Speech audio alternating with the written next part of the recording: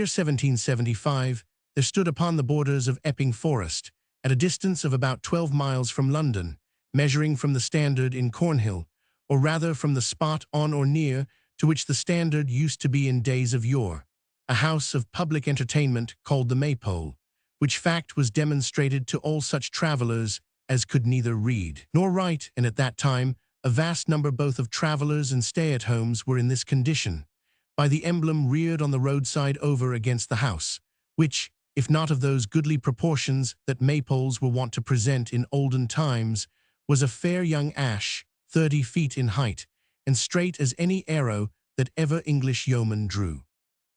The maypole, by which term from henceforth is meant the house, and not its sign. The maypole was an old building, with more gable ends than a lazy man would care to count on a sunny day, huge zigzag chimneys, out of which it seemed as though even smoke could not choose but come in more than naturally fantastic shapes, imparted to it in its tortuous progress, and vast stables, gloomy, ruinous, and empty. The place was said to have been built in the days of King Henry VIII, and there was a legend, not only that Queen Elizabeth had slept there one night while upon a hunting excursion, to wit, in a certain oak-panelled room with a deep bay window, but that next morning, while standing on a mounting block before the door with one foot in the stirrup, the virgin monarch had then and there boxed and cuffed an unlucky page for some neglect of duty. The matter-of-fact and doubtful folks, of whom there were few among the Maypole customers, as unluckily there always are in every little community, were inclined to look upon this tradition as rather apocryphal. But whenever the landlord of that ancient hostelry appealed to the mounting block itself as evidence, and triumphantly pointed out that there it stood in the same place to that very day, the doubters never failed to be put down by a large majority, and all true believers exulted as in a victory. Whether these and many other stories of the like nature were true or untrue, the Maypole was really an old house, a very old house, perhaps as old as it claimed to be, and perhaps older, which will sometimes happen with houses of an uncertain, as with ladies of a certain, age. Its windows were old diamond-pane lattices, its floors were sunken and uneven, its ceilings blackened by the hand of time, and heavy with massive beams. Over the doorway was an ancient porch, quaintly and grotesquely carved, and here on summer evenings the more favored customers smoked and drank, aye, and sang many a good song too, sometimes, reposing on two grim-looking high-backed settles, which, like the twin dragons of some fairy tale, guarded the entrance to the mansion. In the chimneys of the disused rooms, swallows had built their nests for many a long year, and from earliest spring to latest autumn whole colonies of sparrows chirped and twittered in the eaves.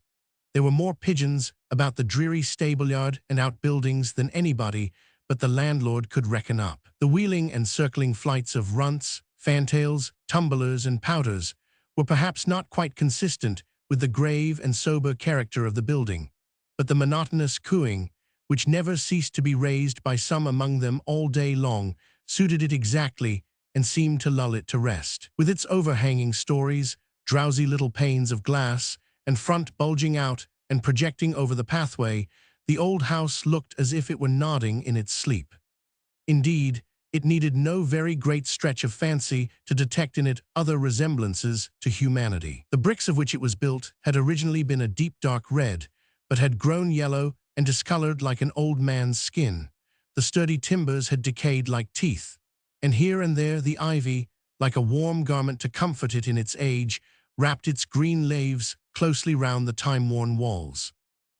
It was a hale and hardy age though still, and in the summer or autumn evenings, when the glow of the setting sun fell upon the oak and chestnut trees of the adjacent forest, the old house, partaking of its luster, seemed their fit companion, and to have many good years of life in him yet. The evening with which we have to do was neither a summer nor an autumn one, but the twilight of a day in March, when the wind howled dismally among the bare branches of the trees, and rumbling in the wide chimneys, and driving the rain against the windows of the Maypole Inn, gave such of its frequenters as chanced to be there at the moment an undeniable reason for prolonging their stay, and caused the landlord to prophesy that the night would certainly clear at 11 o'clock precisely, which, by a remarkable coincidence, was the hour at which he always closed his house.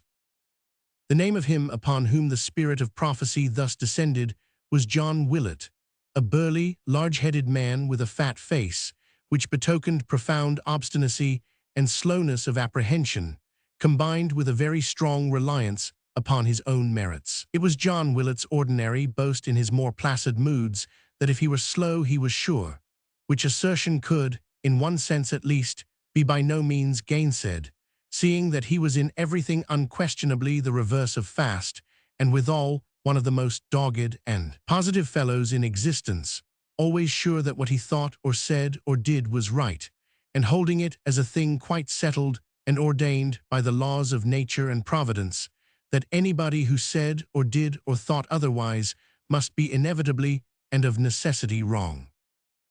Mr. Willett walked slowly up to the window, flattened his fat nose against the cold glass, and shading his eyes that his sight might not be affected by the ruddy glow of the fire, looked abroad.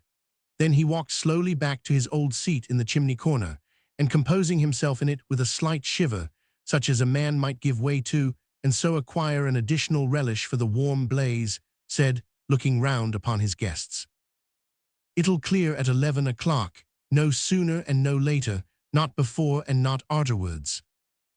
"How do you make out that?" said a little man in the opposite corner. "The moon is past the full, and she rises at 9. John looked sedately and solemnly at his questioner until he had brought his mind to bear upon the whole of his observation, and then made answer, in a tone which seemed to imply that the moon was peculiarly his business and nobody else's. "Never you mind about the moon, don't you trouble yourself about her. You let the moon alone, and I'll let you alone." "No offense, I hope," said the little man. Again John waited leisurely until the observation had thoroughly penetrated to his brain, and then replying, "No offense as yet," applied a light to his pipe and smoked in placid silence, now and then casting a sidelong look at a man wrapped in a loose riding-coat with huge cuffs ornamented with tarnished silver lace and large metal buttons, who sat apart from the regular frequenters of the house, and wearing a hat flapped over his face, which was still further shaded by the hand on which his forehead rested, looked unsociable enough. There was another guest, who sat, booted and spurred, at some distance from the fire also, and whose thoughts, to judge from his folded arms and knitted brows, and from the untasted liquor before him, were occupied with other matters than the topics under discussion or the persons who discussed them. This was a young man of about 28, rather above the middle height, and though of somewhat slight figure, gracefully and strongly made. He wore his own dark hair, and was accoutred in a riding dress, which together with his large boots, resembling in shape and fashion those worn by our lifeguardsmen at the present day, showed indisputable traces of the bad condition of the roads. But travel-stained though he was well and even richly attired, and without being overdressed, looked a gallant gentleman. Original. Lying upon the table beside him, as he had carelessly thrown them down, were a heavy riding-whip and a slouched hat, the latter worn no doubt as being best suited to the inclemency of the weather. There, too, were a pair of pistols in a holster case and a short riding cloak. Little of his face was visible, except the long dark lashes which concealed his downcast eyes, but an air of careless ease and natural gracefulness of demeanor pervaded the figure, and seemed to comprehend even those slight accessories, which were all handsome and in good keeping. Towards this young gentleman the eyes of Mr. Willett wandered but once, and then, as if in mute inquiry whether he had observed his silent neighbor. It was plain that John and the young gentleman had often met before. Finding that his look was not returned, or indeed observed by the person to whom it was addressed, John gradually concentrated the whole power of his eyes into one focus, and brought it to bear upon the man in the flapped hat, at whom he came to stare in course of time with an intensity so remarkable that it affected his fireside cronies, who all, as with one accord, took their pipes from their lips, and stared with open mouths at the stranger likewise. The sturdy landlord had a large pair of dull fish-like eyes, and the little man who had hazarded the remark about the moon, and who was the parish clerk and bell-ringer of Chigwell, a village hard by, had little round black shiny eyes like beads. Moreover, this little man wore at the knees of his rusty black breeches, and on his rusty black coat, and all down his long flapped waistcoat little queer buttons like nothing except his eyes, but so like them that as they twinkled and glistened in the light of the fire, which shone too in his bright shoe buckles, he seemed all eyes from head to foot, and to be gazing with every one of them at the unknown customer. No wonder that a man should grow restless under such an inspection as this, to say nothing of the eyes belonging to short Tom Cobb the general chandler and post-office keeper, and long Phil Parks the ranger, both of whom, infected by the example of their companions, regarded him of the flapped hat no less attentively. The stranger became restless, perhaps from being exposed to this raking fire of eyes, perhaps from the nature of his previous meditations, most probably from the latter cause, for as he changed his position and looked hastily round, he started to find himself the object of such keen regard, and darted an angry and suspicious glance at the fireside group. It had the effect of immediately diverting all eyes to the chimney, except those of John Willett, who, finding himself, as it were, caught in the fact, and not being, as has been already observed, of a very ready nature, remained staring at his guest in a particularly awkward and disconcerted manner. "Well," said the stranger. "Well, there was not much in well. It was not a long speech." "I thought you gave an order," said the landlord, after a pause of 2 or 3 minutes for consideration. The stranger took off his hat, and disclosed the hard features of a man of 60 or thereabouts, much weather-beaten and worn by time, and the naturally harsh expression of which was not improved by a dark handkerchief which was bound tightly round his head, and while it served the purpose of a wig, shaded his forehead and almost hid his eyebrows. If it were intended to conceal or divert attention from a deep gash, now healed into an ugly seam, which when it was first inflicted must have laid bare his cheekbone, the object was but indifferently attained, for it could scarcely fail to be noted at a glance. His complexion was of a cadaverous hue, and he had a grisly jagged beard of some 3 weeks' date. Such was the figure, very meanly and poorly clad, that now rose from the seat, and stalking across the room sat down in a corner of the chimney, which the politeness or fears of the little clerk very readily assigned to him.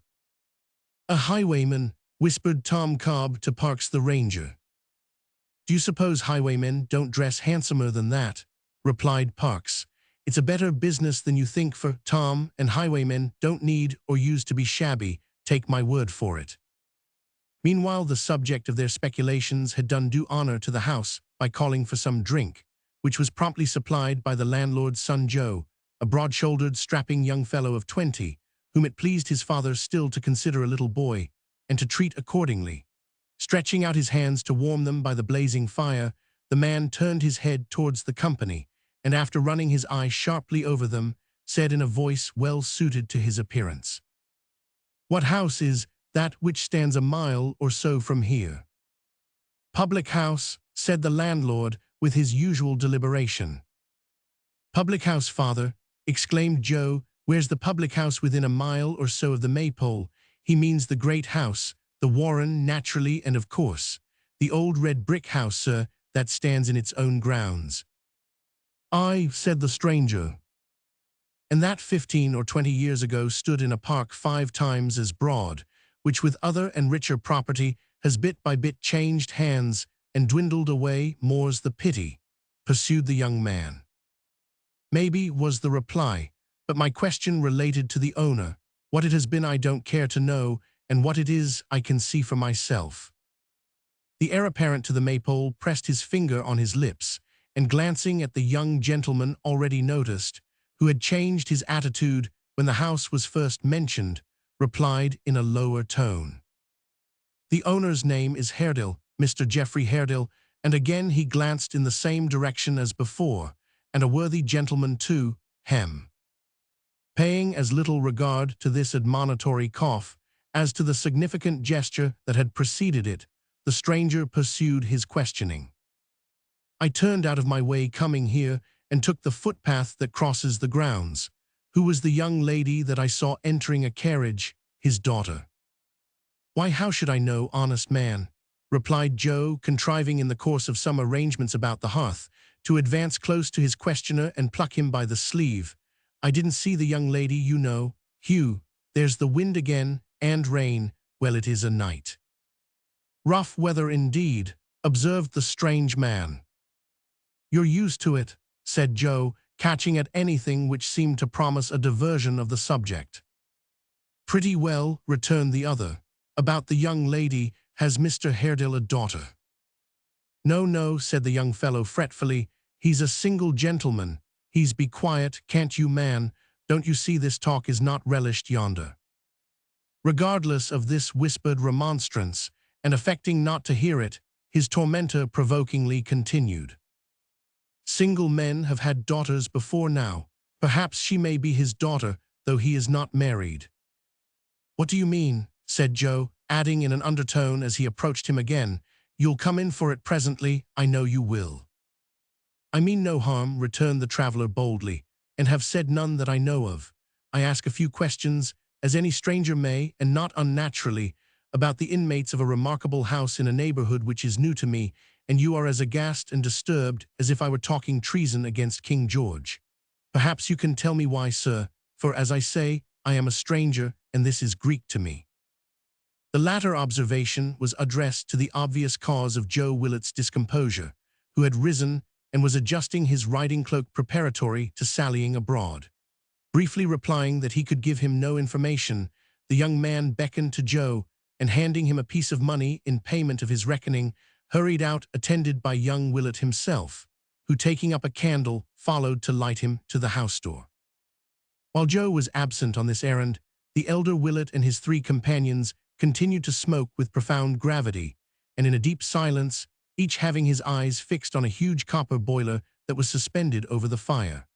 After some time, John Willet slowly shook his head, and thereupon his friends slowly shook theirs, but no man withdrew his eyes from the boiler or altered the solemn expression of his countenance in the slightest degree. At length Joe returned, very talkative and conciliatory, as though with a strong presentiment that he was going to be found fault with. Such a thing as love is, he said, drawing a chair near the fire and looking round for sympathy. He has set off to walk to London, all the way to London. His nag gone lame in riding out here this blessed afternoon, and comfortably littered down in our stable at this minute, and he giving up a good hot supper and our best bed, because Miss Haredale has gone to a masquerade up in town, and he has set his heart upon seeing her. I don't think I could persuade myself to do that, beautiful as she is, but then I'm not in love, at least I don't think I am, and that's the whole difference. He is in love then, said the stranger. He is in love then, said the stranger. Rather, replied Joe, he'll never be more in love, and may very easily be less. Silence, sir, cried his father.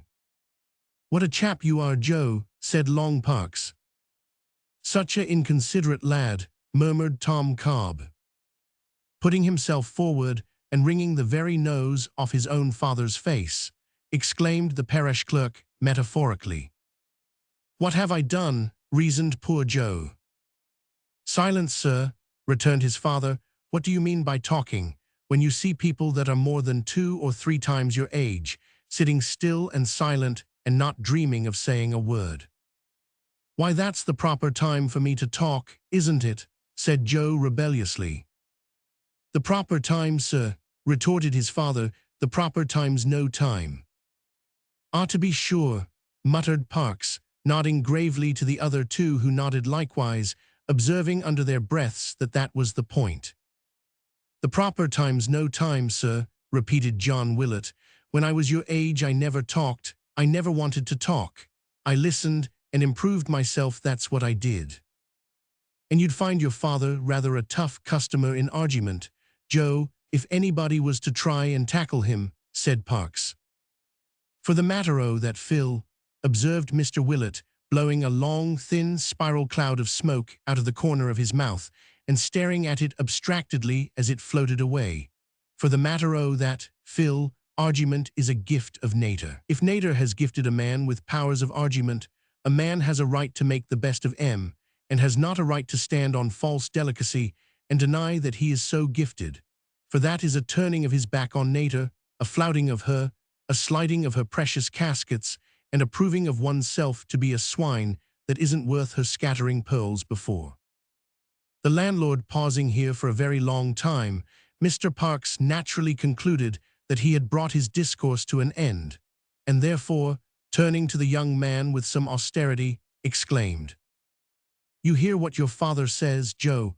You wouldn't much like to tackle him in argument, I'm thinking, sir." "If," said John Willett, turning his eyes from the ceiling to the face of his interrupter, and uttering the monosyllable in capitals, to apprise him that he had put in his oar, as the vulgar say, with unbecoming and irreverent haste. "If, sir, Nature has fixed upon me the gift of argument, why should I not own to it, and rather glory in the same? Yes, sir, I am a tough customer that way. You are right, sir. My toughness has been proved, sir, in this room many and many a time, as I think you know. And if you don't know," added John, putting his pipe in his mouth again, "so much the better, for I ain't proud and am not going to tell you." A general murmur from his three cronies, and a general shaking of heads at the copper boiler, assured John Willett that they had had good experience of his powers, and needed no further evidence to assure them of his superiority. John smoked with a little more dignity, and surveyed them in silence. "It's all very fine talking," muttered Joe, who had been fidgeting in his chair with divers uneasy gestures. "But if you mean to tell me that I'm never to open my lips—" "Silence, sir," roared his father. "No, you never are. When your opinion's wanted, you give it. When you're spoke to, you speak. When your opinion's not wanted and you're not spoke to, don't you give an opinion and don't you speak. The world's undergone a nice alteration since my time, certainly. My belief is that there ain't any boys left, that there isn't such a thing as a boy, that there's nothing now between a male baby and a man, and that all the boys went out with His Blessed Majesty King George II. "That's a very true observation, always excepting the young princes," said the parish clerk, who, as the representative of church and state in that company, held himself bound to the nicest loyalty. "If it's godly and righteous for boys, being of the ages of boys, to behave themselves like boys, then the young princes must be boys, and cannot be otherwise." "Did you ever hear tell of mermaids, sir?" said Mr. Willett. "Certainly I have," replied the clerk. "Very good," said Mr. Willett. "According to the constitution of mermaids, so much of a mermaid as is not a woman must be a fish. According to the constitution of young princes, so much of a young prince, if anything, as is not actually an angel, must be godly and righteous. Therefore, if it's becoming and godly and righteous in the young princes, as it is at their ages, that they should be boys, they are and must be boys, and cannot by possibility be anything else." This elucidation of a knotty point being received with such marks of approval as to put John Willett into a good humor, he contented himself with repeating to his son his command of silence, and addressing the stranger, said, "If you had asked your questions of a grown-up person, of me or any of these gentlemen, you'd have had some satisfaction and wouldn't have wasted breath. Miss Haredale is Mr. Geoffrey Haredale's niece." "Is her father alive?" said the man carelessly. "No," rejoined the landlord, "he is not alive, and he is not dead." "Not dead?" cried the other. "Not dead in a common sort of way," said the landlord. The cronies nodded to each other, and Mr. Parks remarked in an undertone, shaking his head meanwhile as who should say, "Let no man contradict me, for I won't believe him, that John Willett was in amazing force tonight, and fit to tackle a chief justice." The stranger suffered a short pause to elapse, and then asked abruptly, "What do you mean?" "More than you think for, friend," returned John Willett. "Perhaps there's more meaning in them words than you suspect." "Perhaps there is," said the strange man, gruffly, "but what the devil do you speak in such mysteries for? You tell me first that a man is not alive nor yet dead, then that he's not dead in a common sort of way, then that you mean a great deal more than I think for. To tell you the truth, you may do that easily, for so far as I can make out, you mean nothing. What do you mean, I ask again?" "That," returned the landlord, a little brought down from his dignity by the stranger's surliness, "is a Maypole story, and has been any time these 24 years. That story is Solomon Daisy's story. It belongs to the house, and nobody but Solomon Daisy has ever told it under this roof, or ever shall, that's more." The man glanced at the parish clerk, whose air of consciousness and importance plainly betokened him to be the person referred to, and, observing that he had taken his pipe from his lips, after a very long whiff to keep it alight, and was evidently about to tell his story without further solicitation, gathered his large coat about him, and shrinking further back, was almost lost in the gloom of the spacious chimney corner, except when the flame, struggling from under a great faggot, whose weight almost crushed it for the time, shot upward with a strong and sudden glare, and illumining his figure for a moment, seemed afterwards to cast it into deeper obscurity than before. By this flickering light, which made the old room, with its heavy timbers and panelled walls, look as if it were built of polished ebony, the wind roaring and howling without, now rattling the latch and creaking the hinges of the stout oaken door, and now driving at the casement as though it would beat it in, by this light, and under circumstances so auspicious, Solomon Daisy began his tale. It was Mr. Reuben Haredale, Mr. Geoffrey's elder brother. Here he came to a dead stop, and made so long a pause that even John Willett grew impatient, and asked why he did not proceed. "Cobb," said Solomon Daisy, dropping his voice and appealing to the post-office keeper, "what day of the month is this?" "The 19th. "Of March," said the clerk, bending forward. "The 19th of March, that's very strange." In a low voice they all acquiesced, and Solomon went on. "Was Mr. Reuben Haredale, Mr. Geoffrey's elder brother, that 22 years ago was the owner of the Warren, which, as Joe has said, not that you remember it, Joe, for a boy like you can't do that, but because you have often heard me say so, was then a much larger and better place, and a much more valuable property than it is now. His lady was lately dead, and he was left with one child, the Miss Haredale you have been inquiring about, who was then scarcely a year old." Although the speaker addressed himself to the man who had shown so much curiosity about this same family, and made a pause here as if expecting some exclamation of surprise or encouragement, the latter made no remark, nor gave any indication that he heard or was interested in what was said.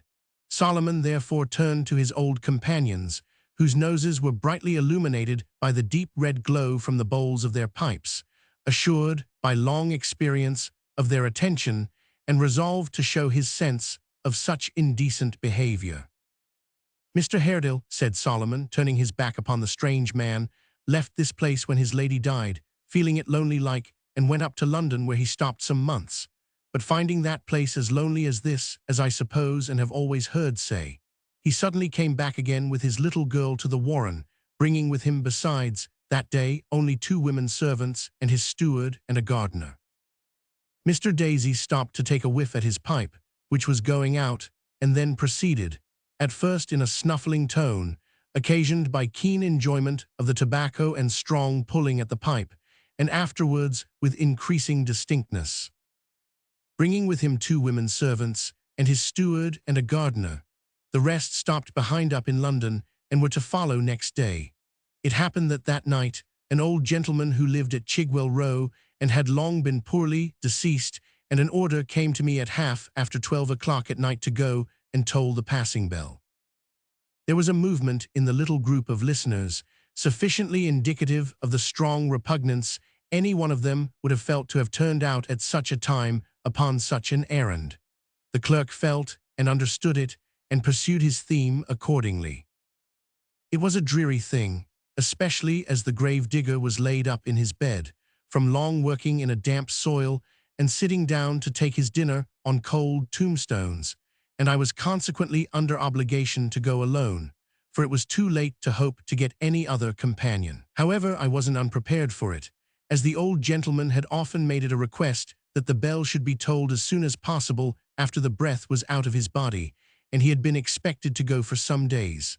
I put as good a face upon it as I could, and muffling myself up, for it was mortal cold, started out with a lighted lantern in one hand and the key of the church in the other.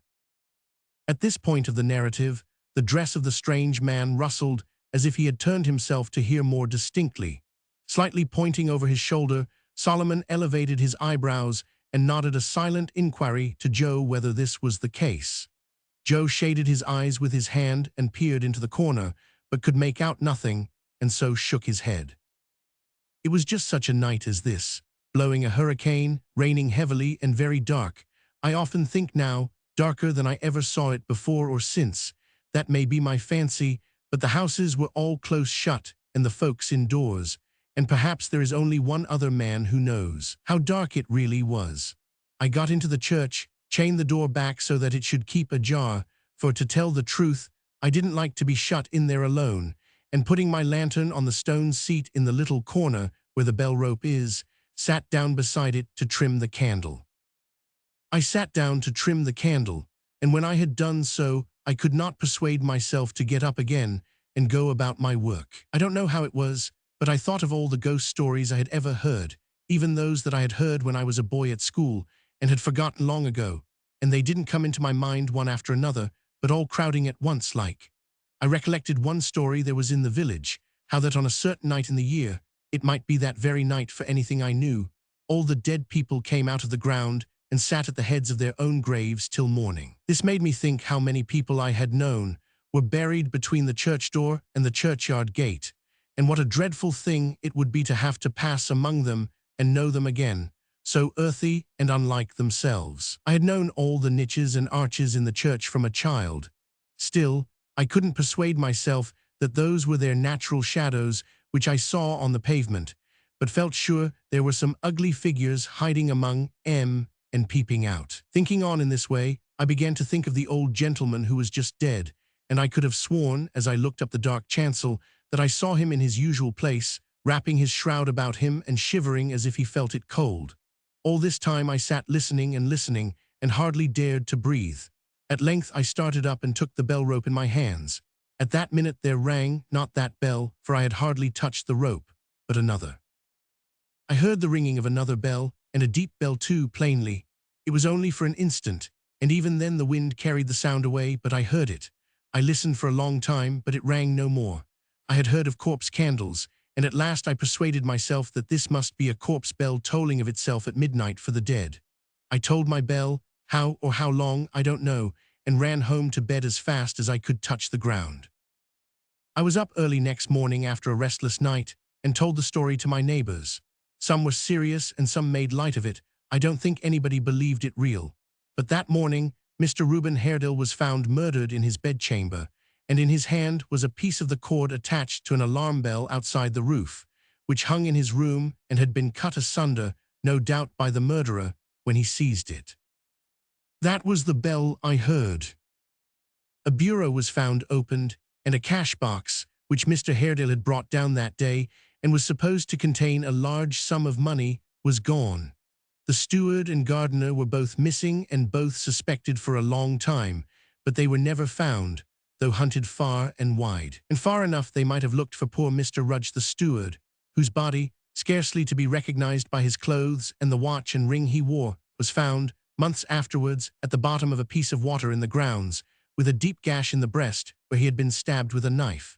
He was only partly dressed, and people all agreed that he had been sitting up reading in his own room, where there were many traces of blood, and was suddenly fallen upon and killed before his master. Everybody now knew that the gardener must be the murderer, and though he has never been heard of from that day to this, he will be, mark my words.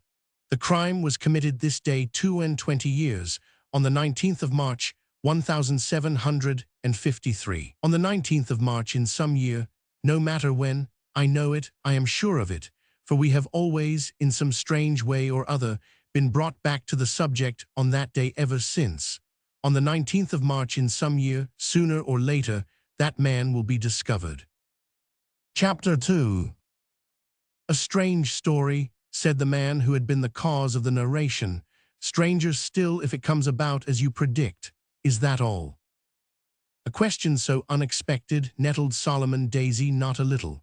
By dint of relating the story very often and ornamenting it, according to village report, with a few flourishes suggested by the various hearers from time to time, he had come by degrees to tell it with great effect. And is that all? After the climax, was not what he was accustomed to. Is that all? He repeated. Yes, that's all, sir, and enough too, I think. I think so too. My horse, young man, he is but a hack hired from a roadside posting house, but he must carry me to London tonight. Tonight, said Joe. Tonight, returned the other. What do you stare at? this tavern would seem to be a house of call for all the gaping idlers of the neighborhood. At this remark, which evidently had reference to the scrutiny he had undergone, as mentioned in the foregoing chapter, the eyes of John Willett and his friends were diverted with marvelous rapidity to the copper boiler again. Not so with Joe, who, being a mettlesome fellow, returned the stranger's angry glance with a steady look, and rejoined. "It is not a very bold thing to wonder at your going on tonight. Surely you have been asked such a harmless question in an inn before, and in better weather than this. I thought you mightn't know the way, as you seem strange to this part." "The way," repeated the other, irritably. "Yes, do you know it?" I'll find it," replied the man, waving his hand and turning on his heel. "Landlord, take the reckoning here." John Willett did as he was desired, for on that point he was seldom slow, except in the particulars of giving change, and testing the goodness of any piece of coin that was proffered to him, by the application of his teeth or his tongue, or some other test, or in doubtful cases, by a long series of tests, terminating in its rejection. The guest then wrapped his garments about him so as to shelter himself as effectually as he could from the rough weather, and without any word or sign of farewell, betook himself to the stable-yard. Here Joe, who had left the room on the conclusion of their short dialogue, was protecting himself and the horse from the rain under the shelter of an old penthouse roof. "He's pretty much of my opinion," said Joe, patting the horse upon the neck. "I'll wager that your stopping here tonight would please him better than it would please me." "He and I are of different opinions, as we have been more than once on our way here," was the short reply. "So I was thinking before you came out, for he has felt your spurs, poor beast." The stranger adjusted his coat collar about his face and made no answer. "You'll know me again, I see," he said, marking the young fellow's earnest gaze when he had sprung into the saddle. "The man's worth knowing, master, who travels a road he don't know, mounted on a jaded horse, and leaves good quarters to do it on such a night as this. You have sharp eyes and a sharp tongue, I find. Both I hope by nature, but the last grows rusty sometimes for want of using. Use the first less too, and keep their sharpness for your sweethearts, boy," said the man.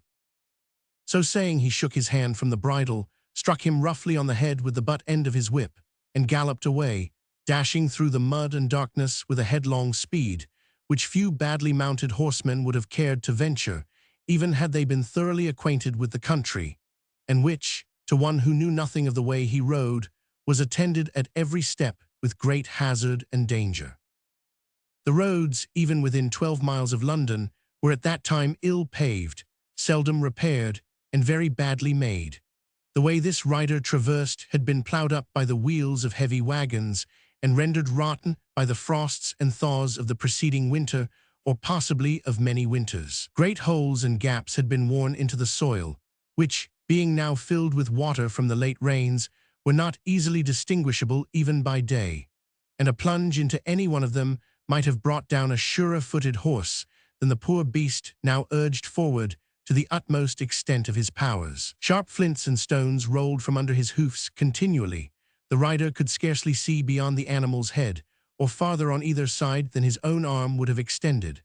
At that time, too, all the roads in the neighborhood of the metropolis were infested by footpads or highwaymen, and it was a night, of all others, in which any evil-disposed person of this class might have pursued his unlawful calling with little fear of detection. 26M. Original.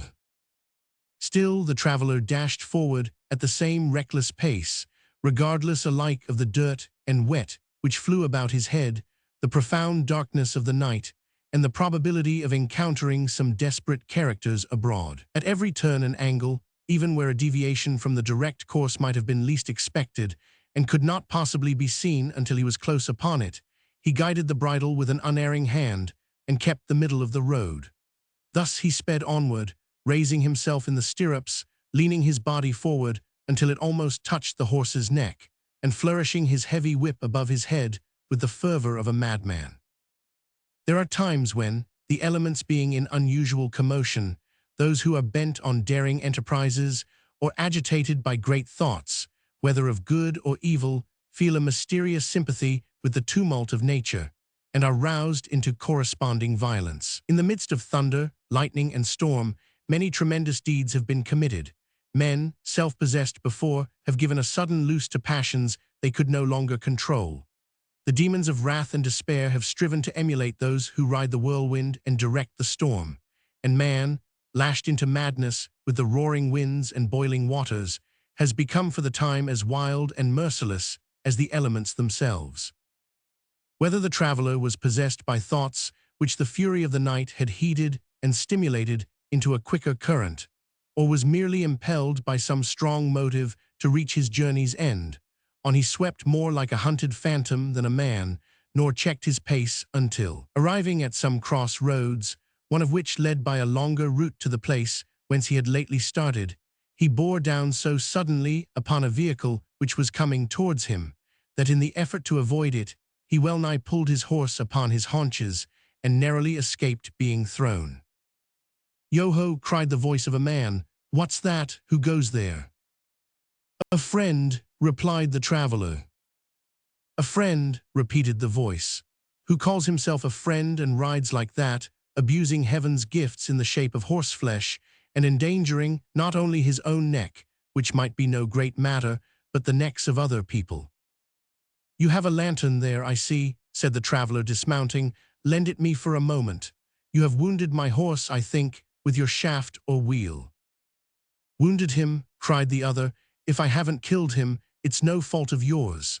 What do you mean by galloping along the king's highway like that, eh?" "Give me the light," returned the traveler, snatching it from his hand, "and don't ask idle questions of a man who is in no mood for talking." "If you had said you were in no mood for talking before, I should perhaps have been in no mood for lighting," said the voice. "Howsever, as it's the poor horse that's damaged, and not you, one of you is welcome to the light at all events, but it's not the crusty one." The traveler returned no answer to this speech, but holding the light near to his panting and reeking beast, examined him in limb and carcass.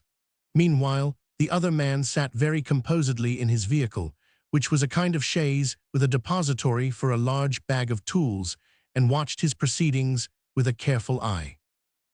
The looker-on was a round, red-faced, sturdy yeoman with a double chin, and a voice husky with good living, good sleeping, good humor, and good health. He was past the prime of life, but Father Time is not always a hard parent, and though he tarries for none of his children, often lays his hand lightly upon those who have used him well, making them old men and women inexorably enough, but leaving their hearts and spirits young and in full vigor. With such people the grey head is but the impression of the old fellow's hand in giving them his blessing, and every wrinkle but a notch in the quiet calendar of a well-spent life. The person whom the traveler had so abruptly encountered was of this kind: bluff, hale, hearty, and in a green old age, at peace with himself, and evidently disposed to be so with all the world. Although muffled up in divers coats and handkerchiefs, one of which, passed over his crown, and tied in a convenient crease of his double chin, secured his three-cornered hat and bobwig from blowing off his head, there was no disguising his plump and comfortable figure, neither did certain dirty finger-marks upon his face give it any other than an odd and comical expression, through which its natural good humor shone with undiminished luster. "He is not hurt," said the traveler at length, raising his head and the lantern together. "You have found that out at last, have you?" rejoined the old man. "My eyes have seen more light than yours, but I wouldn't change with you." "What do you mean?" "Mean I could have told you he wasn't hurt 5 minutes ago. Give me the light, friend, ride forward at a gentler pace, and good night." In handing up the lantern, the man necessarily cast its rays full on the speaker's face. Their eyes met at the instant. He suddenly dropped it and crushed it with his foot. "Did you never see a locksmith before, that you start as if you had come upon a ghost?" cried the old man in the chaise. "Or is this," he added hastily, thrusting his hand into the tool basket and drawing out a hammer, "a scheme for robbing me? I know these roads, friend. When I travel them, I carry nothing but a few shillings, and not a crown's worth of them. I tell you plainly, to save us both trouble, that there's nothing to be got from me but a pretty stout arm considering my years, and this tool, which mayhap from long acquaintance with, I can use pretty briskly. You shall not have it all your own way, I promise you, if you play at that game." With these words he stood upon the defensive. "I am not what you take me for, Gabriel Varden," replied the other. "Then what and who are you?" returned the locksmith. "You know my name, it seems. Let me know yours." "I have not gained the information from any confidence of yours, but from the inscription on your cart, which tells it to all the town," replied the traveller. "You have better eyes for that than you had for your horse, then," said Varden, descending nimbly from his chaise. "Who are you? Let me see your face." While the locksmith alighted, the traveller had regained his saddle, from which he now confronted the old man, who, moving as the horse moved in chafing under the tightened rein, kept close beside him. "Let me see your face, I say. Stand off." "No masquerading tricks," said the locksmith, "and tales at the club tomorrow, how Gabriel Varden was frightened by a surly voice and a dark night. Stand, let me see your face." Finding that further resistance would only involve him in a personal struggle with an antagonist by no means to be despised, the traveller threw back his coat, and stooping down looked steadily at the locksmith. Perhaps two men more powerfully contrasted never opposed each other face to face. The ruddy features of the locksmith so set off and heightened the excessive paleness of the man on horseback that he looked like a bloodless ghost, while the moisture, which hard riding had brought out upon his skin, hung there in dark and heavy drops, like dews of agony and death. The countenance of the old locksmith lighted up with the smile of one expecting to detect in this unpromising stranger some latent roguery of eye or lip, which should reveal a familiar person in that arch disguise and spoil his jest. The face of the other, sullen and fierce, but shrinking too, was that of a man who stood at bay, while his firmly closed jaws, his puckered mouth, and more than all a certain stealthy motion of the hand within his breast, seemed to announce a desperate purpose very foreign to acting or child's play. Thus they regarded each other for some time, in silence. "Humph," he said when he had scanned his features, "I don't know you." "Don't desire to," returned the other, muffling himself as before. "I don't," said Gabriel. "To be plain with you, friend, you don't carry in your countenance a letter of recommendation." "It's not my wish," said the traveller. "My humour is to be avoided." "Well," said the locksmith bluntly, "I think you'll have your humour." "I will at any cost," rejoined the traveller. "In proof of it, lay this to heart, that you are never in such peril of your life as you have been within these few moments. When you are within 5 minutes of breathing your last, you will not be nearer death than you have been tonight." "Aye," said the sturdy locksmith. "Aye, and a violent death." "From whose hand?" "From mine," replied the traveller. With that he put spurs to his horse and rode away, at first plashing heavily through the mire at a smart trot, but gradually increasing in speed until the last sound of his horse's hoofs died away upon the wind, when he was again hurrying on at the same furious gallop which had been his pace when the locksmith first encountered him. Gabriel Varden remained standing in the road with the broken lantern in his hand, listening in stupefied silence until no sound reached his ear but the moaning of the wind and the fast-falling rain, when he struck himself one or two smart blows in the breast by way of rousing himself, and broke into an exclamation of surprise. What in the name of wonder can this fellow be? A madman? A highwayman? A cutthroat? If he had not scoured off so fast, we'd have seen who was in most danger, he or I never nearer death than I have been tonight. I hope I may be no nearer to it for a score of years to come. If so, I'll be content to be no farther from it. My stars, a pretty brag this to a stout man, pooh, pooh." Gabriel resumed his seat and looked wistfully up the road by which the traveller had come, murmuring in a half-whisper, "The Maypole, 2 miles to the Maypole. I came the other road from the Warren after a long day's work at locks and bells, on purpose that I should not come by the Maypole and break my promise to Martha by looking in. There's resolution.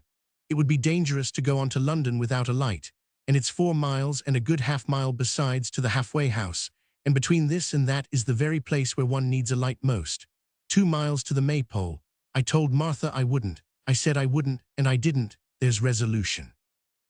Repeating these two last words very often, as if to compensate for the little resolution he was going to show by piquing himself on the great resolution he had shown, Gabriel Varden quietly turned back, determining to get a light at the maypole, and to take nothing but a light.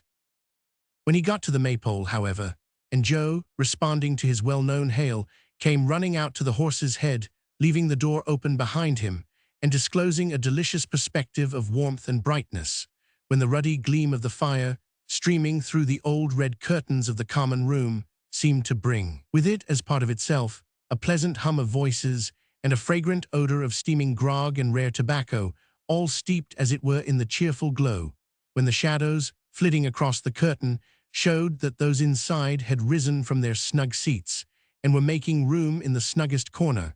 How well he knew that corner for the honest locksmith, and a broad glare, suddenly streaming up, bespoke the goodness of the crackling log, from which a brilliant train of sparks was doubtless at that moment whirling up the chimney in honor of his coming, when, superadded to these enticements, there stole upon him from the distant kitchen a gentle sound of frying, with a musical clatter of plates and dishes, and a savory smell that made even the boisterous wind a perfume.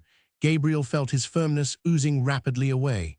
He tried to look stoically at the tavern, but his features would relax into a look of fondness. He turned his head the other way, and the cold black country seemed to frown him off and drive him for a refuge into its hospitable arms. "The merciful man, Joe," said the locksmith, "is merciful to his beast. I'll get out for a little while."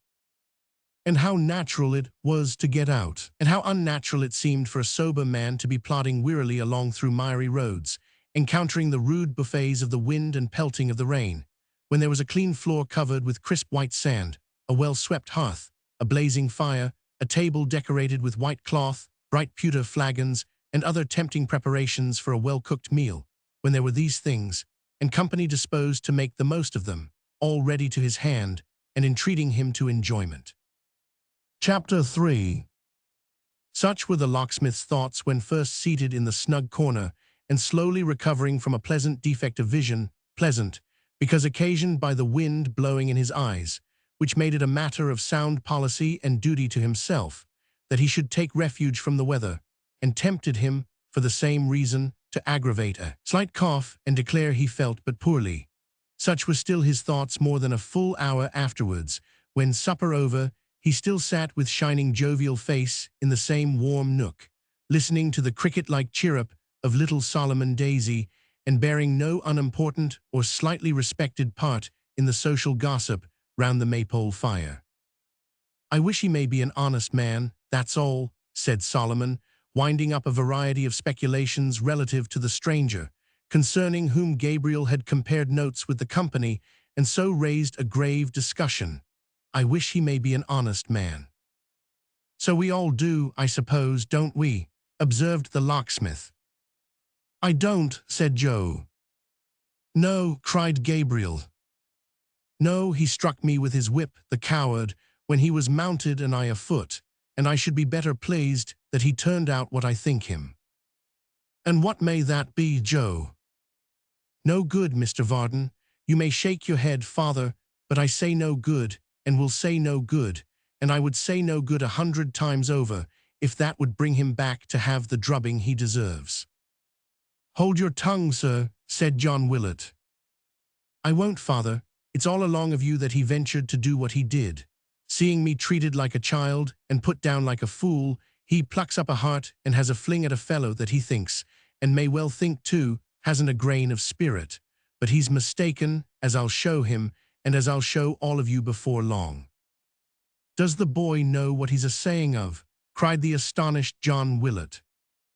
"Father," returned Joe, "I know what I say and mean, well better than you do when you hear me. I can bear with you, but I cannot bear the contempt that your treating me in the way you do brings upon me from others every day. Look at other young men of my age. Have they no liberty, no will, no right to speak? Are they obliged to sit mumchance, and to be ordered about till they are the laughing-stock of young and old? I'm a byword all over Chigwell, and I say, and it's fairer my saying so now than waiting till you are dead and I have got your money, I say that before long I shall be driven to break such bounds, and that when I do, it won't be me that you'll have to blame, but your own self and no other." John Willett was so amazed by the exasperation and boldness of his hopeful son that he sat as one bewildered, staring in a ludicrous manner at the boiler, and endeavoring, but quite ineffectually, to collect his tardy thoughts and invent an answer. The guests, scarcely less disturbed, were equally at a loss, and at length, with a variety of muttered, half-expressed condolences and pieces of advice, rose to depart, being at the same time slightly muddled with liquor. The honest locksmith alone addressed a few words of coherent and sensible advice to both parties, urging John Willett to remember that Joe was nearly arrived at man's estate, and should not be ruled with too tight a hand, and exhorting Joe himself to bear with his father's caprices, and rather endeavor to turn them aside by temperate remonstrance than by ill-timed rebellion. This advice was received as such advice usually is. On John Willett it made almost as much impression as on the sign outside the door, while Joe, who took it in the best part, avowed himself more obliged than he could well express, but politely intimated his intention nevertheless of taking his own course uninfluenced by anybody. "You have always been a very good friend to me, Mr. Varden," he said, as they stood without in the porch, and the locksmith was equipping himself for his journey home. "I take it very kind of you to say all this, but the time's nearly come when the maypole and I must part company." "Roving stones gather no moss, Joe," said Gabriel. "Nor milestones much," replied Joe. "I'm little better than one here and see as much of the world." "Then what would you do, Joe?" pursued the locksmith, stroking his chin reflectively.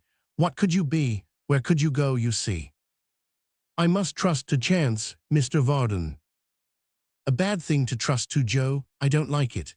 I always tell my girl when we talk about a husband for her, never to trust to chance, but to make sure beforehand that she has a good man and true, and then chance will neither make her nor break her. What are you fidgeting about there, Joe? Nothing gone in the harness, I hope." "No, no," said Joe, finding, however, something very engrossing to do in the way of strapping and buckling. "Miss Dolly quite well."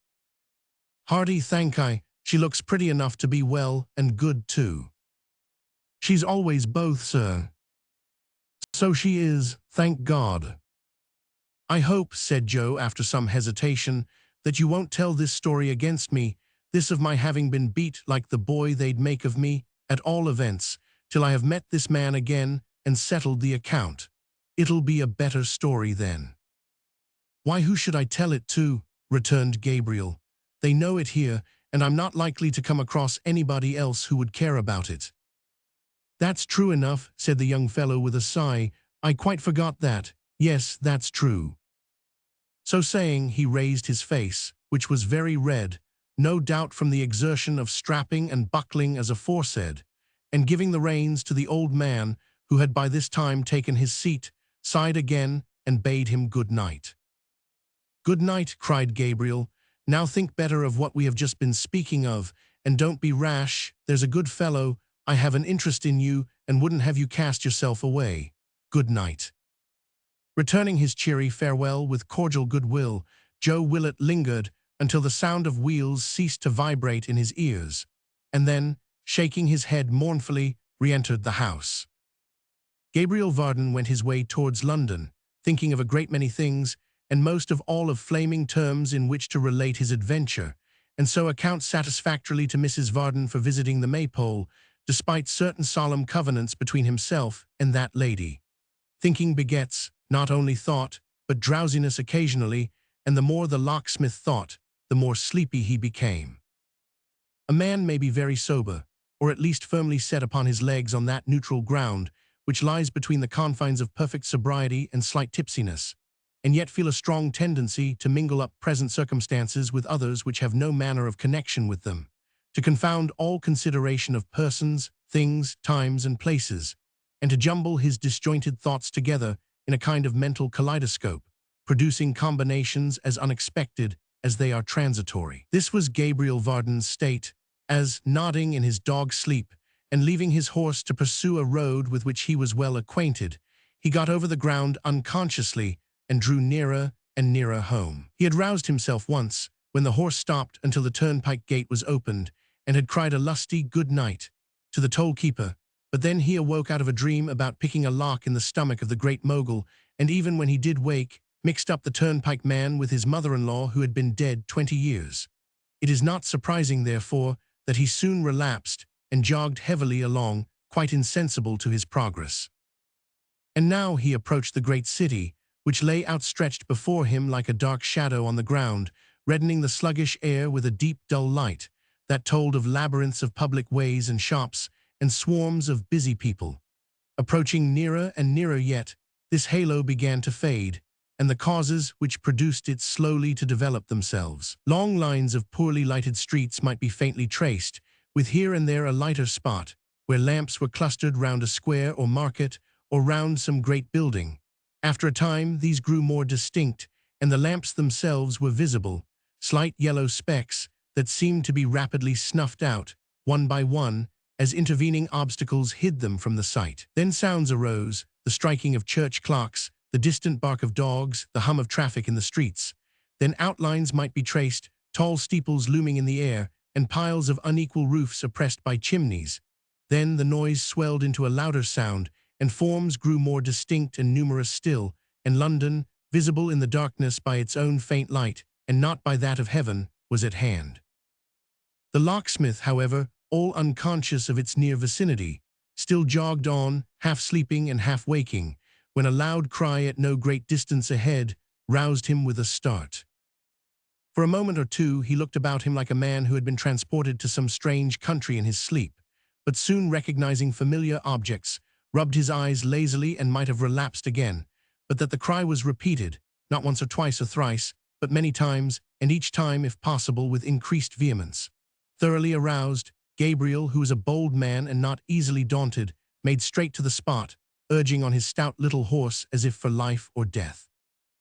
The matter, indeed, looked sufficiently serious, for coming to the place whence the cries had proceeded, he descried the figure of a man extended in an apparently lifeless state upon the pathway, and hovering round him, another person with a torch in his hand, which he waved in the air with a wild impatience, redoubling meanwhile those cries for help which had brought the locksmith to the spot. "What's here to do?" said the old man, alighting. "How's this, what, Barnaby?" The bearer of the torch shook his long, loose hair back from his eyes, and thrusting his face eagerly into that of the locksmith, fixed upon him a look which told his history at once.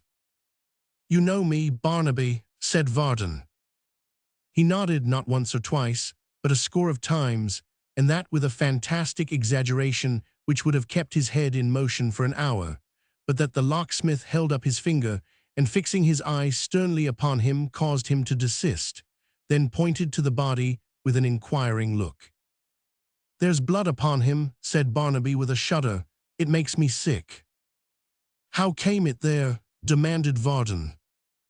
"Steal, steal, steal," he replied fiercely, imitating with his hand the thrust of a sword. "Is he robbed?" said the locksmith. Barnaby caught him by the arm and nodded, "Yes," then pointed towards the city. "Oh," said the old man, bending over the body and looking round as he spoke into Barnaby's pale face, strangely lighted up by something that was not intellect. "The robber made off that way, did he? Well, well, never mind that just now. Hold your torch this way, a little farther off so. Now stand quiet, while I try to see what harm is done." With these words, he applied himself to a closer examination of the prostrate form, while Barnaby, holding the torch as he had been directed, looked on in silence, fascinated by interest or curiosity, but repelled nevertheless by some strong and secret horror which convulsed him in every nerve. 31M. Original. As he stood at that moment, half shrinking back and half bending forward, both his face and figure were full in the strong glare of the link, and as distinctly revealed as though it had been broad day. He was about 23 years old, and though rather spare, of a fair height and strong make. His hair, of which he had a great profusion, was red, and hanging in disorder about his face and shoulders, gave to his restless looks an expression quite unearthly, enhanced by the paleness of his complexion and the glassy luster of his large, protruding eyes. Startling as his aspect was, the features were good, and there was something even plaintive in his wan and haggard aspect. But the absence of the soul is far more terrible in a living man than in a dead one, and in this unfortunate being its noblest powers were wanting. His dress was of green, clumsily trimmed here and there, apparently by his own hands, with gaudy lace, brightest where the cloth was most worn and soiled, and poorest where it was at the best. A pair of tawdry ruffles dangled at his wrists, while his throat was nearly bare. He had ornamented his hat with a cluster of peacock's feathers, but they were limp and broken, and now trailed negligently down his back. Girt to his side was the steel hilt of an old sword without blade or scabbard, and some party-colored ends of ribbons and poor glass toys completed the ornamental portion of his attire. The fluttered and confused disposition of all the motley scraps that formed his dress bespoke, in a scarcely less degree than his eager and unsettled manner, the disorder of his mind, and by a grotesque contrast set off and heightened the more impressive wildness of his face. "Barnaby," said the locksmith, after a hasty but careful inspection, "this man is not dead, but he has a wound in his side, and is in a fainting fit." I know him," cried Barnaby, clapping his hands. "Know him," repeated the locksmith. "Hush," said Barnaby, laying his fingers upon his lips. "He went out today a-wooing. I wouldn't for a light guinea that he should never go a-wooing again, for if he did, some eyes would grow dim that are now as bright as, see, when I talk of eyes, the stars come out. Whose eyes are they? If they are angels' eyes, why do they look down here and see good men hurt, and only wink and sparkle all the night?" "Now heaven help this silly fellow," murmured the perplexed locksmith. "Can he know this gentleman? His mother's house is not far off. I had better see if she can tell me who he is. Barnaby, my man, help me to put him in the chaise, and we'll ride home together." "I can't touch him," cried the idiot, falling back, and shuddering as with a strong spasm. "He's bloody." "It's in his nature, I know," muttered the locksmith. "It's cruel to ask him, but I must have help. Barnaby, good Barnaby, dear Barnaby, if you know this gentleman, for the sake of his life and everybody's life that loves him, help me to raise him and lay him down. Cover him then, wrap him close. Don't let me see it, smell it, hear the word. Don't speak the word, don't." "No, no, I'll not. There, you see he's covered now. Gently, well done, well done." They placed him in the carriage with great ease, for Barnaby was strong and active, but all the time they were so occupied he shivered from head to foot, and evidently experienced an ecstasy of terror.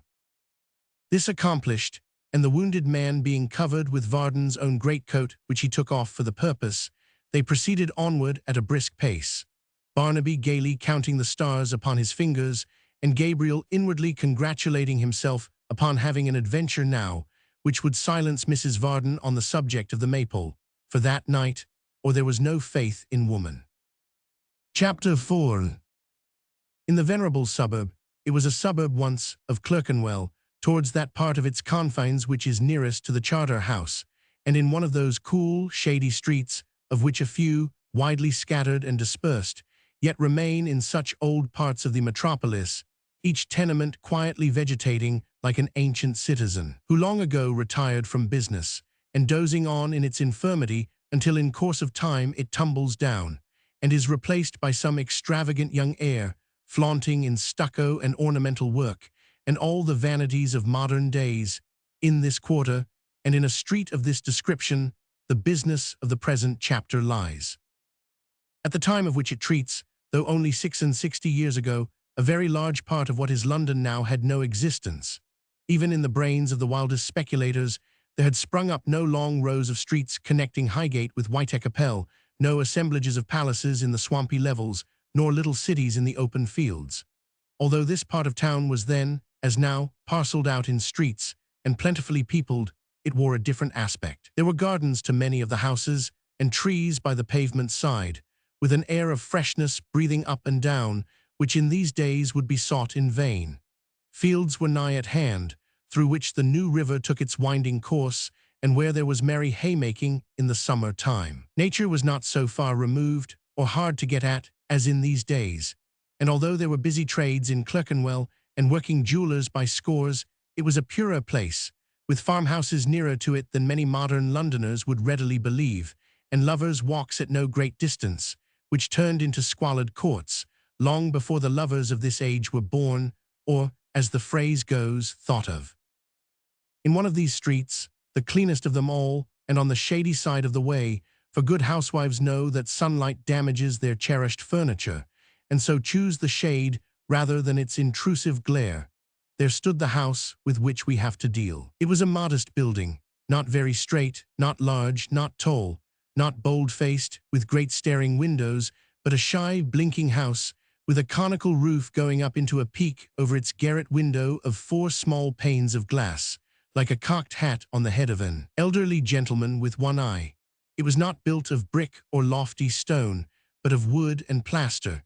It was not planned with a dull and wearisome regard to regularity, for no one window matched the other or seemed to have the slightest reference to anything besides itself. The shop, for it had a shop, was, with reference to the first floor, where shops usually are, and their all resemblance between it and any other shop stopped short and ceased. People who went in and out didn't go up a flight of steps to it, or walk easily in upon a level with the street, but dived down 3 steep stairs as into a cellar. Its floor was paved with stone and brick, as that of any other cellar might be, and in lieu of window framed and glazed, it had a great black wooden flap or shutter, nearly breast-high from the ground, which turned back in the daytime, admitting as much cold air as light, and very often more. Behind this shop was a wainscoted parlor, looking first into a paved yard, and beyond that again into a little terrace garden raised some feet above it. Any stranger would have supposed that this wainscoted parlor, saving for the door of communication by which he had entered, was cut off and detached from all the world, and indeed most strangers on their first entrance were observed to grow extremely thoughtful, as weighing and pondering in their minds whether the upper rooms were only approachable by ladders from without, never suspecting that 2 of the most unassuming and unlikely doors in existence, which the most ingenious mechanician on earth must of necessity have supposed to be the doors of closets, opened out of this room, each without the smallest preparation, or so much as a quarter of an inch of passage, upon 2 dark winding flights of stairs, the one upward, the other downward, which were the sole means of communication between that chamber and the other portions of the house. With all these oddities, there was not a neater, more scrupulously tidy, or more punctiliously ordered house, in Clerkenwell, in London, in all England. There were not cleaner windows, or whiter floors, or brighter stoves, or more highly shining articles of furniture in old mahogany. There was not more rubbing, scrubbing, burnishing, and polishing in the whole street put together. Nor was this excellence attained without some cost and trouble and great expenditure of voice, as the neighbors were frequently reminded when the good lady of the house overlooked and assisted in its being put to rights on cleaning days, which were usually from Monday morning till Saturday night, both days inclusive. Leaning against the doorpost of this, his dwelling, the locksmith stood early on the morning after he had met with the wounded man, gazing disconsolately at a great wooden emblem of a key, painted in vivid yellow to resemble gold, which dangled from the house front and swung to and fro with a mournful creaking noise, as if complaining that it had nothing to unlock. Sometimes he looked over his shoulder into the shop, which was so dark and dingy with numerous tokens of his trade, and so blackened by the smoke of a little forge, near which his prentice was at work, that it would have been difficult for one unused to such espials to have distinguished anything but various tools of uncouth make and shape, great bunches of rusty keys, fragments of iron, half-finished locks, and such like things, which garnished the walls and hung in clusters from the ceiling. After a long and patient contemplation of the golden key and many such backward glances, Gabriel stepped into the road and stole a look at the upper windows. One of them chanced to be thrown open at the moment, and a roguish face met his, a face lighted up by the loveliest pair of sparkling eyes that ever locksmith looked upon, the face of a pretty, laughing girl, dimpled and fresh and healthful, the very impersonation of good humor and blooming beauty. "Hush," she whispered, bending forward and pointing archly to the window underneath. "Mother is still asleep." "Still, my dear," returned the locksmith in the same tone. "You talk as if she had been asleep all night, instead of little more than half an hour, but I'm very thankful. Sleep's a blessing, no doubt about it. The last few words he muttered to himself. "How cruel of you to keep us up so late this morning and never tell us where you were or send us word," said the girl. "Ah, Darlie," returned the locksmith, shaking his head and smiling, "how cruel of you to run upstairs to bed. Come down to breakfast, madcap, and come down lightly, or you'll wake your mother. She must be tired, I am sure I am." Keeping these latter words to himself, and returning his daughter's nod, he was passing into the workshop, with the smile she had awakened still beaming on his face, when he just caught sight of his apprentice's brown paper cap ducking down to avoid observation, and shrinking from the window back to its former place, which the wearer no sooner reached than he began to hammer lustily. "Listening again, Simon," said Gabriel to himself. "That's bad. What in the name of wonder does he expect the girl to say, that I always catch him listening when she speaks, and never at any other time? A bad habit, Sim, a sneaking, underhanded way. Ah, you may hammer, but you won't beat that out of me if you work at it till your time's up." So saying, and shaking his head gravely, he re-entered the workshop and confronted the subject of these remarks. "There's enough of that just now," said the locksmith. "You needn't make any more of that confounded clatter. Breakfast's ready."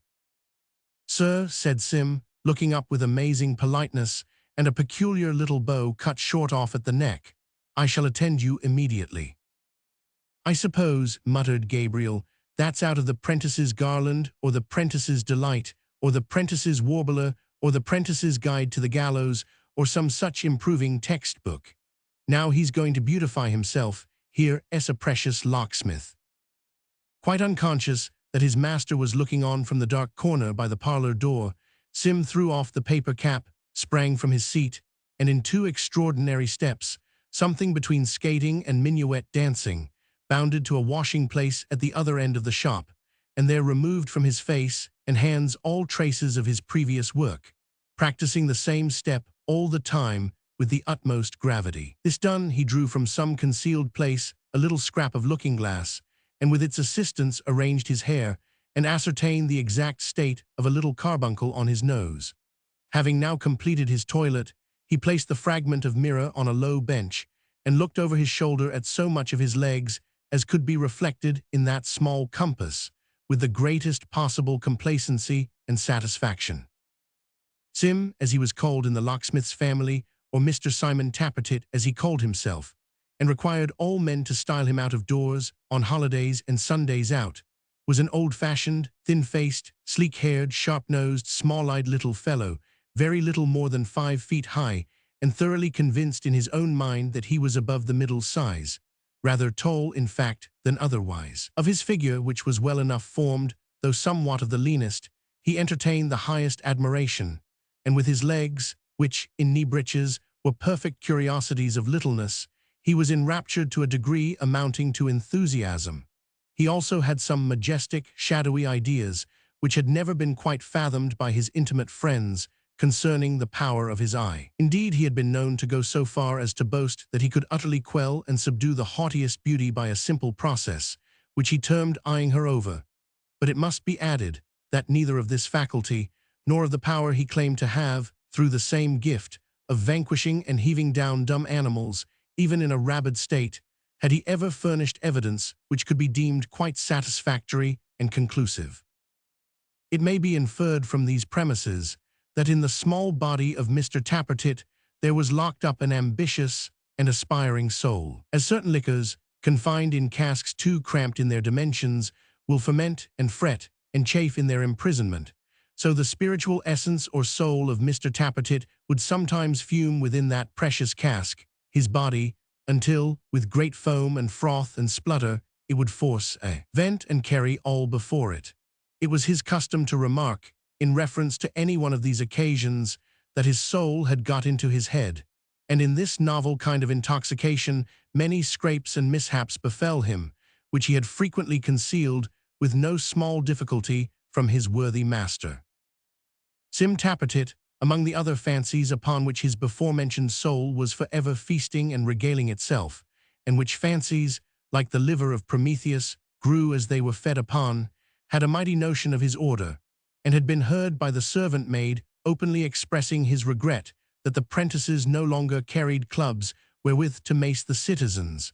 That was his strong expression. He was likewise reported to have said that in former times a stigma had been cast upon the body by the execution of George Barnwell, to which they should not have basely submitted, but should have demanded him of the legislature, temperately at first, then by an appeal to arms, if necessary, to be dealt with as they in their wisdom might think fit. These thoughts always led him to consider what a glorious engine the prentices might yet become if they had but a master spirit at their head.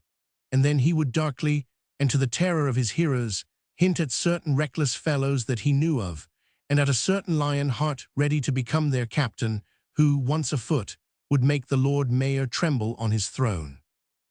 In respect of dress and personal decoration, Sim Tappertit was no less of an adventurous and enterprising character. He had been seen, beyond dispute, to pull off ruffles of the finest quality at the corner of the street on Sunday nights, and to put them carefully in his pocket before returning home.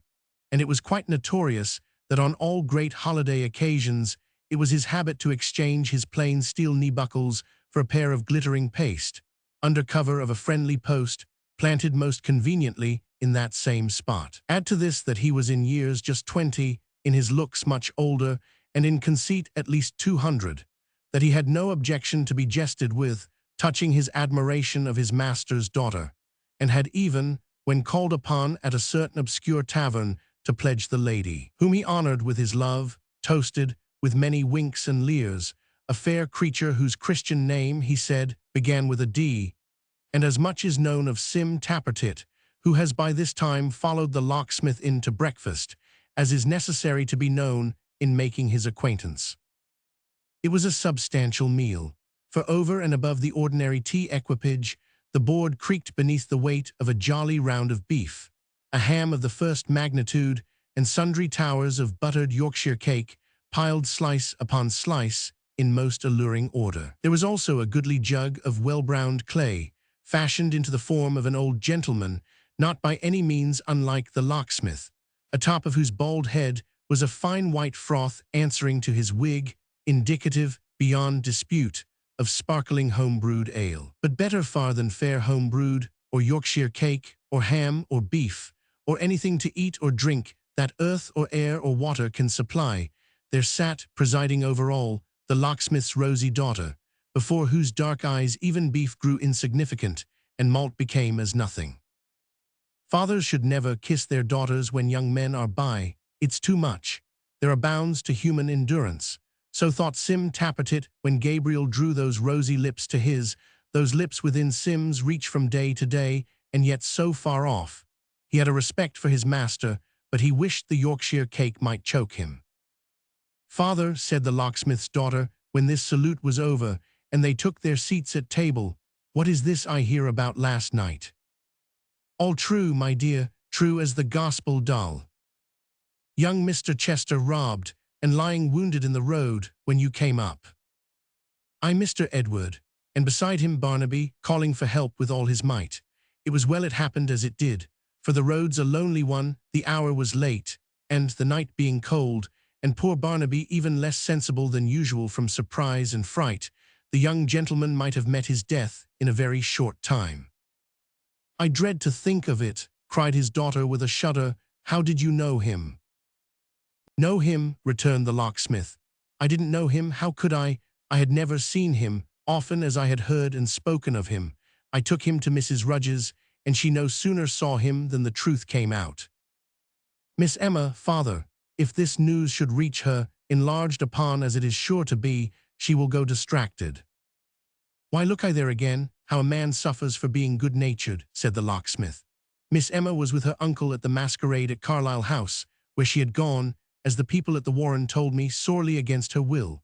What does your blockhead father when he and Mrs. Rudge have laid their heads together, but goes there when he ought to be abed, makes interest with his friend the doorkeeper, slips him on a mask and domino, and mixes with the maskers. And like himself to do so," cried the girl, putting her fair arm round his neck and giving him a most enthusiastic kiss. "Like himself," repeated Gabriel, affecting to grumble, but evidently delighted with the part he had taken and with her praise. "Very like himself, so your mother said. However, he mingled with the crowd, and prettily worried and badgered he was. I warrant you, with people squeaking, don't you know me? And I've found you out, and all that kind of nonsense in his ears. He might have wandered on till now, but in a little room there was a young lady who had taken off her mask, on account of the place being very warm, and was sitting there alone. And that was she, said his daughter hastily. And that was she, replied the locksmith, and I no sooner whispered to her what the matter was, as softly, dull, and with nearly as much art as you could have used yourself, than she gives a kind of scream and faints away. What did you do? What happened next? Asked his daughter. Why, the masks came flocking round, with a general noise and hubbub, and I thought myself in luck to get clear off, that's all, rejoined the locksmith. What happened when I reached home you may guess, if you didn't hear it. Ah, well, it's a poor heart that never rejoices. Put Toby this way, my dear. This Toby was the brown jug of which previous mention has been made. Applying his lips to the worthy old gentleman's benevolent forehead, the locksmith, who had all this time been ravaging among the eatables, kept them there so long, at the same time raising the vessel slowly in the air, that at length Toby stood on his head upon his nose, when he smacked his lips, and set him on the table again with fond reluctance. Although Sim Tappertit had taken no share in this conversation, no part of it being addressed to him, he had not been wanting in such silent manifestations of astonishment as he deemed most compatible with the favorable display of his eyes, regarding the pause which now ensued as a particularly advantageous opportunity for doing great execution with them upon the locksmith's daughter, who he had no doubt was looking at him in mute admiration. He began to screw and twist his face, and especially those features, into such extraordinary, hideous, and unparalleled contortions, that Gabriel, who happened to look towards him, was stricken with amazement. Why, what the devil's the matter with the lad? Cried the locksmith. Is he choking? Who? Demanded Sim, with some disdain. Who? Why, you, returned his master. What do you mean by making those horrible faces over your breakfast? Faces are matters of taste, sir, said Mr. Tappertit, rather discomfited, not the less so because he saw the locksmith's daughter smiling. Sim, rejoined Gabriel, laughing heartily, don't be a fool, for I'd rather see you in your senses. These young fellows, he added, turning to his daughter, are always committing some folly or another. There was a quarrel between Joe Willett and old John last night, though I can't say Joe was much in fault either. He'll be missing one of these mornings, and will have gone away upon some wild-goose errand, seeking his fortune. Why, what's the matter, doll? You are making faces now. The girls are as bad as the boys every bit. It's the tea, said Dolly, turning alternately very red and very white, which is no doubt the effect of a slight scald, so very hot. Mr. Tappertit looked immensely big at a quartern loaf on the table, and breathed harm. Original. Is that all? Returned the locksmith. Put some more milk in it. Yes, I am sorry for Joe, because he is a likely young fellow, and gains upon one every time one sees him, but he'll start off, you'll find. Indeed, he told me as much himself. Indeed, cried Dolly in a faint voice, indeed. Is the tea tickling your throat still, my dear? Said the locksmith. But before his daughter could make him any answer, she was taken with a troublesome cough, and it was such a very unpleasant cough, that, when she left off, the tears were starting in her bright eyes. The good-natured locksmith was still patting her on the back and applying such gentle restoratives, when a message arrived from Mrs. Varden, making known to all whom it might concern, that she felt too much indisposed to rise after her great agitation and anxiety of the previous night, and therefore desired to be immediately accommodated with the little black teapot of strong mixed tea, a couple of rounds of buttered toast, a middling-sized dish of beef and ham cut thin, and the Protestant manual in 2 volumes post-octavo. Like some other ladies who in remote ages flourished upon this globe, Mrs. Varden was most devout when most ill-tempered. Whenever she and her husband were at unusual variance, then the Protestant manual was in high feather. Knowing from experience what these requests portended, the triumvirate broke up, Dolly to see the orders executed with all dispatch, Gabriel to some out-of-door work in his little chaise, and Sim to his daily duty in the workshop, to which retreat he carried the big look, although the loaf remained behind. Indeed, the big look increased immensely, and when he had tied his apron on, became quite gigantic. It was not until he had several times walked up and down with folded arms and the longest strides he could take, and had kicked a great many small articles out of his way, that his lip began to curl. At length, a gloomy derision came upon his features, and he smiled, uttering meanwhile with supreme contempt the monosyllable Joe. 38M. Original. I eyed her over while he talked about the fellow, he said, and that was of course the reason of her being confused. Joe. He walked up and down again much quicker than before, and if possible with longer strides, sometimes stopping to take a glance at his legs, and sometimes to jerk out and cast from him another Joe. In the course of a quarter of an hour or so he again assumed the paper cap and tried to work. No, it could not be done. "I'll do nothing today," said Mr. Tappertit, dashing it down again, "but grind. I'll grind up all the tools. Grinding will suit my present humor well." Joe. Whir-rah-rah-rah. The grindstone was soon in motion. The sparks were flying off in showers. This was the occupation for his heated spirit. Whir-rah-rah-rah-rah-rah. "Something will come of this," said Mr. Tappertit, pausing as if in triumph and wiping his heated face upon his sleeve. "Something will come of this. I hope it mayn't be human gore." Whir-rah-rah-rah-rah-rah-rah. Chapter 5. As soon as the business of the day was over, the locksmith sallied forth, alone, to visit the wounded gentleman and ascertain the progress of his recovery. The house where he had left him was in a by-street in Southwark, not far from London Bridge, and thither he hied with all speed, bent upon returning with as little delay as might be, and getting to bed betimes. The evening was boisterous, scarcely better than the previous night had been. It was not easy for a stout man like Gabriel to keep his legs at the street corners, or to make head against the high wind, which often fairly got the better of him and drove him back some paces, or, in defiance of all his energy, forced him to take shelter in an arch or doorway until the fury of the gust was spent. Occasionally a hat or wig, or both, came spinning and trundling past him, like a mad thing, while the more serious spectacle of falling tiles and slates, or of masses of brick and mortar or fragments of stone coping rattling upon the pavement near at hand, and splitting into fragments, did not increase the pleasure of the journey or make the way less dreary. "A trying night for a man like me to walk in," said the locksmith, as he knocked softly at the widow's door. "I'd rather be in old John's chimney corner, faith." "Who's there?" demanded a woman's voice from within. Being answered, it added a hasty word of welcome, and the door was quickly opened. She was about 40, perhaps 2 or 3 years older, with a cheerful aspect and a face that had once been pretty. It bore traces of affliction and care, but they were of an old date, and time had smoothed them. Anyone who had bestowed but a casual glance on Barnaby might have known that this was his mother, from the strong resemblance between them.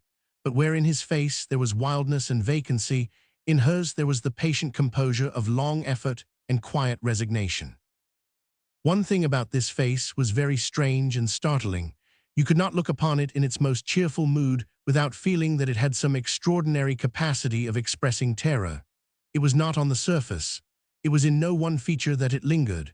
You could not take the eyes or mouth or lines upon the cheek and say, if this or that were otherwise, it would not be so. Yet there it always lurked, something forever dimly seen, but ever there and never absent for a moment.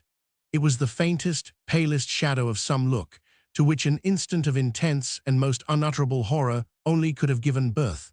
But indistinct and feeble as it was, it did suggest what that look must have been, and fixed it in the mind as if it had had existence in a dream. More faintly imaged, and wanting force and purpose, as it were, because of his darkened intellect, there was this same stamp upon the sun. Seen in a picture, it must have had some legend with it, and would have haunted those who looked upon the canvas. They who knew the Maypole story, and could remember what the widow was, before her husband's and his master's murder, understood it well. They recollected how the change had come, and could call to mind that, when her son was born, upon the very day the deed was known, he bore upon his wrist what seemed a smear of blood, but half washed out. "God save you, neighbor," said the locksmith, as he followed her, with the air of an old friend, into a little parlor where a cheerful fire was burning. "And you," she answered, smiling. "Your kind heart has brought you here again. Nothing will keep you at home, I know of old, if there are friends to serve or comfort out of doors." "Tut, tut," returned the locksmith, rubbing his hands and warming them. "You women are such talkers. What of the patient, neighbor?" "He is sleeping now. He was very restless towards daylight, and for some hours tossed and tumbled sadly. But the fever has left him, and the doctor says he will soon mend. He must not be removed until tomorrow." "He has had visitors today, humph," said Gabriel slyly. "Yes, old Mr. Chester has been here ever since we sent for him, and had not been gone many minutes when you knocked." "No ladies," said Gabriel, elevating his eyebrows and looking disappointed. "A letter," replied the widow. "Come, that's better than nothing," replied the locksmith. "Who was the bearer?" "Barnaby, of course." "Barnaby's a jewel," said Varden, "and comes and goes with ease where we who think ourselves much wiser would make but a poor hand of it. He is not out wandering again, I hope." "Thank heaven he is in his bed, having been up all night, as you know, and on his feet all day. He was quite tired out. Ah, neighbor, if I could but see him oftener so, if I could but tame down that terrible restlessness." "In good time," said the locksmith kindly, "in good time, don't be downhearted. To my mind he grows wiser every day." The widow shook her head, and yet, though she knew the locksmith sought to cheer her, and spoke from no conviction of his own, she was glad to hear even this praise of her poor benighted son. "He will be a cute man yet," resumed the locksmith. "Take care, when we are growing old and foolish, Barnaby doesn't put us to the blush, that's all.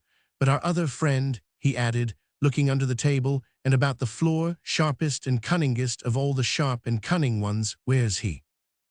"In Barnaby's room," rejoined the widow with a faint smile. "Ah, he's a knowing blade," said Varden, shaking his head. "I should be sorry to talk secrets before him. Oh, he's a deep customer. I've no doubt he can read and write and cast accounts if he chooses. What was that? Him tapping at the door?" "No," returned the widow. "It was in the street, I think. Hark, yes, there again. 'Tis someone knocking softly at the shutter. Who can it be?" They had been speaking in a low tone, for the invalid lay overhead, and the walls and ceilings being thin and poorly built, the sound of their voices might otherwise have disturbed his slumber. The party without, whoever it was, could have stood close to the shutter without hearing anything spoken, and seeing the light through the chinks, and finding all so quiet, might have been persuaded that only one person was there. "Some thief or ruffian maybe," said the locksmith. "Give me the light." "No, no," she returned hastily. "Such visitors have never come to this poor dwelling. Do you stay here? You're within call at the worst. I would rather go myself, alone." "Why?" said the locksmith, unwillingly relinquishing the candle he had caught up from the table. "Because I don't know why, because the wish is so strong upon me," she rejoined. "There again, do not detain me, I beg of you." Gabriel looked at her, in great surprise to see one who was usually so mild and quiet thus agitated, and with so little cause. She left the room and closed the door behind her. She stood for a moment as if hesitating, with her hand upon the lock. In this short interval the knocking came again, and a voice close to the window, a voice the locksmith seemed to recollect, and to have some disagreeable association with, whispered, "Make haste." The words were uttered in that low, distinct voice which finds its way so readily to sleepers' ears and wakes them in a fright. For a moment it startled even the locksmith, who involuntarily drew back from the window and listened. The wind rumbling in the chimney made it difficult to hear what passed, but he could tell that the door was opened, that there was the tread of a man upon the creaking boards, and then a moment's silence, broken by a suppressed something which was not a shriek or groan or cry for help, and yet might have been either or all three, and the words, "My God," uttered in a voice it chilled him to hear. He rushed out upon the instant. There at last was that dreadful look, the very one he seemed to know so well and yet had never seen before upon her face. There she stood, frozen to the ground, gazing with starting eyes and livid cheeks, and every feature fixed and ghastly, upon the man he had encountered in the dark last night. His eyes met those of the locksmith. It was but a flash, an instant, a breath upon a polished glass, and he was gone. The locksmith was upon him, had the skirts of his streaming garment almost in his grasp, when his arms were tightly clutched, and the widow flung herself upon the ground before him. The other way, she cried. He went the other way, turn. The other way, I see him now, rejoined the locksmith, pointing yonder. There is his shadow passing by that light. What, who is this? Let me go. Come back, exclaimed the woman, clasping him. Do not touch him on your life. I charge you, come back. He carries other lives besides his own. Come back. What does this mean? Cried the locksmith. No matter what it means, don't ask, don't speak, don't think about it. He is not to be followed, checked, or stopped. Come back. The old man looked at her in wonder, as she writhed and clung about him, and borne down by her passion, suffered her to drag him into the house. It was not until she had chained and double-locked the door, fastened every bolt and bar with the heat and fury of a maniac, and drawn him back into the room, that she turned upon him, once again, that stony look of horror, and sinking down into a chair, covered her face, and shuddered as though the hand of death were on her. 41M. Original. Chapter 6. Beyond all measure astonished by the strange occurrences which had passed with so much violence and rapidity, the locksmith gazed upon the shuddering figure in the chair like one half stupefied, and would have gazed much longer, had not his tongue been loosened by compassion and humanity. You are ill, said Gabriel. Let me call some neighbor in. Not for the world, she rejoined, motioning to him with her trembling hand and holding her face averted. It is enough that you have been by to see this. Nay, more than enough, or less, said Gabriel. Be it so, she returned. As you like, ask me no questions, I entreat you. Neighbor, said the locksmith after a pause, is this fair or reasonable or just to yourself? Is it like you, who have known me so long and sought my advice in all matters, like you, who from a girl have had a strong mind and a staunch heart? I have need of them, she replied. I am growing old, both in years and care. Perhaps that and too much trial have made them weaker than they used to be. Do not speak to me. How can I see what I have seen and hold my peace? Returned the locksmith. Who was that man, and why has his coming made this change in you? She was silent, but held to the chair as though to save herself from falling on the ground. I take the license of an old acquaintance, Mary, said the locksmith, who has ever had a warm regard for you and maybe has tried to prove it when he could. Who is this ill-favored man, and what has he to do with you? Who is this ghost that is only seen in the black nights and bad weather? How does he know, and why does he haunt this house, whispering through chinks and crevices, as if there was that between him and you which neither durst so much as speak aloud of? Who is he? You do well to say he haunts this house, returned the widow faintly. His shadow has been upon it and me, in light and darkness, at noonday and midnight, and now, at last, he has come in the body. But he wouldn't have gone in the body, returned the locksmith with some irritation, if you had left my arms and legs at liberty. What riddle is this? It is one, she answered, rising as she spoke, that must remain forever as it is. I dare not say more than that. Dare not, repeated the wondering locksmith. Do not press me, she replied. I am sick and faint, and every faculty of life seems dead within me. No, do not touch me either. Gabriel, who had stepped forward to render her assistance, fell back as she made this hasty exclamation and regarded her in silent wonder. Let me go my way alone, she said in a low voice, and let the hands of no honest man touch mine tonight. When she had tottered to the door, she turned and added with a stronger effort, This is a secret, which, of necessity, I trust to you. You are a true man. As you have ever been good and kind to me, keep it. If any noise was heard above, make some excuse. Say anything but what you really saw, and never let a word or look between us recall this circumstance. I trust to you. Mind, I trust to you. How much I trust, you never can conceive. Casting her eyes upon him for an instant, she withdrew, and left him there alone. Gabriel, not knowing what to think, stood staring at the door with a countenance full of surprise and dismay. The more he pondered on what had passed, the less able he was to give it any favorable interpretation. To find this widow woman, whose life for so many years had been supposed to be one of solitude and retirement, and who, in her quiet, suffering character, had gained the good opinion and respect of all who knew her, to find her linked mysteriously with an ill-omened man, alarmed at his appearance, and yet favoring his escape, was a discovery that pained as much as startled him. Her reliance on his secrecy and his tacit acquiescence increased his distress of mind. If he had spoken boldly, persisted in questioning her, detained her when she rose to leave the room, made any kind of protest, instead of silently compromising himself, as he felt he had done, he would have been more at ease. "Why did I let her say it was a secret, and she trusted it to me?" said Gabriel, putting his wig on one side to scratch his head with greater ease and looking ruefully at the fire. "I have no more readiness than old John himself. Why didn't I say firmly, 'You have no right to such secrets, and I demand of you to tell me what this means,' instead of standing gaping at her, like an old mooncalf as I am?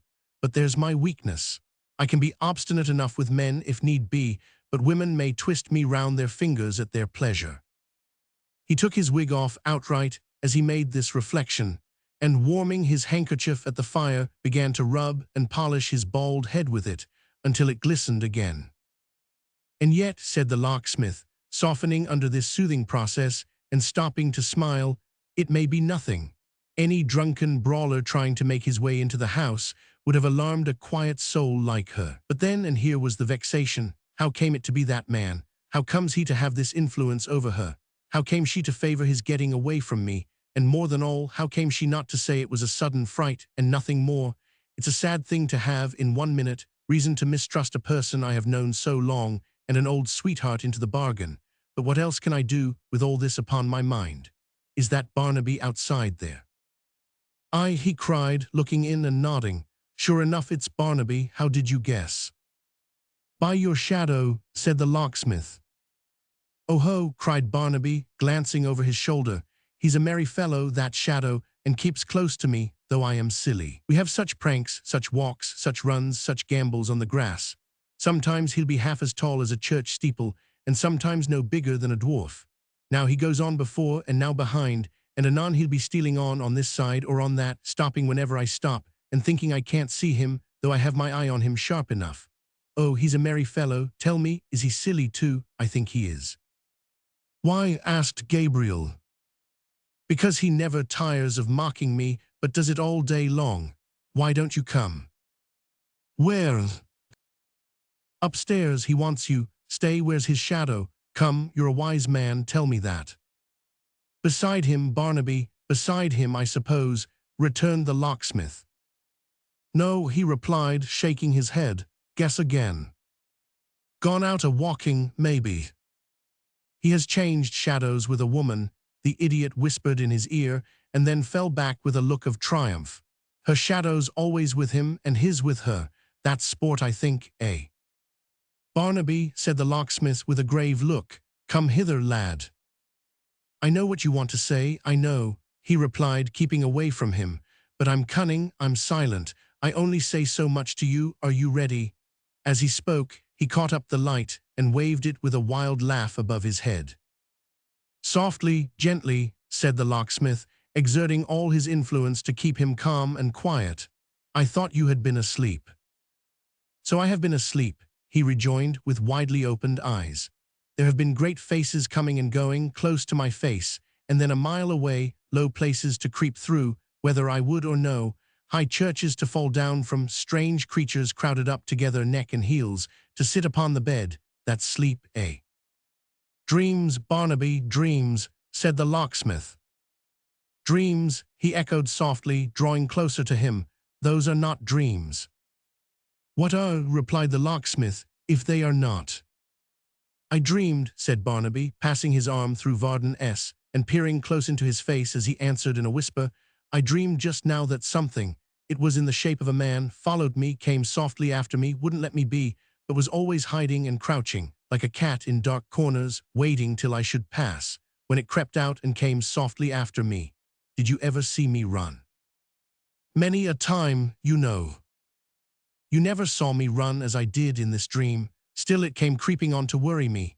Nearer, nearer, nearer. I ran faster, leaped, sprung out of bed, and to the window, and there in the street below, but he is waiting for us. Are you coming? What in the street below, Barnaby? Said Varden, imagining that he traced some connection between this vision and what had actually occurred. Barnaby looked into his face, muttered incoherently, waved the light above his head again, laughed, and drawing the locksmith's arm more tightly through his own, led him up the stairs in silence. They entered a homely bedchamber, garnished in a scanty way with chairs, whose spindle-shanks bespoke their age, and other furniture of very little worth, but clean and neatly kept. Reclining in an easy chair before the fire, pale and weak from waste of blood, was Edward Chester, the young gentleman who had been the first to quit the Maypole on the previous night, and who, extending his hand to the locksmith, welcomed him as his preserver and friend. "Say no more, sir, say no more," said Gabriel. "I hope I would have done at least as much for any man in such a strait, and most of all for you, sir. A certain young lady," he added, with some hesitation, "has done us many a kind turn, and we naturally feel. I hope I give you no offense in saying this, sir." The young man smiled and shook his head, at the same time moving in his chair as if in pain.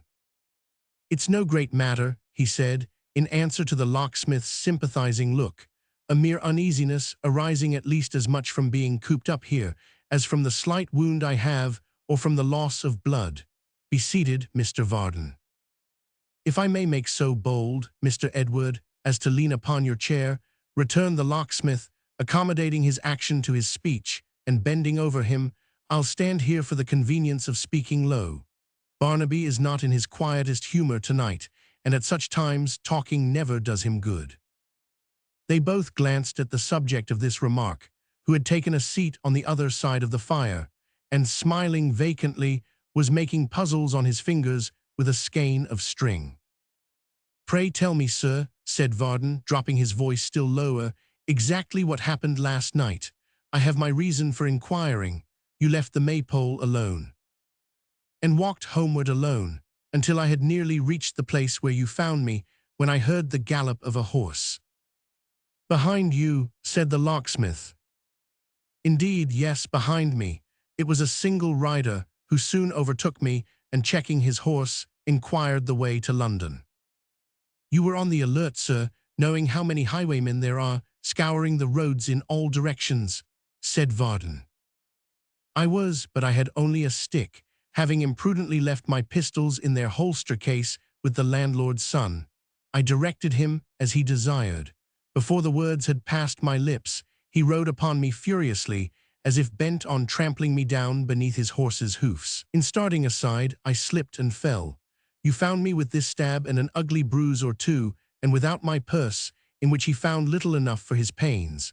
And now, Mr. Varden," he added, shaking the locksmith by the hand, "saving the extent of my gratitude to you, you know as much as I." "Except," said Gabriel, bending down yet more and looking cautiously towards their silent neighbor, "except in respect of the robber himself. What like was he, sir? Speak low, if you please.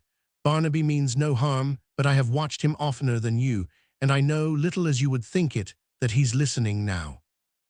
It required a strong confidence in the locksmith's veracity to lead anyone to this belief, for every sense and faculty that Barnaby possessed seemed to be fixed upon his game, to the exclusion of all other things.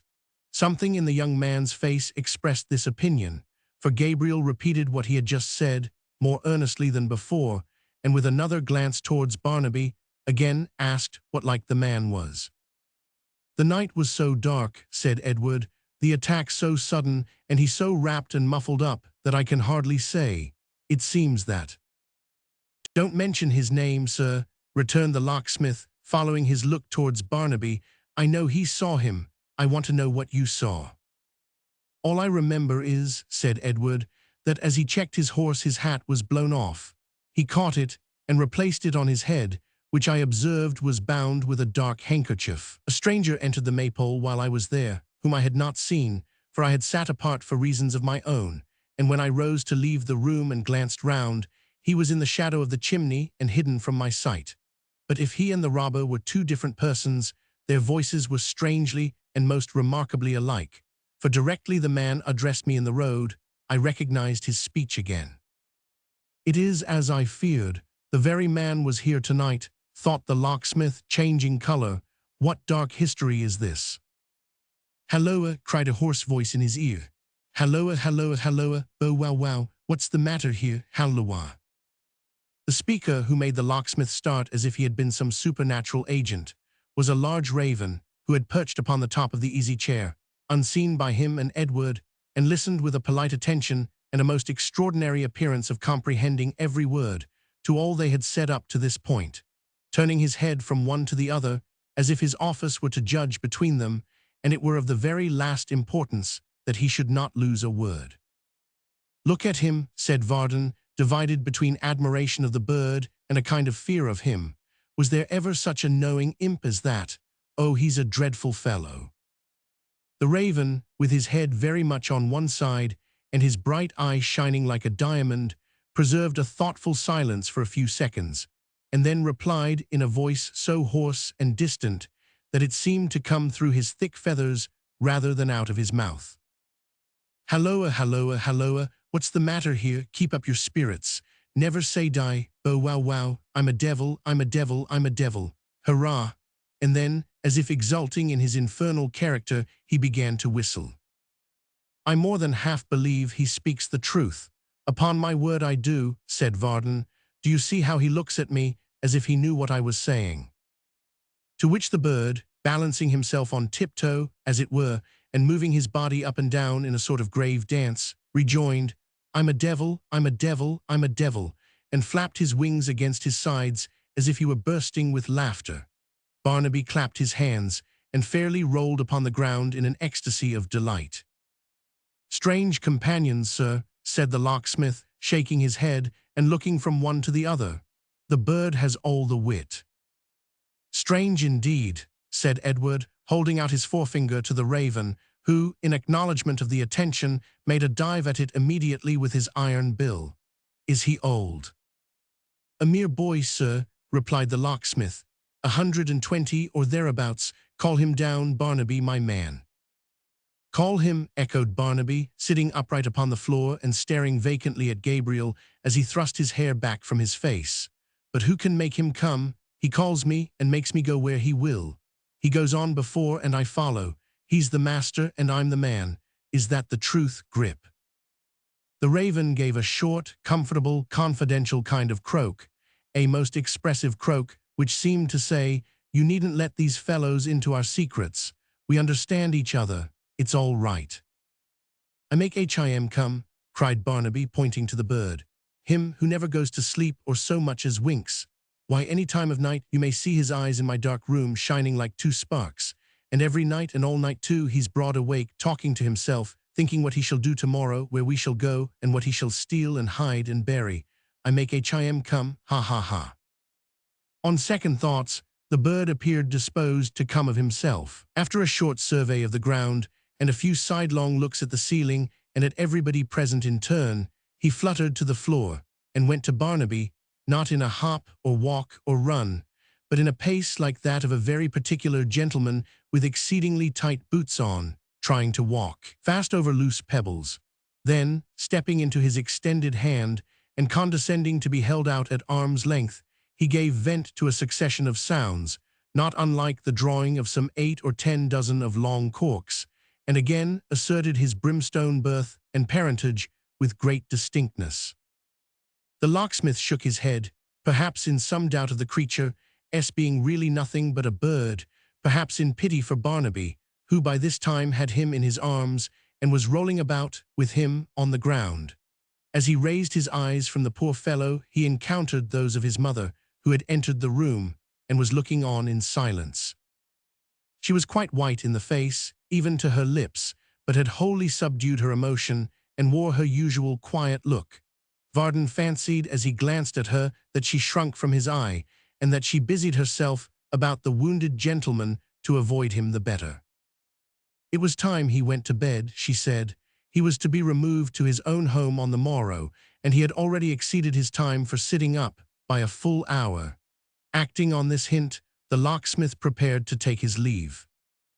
"By the by," said Edward, as he shook him by the hand, and looked from him to Mrs. Rudge and back again, "what noise was that below? I heard your voice in the midst of it, and should have inquired before, but our other conversation drove it from my memory. What was it?" The locksmith looked towards her and bit his lip. She leant against the chair and bent her eyes upon the ground. Barnaby, too, he was listening.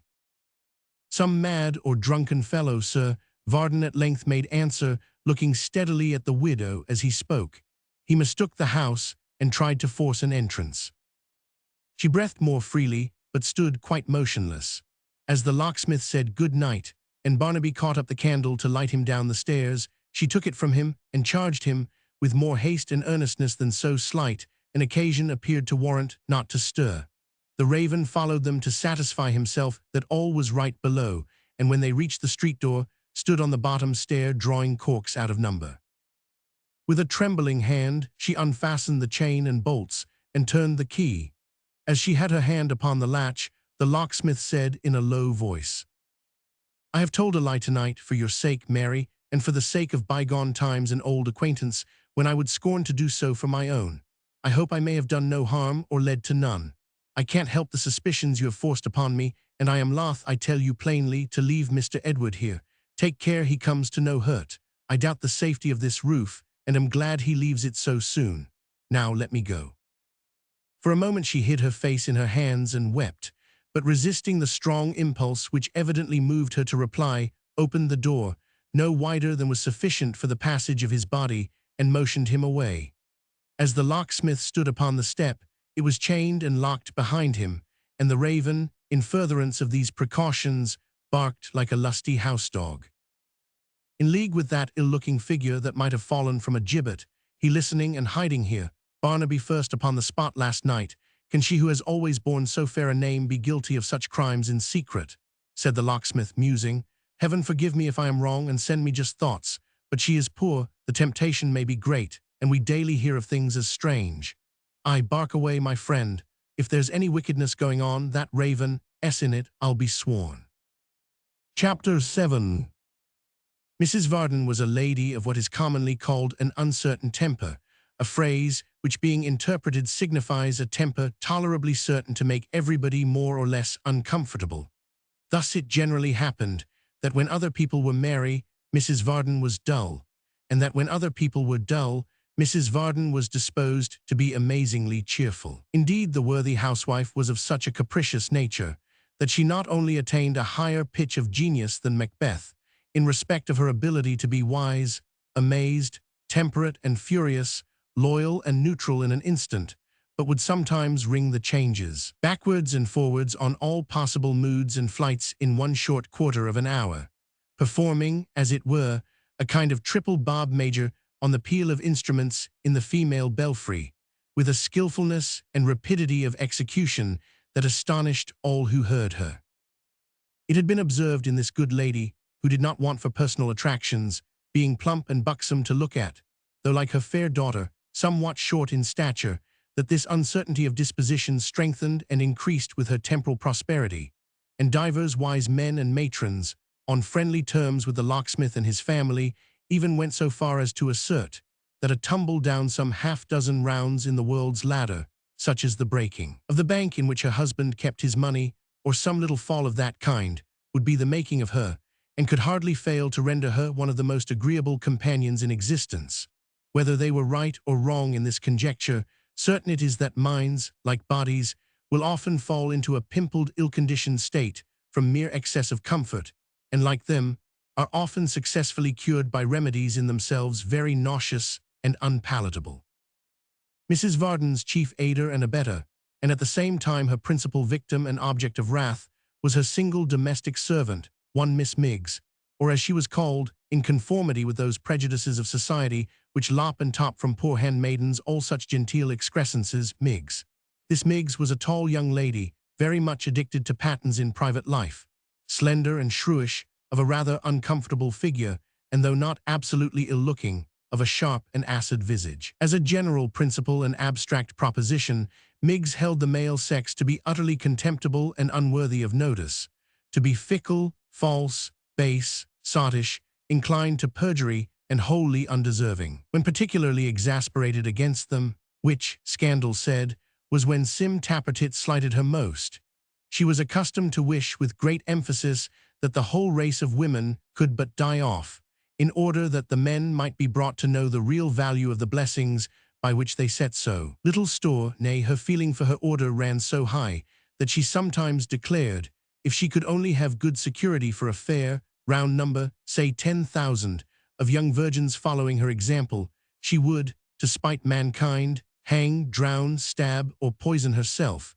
with a joy past all expression. It was the voice of Miggs that greeted the locksmith when he knocked at his own house with a shrill cry of "Who's there?" "Me, girl, me," returned Gabriel. "What, already, sir?" said Miggs, opening the door with a look of surprise. "We were just getting on our nightcaps to sit up, me and mistress. Oh, she has been so bad." Miggs said this with an air of uncommon candor and concern, but the parlor door was standing open, and as Gabriel very well knew for whose ears it was designed, he regarded her with anything but an approving look as he passed in. "Master's come home, Mim," cried Miggs, running before him into the parlor. "You was wrong, Mim, and I was right. I thought he wouldn't keep us up so late 2 nights running, Mim. Master's always considerate so far. I'm so glad, Mim, on your account. I'm a little," here Miggs simpered, "a little sleepy myself. I'll own it now, Mim, though I said I wasn't when you asked me. It ain't of no consequence, Mim, of course." "You had better," said the locksmith, who most devoutly wished that Barnaby's raven was at Miggs's ankles. "You had better get to bed at once then." "Thanking you kindly, sir," returned Miggs. "I couldn't take my rest in peace, nor fix my thoughts upon my prayers, other ways than that I knew mistress was comfortable in her bed this night. By rights she ought to have been there hours ago." "You're talkative, mistress," said Varden, pulling off his greatcoat and looking at her askew. "Taking the hint, sir," cried Miggs with a flushed face, "and thanking you for it most kindly, I will make bold to say that if I give offense by having consideration for my mistress, I do not ask your pardon, but am content to get myself into trouble and to be in suffering." Here Mrs. Varden, who, with her countenance shrouded in a large nightcap, had been all this time intent upon the Protestant manual, looked round, and acknowledged Miggs's championship by commanding her to hold her tongue. Every little bone in Miggs's throat and neck developed itself with a spitefulness quite alarming, as she replied, "Yes, Mim, I will." "How do you find yourself now, my dear?" said the locksmith, taking a chair near his wife, who had resumed her book, and rubbing his knees hard as he made the inquiry. "You're very anxious to know, ain't you?" returned Mrs. Varden, with her eyes upon the print. "You, that have not been near me all day, and wouldn't have been if I was dying." "My dear Martha," said Gabriel.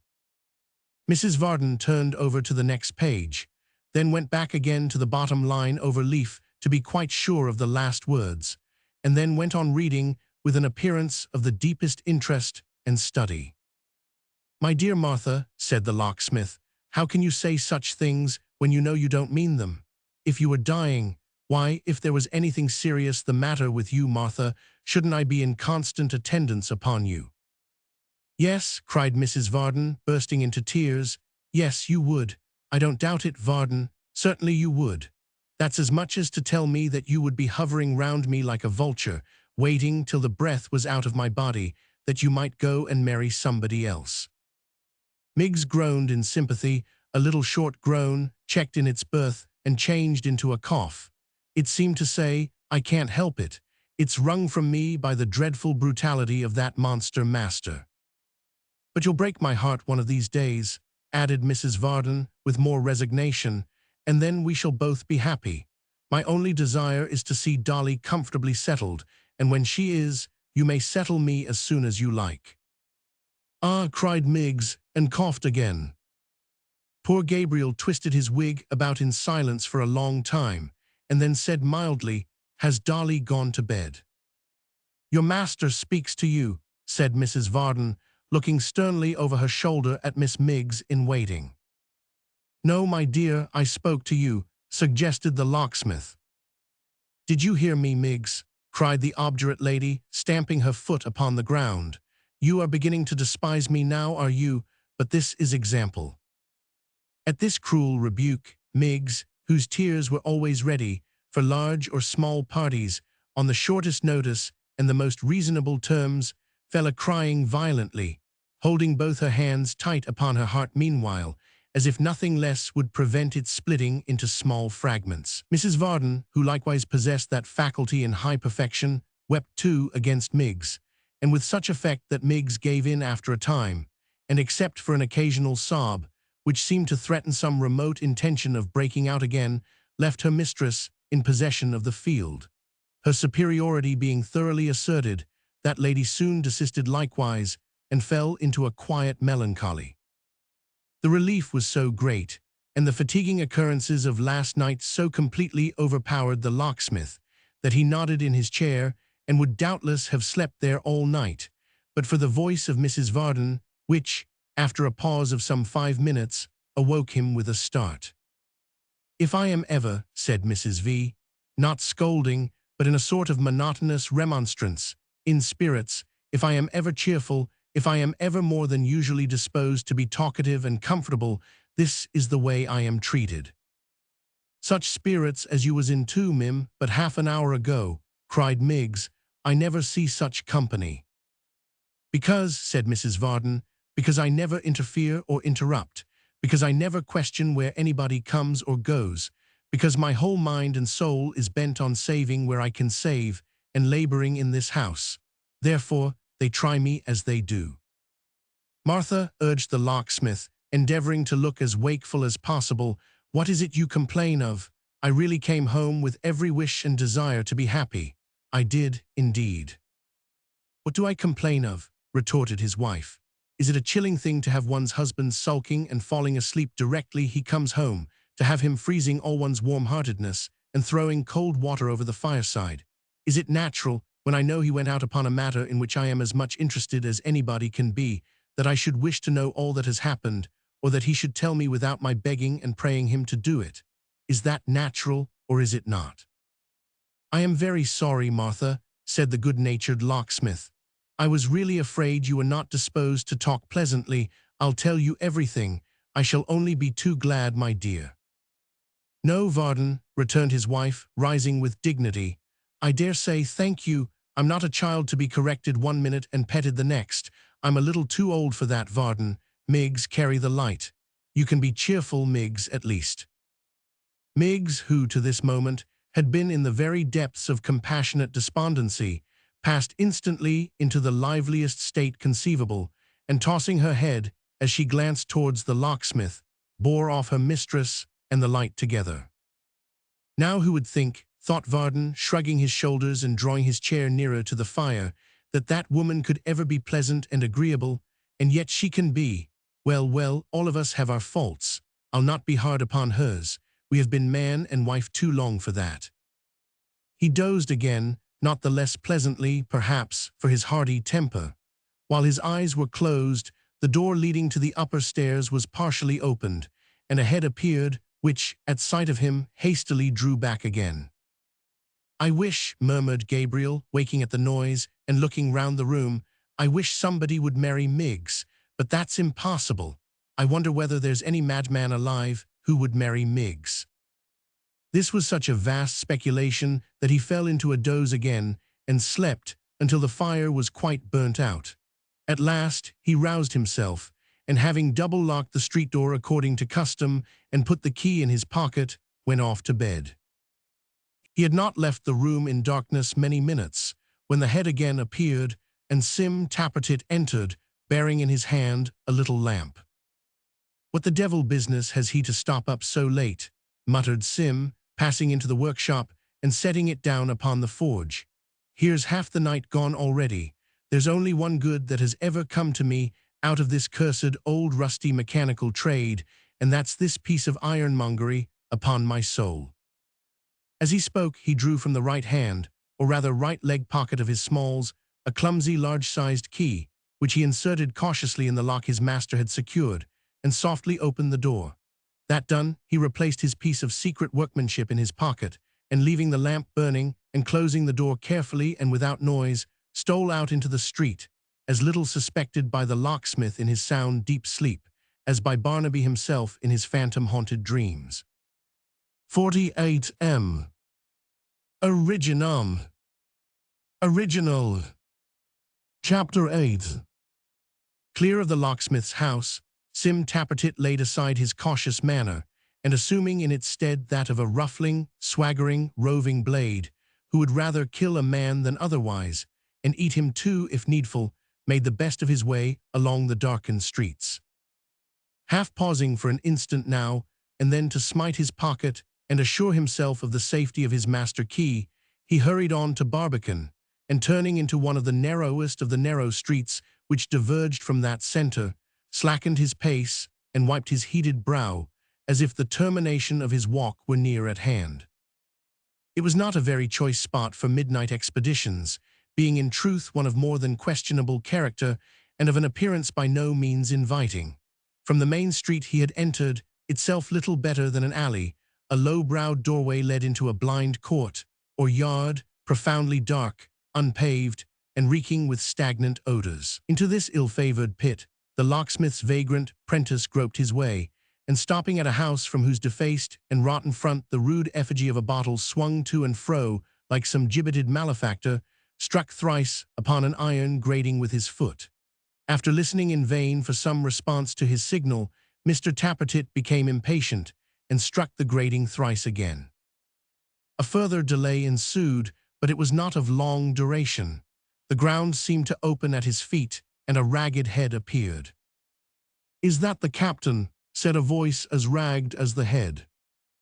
"Yes," replied Mr. Tappertit haughtily, descending as he spoke. "Who should it be?" "It's so late, we gave you up," returned the voice, as its owner stopped to shut and fasten the grating. "You're late, sir." "Lead on," said Mr. Tappertit, with a gloomy majesty, "and make remarks when I require you. Forward." This latter word of command was perhaps somewhat theatrical and unnecessary, inasmuch as the descent was by a very narrow, steep, and slippery flight of steps, and any rashness or departure from the beaten track must have ended in a yawning water-butt. But Mr. Tappertit being, like some other great commanders, favorable to strong effects and personal display, cried forward, again in the hoarsest voice he could assume, and led the way with folded arms and knitted brows to the cellar down below, where there was a small copper fixed in one corner, a chair or two, a form and table, a glimmering fire, and a truckle bed, covered with a ragged patchwork rug. "Welcome, noble captain," cried a lanky figure, rising as from a nap. The captain nodded. Then, throwing off his outer coat, he stood composed in all his dignity and eyed his follower over. "What news tonight?" he asked, when he had looked into his very soul.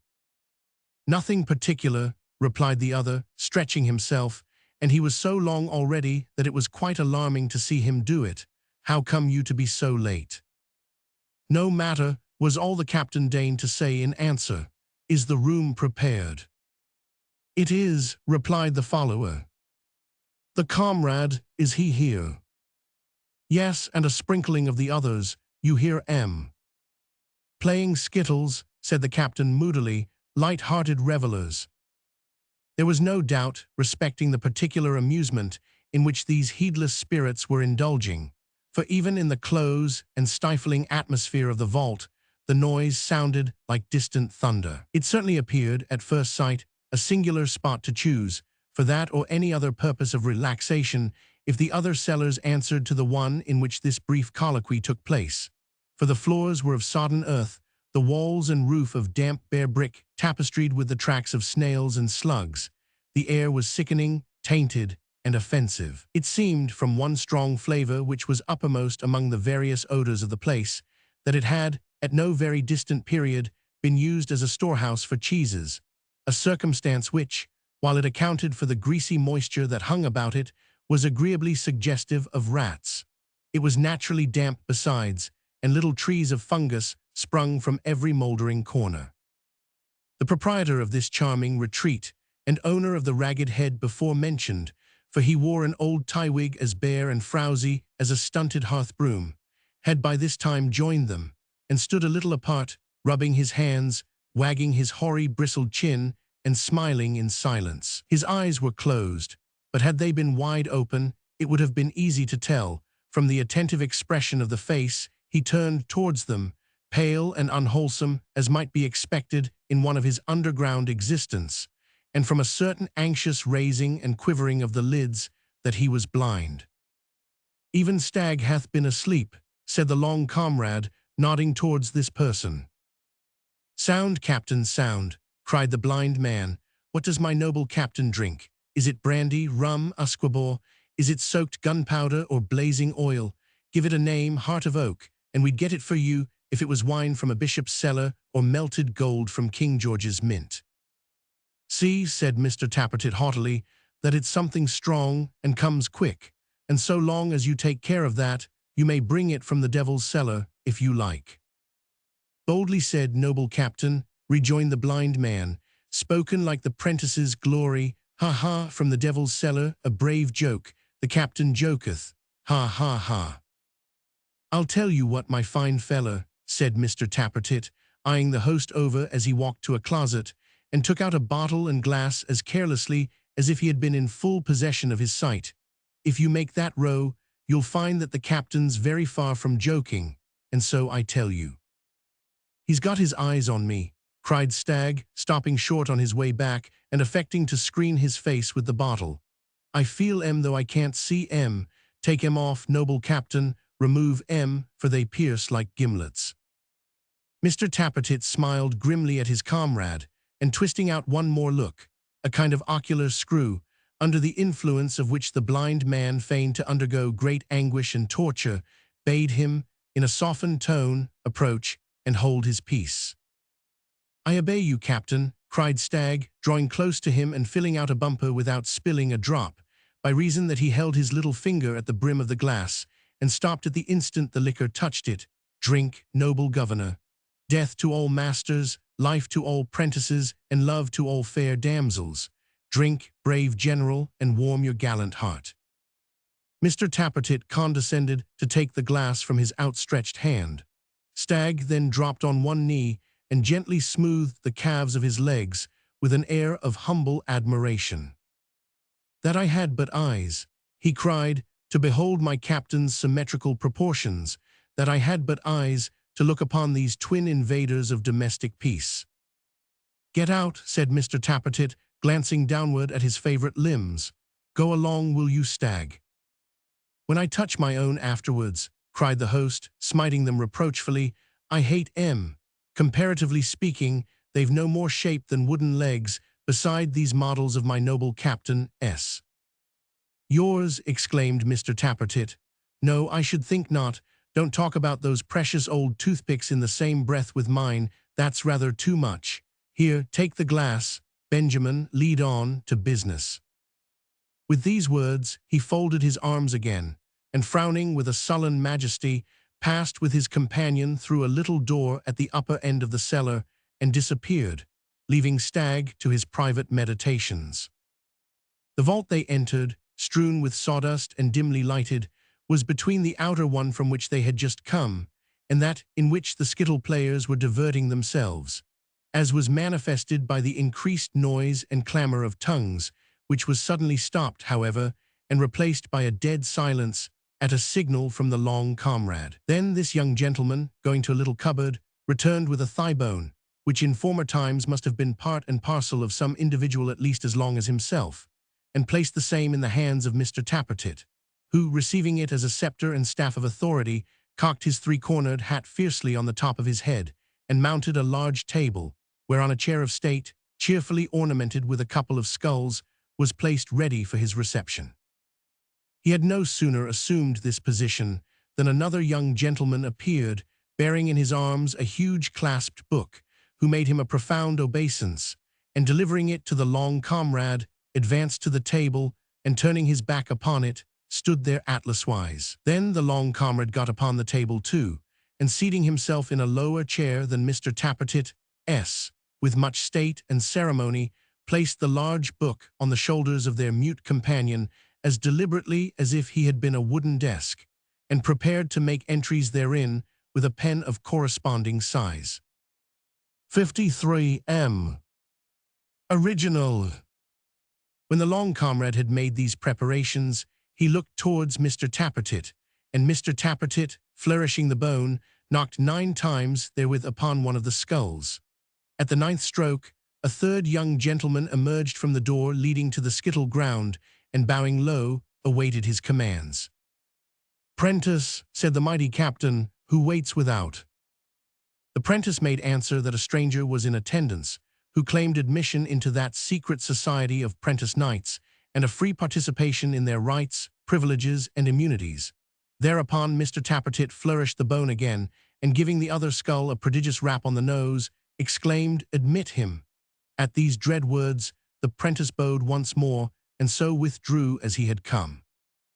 There soon appeared at the same door 2 other prentices, having between them a third, whose eyes were bandaged, and who was attired in a bag-wig and a broad-skirted coat trimmed with tarnished lace, and who was girded with a sword, in compliance with the laws of the institution regulating the introduction of candidates, which required them to assume this courtly dress, and kept it constantly in lavender for their convenience.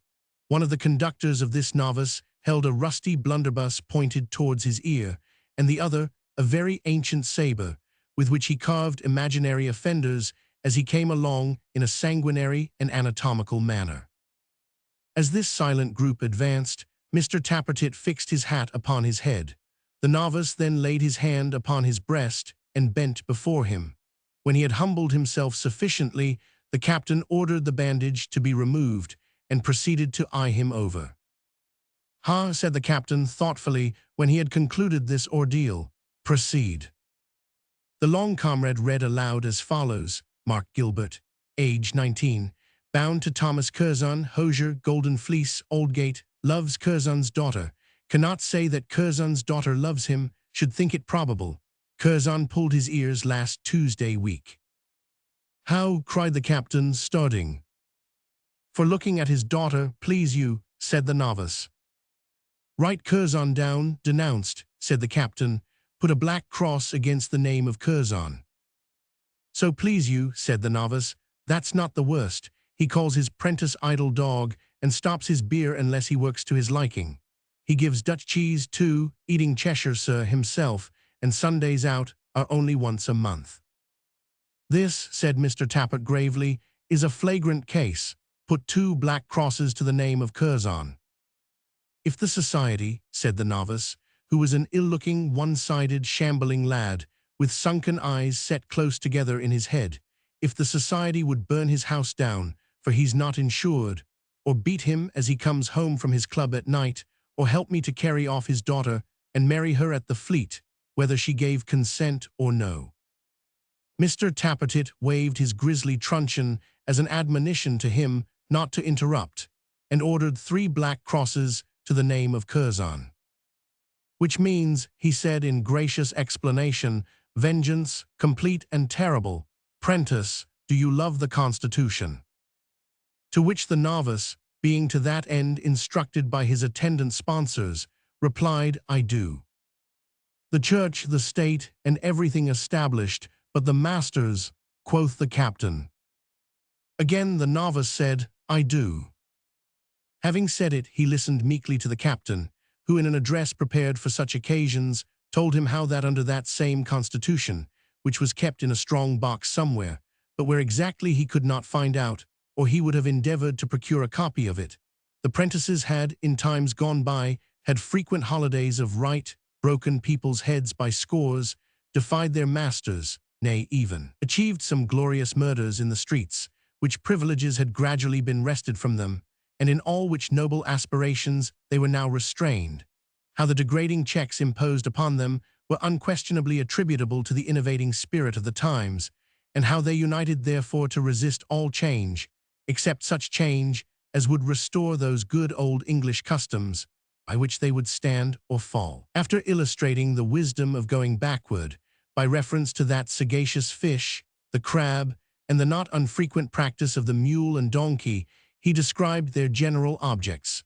which were briefly vengeance on their tyrant masters, of whose grievous and insupportable oppression no prentice could entertain a moment's doubt, and the restoration, as aforesaid, of their ancient rites and holidays, for neither of which objects were they now quite ripe, being barely 20 strong, but which they pledged themselves to pursue with fire and sword when needful. Then he described the oath which every member of that small remnant of a noble body took, and which was of a dreadful and impressive kind, binding him, at the bidding of his chief, to resist and obstruct the Lord Mayor, sword-bearer, and chaplain, to despise the authority of the sheriffs, and to hold the court of aldermen as naught, but not on any account, in case the fullness of time should bring a general rising of prentices to damage or in any way disfigure Temple Bar, which was strictly constitutional and always to be approached with reverence.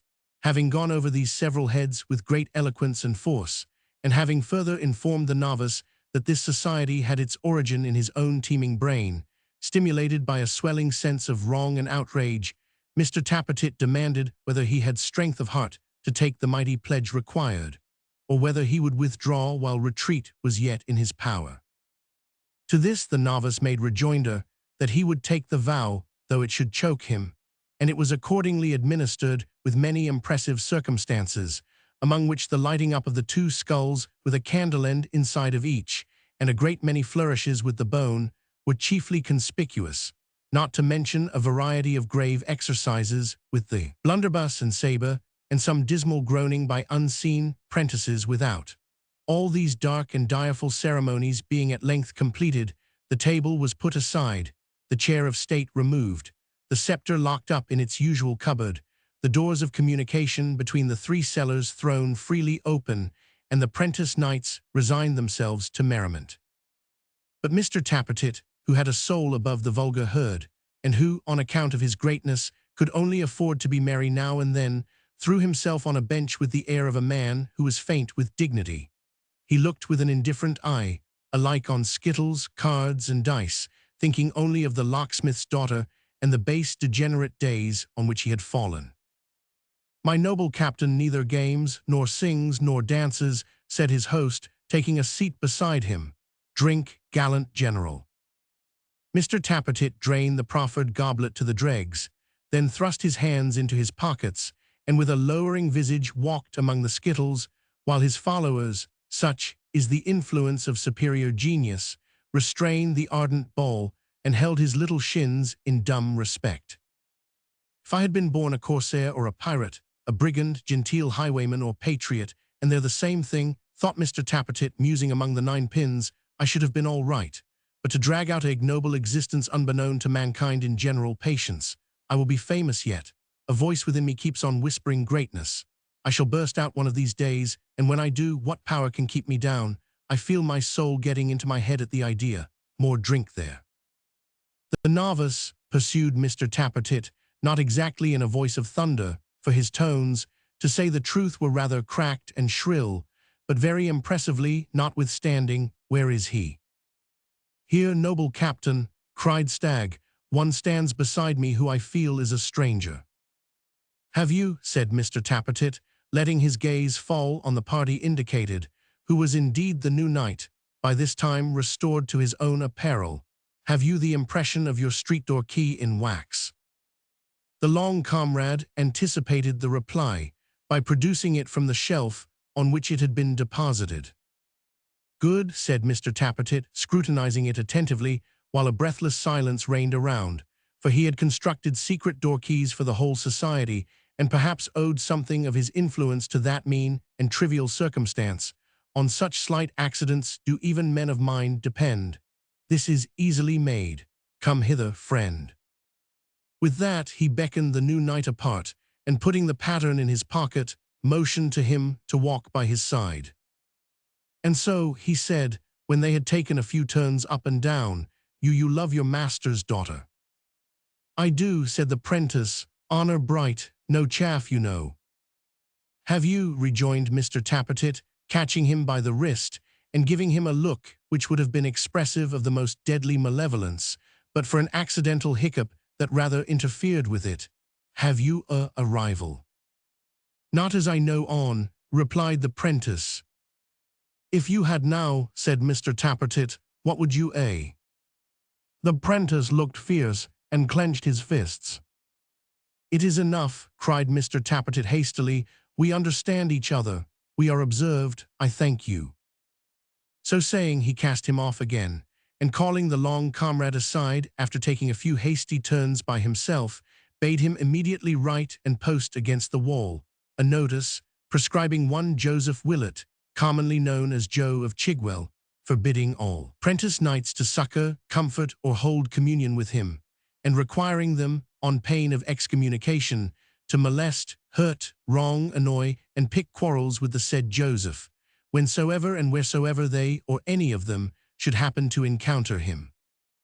Having relieved his mind by this energetic proceeding, he condescended to approach the festive board, and warming by degrees, at length deigned to preside, and even to enchant the company with a song. After this, he rose to such a pitch as to consent to regale the society with a hornpipe, which he actually performed to the music of a fiddle, played by an ingenious member, with such surpassing agility and brilliancy of execution, that the spectators could not be sufficiently enthusiastic in their admiration, and their host protested, with tears in his eyes, that he had never truly felt his blindness until that moment. But the host, withdrawing, probably to weep in secret, soon returned with the information that it wanted little more than an hour of day, and that all the cocks in Barbican had already begun to crow, as if their lives depended on it. At this intelligence, the prentice knights arose in haste, and marshalling into a line, filed off one by one, and dispersed with all speed to their several homes, leaving their leader to pass the grating last. "Good night, noble captain," whispered the blind man as he held it open for his passage out. "Farewell, brave general. Bye-bye, illustrious commander. Good luck go with you for a conceited, bragging, empty-headed, duck-legged idiot."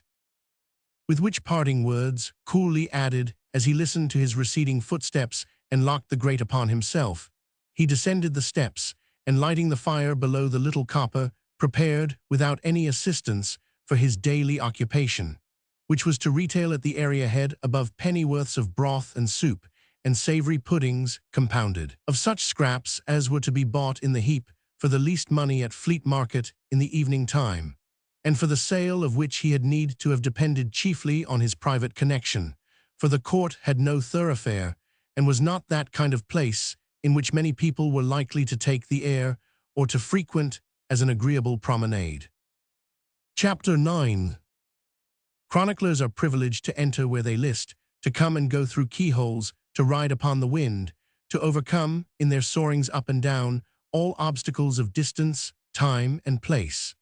Thrice blessed be this last consideration, since it enables us to follow the disdainful Miggs even into the sanctity of her chamber, and to hold her in sweet companionship through the dreary watches of the night.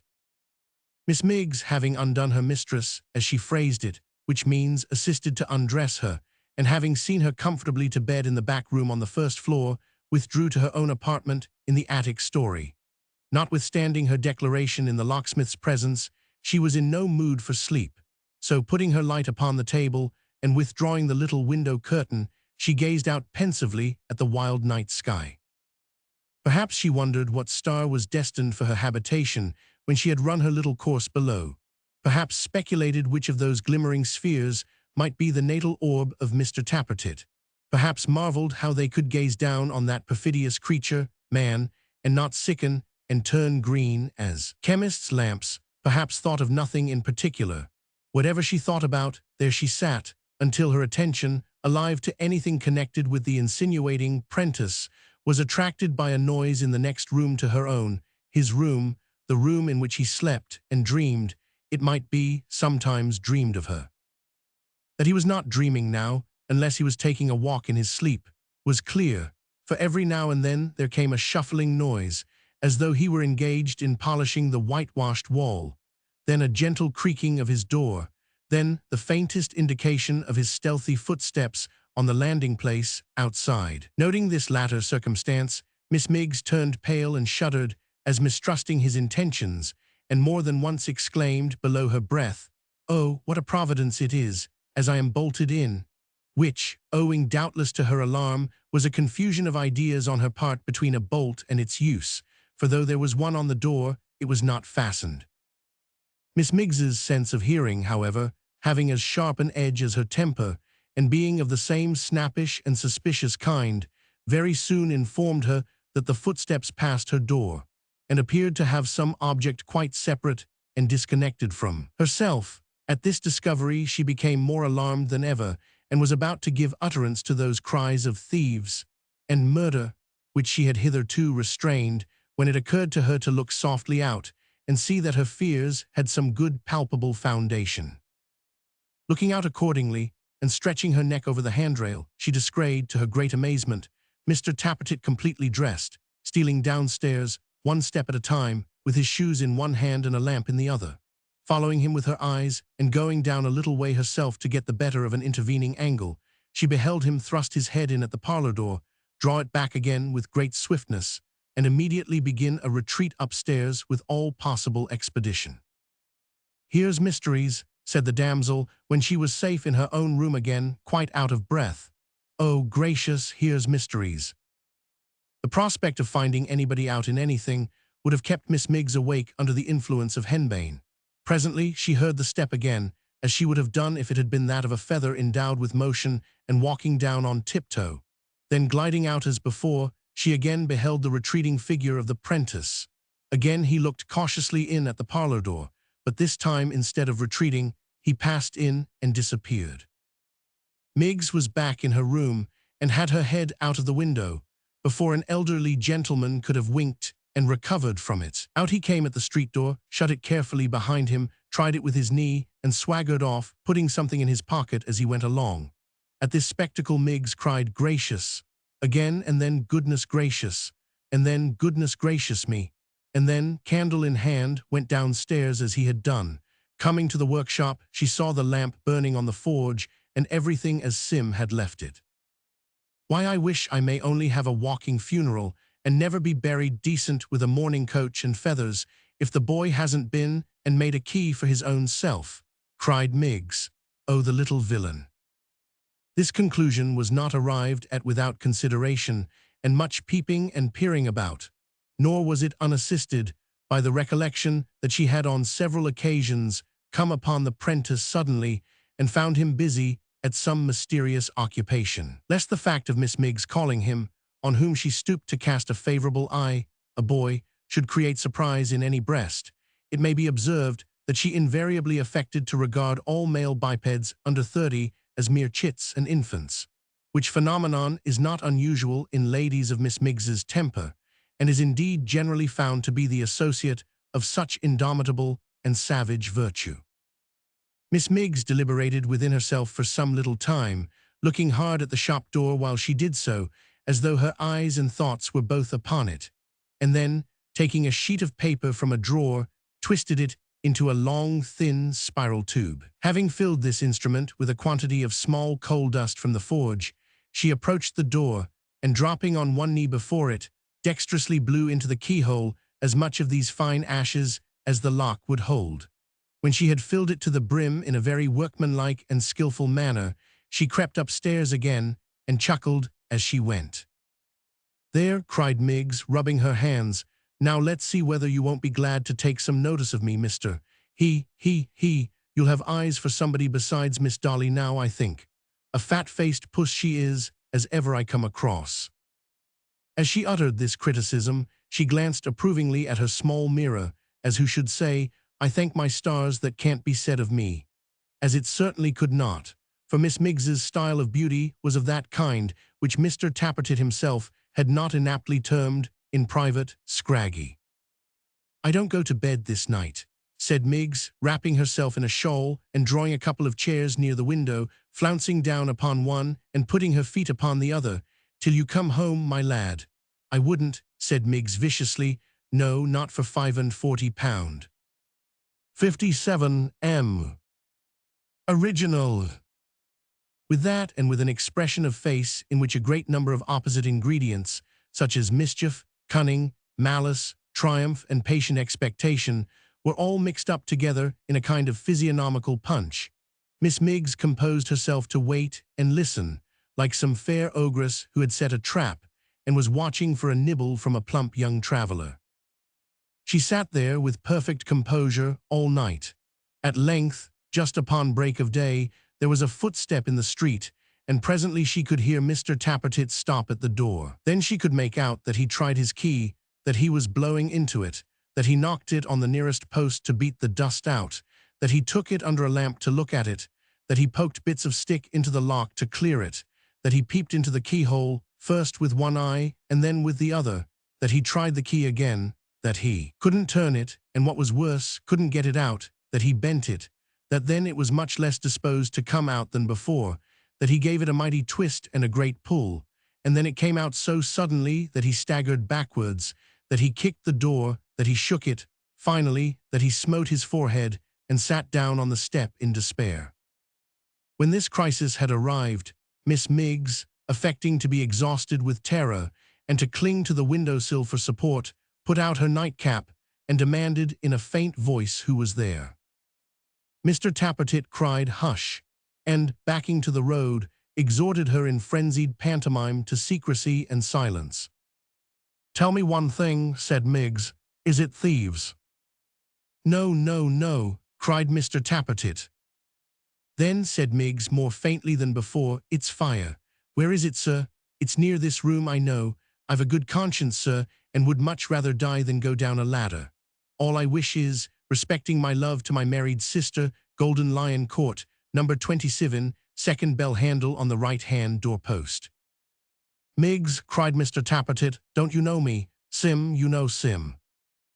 "Oh, what about him?" cried Miggs, clasping her hands. "Is he in any danger? Is he in the midst of flames and blazes? Oh, gracious, gracious!" "Why, I'm here, ain't I?" rejoined Mr. Tappertit, knocking himself on the breast. "Don't you see me? What a fool you are, Miggs." "There," cried Miggs, unmindful of this compliment.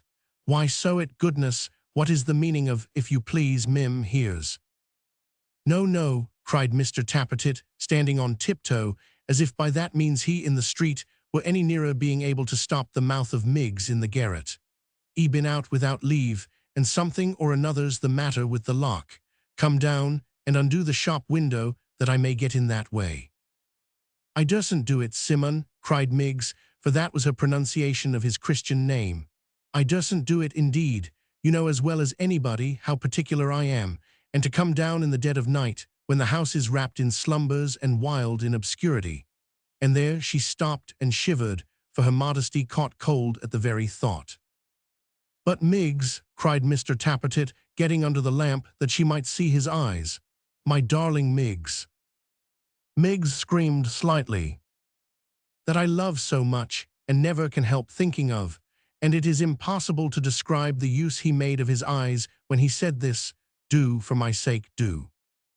"Oh, Simon," cried Miggs, "this is worse than all. I know if I come down you'll go and—" "And what, my precious?" said Mr. Tappertit. "And try," said Miggs hysterically, "to kiss me or some such dreadfulness. I know you will." "I swear I won't," said Mr. Tappertit with remarkable earnestness. "Upon my soul I won't. It's getting broad day and the watchman's waking up. Angelic Miggs, if you'll only come and let me in, I promise you faithfully and truly I won't." Miss Miggs, whose gentle heart was touched, did not wait for the oath, knowing how strong the temptation was, and fearing he might forswear himself, but tripped lightly down the stairs, and with her own fair hands drew back the rough fastenings of the workshop window. Having helped the wayward prentice in, she faintly articulated the words, "Simon is safe," and yielding to her woman's nature, immediately became insensible. "I knew I should quench her," said Sim, rather embarrassed by this circumstance. "Of course I was certain it would come to this, but there was nothing else to be done. If I hadn't eyed her over, she wouldn't have come down. Here, keep up a minute, Miggs. What a slippery figure she is. There's no holding her comfortably. Do keep up a minute, Miggs, will you?" As Miggs, however, was deaf to all entreaties, Mr. Tappertit leant her against the wall as one might dispose of a walking stick or umbrella, until he had secured the window, when he took her in his arms again, and in short stages, and with great difficulty, arising from her being tall and his being short, and perhaps in some degree from that peculiar physical conformation on which he had already remarked, carried her upstairs, and planting her, in the same umbrella and walking-stick fashion, just inside her own door, left her to her repose. "He may be as cool as he likes," said Miss Miggs, recovering as soon as she was left alone, "but I'm in his confidence, and he can't help himself, nor couldn't if he was 20 Simmonses." Chapter 10. It was on one of those mornings, common in early spring, when the year, fickle and changeable in its youth like all other created things, is undecided whether to step backward into winter or forward into summer, and in its uncertainty inclines now to the one and now to the other, and now to both at once, wooing summer in the sunshine and lingering still with winter in the shade. It was, in short, on one of those mornings when it is hot and cold, wet and dry, bright and lowering, sad and cheerful, withering and genial, in the compass of one short hour, that old John Willett, who was dropping asleep over the copper boiler, was roused by the sound of a horse's feet, and glancing out at window, beheld a traveller of goodly promise, checking his bridle at the maypole door. He was none of your flippant young fellows who would call for a tankard of mulled ale, and make themselves as much at home as if they had ordered a hogshead of wine, none of your audacious young swaggerers who would even penetrate into the bar, that solemn sanctuary, and smiting old John upon the back, inquire if there was never a pretty girl in the house, and where he hid his little chambermaids, with 100 other impertinences of that nature, none of your free and easy companions, who would scrape their boots upon the fire-dogs in the common room, and be not at all particular on the subject of spittoons, none of your unconscionable blades, requiring impossible chops, and taking unheard-of pickles for granted. He was a staid, grave, placid gentleman, something past the prime of life, yet upright in his carriage, for all that, and slim as a greyhound. He was well mounted upon a sturdy chestnut cob, and had the graceful seat of an experienced horseman, while his riding gear, though free from such fopperies as were then in vogue, was handsome and well chosen. He wore a riding coat of a somewhat brighter green than might have been expected to suit the taste of a gentleman of his years, with a short black velvet cape and laced pocket-holes and cuffs, all of a jaunty fashion. His linen, too, was of the finest kind, worked in a rich pattern at the wrists and throat, and scrupulously white. Although he seemed, judging from the mud he had picked up on the way, to have come from London, his horse was as smooth and cool as his own iron-grey periwig and pigtail. Neither man nor beast had turned a single hair, and saving for his soiled skirts and spatterdashes, this gentleman, with his blooming face, white teeth, exactly ordered dress, and perfect calmness, might have come from making an elaborate and leisurely toilet, to sit for an equestrian portrait at old John Willett's gate.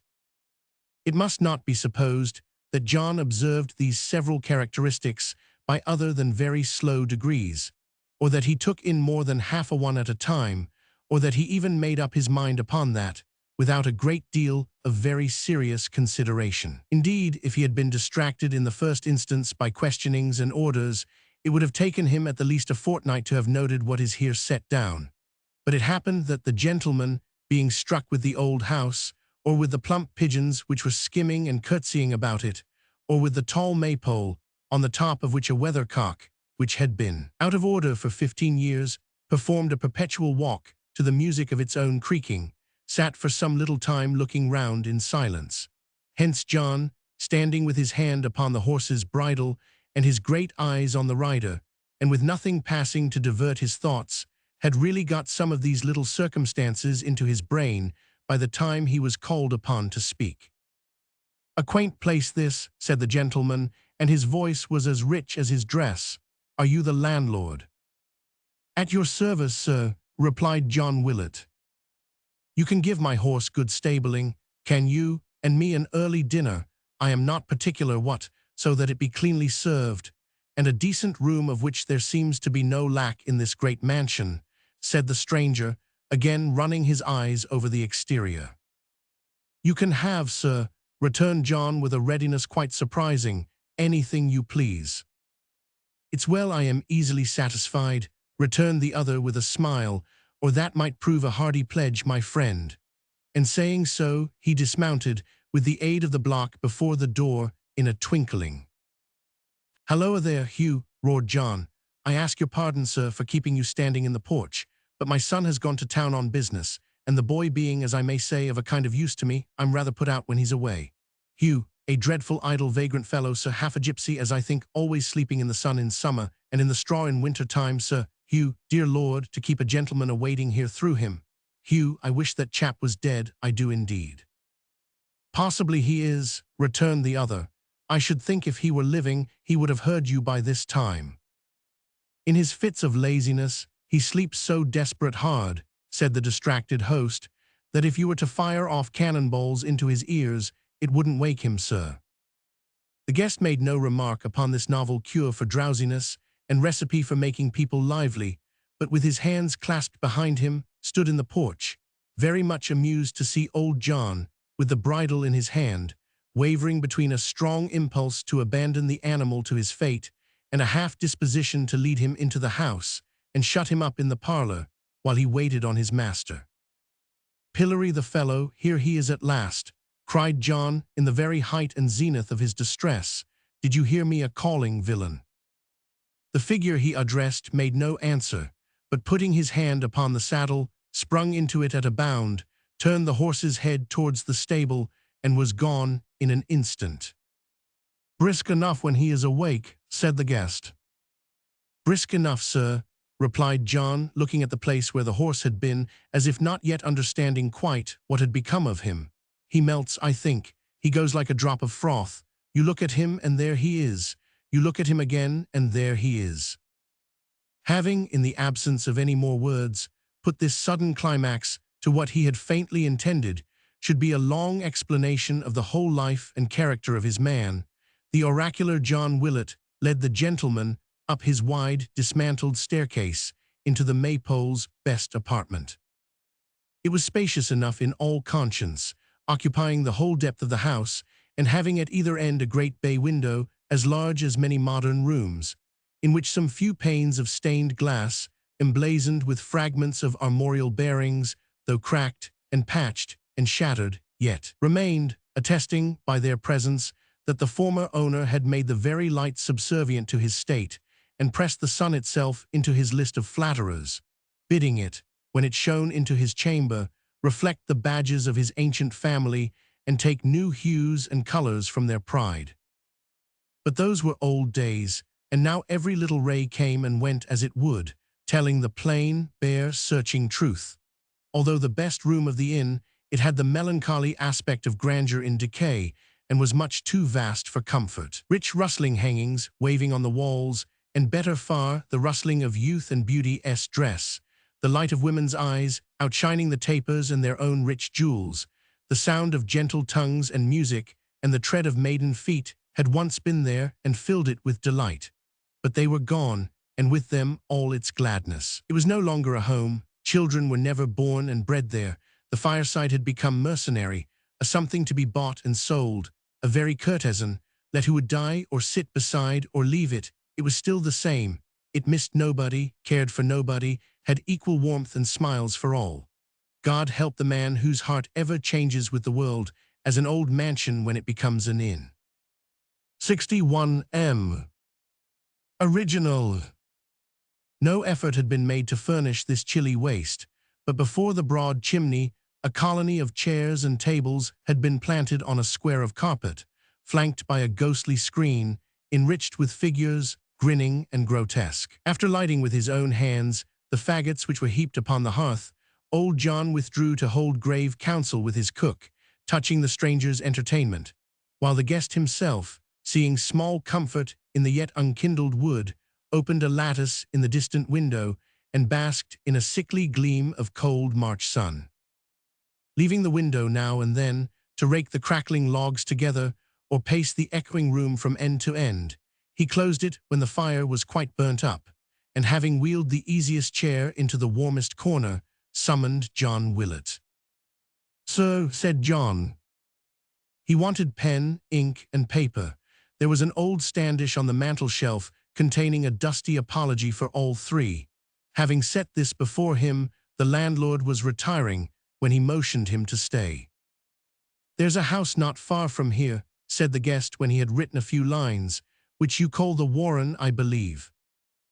As this was said in the tone of one who knew the fact, and asked the question as a thing of course. John contented himself with nodding his head in the affirmative, at the same time taking one hand out of his pockets to cough behind, and then putting it in again. "I want this note," said the guest, glancing on what he had written and folding it, conveyed there without loss of time, and an answer brought back here. "Have you a messenger at hand?" John was thoughtful for a minute or thereabouts, and then said yes. "Let me see him," said the guest. This was disconcerting, for Joe being out, and Hugh engaged in rubbing down the chestnut cob, he designed sending on the errand Barnaby, who had just then arrived in one of his rambles, and who, so that he thought himself employed on a grave and serious business, would go anywhere. "Why, the truth is," said John after a long pause, "that the person who'd go quickest is a sort of natural, as one may say, sir, and though quick of foot, and as much to be trusted as the post itself, he's not good at talking, being touched and flighty, sir." "You don't," said the guest, raising his eyes to John's fat face, "you don't mean, what's the fellow's name, you do mean Barnaby?" "Yes, I do," returned the landlord, his features turning quite expressive with surprise. "How comes he to be here?" inquired the guest, leaning back in his chair, speaking in the bland, even tone from which he never varied, and with the same soft, courteous, never-changing smile upon his face. "I saw him in London last night." "He's forever here 1 hour and there the next," returned old John, after the usual pause to get the question in his mind. "Sometimes he walks, and sometimes runs. He's known along the road by everybody, and sometimes comes here in a cart or chaise, and sometimes riding double. He comes and goes through wind, rain, snow, and hail, and on the darkest nights. Nothing hurts him. "He goes often to the Warren, does he not?" said the guest carelessly. "I seem to remember his mother telling me something to that effect yesterday, but I was not attending to the good woman much." "You're right, sir," John made answer. "He does. His father, sir, was murdered in that house." "So I have heard," returned the guest, taking a gold toothpick from his pocket with the same sweet smile. "A very disagreeable circumstance for the family." "Very," said John with a puzzled look, as if it occurred to him, dimly and afar off, that this might by possibility be a cool way of treating the subject. "All the circumstances after a murder," said the guest soliloquizing, "must be dreadfully unpleasant, so much bustle and disturbance, no repose, a constant dwelling upon one subject, and the running in and out, and up and down stairs intolerable. I wouldn't have such a thing happen to anybody I was nearly interested in on any account.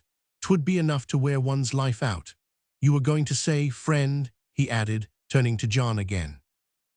"Only that Mrs. Rudge lives on a little pension from the family, and that Barnaby is as free of the house as any cat or dog about it," answered John. "Shall he do your errand, sir?" "Oh, yes," replied the guest. "Oh, certainly, let him do it by all means. Please to bring him here that I may charge him to be quick.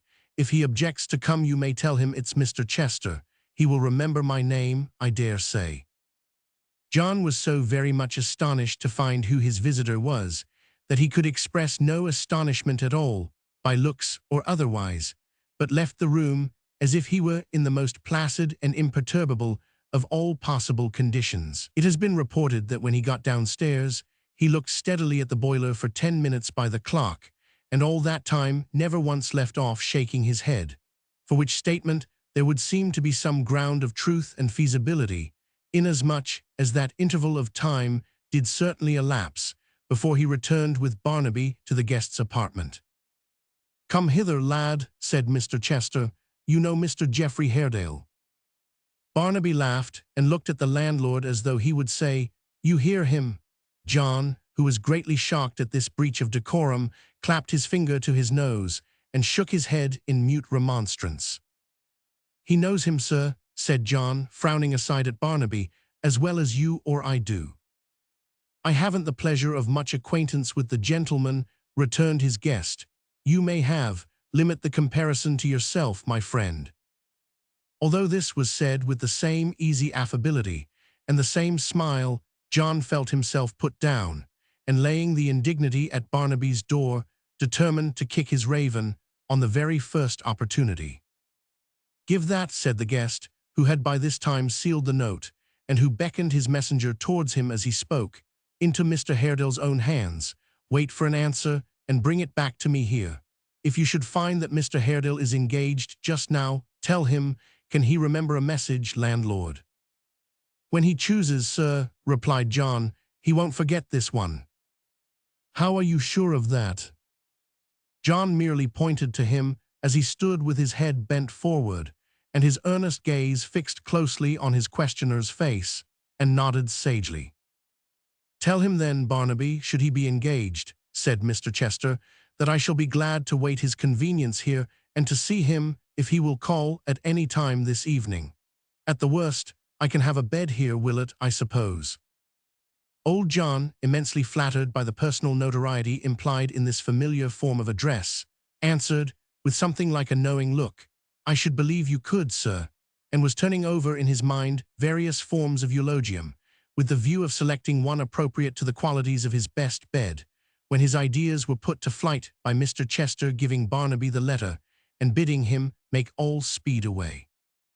"Speed," said Barnaby, folding the little packet in his breast, "speed. If you want to see hurry and mystery, come here." With that he put his hand, very much to John Willet's horror, on the guest's fine broadcloth sleeve, and led him stealthily to the back window. "Look down there," he said softly. "Do you mark how they whisper in each other's ears, then dance and leap, to make believe they are in sport? Do you see how they stop for a moment, when they think there is no one looking, and mutter among themselves again, and then how they roll and gambol, delighted with the mischief they've been plotting? Look at 'em now. See how they whirl and plunge, and now they stop again, and whisper cautiously together. Little thinking mind, how often I have lain upon the grass and watched them. I say, what is it that they plot and hatch, do you know?" "They are only clothes," returned the guest, "such as we wear, hanging on those lines to dry and fluttering in the wind." "Clothes," echoed Barnaby, looking close into his face and falling quickly back. "Ha ha, why how much better to be silly than as wise as you. You don't see shadowy people there, like those that live in sleep, not you. Nor eyes in the knotted panes of glass, nor swift ghosts when it blows hard, nor do you hear voices in the air, nor see men stalking in the sky, not you. I lead a merrier life than you with all your cleverness. You're the dull men, we're the bright ones. Ha ha, I'll not change with you, clever as you are, not I." With that he waved his hat above his head and darted off. "A strange creature, upon my word," said the guest, pulling out a handsome box and taking a pinch of snuff. "He wants imagination," said Mr. Willet, very slowly and after a long silence. "That's what he wants. I've tried to instill it into him many and many's the time, but John added this in confidence, he ain't made for it, that's the fact." To record that Mr. Chester smiled at John's remark would be little to the purpose, for he preserved the same conciliatory and pleasant look at all times. He drew his chair nearer to the fire, though, as a kind of hint that he would prefer to be alone, and John, having no reasonable excuse for remaining, left him to himself. Very thoughtful old John Willet was, while the dinner was preparing, and if his brain were ever less clear at one time than another, it is but reasonable to suppose that he addled it in no slight degree by shaking his head so much that day. That Mr. Chester, between whom and Mr. Haredale it was notorious to all the neighborhood, a deep and bitter animosity existed, should come down there for the sole purpose, as it seemed, of seeing him, and should choose the Maypole for their place of meeting, and should send to him express, were stumbling blocks John could not overcome. The only resource he had was to consult the boiler and wait impatiently for Barnaby's return. But Barnaby delayed beyond all precedent. The visitor's dinner was served, removed, his wine was set, the fire replenished, the hearth clean swept. The light waned without, it grew dusk, became quite dark, and still no Barnaby appeared. Yet though John Willet was full of wonder and misgiving, his guest sat cross-legged in the easy chair, to all appearance as little ruffled in his thoughts as in his dress. The same calm, easy, cool gentleman, without a care or thought beyond his golden toothpick. "Barnaby's late," John ventured to observe, as he placed a pair of tarnished candlesticks, some 3 feet high, upon the table, and snuffed the lights they held. "He is rather so," replied the guest, sipping his wine. He will not be much longer, I dare say." John coughed and raked the fire together. "As your roads bear no very good character, if I may judge from my son's mishap, though," said Mr. Chester, "and as I have no fancy to be knocked on the head, which is not only disconcerting at the moment, but places one, besides, in a ridiculous position with respect to the people who chance to pick one up, I shall stop here tonight. I think you said you had a bed to spare." "Such a bed, sir," returned John Willett. "Aye, such a bed as few, even of the gentry's houses, own. A fixture here, sir. I've heard say that bedstead is nigh 200 years of age. Your noble son, a fine young gentleman, slept in it last, sir, half a year ago." "Upon my life, a recommendation," said the guest, shrugging his shoulders and wheeling his chair nearer to the fire. "See that it be well aired, Mr. Willett, and let a blazing fire be lighted there at once. This house is something damp and chilly." John raked the faggots up again, more from habit than presence of mind or any reference to this remark, and was about to withdraw when a bounding step was heard upon the stair, and Barnaby came panting in. "He'll have his foot in the stirrup in an hour's time," he cried, advancing. "He has been riding hard all day, has just come home, but will be in the saddle again as soon as he has eat and drank to meet his loving friend." "Was that his message?" asked the visitor, looking up, but without the smallest discomposure, or at least without the show of any. "All but the last words," Barnaby rejoined. "He meant those, I saw that in his face." "This for your pains," said the other, putting money in his hand and glancing at him steadfastly. "This for your pains, sharp Barnaby." "For Grip and me and Hugh to share among us," he rejoined, putting it up and nodding as he counted it on his fingers. "Grip 1, me 2, Hugh 3, the dog, the goat, the cats. Well, we shall spend it pretty soon, I warn you. Stay, look, do you wise men see nothing there now?" He bent eagerly down on one knee and gazed intently at the smoke, which was rolling up the chimney in a thick black cloud. John Willett, who appeared to consider himself particularly and chiefly referred to under the term wise men, looked that way likewise, and with great solidity of feature. "Now where do they go to when they spring so fast up there?" asked Barnaby. Why do they tread so closely on each other's heels, and why are they always in a hurry, which is what you blame me for, when I only take pattern by these busy folk about me? More of 'em catching to each other's skirts, and as fast as they go, others come. What a merry dance it is! I would that Grip and I could frisk like that." "What has he in that basket at his back?" asked the guest after a few moments, during which Barnaby was still bending down to look higher up the chimney and earnestly watching the smoke. "In this," he answered, jumping up, before John Willett could reply, shaking it as he spoke, and stooping his head to listen. "In this, what is there here? Tell him." "A devil, a devil, a devil," cried a hoarse voice. "Here's money," said Barnaby, chinking it in his hand, "money for a treat, Grip."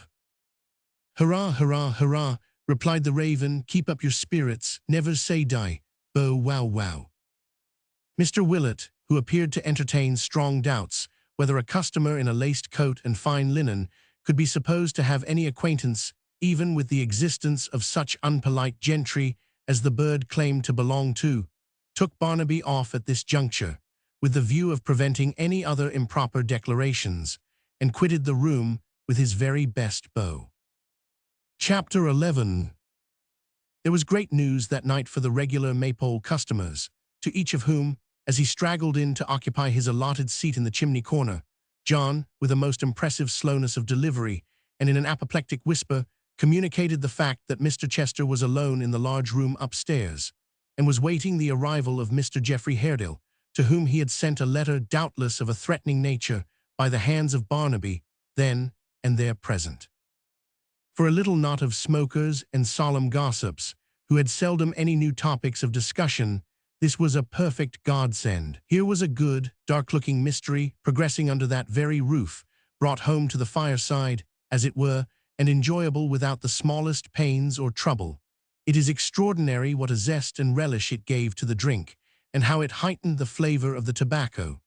Every man smoked his pipe with a face of grave and serious delight, and looked at his neighbor with a sort of quiet congratulation. Nay, it was felt to be such a holiday and special night, that on the motion of little Solomon Daisy, every man, including John himself, put down his sixpence for a can of flip, which grateful beverage was brewed with all dispatch, and set down in the midst of them on the brick floor, both that it might simmer and stew before the fire, and that its fragrant steam, rising up among them, and mixing with the wreaths of vapor from their pipes, might shroud them in a delicious atmosphere of their own, and shut out all the world. The very furniture of the room seemed to mellow and deepen in its tone. The ceiling and walls looked blacker and more highly polished, the curtains of a ruddier red, the fire burnt clear and high, and the crickets in the hearthstone chirped with a more than wonted satisfaction. There were present too, however, who showed but little interest in the general contentment.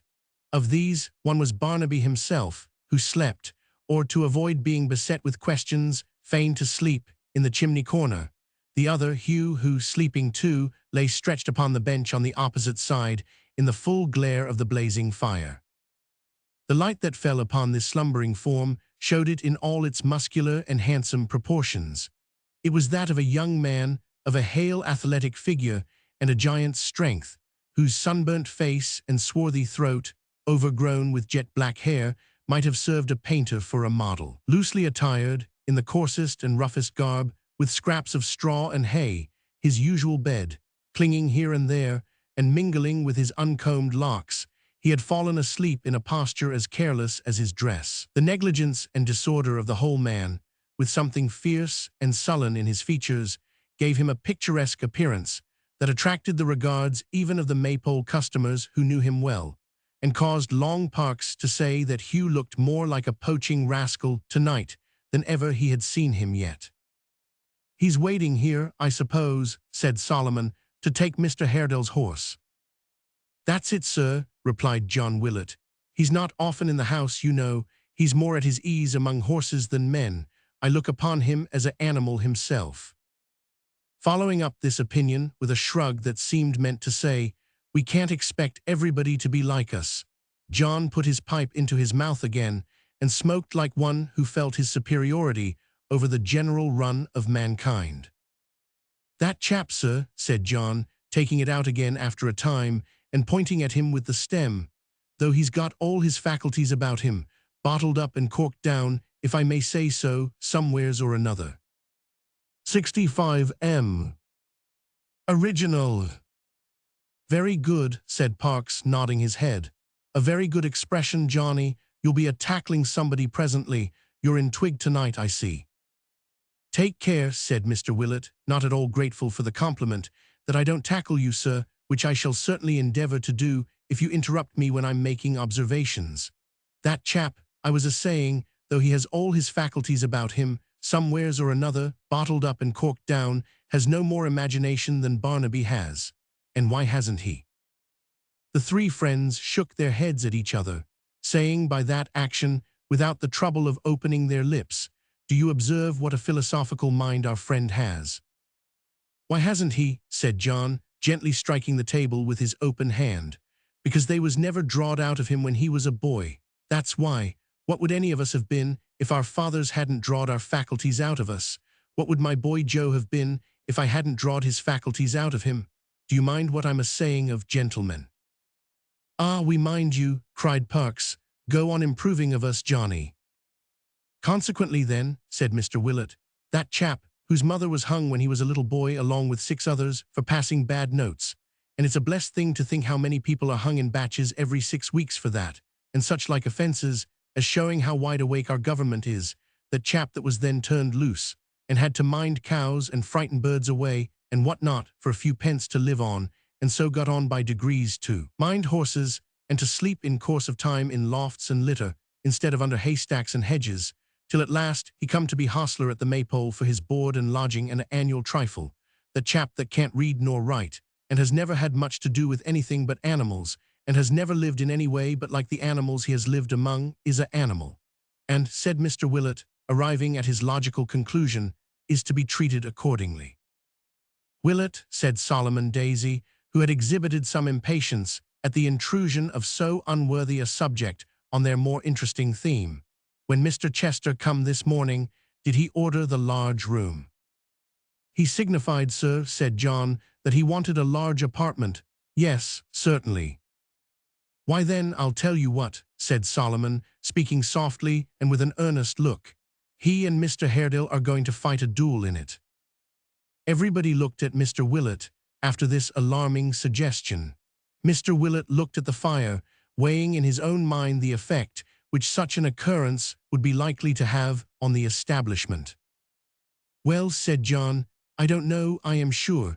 I remember that when I went up last, he had put the lights upon the mantel-shelf. It's as plain, returned Solomon, as the nose on Park's face. Mr. Parks, who had a large nose, rubbed it, and looked as if he considered this a personal allusion. They'll fight in that room. You know by the newspapers what a common thing it is for gentlemen to fight in coffee-houses without seconds. One of 'em will be wounded or perhaps killed in this house. That was a challenge that Barnaby took then, said John. Enclosing a slip of paper with the measure of his sword upon it, I'll bet a guinea, answered the little man. We know what sort of gentleman Mr. Haredale is. You have told us what Barnaby said about his looks when he came back. Depend upon it, I'm right. Now, mind. The flip had had no flavour till now. The tobacco had been of mere English growth, compared with its present taste. A duel in that great old rambling room upstairs, and the best bed ordered already for the wounded man. Would it be swords or pistols now, said John. Heaven knows, perhaps both, returned Solomon.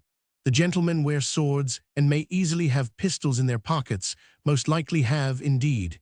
If they fire at each other without effect, then they'll draw and go to work in earnest. A shade passed over Mr. Willett's face as he thought of broken windows and disabled furniture, but bethinking himself that one of the parties would probably be left alive to pay the damage, he brightened up again. And then, said Solomon, looking from face to face, then we shall have one of those stains upon the floor that never come out. If Mr. Haredale wins, depend upon it, it'll be a deep one, or if he loses, it will perhaps be deeper still, for he'll never give in unless he's beaten down. We know him better, Better indeed, they whispered all together. As to its ever being got out again, said Solomon, I tell you it never will or can be. Why, do you know that it has been tried at a certain house we are acquainted with? The Warren, cried John. No, sure. Yes, sure, yes. It's only known by very few. It has been whispered about, though, for all that. They planed the board away, but there it was. They went deep, but it went deeper. They put new boards down, but there was one great spot that came through still and showed itself in the old place. And hark, draw nearer. Mr. Geoffrey made that room his study and sits there always with his foot, as I have heard, upon it. And he believes, through thinking of it long and very much, that it will never fade until he finds the man who did the deed. As this recital ended, and they all drew closer round the fire, the tramp of a horse was heard without. The very man, cried John, starting up. Hugh, Hugh. The sleeper staggered to his feet and hurried after him. John quickly returned, ushering in with great attention and deference, for Mr. Haredale was his landlord, the long-expected visitor, who strode into the room clanking his heavy boots upon the floor, and looking keenly round upon the bowing group, raised his hat in acknowledgment of their profound respect. You have a stranger here, Willett, who sent to me, he said, in a voice which sounded naturally stern and deep. Where is he? In the great room upstairs, sir, answered John. Show the way, your staircase is dark, I know. Gentlemen, good night. With that he signed to the landlord to go on before, and went clanking out and up the stairs. Old John, in his agitation, ingeniously lighting everything but the way, and making a stumble at every second step. Stop, he said, when they reached the landing. I can announce myself, don't wait. He laid his hand upon the door, entered, and shut it heavily. Mr. Willett was by no means disposed to stand there listening by himself, especially as the walls were very thick, so descended with much greater alacrity than he had come up, and joined his friends below. Chapter 12. There was a brief pause in the stateroom of the Maypole, as Mr. Haredale tried the lock to satisfy himself that he had shut the door securely, and striding up the dark chamber to where the screen enclosed a little patch of light and warmth, presented himself, abruptly and in silence, before the smiling guest.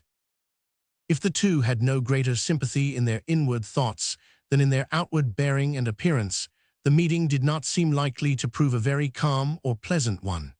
With no great disparity between them in point of years, they were, in every other respect, as unlike and far removed from each other as two men could well be. The one was soft-spoken, delicately made, precise and elegant. The other, a burly, square-built man, negligently dressed, rough and abrupt in manner, stern, and in his present mood, forbidding both in look and speech. The one preserved a calm and placid smile, the other a distrustful frown. The newcomer, indeed, appeared bent on showing by his every tone and gesture his determined opposition and hostility to the man he had come to meet. The guest who received him, on the other hand, seemed to feel that the contrast between them was all in his favor, and to derive a quiet exultation from it, which put him more at his ease than ever. "Haredale," said this gentleman, without the least appearance of embarrassment or reserve, "I am very glad to see you. Let us dispense with compliments. They are misplaced between us," returned the other, waving his hand, "and say plainly what we have to say. You have asked me to meet you. I am here. Why do we stand face to face again? Still the same frank and sturdy character, I see." "Good or bad, sir, I am," returned the other, leaning his arm upon the chimney-piece and turning a haughty look upon the occupant of the easy-chair, "the man I used to be. I have lost no old likings or dislikings. My memory has not failed me by a hair's breadth. You ask me to give you a meeting. I say I am here." "Our meeting, Haredale," said Mr. Chester, tapping his snuff-box and following with a smile the impatient gesture he had made, perhaps unconsciously, towards his sword, "is one of conference and peace, I hope." "I have come here," returned the other, "at your desire, holding myself bound to meet you when and where you would. I have not come to bandy pleasant speeches or hollow professions. You are a smooth man of the world, sir, and at such play have me at a disadvantage. The very last man on this earth with whom I would enter the lists to combat with gentle compliments and masked faces is Mr. Chester, I do assure you. I am not his match at such weapons, and have reason to believe that few men are." "You do me a great deal of honor, Haredale," returned the other, most composedly, "and I thank you. I will be frank with you." "I beg your pardon, will be what?" "Frank, open, perfectly candid." "Ha!" cried Mr. Haredale, drawing his breath, "but don't let me interrupt you." "So resolved am I to hold this course," returned the other, tasting his wine with great deliberation, "that I have determined not to quarrel with you and not to be betrayed into a warm expression or a hasty word." "There again," said Mr. Haredale, "you have me at a great advantage. Your self-command is not to be disturbed when it will serve my purpose, you would say," rejoined the other, interrupting him with the same complacency. "Granted, I allow it, and I have a purpose to serve now, so have you. I am sure our object is the same. Let us attain it like sensible men who have ceased to be boys some time. Do you drink?" "With my friends," returned the other. "At least," said Mr. Chester, "you will be seated." "I will stand," returned Mr. Haredale impatiently, "on this dismantled, beggared hearth, and not pollute it, fallen as it is, with mockeries. Go on." "You are wrong, Haredale," said the other, crossing his legs and smiling as he held his glass up in the bright glow of the fire. "You are really very wrong. The world is a lively place enough, in which we must accommodate ourselves to circumstances, sail with the stream as glibly as we can, be content to take froth for substance, the surface for the depth, the counterfeit for the real coin. I wonder no philosopher has ever established that our globe itself is hollow. It should be, if nature is consistent in her works." "You think it is, perhaps." "I should say," he returned, sipping his wine, "there could be no doubt about it. Well, we, in trifling with this jingling toy, have had the ill luck to jostle and fall out. We are not what the world calls friends, but we are as good and true and loving friends for all that, as 9 out of every 10 of those on whom it bestows the title. You have a niece, and I a son, a fine lad, Haredale, but foolish. They fall in love with each other, and form what this same world calls an attachment, meaning a something fanciful and false like the rest, which, if it took its own free time, would break like any other bubble. But it may not have its own free time, will not if they are left alone, and the question is, shall we too, because society calls us enemies, stand aloof and let them rush into each other's arms, when by approaching each other sensibly, as we do now, we can prevent it and part them? "I love my niece," said Mr. Haredale after a short silence. "It may sound strangely in your ears, but I love her." "Strangely, my good fellow," cried Mr. Chester, lazily filling his glass again and pulling out his toothpick. "Not at all. I like Ned too, or as you say, love him. That's the word among such near relations. I'm very fond of Ned.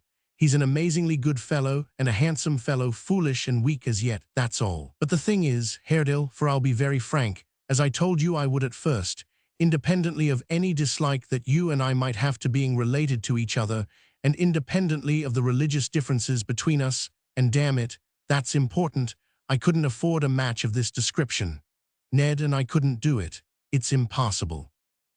"Curb your tongue, in God's name, if this conversation is to last," retorted Mr. Haredale fiercely. "I have said I love my niece. Do you think that, loving her, I would have her fling her heart away on any man who had your blood in his veins?"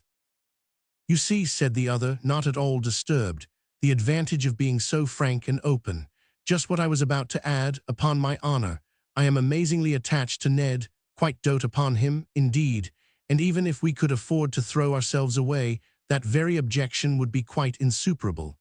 I wish you'd take some wine." "Mark me," said Mr. Haredale, striding to the table and laying his hand upon it heavily. "If any man believes, presumes to think, that I in word or deed, or in the wildest dream, ever entertained remotely the idea of Emma Haredale's favoring the suit of anyone who was akin to you, in any way, I care not what, he lies. He lies, and does me grievous wrong in the mere thought." "Haredale," returned the other, rocking himself to and fro as in assent, and nodding at the fire, "it's extremely manly, and really very generous in you, to meet me in this unreserved and handsome way. Upon my word, those are exactly my sentiments, only expressed with much more force and power than I could use. You know my sluggish nature, and will forgive me, I am sure. While I would restrain her from all correspondence with your son, and sever their intercourse here, though it should cause her death," said Mr. Haredale, who had been pacing to and fro, "I would do it kindly and tenderly if I can. I have a trust to discharge, which my nature is not formed to understand, and for this reason, the bare fact of there being any love between them comes upon me tonight, almost for the first time." "I am more delighted than I can possibly tell you," rejoined Mr. Chester with the utmost blandness, "to find my own impressions so confirmed. You see the advantage of our having met. We understand each other. We quite agree. We have a most complete and thorough explanation, and we know what course to take. Why don't you taste your tenant's wine? It's really very good." "Pray who," said Mr. Haredale, "have aided Emma or your son? Who are their go-betweens and agents, do you know?" "All the good people hereabouts, the neighborhood in general, I think," returned the other with his most affable smile. "The messenger I sent to you today, foremost among them all. The idiot, Barnaby." "You are surprised. I am glad of that, for I was rather so myself. Yes, I wrung that from his mother, a very decent sort of woman, from whom, indeed, I chiefly learnt how serious the matter had become, and so determined to ride out here today and hold a parley with you on this neutral ground. You're stouter than you used to be, Haredale, but you look extremely well." "Our business, I presume, is nearly at an end," said Mr. Haredale, with an expression of impatience he was at no pains to conceal. "Trust me, Mr. Chester, my niece shall change from this time. I will appeal," he added in a lower tone, "to her woman's heart, her dignity, her pride, her duty." "I shall do the same by Ned," said Mr. Chester, restoring some errant faggots to their places in the grate with the toe of his boot. "If there is anything real in this world, it is those amazingly fine feelings and those natural obligations which must subsist between father and son. I shall put it to him on every ground of moral and religious feeling. I shall represent to him that we cannot possibly afford it, that I have always looked forward to his marrying well, for a genteel provision for myself in the autumn of life, that there are a great many clamorous dogs to pay, whose claims are perfectly just and right, and who must be paid out of his wife's fortune. In short, that the very highest and most honorable feelings of our nature, with every consideration of filial duty and affection and all that sort of thing, imperatively demand that he should run away with an heiress and break her heart as speedily as possible," said Mr. Haredale, drawing on his glove. "There, Ned will act exactly as he pleases," returned the other, sipping his wine. "That's entirely his affair. I wouldn't for the world interfere with my son, Haredale, beyond a certain point. The relationship between father and son, you know, is positively quite a holy kind of bond. Won't you let me persuade you to take one glass of wine? Well, as you please," he added, helping himself again. "Chester," said Mr. Haredale, after a short silence, during which he had eyed his smiling face from time to time intently, "you have the head and heart of an evil spirit in all matters of deception." "Your health," said the other with a nod, "but I have interrupted you." "If now," pursued Mr. Haredale, "we should find it difficult to separate these young people and break off their intercourse, if, for instance, you find it difficult on your side, what course do you intend to take?" "Nothing plainer, my good fellow, nothing easier," returned the other, shrugging his shoulders and stretching himself more comfortably before the fire. "I shall then exert those powers on which you flatter me so highly, though, upon my word, I don't deserve your compliments to their full extent, and resort to a few little trivial subterfuges for rousing jealousy and resentment. You see. In short, justifying the means by the end, we are, as a last resource for tearing them asunder, to resort to treachery and lying," said Mr. Haredale. "Oh dear no, fie," returned the other, relishing a pinch of snuff extremely. "Not lying, only a little management, a little diplomacy, a little intriguing, that's the word."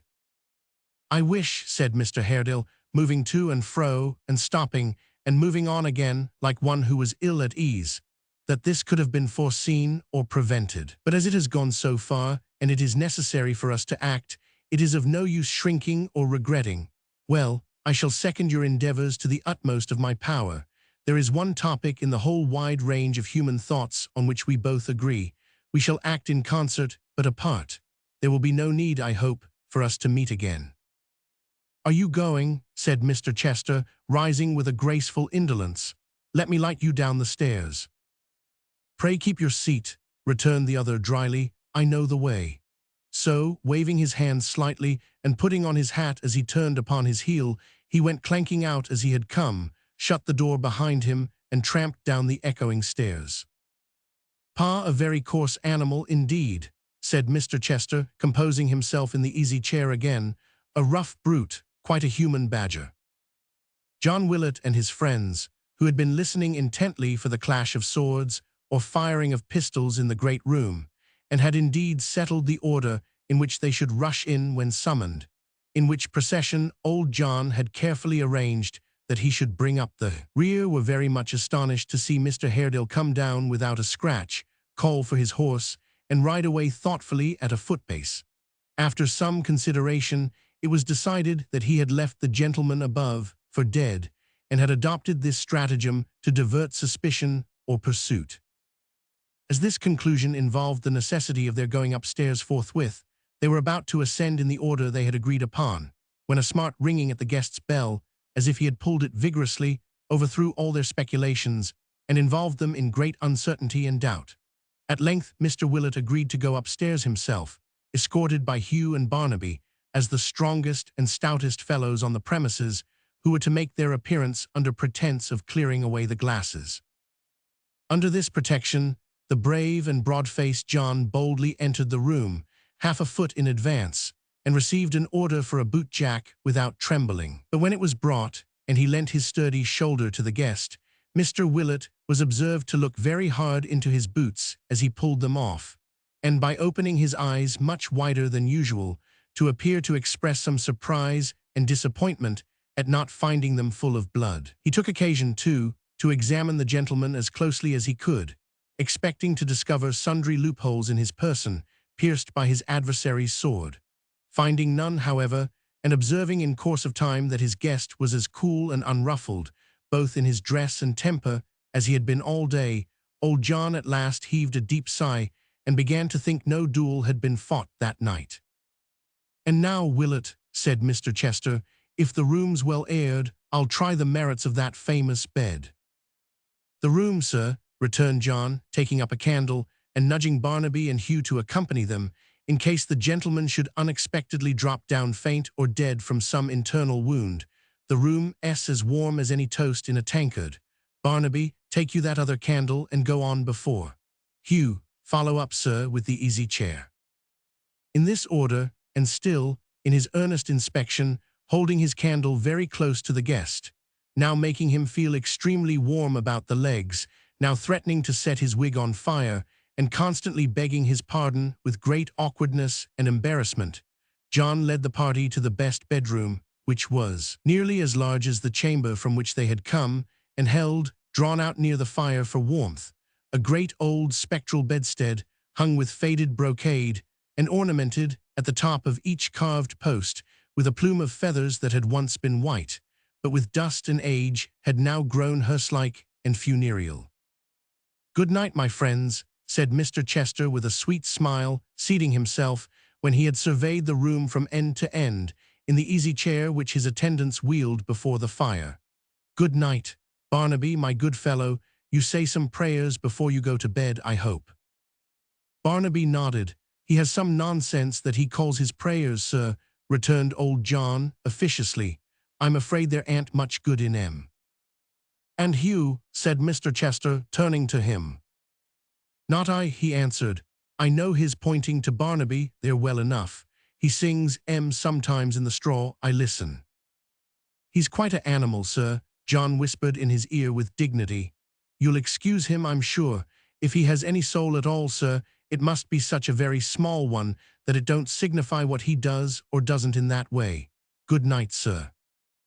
The guest rejoined, "God bless you," with a fervor that was quite affecting, and John, beckoning his guards to go before, bowed himself out of the room and left him to his rest in the Maypole's ancient bem. Original. Chapter 13. If Joseph Willett, the denounced and proscribed of prentices, had happened to be at home when his father's courtly guest presented himself before the Maypole door, that is, if it had not perversely chanced to be one of the half-dozen days in the whole year on which he was at liberty to absent himself for as many hours without question or reproach, he would have contrived, by hook or crook, to dive to the very bottom of Mr. Chester's mystery, and to come at his purpose with as much certainty as though he had been his confidential adviser. In that fortunate case, the lovers would have had quick warning of the ills that threatened them, and the aid of various timely and wise suggestions to boot, for all Joe's readiness of thought and action, and all his sympathies and good wishes, were enlisted in favor of the young people, and were staunch in devotion to their cause. Whether this disposition arose out of his old prepossessions in favor of the young lady, whose history had surrounded her in his mind, almost from his cradle, with circumstances of unusual interest, or from his attachment towards the young gentleman, into whose confidence he had, through his shrewdness and alacrity, and the rendering of sundry important services as a spy and messenger, almost imperceptibly glided, whether they had their origin in either of these sources, or in the habit natural to youth, or in the constant badgering and worrying of his venerable parent, or in any hidden little love affair of his own, which gave him something of a fellow feeling in the matter, it is needless to inquire, especially as Joe was out of the way, and had no opportunity on that particular occasion of testifying to his sentiments either on one side or the other. It was, in fact, the 25th of March, which, as most people know to their cost, is, and has been time out of mind, one of those unpleasant epochs termed quarter days. On this 25th of March, it was John Willett's pride annually to settle, in hard cash, his account with a certain vintner and distiller in the city of London, to give into whose hands a canvas bag containing its exact amount, and not a penny more or less, was the end and object of a journey for Joe, so surely as the year and day came round. This journey was performed upon an old grey mare, concerning whom John had an indistinct set of ideas hovering about him, to the effect that she could win a plate or cup if she tried. She never had tried, and probably never would now, being some 14 or 15 years of age, short in wind, long in body, and rather the worse for wear in respect of her mane and tail. Notwithstanding these slight defects, John perfectly gloried in the animal, and when she was brought round to the door by Hugh, actually retired into the bar, and there, in a secret grove of lemons, laughed with pride. "There's a bit of horseflesh, Hugh," said John, when he had recovered enough self-command to appear at the door again. "There's a comely creature, there's high mettle, there's bone." There was bone enough beyond all doubt, and so Hugh seemed to think, as he sat sideways in the saddle, lazily doubled up with his chin nearly touching his knees, and heedless of the dangling stirrups and loose bridle rein, sauntered up and down on the little green before the door. "Mind you take good care of her, sir," said John, appealing from this insensible person to his son and heir, who now appeared fully equipped and ready. "Don't you ride hard." "I should be puzzled to do that, I think, father," Joe replied, casting a disconsolate look at the animal. "None of your impudence, sir, if you please," retorted old John. "What would you ride, sir? A wild ass or zebra would be too tame for you, wouldn't he, eh, sir? You'd like to ride a roaring lion, wouldn't you, sir, eh, sir? Hold your tongue, sir." When Mr. Willett, in his differences with his son, had exhausted all the questions that occurred to him, and Joe had said nothing at all in answer, he generally wound up by bidding him hold his tongue. "And what does the boy mean?" added Mr. Willett, after he had stared at him for a little time in a species of stupefaction, "by cocking his hat to such an extent? Are you going to kill the vintner, sir?" "No," said Joe tartly, "I'm not. Now your mind's at ease, father." "With a military air, too," said Mr. Willett, surveying him from top to toe, "with a swaggering, fire-eating, biling-water-drinking sort of way with him. And what do you mean by pulling up the crocuses and snowdrops, eh, sir?" "It's only a little nosegay," said Joe, reddening. "There's no harm in that, I hope." "You're a boy of business, you are, sir," said Mr. Willett disdainfully, "to go supposing that vintners care for nosegays." "I don't suppose anything of the kind," returned Joe. "Let them keep their red noses for bottles and tankards. These are going to Mr. Varden's house." "And do you suppose he minds such things as crocuses?" demanded John. "I don't know, and to say the truth, I don't care," said Joe. "Come, father, give me the money, and in the name of patience let me go." "There it is, sir," replied John, "and take care of it, and mind you don't make too much haste back, but give the mare a long rest. Do you mind?" I mind," returned Joe. "She'll need it, heaven knows." "And don't you score up too much at the Black Lion," said John. "Mind that too." "Then why don't you let me have some money of my own?" retorted Joe sorrowfully. "Why don't you, father? What do you send me into London for, giving me only the right to call for my dinner at the Black Lion, which you're to pay for next time you go, as if I was not to be trusted with a few shillings? Why do you use me like this? It's not right of you. You can't expect me to be quiet under it." "Let him have money," cried John in a drowsy reverie. "What does he call money? Guineas? Hasn't he got money? Over and above the tolls, hasn't he 1 and 6 pence? 1 and 6 pence, repeated his son contemptuously. "Yes, sir," returned John, 1 and 6 pence. "When I was your age, I had never seen so much money in a heap. A shilling of it is in case of accidents, the mare casting a shoe or the like of that. The other 6 pence is to spend in the diversions of London, and the diversion I recommend is going to the top of the monument and sitting there. There's no temptation there, sir, no drink, no young women, no bad characters of any sort, nothing but imagination. That's the way I enjoyed myself when I was your age, sir."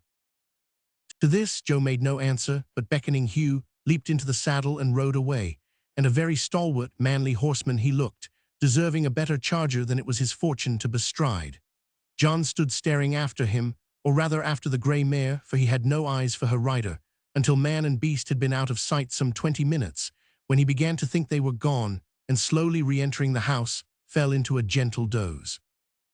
The unfortunate grey mare, who was the agony of Joe's life, floundered along at her own will and pleasure until the maypole was no longer visible, and then, contracting her legs into what in a puppet would have been looked upon as a clumsy and awkward imitation of a canter, mended her pace all at once, and did it of her own accord. The acquaintance with her rider's usual mode of proceeding, which suggested this improvement in hers, impelled her likewise to turn up a byway, leading, not to London, but through lanes running parallel with the road they had come, and passing within a few hundred yards of the maypole, which led finally to an enclosure surrounding a large, old, red-brick mansion, the same of which mention was made as the Warren in the first chapter of this history.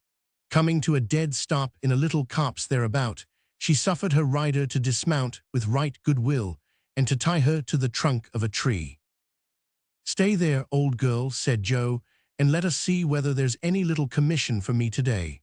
So saying, he left her to browse upon such stunted grass and weeds as happened to grow within the length of her tether, and passing through a wicket gate, entered the grounds on foot. The pathway, after a very few minutes' walking, brought him close to the house, towards which, and especially towards one particular window, he directed many covert glances. It was a dreary, silent building, with echoing courtyards, desolated turret chambers, and whole suites of rooms shut up and mouldering to ruin. The terrace garden, dark with the shade of overhanging trees, had an air of melancholy that was quite oppressive. Great iron gates, disused for many years and red with rust, drooping on their hinges and overgrown with long rank grass, seemed as though they tried to sink into the ground and hide their fallen state among the friendly weeds. The fantastic monsters on the walls, green with age and damp, and covered here and there with moss, looked grim and desolate. There was a somber aspect even on that part of the mansion which was inhabited and kept in good repair, that struck the beholder with a sense of sadness, of something forlorn and failing, whence cheerfulness was banished. It would have been difficult to imagine a bright fire blazing in the dull and darkened rooms, or to picture any gaiety of heart or revelry that the frowning walls shut in. It seemed a place where such things had been, but could be no more, the very ghost of a house, haunting the old spot in its old outward form, and that was all. Much of this decayed and somber look was attributable, no doubt, to the death of its former master and the temper of its present occupant. But remembering the tale connected with the mansion, it seemed the very place for such a deed, and one that might have been its predestined theatre years upon years ago. Viewed with reference to this legend, the sheet of water where the steward's body had been found appeared to wear a black and sullen character, such as no other pool might own. The bell upon the roof that had told the tale of murder to the midnight wind became a very phantom whose voice would raise the listener's hair on end, and every leafless bough that nodded to another had its stealthy whispering of the crime. Joe paced up and down the path, sometimes stopping in affected contemplation of the building or the prospect, sometimes leaning against a tree with an assumed air of idleness and indifference, but always keeping an eye upon the window he had singled out at first. After some quarter of an hour's delay, a small white hand was waved to him for an instant from this casement, and the young man, with a respectful bow, departed, saying under his breath as he crossed his horse again, "No errand for me today." But the air of smartness, the cock of the hat to which John Willett had objected, and the spring nosegay all betokened some little errand of his own, having a more interesting object than a vintner or even a locksmith. So indeed it turned out, for when he had settled with the vintner, whose place of business was down in some deep cellars hard by Thames Street, and who was as purple-faced an old gentleman as if he had all his life supported their arched roof on his head, when he had settled the account, and taken the receipt, and declined tasting more than 3 glasses of old sherry, to the unbounded astonishment of the purple-faced vintner, who, gimlet in hand, had projected an attack upon at least a score of dusty casks, and who stood transfixed, or morally gimleted as it were, to his own wall, when he had done all this, and disposed besides of a frugal dinner at the Black Lion in Whitechapel. Spurning the monument and John's advice, he turned his steps towards the locksmith's house, attracted by the eyes of blooming Dolly Varden. Joe was by no means a sheepish fellow, but for all that, when he got to the corner of the street in which the locksmith lived, he could by no means make up his mind to walk straight to the house. First, he resolved to stroll up another street for 5 minutes, then up another street for 5 minutes more, and so on until he had lost full half an hour, when he made a bold plunge and found himself with a red face and a beating heart in the smoky workshop. "Joe Willett or his ghost," said Varden, rising from the desk at which he was busy with his books and looking at him under his spectacles. "Which is it? Joe in the flesh, eh? That's hearty, And how are all the Chigwell company, Joe? Much as usual, sir. They and I agree as well as ever. Well, well, said the locksmith. We must be patient, Joe, and bear with old folks' foibles. How's the mare, Joe? Does she do the 4 miles an hour as easily as ever? Ha, ha, ha, does she, Joe? What have we there, Joe, a nosegay? A very poor one, sir. I thought Miss Darley. No, no, said Gabriel, dropping his voice and shaking his head. Not Darley. Give M to her mother, Joe. A great deal better give M to her mother. Would you mind giving M to Mrs. Varden, Joe? Oh, no, sir, Joe replied, and endeavoring, but not with the greatest possible success, to hide his disappointment. I shall be very glad, I'm sure. That's right, said the locksmith, patting him on the back. It don't matter who has M, Joe. Not a bit, sir. Dear heart, how the words stuck in his throat. Come in, said Gabriel. I have just been called to tea. She's in the parlor. She thought, Joe, which of M, I wonder, Mrs. or Miss? The locksmith settled the doubt as neatly as if it had been expressed aloud by leading him to the door and saying, Martha, my dear, here's young Mr. Willett.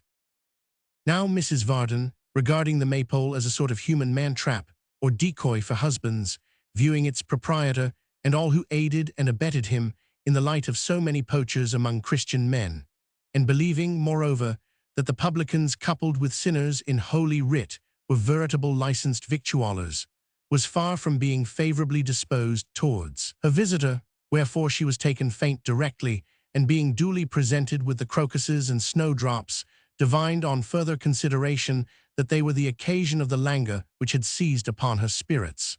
I'm afraid I couldn't bear the room another minute, said the good lady. If they remained here, would you excuse my putting them out of window? Joe begged she wouldn't mention it on any account, and smiled feebly as he saw them deposited on the sill outside. If anybody could have known the pains he had taken to make up that despised and misused bunch of flowers. I feel it quite a relief to get rid of them, I assure you, said Mrs. Varden. I'm better already. And indeed she did appear to have plucked up her spirits. Joe expressed his gratitude to Providence for this favorable dispensation, and tried to look as if he didn't wonder where Darley was. You're sad people at Chigwell, Mr. Joseph, said Mrs. V. I hope not, ma'am, returned Joe. You're the cruelest and most inconsiderate people in the world, said Mrs. Varden, bridling. I wonder old Mr. Willett, having been a married man himself, doesn't know better than to conduct himself as he does. His doing it for profit is no excuse. I would rather pay the money 20 times over and have Varden come home like a respectable and sober tradesman. If there is one character, said Mrs. Varden with great emphasis, that offends and disgusts me more than another, it is a sot. Come, Martha, my dear, said the locksmith cheerily, let us have tea, and don't let us talk about sots. There are none here, and Joe don't want to hear about them, I dare say. At this crisis, Miggs appeared with toast. I dare say he does not, said Mrs. Varden, and I dare say you do not, Varden. It's a very unpleasant subject, I have no doubt, though I won't say it's personal. Miggs coughed. Whatever I may be forced to think, Miggs sneezed expressively. You never will know, Varden, and nobody at young Mr. Willett's age, you'll excuse me, sir, can be expected to know what a woman suffers when she is waiting at home under such circumstances. If you don't believe me, as I know you don't, here's Miggs, who is only too often a witness of it, ask her. Oh, she were very bad the other night, sir, indeed she were, said Miggs. If you hadn't the sweetness of an angel in you, Mim, I don't think you could a-bear it, I rallie don't. Miggs, said Mrs. Varden, you're profane. Begging your pardon, Mim, returned Miggs with shrill rapidity, such was not my intentions, and such I hope is not my character, though I am but a servant. Answering me, Miggs, and providing yourself, retorted her mistress, looking round with dignity, is one and the same thing. How dare you speak of angels in connection with your sinful fellow beings? Mere, said Mrs. Varden, glancing at herself in a neighboring mirror, and arranging the ribbon of her cap in a more becoming fashion, mere worms and grovellers as we are. I did not intend, Mim, if you please, to give offence, said Miggs, confident in the strength of her compliment and developing strongly in the throat as usual, and I did not expect it would be took as such. I hope I know my own unworthiness, and that I hate and despise myself and all my fellow creatures as every practicable Christian should. You'll have the goodness, if you please, said Mrs. Varden loftily, to step upstairs and see if Dolly has finished dressing, and to tell her that the chair that was ordered for her will be here in a minute, and that if she keeps it waiting, I shall send it away that instant. I'm sorry to see that you don't take your tea, Varden, and that you don't take yours, Mr. Joseph, though of course it would be foolish of me to expect that anything that can be had at home, and in the company of females, would please you. This pronoun was understood in the plural sense, and included both gentlemen, upon both of whom it was rather hard and undeserved, for Gabriel had applied himself to the meal with a very promising appetite, until it was spoilt by Mrs. Varden herself, and Joe had as great a liking for the female society of the locksmith's house, or for a part of it at all events, as man could well entertain. But he had no opportunity to say anything in his own defense, for at that moment Dolly herself appeared, and struck him quite dumb with her beauty. Never had Dolly looked so handsome as she did then, in all the glow and grace of youth, with all her charms increased 100-fold by a most becoming dress, by 1,000 little coquettish ways which nobody could assume with a better grace, and all the sparkling expectation of that accursed party. It is impossible to tell how Joe hated that party wherever it was, and all the other people who were going to it, whoever they were. And she hardly looked at him, no, hardly looked at him. And when the chair was seen through the open door coming blundering into the workshop, she actually clapped her hands and seemed glad to go. But Joe gave her his arm, there was some comfort in that, and handed her into it. To see her seat herself inside, with her laughing eyes brighter than diamonds, and her hand, surely she had the prettiest hand in the world, on the ledge of the open window, and her little finger provokingly and pertly tilted up, as if it wondered why Joe didn't squeeze or kiss it. To think how well one or two of the modest snowdrops would have become that delicate bodice, and how they were lying neglected outside the parlor window. To see how Miggs looked on, with a face expressive of knowing how all this loveliness was got up, and of being in the secret of every string and pin and hook and eye, and of saying it ain't half as real as you think, and I could look quite as well myself if I took the pains. To hear that provoking precious little scream when the chair was hoisted on its poles, and to catch that transient but not to be forgotten vision of the happy face within, what torments and aggravations, and yet what delights were these! The very chairmen seemed favored rivals as they bore her down the street. There never was such an alteration in a small room in a small time as in that parlor when they went back to finish tea. So dark, so deserted, so perfectly disenchanted. It seemed such sheer nonsense to be sitting tamely there, when she was at a dance with more lovers than man could calculate fluttering about her, with the whole party doting on and adoring her, and wanting to marry her. Miggs was hovering about too, and the fact of her existence, the mere circumstance of her ever having been born, appeared after Dolly such an unaccountable practical joke. It was impossible to talk. It couldn't be done. He had nothing left for it but to stir his tea round and round and round, and ruminate on all the fascinations of the locksmith's lovely daughter. Gabriel was dull too. It was a part of the certain uncertainty of Mrs. Varden's temper that when they were in this condition, she should be gay and sprightly. I need have a cheerful disposition, I am sure, said the smiling housewife, to preserve any spirits at all, and how I do it I can scarcely tell. Ah, Mim, sighed Miggs, begging your pardon for the interruption, there ain't a many like you. Take away, Miggs, said Mrs. Varden, rising, take away, pray. I know I'm a restraint here, and as I wish everybody to enjoy themselves as they best can, I feel I had better go. No, no, Martha, cried the locksmith. Stop here. I'm sure we shall be very sorry to lose you, Joe? Joe started and said certainly. Thank you, Varden, my dear, returned his wife, but I know your wish is better. Tobacco and beer, or spirits, have much greater attractions than any I can boast of, and therefore I shall go and sit upstairs and look out of window, my love. Good night, Mr. Joseph. I'm very glad to have seen you, and I only wish I could have provided something more suitable to your taste, Remember me very kindly, if you please, to old Mr. Willett, and tell him that whenever he comes here, I have a crow to pluck with him. Good night."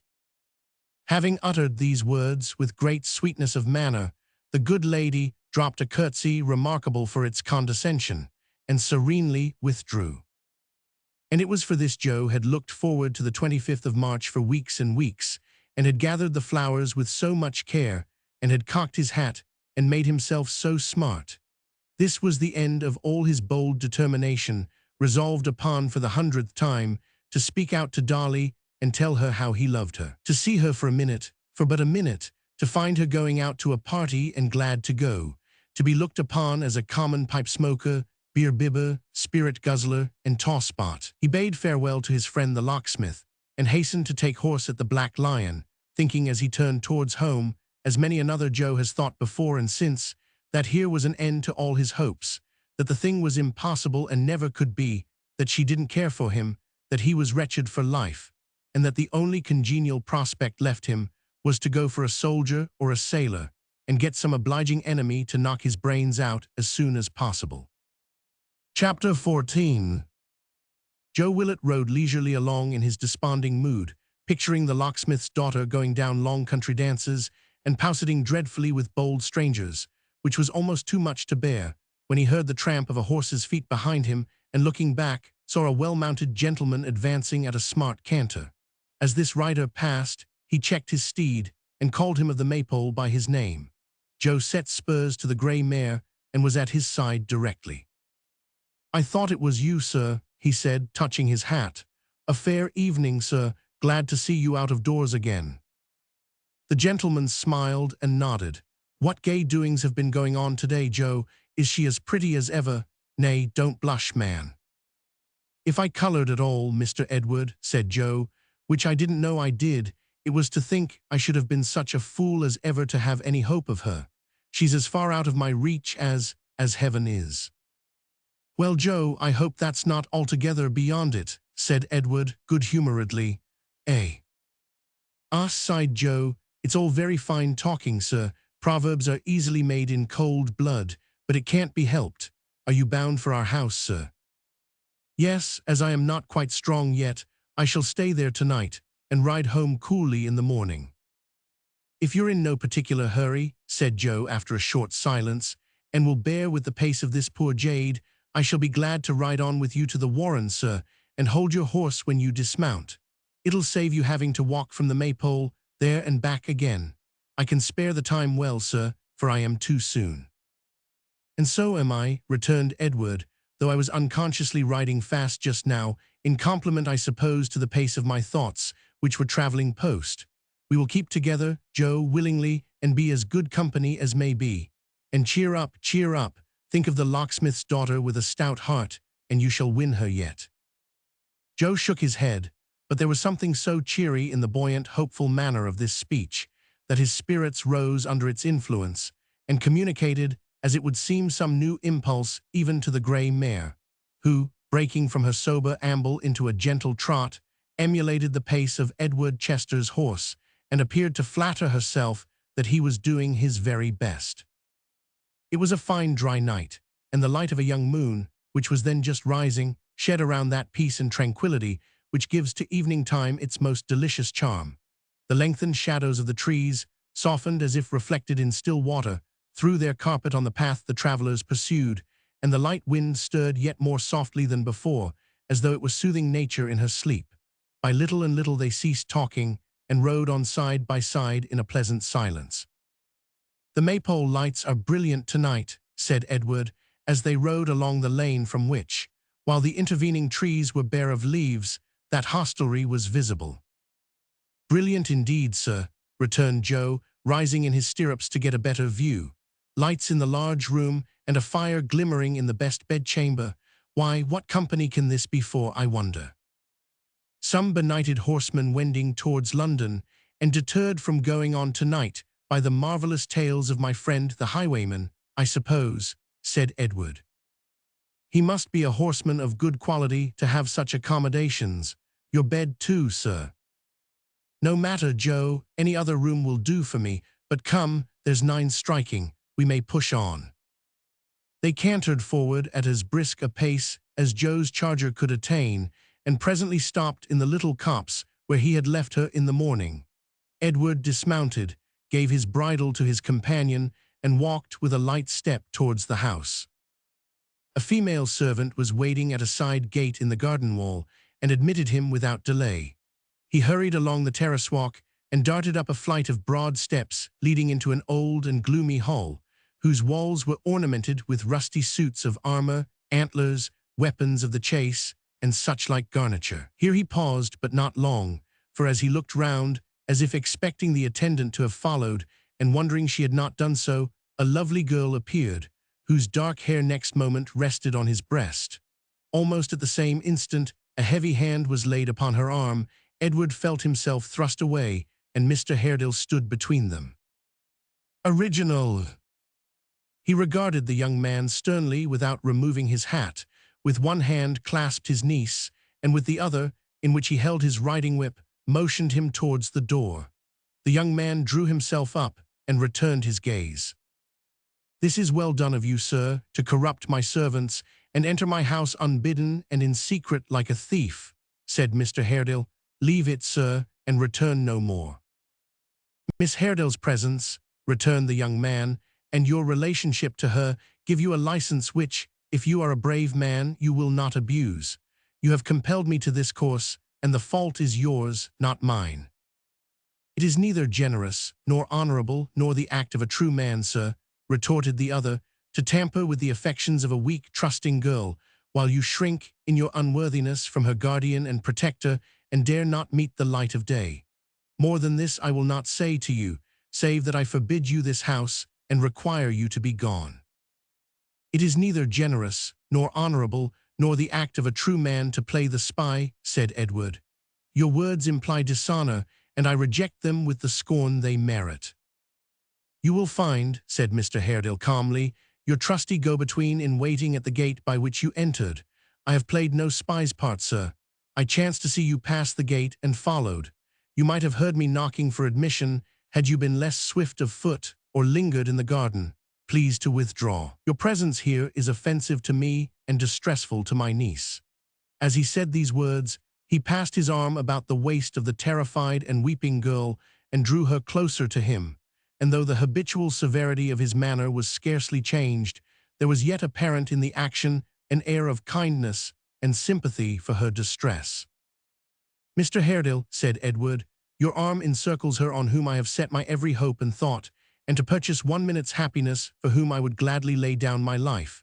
This house is the casket that holds the precious jewel of my existence. Your niece has plighted her faith to me, and I have plighted mine to her. What have I done that you should hold me in this light esteem and give me these discourteous words?" "You have done that, sir," answered Mr. Haredale, "which must be undone. You have tied a lover's knot here which must be cut asunder. Take good heed of what I say, must. I cancel the bond between ye. I reject you and all of your kith and kin, all the false, hollow, heartless stock." "High words, sir," said Edward scornfully. "Words of purpose and meaning, as you will find," replied the other. "Lay them to heart." "Lay you then these," said Edward. "Your cold and sullen temper, which chills every breast about you, which turns affection into fear, and changes duty into dread, has forced us on this secret course, repugnant to our nature and our wish, and far more foreign, sir, to us than you. I am not a false, a hollow, or a heartless man. The character is yours, who poorly venture on these injurious terms against the truth, and under the shelter whereof I reminded you just now. You shall not cancel the bond between us. I will not abandon this pursuit. I rely upon your niece's truth and honor, and set your influence at naught. I leave her with a confidence in her pure faith, which you will never weaken, and with no concern but that I do not leave her in some gentler care." With that, he pressed her cold hand to his lips, and once more encountering and returning Mr. Haredale's steady look, withdrew. A few words to Joe as he mounted his horse sufficiently explained what had passed, and renewed all that young gentleman's despondency with tenfold aggravation. They rode back to the Maypole without exchanging a syllable, and arrived at the door with heavy hearts. Old John, who had peeped from behind the red curtain as they rode up shouting for Hugh, was out directly, and said, with great importance, as he held the young man's stirrup, "He's comfortable in bed, the best bed, a thorough gentleman, the smillingest, affablest gentleman I ever had to do with." "Who will it?" said Edward carelessly, as he dismounted. "Your worthy father, sir," replied John, "your honourable, venerable father." "What does he mean?" said Edward, looking with a mixture of alarm and doubt at Joe. "What do you mean?" said Joe. "Don't you see Mr. Edward doesn't understand, father?" "Why didn't you know of it, sir?" said John, opening his eyes wide. "How very singular. Bless you, he's been here ever since noon today, and Mr. Haredale has been having a long talk with him, and hasn't been gone an hour." "My father, will it?" "Yes, sir, he told me so. A handsome, slim, upright gentleman in green and gold. In your old room up yonder, sir. No doubt you can go in, sir," said John, walking backwards into the road and looking up at the window. "He hasn't put out his candles yet, I see." Edward glanced at the window also, and hastily murmuring that he had changed his mind, forgotten something, and must return to London, mounted his horse again and rode away, leaving the Willets, father and son, looking at each other in mute astonishment. Chapter 15. At noon next day, John Willet's guest sat lingering over his breakfast in his own home, surrounded by a variety of comforts, which left the Maypole's highest flight and utmost stretch of accommodation at an infinite distance behind, and suggested comparisons very much to the disadvantage and disfavor of that venerable tavern. In the broad, old-fashioned window seat, as capacious as many modern sofas, and cushioned to serve the purpose of a luxurious settee, in the broad, old-fashioned window seat of a roomy chamber, Mr. Chester lounged, very much at his ease, over a well-furnished breakfast table. He had exchanged his riding coat for a handsome morning gown, his boots for slippers, had been at great pains to atone for the having been obliged to make his toilet when he rose without the aid of dressing-case and tiring equipage, and having gradually forgotten through these means the discomforts of an indifferent night and an early ride, was in a state of perfect complacency, indolence, and satisfaction. The situation in which he found himself, indeed, was particularly favorable to the growth of these feelings, for not to mention the lazy influence of a late and lonely breakfast, with the additional sedative of a newspaper, there was an air of repose about his place of residence peculiar to itself, and which hangs about it even in these times, when it is more bustling and busy than it was in days of yore. There are still worse places than the Temple, on a sultry day, for basking in the sun or resting idly in the shade. There is yet a drowsiness in its courts, and a dreamy dullness in its trees and gardens. Those who pace its lanes and squares may yet hear the echoes of their footsteps on the sounding stones, and read upon its gates, in passing from the tumult of the Strand or Fleet Street.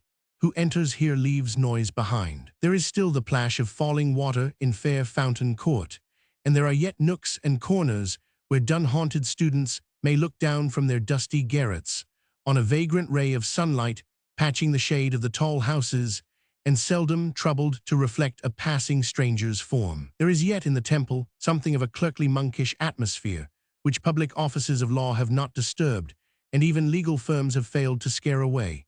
In summertime, its pumps suggest to thirsty idlers springs cooler and more sparkling and deeper than other wells, and as they trace the spillings of full pitchers on the heated ground, they snuff the freshness, and sighing cast sad looks towards the Thames, and think of baths and boats, and saunter on despondent.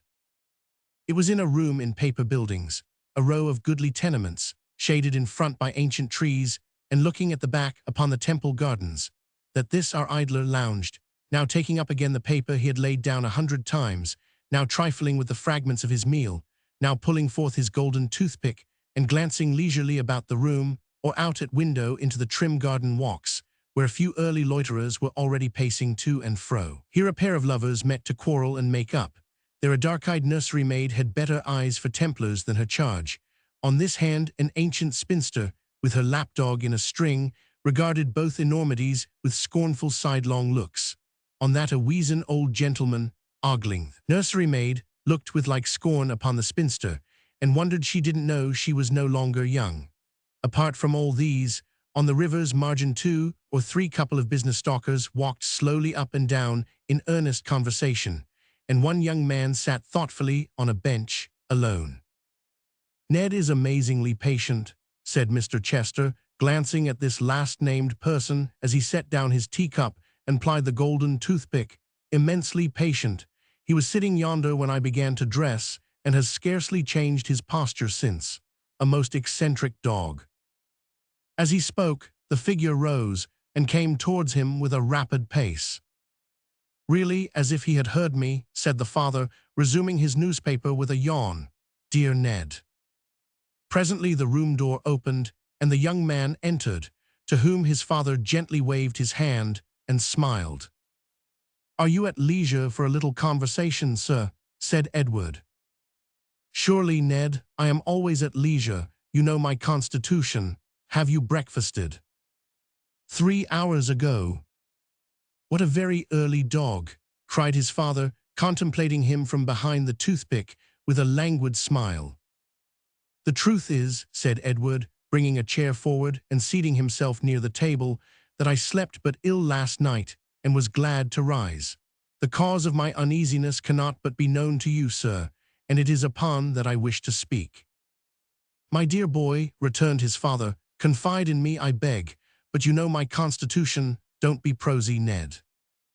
"I will be plain and brief," said Edward. "Don't say you will, my good fellow," returned his father, crossing his legs, "or you certainly will not. You are going to tell me." "Plainly this, then," said the son, with an air of great concern, "that I know where you were last night, from being on the spot indeed, and whom you saw, and what your purpose was." "You don't say so," cried his father. "I am delighted to hear it. It saves us the worry and terrible wear and tear of a long explanation, and is a great relief for both. At the very house? Why didn't you come up? I should have been charmed to see you." "I knew that what I had to say would be better said after a night's reflection, when both of us were cool," returned the son. "'Fore gad, Ned," rejoined the father, "I was cool enough last night. That detestable maypole, by some infernal contrivance of the builder, it holds the wind and keeps it fresh. You remember the sharp east wind that blew so hard 5 weeks ago? I give you my honor it was rampant in that old house last night, though out of doors there was a dead calm. But you were saying—" "IDM. Original." "I was about to say, heaven knows how seriously and earnestly, that you have made me wretched, sir. Will you hear me gravely for a moment?" "My dear Ned," said his father, "I will hear you with the patience of an anchorite. Oblige me with the milk." "I saw Miss Haredale last night," Edward resumed, when he had complied with this request. "Her uncle in her presence, immediately after your interview, and, as of course I know, in consequence of it, forbade me the house, and with circumstances of indignity, which are of your creation I am sure, commanded me to leave it on the instant. For his manner of doing so, I give you my honor, Ned, I am not accountable," said his father. "That you must excuse. He is a mere boor, a log, a brute, with no address in life. Positively a fly in the jug, the first I have seen this year." Edward rose and paced the room. His imperturbable parent sipped his tea. "Father," said the young man, stopping at length before him, "we must not trifle in this matter. We must not deceive each other or ourselves. Let me pursue the manly open part I wish to take, and do not repel me by this unkind indifference." "Whether I am indifferent or no," returned the other, "I leave you, my dear boy, to judge. A ride of 25 or 30 miles through miry roads, a maypole dinner, a tete-a-tete with Haredale, which, vanity apart, was quite a Valentine and Orson business, a maypole bed, a maypole landlord, and a maypole retinue of idiots and centaurs. Whether the voluntary endurance of these things looks like indifference, dear Ned, or like the excessive anxiety and devotion and all that sort of thing of a parent, you shall determine for yourself." "I wish you to consider, sir," said Edward, "in what a cruel situation I am placed, loving Miss Haredale as I do." "My dear fellow," interrupted his father with a compassionate smile, "you do nothing of the kind. You don't know anything about it. There's no such thing, I assure you. Now do take my word for it. You have good sense, Ned, great good sense. I wonder you should be guilty of such amazing absurdities. You really surprise me." I repeat, said his son firmly, that I love her. You have interposed to part us, and have, to the extent I have just now told you of, succeeded. May I induce you, sir, in time, to think more favorably of our attachment, or is it your intention and your fixed design to hold us asunder if you can? My dear Ned, returned his father, taking a pinch of snuff and pushing his box towards him, that is my purpose most undoubtedly. The time that has elapsed, rejoined his son, since I began to know her worth, has flown in such a dream that until now I have hardly once paused to reflect upon my true position. What is it? From my childhood I have been accustomed to luxury and idleness, and have been bred as though my fortune were large, and my expectations almost without a limit. The idea of wealth has been familiarized to me from my cradle. I have been taught to look upon those means, by which men raise themselves to riches and distinction, as being beyond my heeding and beneath my care. I have been, as the phrase is, liberally educated, and am fit for nothing. I find myself at last wholly dependent upon you, with no resource but in your favor. In this momentous question of my life we do not, and it would seem we never can, agree. I have shrunk instinctively alike from those to whom you have urged me to pay court, and from the motives of interest and gain which have rendered them in your eyes visible objects for my suit. If there never has been thus much plain speaking between us before, sir, the fault has not been mine indeed. If I seem to speak too plainly now, it is, believe me, father, in the hope that there may be a franker spirit, a worthier reliance, and a kinder confidence between us in time to come. My good fellow, said his smiling father, you quite affect me. Go on, my dear Edward, I beg, but remember your promise. There is great earnestness, vast candor, a manifest sincerity in all you say, but I fear I observe the faintest indications of a tendency to prose. I am very sorry, sir. I am very sorry too, Ned, but you know that I cannot fix my mind for any long period upon one subject. If you'll come to the point at once, I'll imagine all that ought to go before and conclude it said. Oblige me with the milk again. Listening invariably makes me feverish. What I would say then tends to this, said Edward. I cannot bear this absolute dependence, sir, even upon you. Time has been lost and opportunity thrown away, but I am yet a young man and may retrieve it. Will you give me the means of devoting such abilities and energies as I possess to some worthy pursuit? Will you let me try to make for myself an honorable path in life? For any term you please to name, say for 5 years if you will pledge myself to move no further in the matter of our difference without your full concurrence. During that period, I will endeavor earnestly and patiently, if ever man did, to open some prospect for myself, and free you from the burden you fear I should become if I married one whose worth and beauty are her chief endowments. Will you do this, sir? At the expiration of the term we agree upon, let us discuss this subject again. Till then, unless it is revived by you, let it never be renewed between us. My dear Ned, returned his father, laying down the newspaper at which he had been glancing carelessly, and throwing himself back in the window seat, I believe you know how very much I dislike what are called family affairs, which are only fit for plebeian Christmas days, and have no manner of business with people of our condition. But as you are proceeding upon a mistake, Ned, altogether upon a mistake, I will conquer my repugnance to entering on such matters, and give you a perfectly plain and candid answer, if you will do me the favor to shut the door. Edward having obeyed him, he took an elegant little knife from his pocket, and paring his nails, continued. You have to thank me, Ned, for being of good family, for your mother, charming person as she was, and almost broken-hearted and so forth as she left me, when she was prematurely compelled to become immortal, had nothing to boast of in that respect. Her father was at least an eminent lawyer, sir, said Edward. Quite right, Ned, perfectly so. He stood high at the bar, had a great name and great wealth, but having risen from nothing, I have always closed my eyes to the circumstance and steadily resisted its contemplation. But I fear his father dealt in pork, and that his business did once involve cow-heel and sausages. He wished to marry his daughter into a good family. He had his heart's desire, Ned. I was a younger son's younger son, and I married her. We each had our object and gained it. She stepped at once into the politest and best circles, and I stepped into a fortune which I assure you was very necessary to my comfort, quite indispensable. Now, my good fellow, that fortune is among the things that have been. It is gone, Ned, and has been gone. How old are you? I always forget. 27, sir.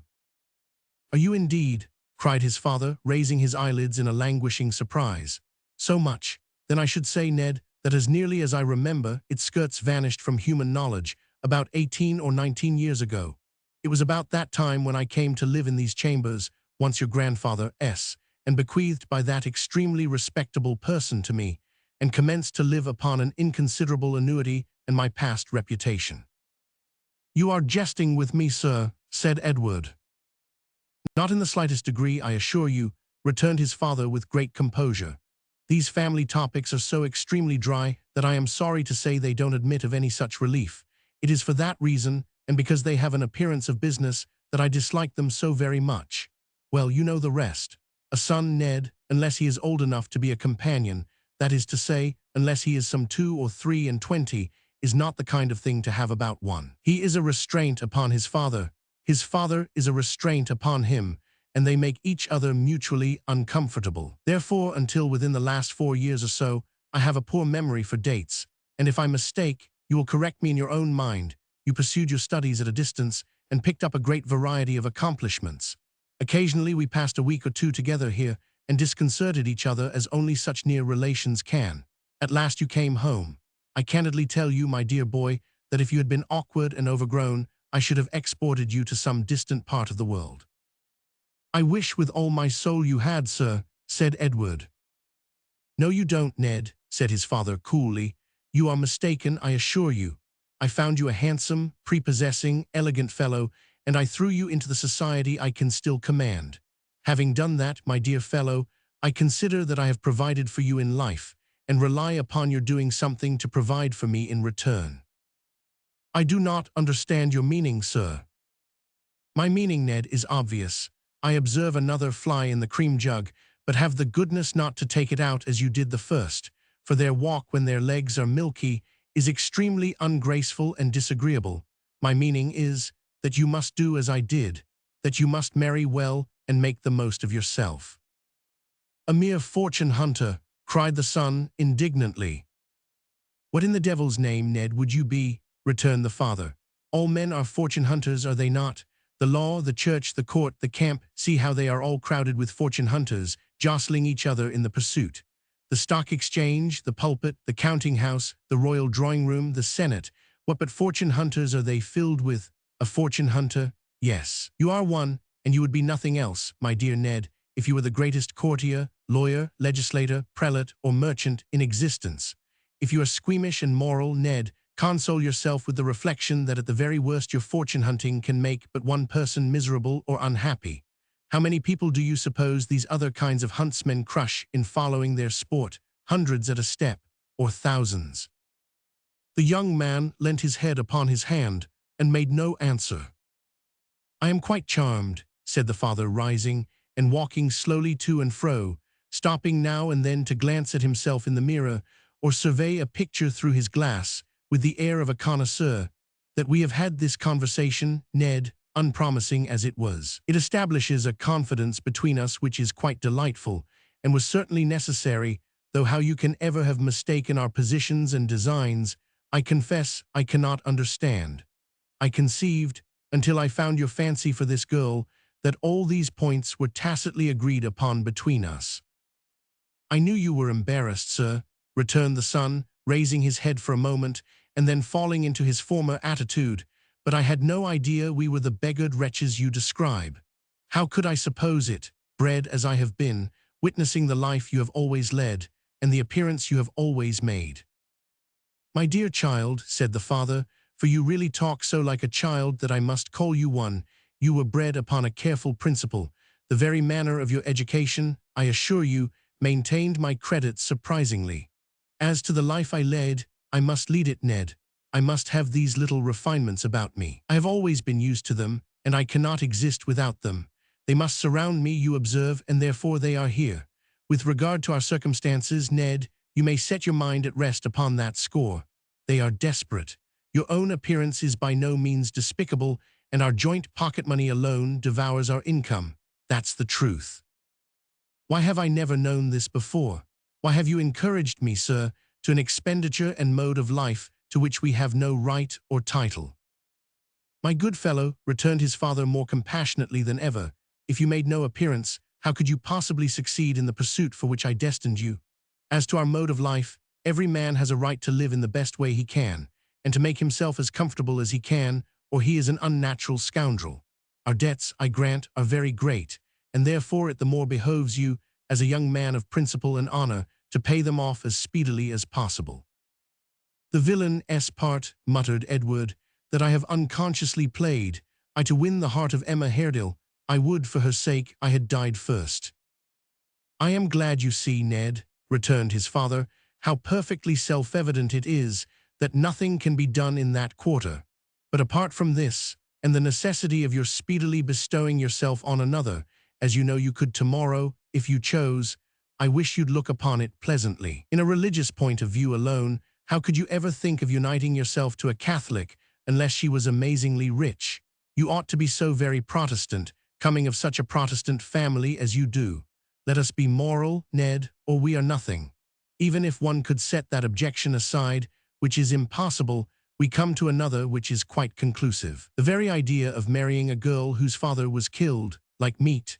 Good God, Ned, how disagreeable. Consider the impossibility of having any respect for your father-in-law under such unpleasant circumstances. Think of his having been viewed by jurors and sat upon by coroners, and of his very doubtful position in the family ever afterwards. It seems to me such an indelicate sort of thing that I really think the girl ought to have been put to death by the state to prevent its happening. But I tease you perhaps. You would rather be alone, my dear Ned, most willingly. God bless you. I shall be going out presently, but we shall meet tonight, or if not tonight, certainly tomorrow. Take care of yourself in the meantime for both our sakes. You are a person of great consequence to me, Ned, of vast consequence indeed. God bless you." With these words, the father, who had been arranging his cravat in the glass, while he uttered them in a disconnected, careless manner, withdrew, humming a tune as he went. The son, who had appeared so lost in thought as not to hear or understand them, remained quite still and silent. After the lapse of half an hour or so, the elder Chester, gaily dressed, went out. The younger still sat with his head resting on his hands, in what appeared to be a kind of stupor. Chapter 16. A series of pictures representing the streets of London in the night, even at the comparatively recent date of this tale, would present to the eye something so very different in character from the reality which is witnessed in these times, that it would be difficult for the beholder to recognize his most familiar walks in the altered aspect of little more than half a century ago. They were, one and all, from the broadest and best to the narrowest and least frequented, very dark.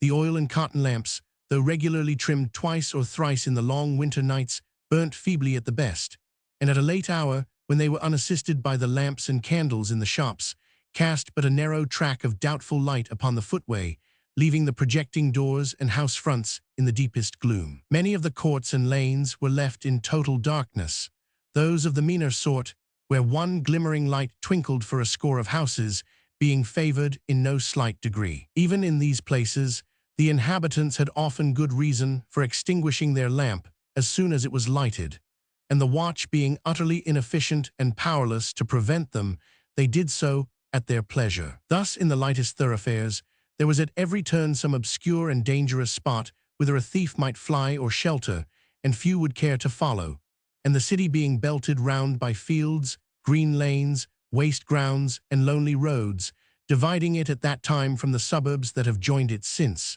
escape, even where the pursuit was hot, was rendered easy. It is no wonder that with these favoring circumstances in full and constant operation, street robberies, often accompanied by cruel wounds, and not unfrequently by loss of life, should have been of nightly occurrence in the very heart of London, or that quiet folks should have had great dread of traversing its streets after the shops were closed. It was not unusual for those who wended home alone at midnight to keep the middle of the road, the better to guard against surprise from lurking footpads. Few would venture to repair at a late hour to Kentish Town or Hampstead, or even to Kensington or Chelsea, unarmed and unattended, while he who had been loudest and most valiant at the supper table or the tavern, and had but a mile or so to go, was glad to fee a link boy to escort him home. There were many other characteristics, not quite so disagreeable, about the thoroughfares of London then, with which they had been long familiar. Some of the shops, especially those to the eastward of Temple Bar, still adhered to the old practice of hanging out a sign, and the creaking and swinging of these boards in their iron frames on windy nights formed a strange and mournful concert for the ears of those who lay awake in bed or hurried through the streets. Long stands of hackney chairs and groups of chairmen, compared with whom the coachmen of our day are gentle and polite, obstructed the way and filled the air with clamor. Night cellars, indicated by a little stream of light crossing the pavement and stretching out halfway into the road, and by the stifled roar of voices from below, yawned for the reception and entertainment of the most abandoned of both sexes. Under every shed and bulk, small groups of link boys gamed away the earnings of the day, or one more weary than the rest gave way to sleep and let the fragment of his torch fall hissing on the puddled grounum. Original. Then there was the watch with staff and lantern crying the hour, and the kind of weather, and those who woke up at his voice and turned them round in bed were glad to hear it rained, or snowed, or blew, or froze, for very comfort's sake. The solitary passenger was startled by the chairman's cry of "By your leave there," as two came trotting past him with their empty vehicle, carried backwards to show its being disengaged, and hurried to the nearest stand. Many a private chair, too, enclosing some fine lady, monstrously whooped and furbeloed, and preceded by running footmen bearing flambeaux, for which extinguishers are yet suspended before the doors of a few houses of the better sort, made the way gay and light as it danced along, and darker and more dismal when it had passed. It was not unusual for these running gentry, who carried it with a very high hand, to quarrel in the servants' hall while waiting for their masters and mistresses, and falling to blows either there or in the street without, to strew the place of skirmish with hair powder, fragments of bagwigs, and scattered nosegays. Gaming, the vice which ran so high among all classes, the fashion being of course set by the upper, was generally the cause of these disputes, for cards and dice were as openly used,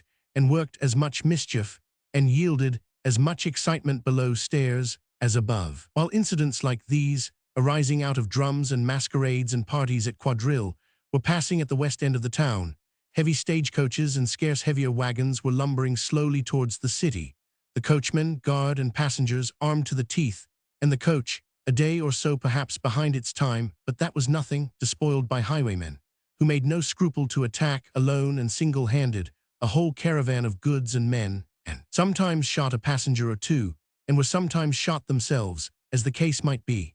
On the morrow, rumors of this new act of daring on the road yielded matter for a few hours' conversation through the town, and a public progress of some fine gentleman, half-drunk, to Tyburn, dressed in the newest fashion, and damning the ordinary with unspeakable gallantry and grace, furnished to the populace at once a pleasant excitement and a wholesome and profound example.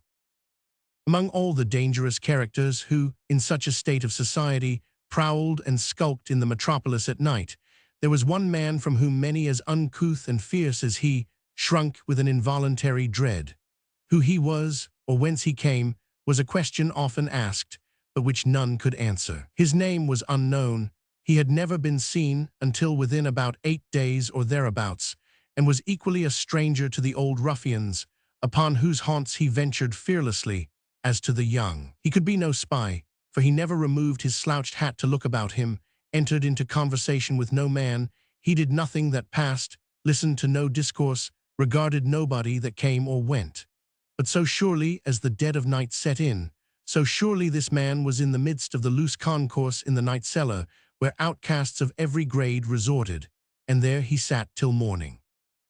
He was not only a spectre at their licentious feasts, a something in the midst of their revelry and riot that chilled and haunted them, but out of doors he was the same. Directly it was dark, he was abroad, never in company with anyone, but always alone, never lingering or loitering, but always walking swiftly, and looking, so they said who had seen him, over his shoulder from time to time, and as he did so quickening his pace. In the fields, the lanes, the roads, in all quarters of the town, east, west, north, and south, that man was seen gliding on like a shadow.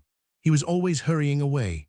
Those who encountered him saw him steal past, caught sight of the backward glance, and so lost him in the darkness. This constant restlessness, and flitting to and fro, gave rise to strange stories. He was seen in such distant and remote places, at times so nearly tallying with each other, that some doubted whether there were not two of them, or more, some, whether he had not unearthly means of traveling from spot to spot. Footpad hiding in a ditch had marked him passing like a ghost along its brink. The vagrant had met him on the dark high road. The beggar had seen him pause upon the bridge to look down at the water, and then sweep on again. They who dealt in bodies with the surgeons could swear he slept in churchyards, and that they had beheld him glide away among the tombs on their approach. And as they told these stories to each other, one who had looked about him would pull his neighbor by the sleeve, and there he would be among them. At last one man, he was one of those whose commerce lay among the graves, resolved to question this strange companion. Next night, when he had eat his poor meal voraciously, he was accustomed to do that, they had observed, as though he had no other in the day, this fellow sat down at his elbow. "A black night, master." "It is a black night." "Blacker than last, though that was pitchy too. Didn't I pass you near the turnpike in the Oxford Road?" "It's like you may, I don't know." "Come, come, master," cried the fellow, urged on by the looks of his comrades, and slapping him on the shoulder. "Be more companionable and communicative. Be more the gentleman in this good company. There are tales among us that you have sold yourself to the devil, and I know not what." "We all have we not?" returned the stranger, looking up. "If we were fewer in number, perhaps he would give better wages." "It goes rather hard with you indeed," said the fellow, as the stranger disclosed his haggard, unwashed face and torn clothes. "What of that? Be merry, master. A stave of a roaring song now." "Sing you if you desire to hear one," replied the other, shaking him roughly off. "And don't touch me if you're a prudent man. I carry arms which go off easily. They have done so before now, and make it dangerous for strangers who don't know the trick of them to lay hands upon me." "Do you threaten?" said the fellow. "Yes," returned the other, rising and turning upon him, and looking fiercely round as if in apprehension of a general attack. His voice and look and bearing, all expressive of the wildest recklessness and desperation, daunted while they repelled the bystanders. Although in a very different sphere of action now, they were not without much of the effect they had wrought at the Maypole Inn. "I am what you all are, and live as you all do," said the man sternly, after a short silence. "I am in hiding here like the rest, and if we were surprised would perhaps do my part with the best of ye. If it's my humor to be left to myself, let me have it. Otherwise," and here he swore a tremendous oath, "there'll be mischief done in this place, though there are odds of a score against me." A low murmur, having its origin perhaps in a dread of the man and the mystery that surrounded him, or perhaps in a sincere opinion on the part of some of those present, that it would be an inconvenient precedent to meddle too curiously with a gentleman's private affairs if he saw reason to conceal them, warned the fellow who had occasioned this discussion that he had best pursue it no further. After a short time, the strange man lay down upon a bench to sleep, and when they thought of him again, they found he was gone. Next night, as soon as it was dark, he was abroad again and traversing the streets. He was before the locksmith's house more than once, but the family were out, and it was close shut.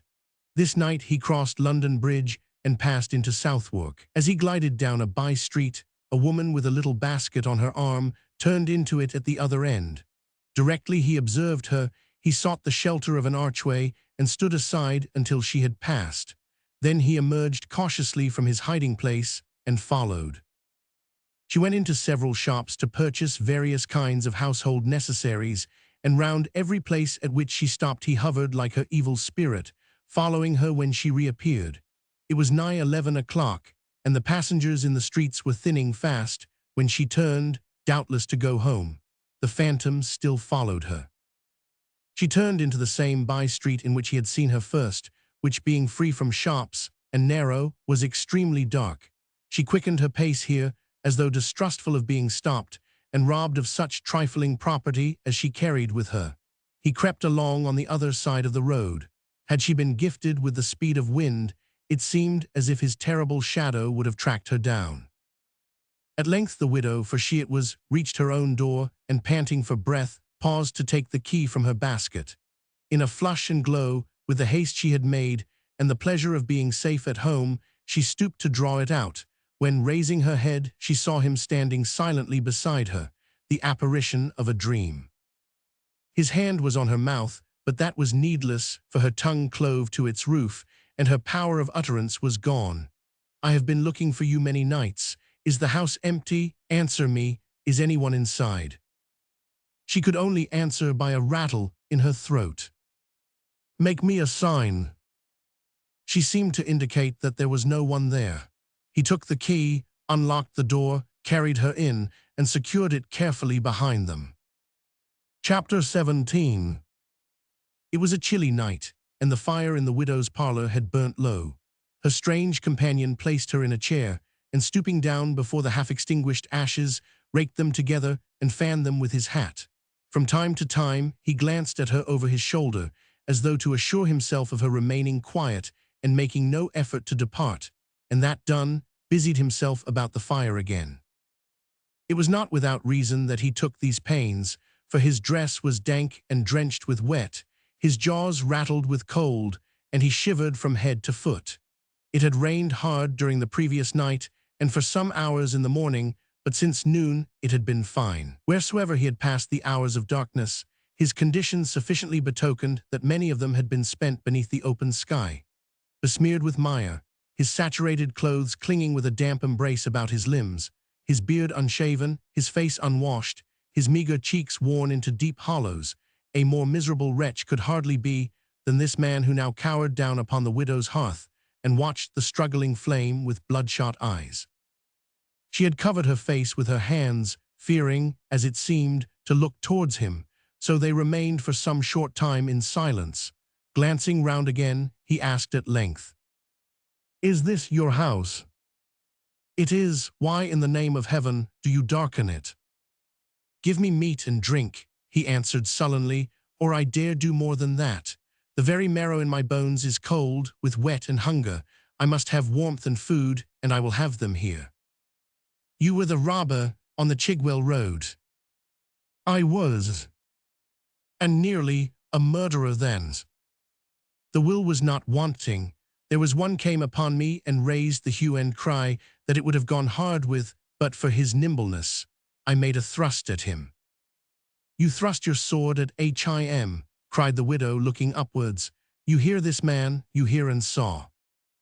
He looked at her, as with her head thrown back, and her hands tight clenched together, she uttered these words in an agony of appeal. Then, starting to his feet as she had done, he advanced towards her. "Beware," she cried in a suppressed voice, whose firmness stopped him midway. "Do not so much as touch me with a finger, or you are lost, body and soul you are lost." "Hear me," he replied, menacing her with his hand. "I that in the form of a man live the life of a hunted beast, that in the body am a spirit, a ghost upon the earth, a thing from which all creatures shrink, save those cursed beings of another world, who will not leave me. I am, in my desperation of this night, past all fear but that of the hell in which I exist. From day to day, give the alarm, cry out, refuse to shelter me. I will not hurt you, but I will not be taken alive, and so surely as you threaten me above your breath, I fall a dead man on this floor. The blood with which I sprinkle it be on you and yours, in the name of the evil spirit that tempts men to their ruin." As he spoke, he took a pistol from his breast and firmly clutched it in his hand. "Remove this man from me, good heaven," cried the widow. "In thy grace and mercy, give him 1 minute's penitence and strike him dead." "It has no such purpose," he said, confronting her. "It is deaf. Give me to eat and drink, lest I do that it cannot help my doing and will not do for you." "Will you leave me, if I do thus much? Will you leave me and return no more?" "I will promise nothing," he rejoined, seating himself at the table. "Nothing but this. I will execute my threat if you betray me." She rose at length, and going to a closet or pantry in the room, brought out some fragments of cold meat and bread and put them on the table. He asked for brandy and for water. These she produced likewise, and he ate and drank with the voracity of a famished hound. All the time he was so engaged, she kept at the uttermost distance of the chamber and sat there shuddering, but with her face towards him. She never turned her back upon him once, and although when she passed him, as she was obliged to do in going to and from the cupboard, she gathered the skirts of her garment about her, as if even its touching his by chance were horrible to think of, still, in the midst of all this dread and terror, she kept her face towards his own and watched his every movement. His repast ended, if that can be called one, which was a mere ravenous satisfying of the calls of hunger. He moved his chair towards the fire again, and warming himself before the blaze, which had now sprung brightly up, accosted her once more.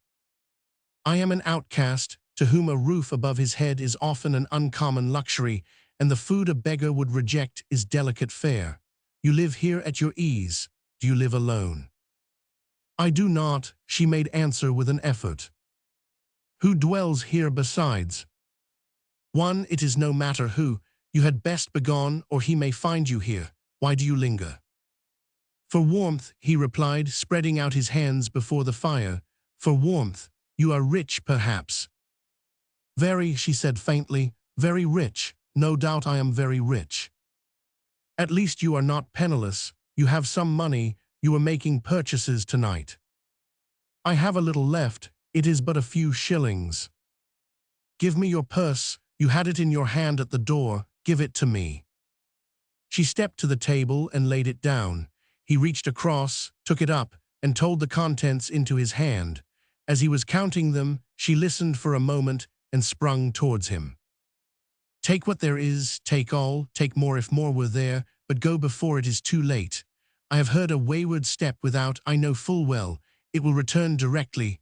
Begone." "What do you mean?" "Do not stop to ask. I will not answer. Much as I dread to touch you, I would drag you to the door if I possessed the strength, rather than you should lose an instant. Miserable wretch, fly from this place." "If there are spies without, I am safer here," replied the man, standing aghast. "I will remain here, and will not fly till the danger is past." "It is too late," cried the widow, who had listened for the step and not to him. "Hark to that foot upon the ground. Do you tremble to hear it? It is my son, my idiot son." As she said this wildly, there came a heavy knocking at the door. He looked at her, and she at him. "Let him come in," said the man hoarsely. "I fear him less than the dark, houseless night. He knocks again. Let him come in." "The dread of this hour," returned the widow, "has been upon me all my life, and I will not.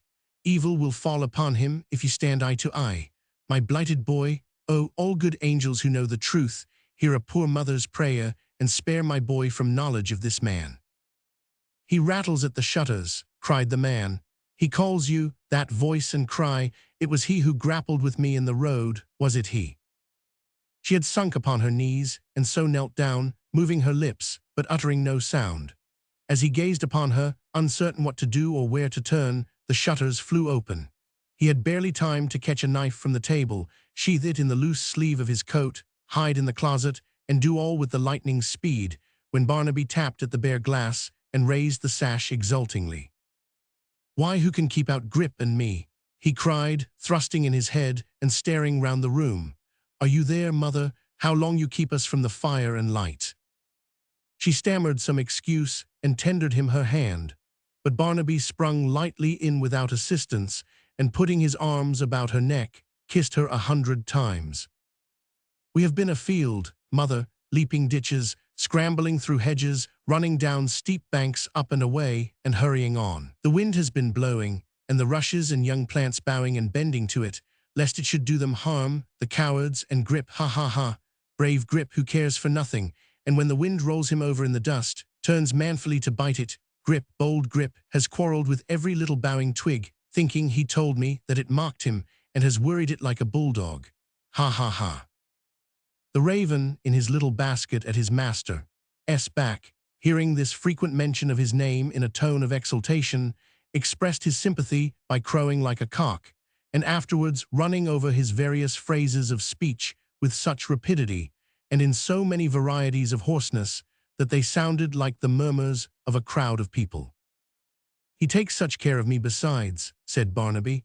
Such care, mother. He watches all the time I sleep, and when I shut my eyes and make believe to slumber, he practices new learning softly, but he keeps his eye on me the while, and if he sees me laugh, though never so little, stops directly. He won't surprise me till he's perfect." The raven crowed again in a rapturous manner which plainly said, "Those are certainly some of my characteristics, and I glory in them." In the meantime, Barnaby closed the window and secured it, and coming to the fireplace, prepared to sit down with his face to the closet. But his mother prevented this by hastily taking that side herself and motioning him towards the other. 89 M's. Original.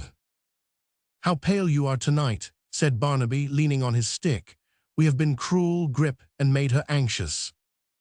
Anxious in good truth, and sick at heart.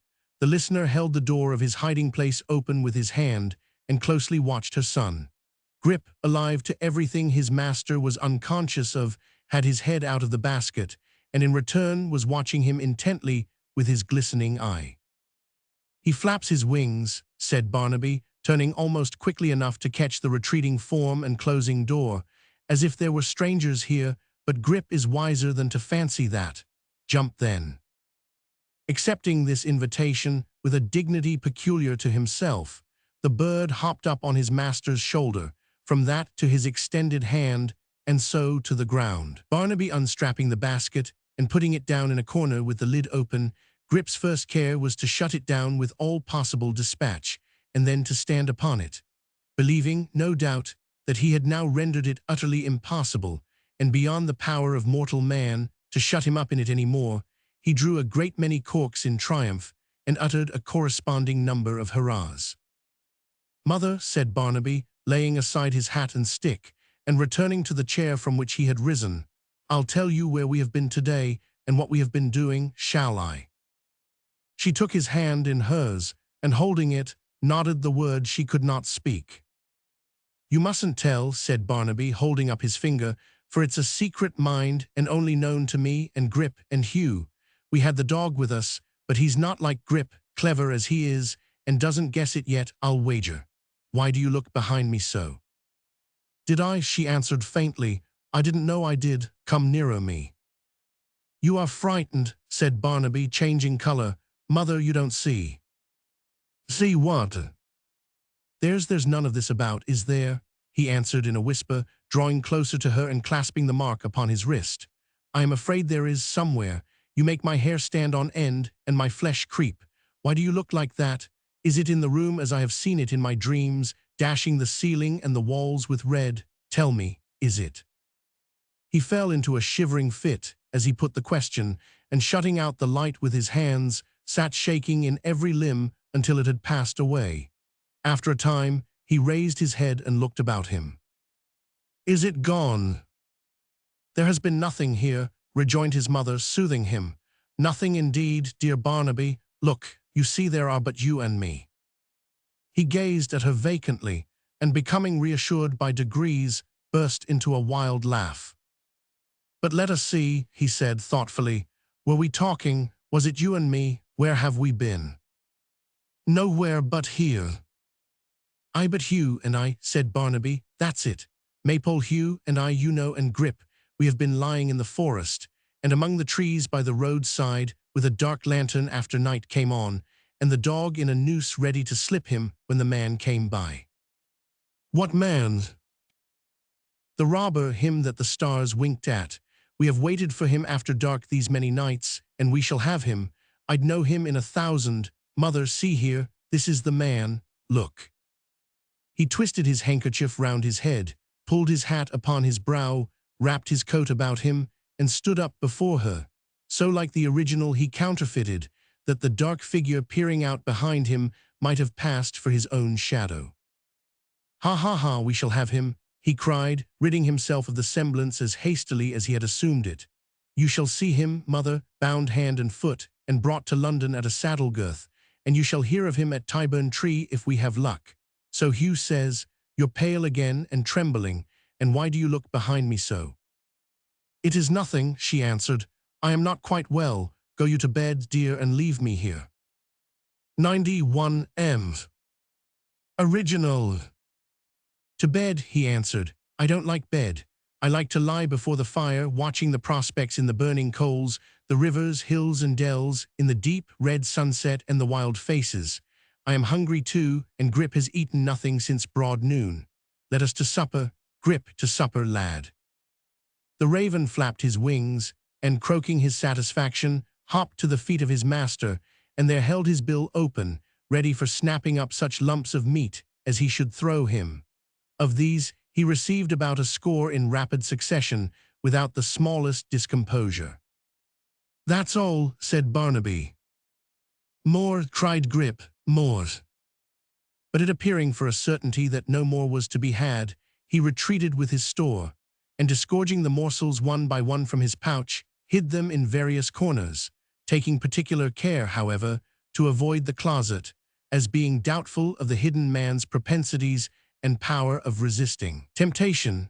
When he had concluded these arrangements, he took a turn or two across the room with an elaborate assumption of having nothing on his mind, but with one eye hard upon his treasure all the time, and then, and not till then, began to drag it out, piece by piece, and eat it with the utmost relish. Barnaby, for his part, having pressed his mother to eat in vain, made a hearty supper too.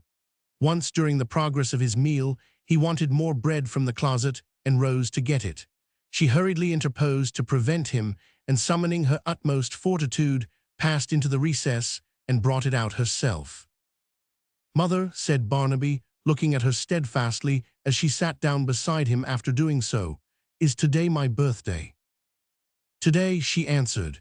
Don't you recollect it was but a week or so ago, and that summer, autumn, and winter have to pass before it comes again?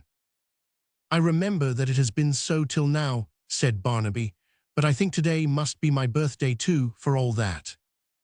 She asked him why. I'll tell you why, he said. I have always seen you, I didn't let you know it, but I have, on the evening of that day, grow very sad. I have seen you cry when Grip and I were most glad, and look frightened with no reason, and I have touched your hand and felt that it was cold, as it is now. Once, mother, on a birthday that was also, Grip and I thought of this after we went upstairs to bed, and when it was midnight, striking 1 o'clock, we came down to your door to see if you were well. You were on your knees. I forget what it was you said. Grip, what was it we heard her say that night? I'm a devil, rejoined the raven promptly. No, no, said Barnaby, but you said something in a prayer, and when you rose and walked about, you looked, as you have done ever since, mother, towards night on my birthday, just as you do now. I have found that out, you see, though I am silly. So I say you're wrong, and this must be my birthday, Grip. The bird received this information with a crow of such duration as a cock, gifted with intelligence beyond all others of his kind, might usher in the longest day with. Then, as if he had well considered the sentiment and regarded it as apposite to birthdays, he cried, Never say die, a great many times, and flapped his wings for emphasis. The widow tried to make light of Barnaby's remark, and endeavored to divert his attention to some new subject, too easy a task at all times, as she knew. His supper done, Barnaby, regardless of her entreaties, stretched himself on the mat before the fire. Grip perched upon his leg, and divided his time between dozing in the grateful warmth, and endeavoring, as it presently appeared, to recall a new accomplishment he had been studying all day. A long and profound silence ensued, broken only by some change of position on the part of Barnaby, whose eyes were still wide open and intently fixed upon the fire, or by an effort of recollection on the part of Grip, who would cry in a low voice from time to time, Polly put the ket, and there stop short, forgetting the remainder, and go off in a doze again. After a long interval, Barnaby's breathing grew more deep and regular, and his eyes were closed, but even then the unquiet spirit of the raven interposed. Polly put the ket, cried Grip, and his master was broad awake again. At length Barnaby slept soundly, and the bird with his bill sunk upon his breast itself puffed out into a comfortable alderman-like form, and his bright eye growing smaller and smaller, really seemed to be subsiding into a state of repose. Now and then he muttered in a sepulchral voice, Polly put the ket, but very drowsily, and more like a drunken man than a reflecting raven. The widow, scarcely venturing to breathe, rose from her seat. The man glided from the closet and extinguished the candle. Leon, cried Grip, suddenly struck with an idea and very much excited. Leon, hurrah, Polly put the ket Leon, we'll all have tea. Polly put the ket Leon, we'll all have tea. Hurrah, hurrah, hurrah, I'm a devil, I'm a devil, I'm a ket Leon, keep up your spirits, never say die bo wow wow, I'm a devil, I'm a ket I'm a Polly put the ket Leon, we'll all have tea. They stood rooted to the ground, as though it had been a voice from the grave. But even this failed to awaken the sleeper. He turned over towards the fire, his arm fell to the ground, and his head drooped heavily upon it. The widow and her unwelcome visitor gazed at him and at each other for a moment, and then she motioned him towards the door. "Stay," he whispered, "you teach your son well. I have taught him nothing that you heard tonight. Depart instantly, or I will rouse him." "You are free to do so. Shall I rouse him?" "You dare not do that." "I dare do anything, I have told you. He knows me well, it seems. At least I will know him." "Would you kill him in his sleep?" cried the widow, throwing herself between them. "Woman," he returned between his teeth, as he motioned her aside, "I would see him nearer, and I will. If you want one of us to kill the other, wake him." With that he advanced, and bending down over the prostrate form, softly turned back the head and looked into the face. The light of the fire was upon it, and its every lineament was revealed distinctly. He contemplated it for a brief space, and hastily uprose. "Observe," he whispered in the widow's ear, "in him, of whose existence I was ignorant until tonight, I have you in my power. Be careful how you use me. Be careful how you use me. I am destitute and starving and a wanderer upon the earth. I may take a sure and slow revenge. There is some dreadful meaning in your words. I do not fathom it. There is a meaning in them, and I see you fathom it to its very depth. You have anticipated it for years. You have told me as much. I leave you to digest it. Do not forget my warning." He pointed, as he left her, to the slumbering form, and stealthily withdrawing, made his way into the street. She fell on her knees beside the sleeper, and remained like one stricken into stone, until the tears which fear had frozen so long came tenderly to her relief. "O thou," she cried, "who hast taught me such deep love for this one remnant of the promise of a happy life, out of whose affliction even perhaps the comfort springs that he is ever a relying, loving child to me, never growing old or cold at heart, but needing my care and duty in his manly strength as in his cradle time. Help him in his darkened walk through this sad world, or he is doomed, and my poor heart is broken." Chapter 18. Gliding along the silent streets, and holding his course where they were darkest and most gloomy, the man who had left the widow's house crossed London Bridge, and arriving in the city, plunged into the backways, lanes, and courts between Cornhill and Smithfield, with no more fixedness of purpose than to lose himself among their windings and baffle pursuit if anyone were dogging his steps. It was the dead time of the night, and all was quiet. Now and then a drowsy watchman's footsteps sounded on the pavement, or the lamplighter on his rounds went flashing past, leaving behind a little track of smoke mingled with glowing morsels of his hot red link. He hid himself even from these partakers of his lonely walk, and shrinking in some arch or doorway while they passed, issued forth again when they were gone, and so pursued his solitary way.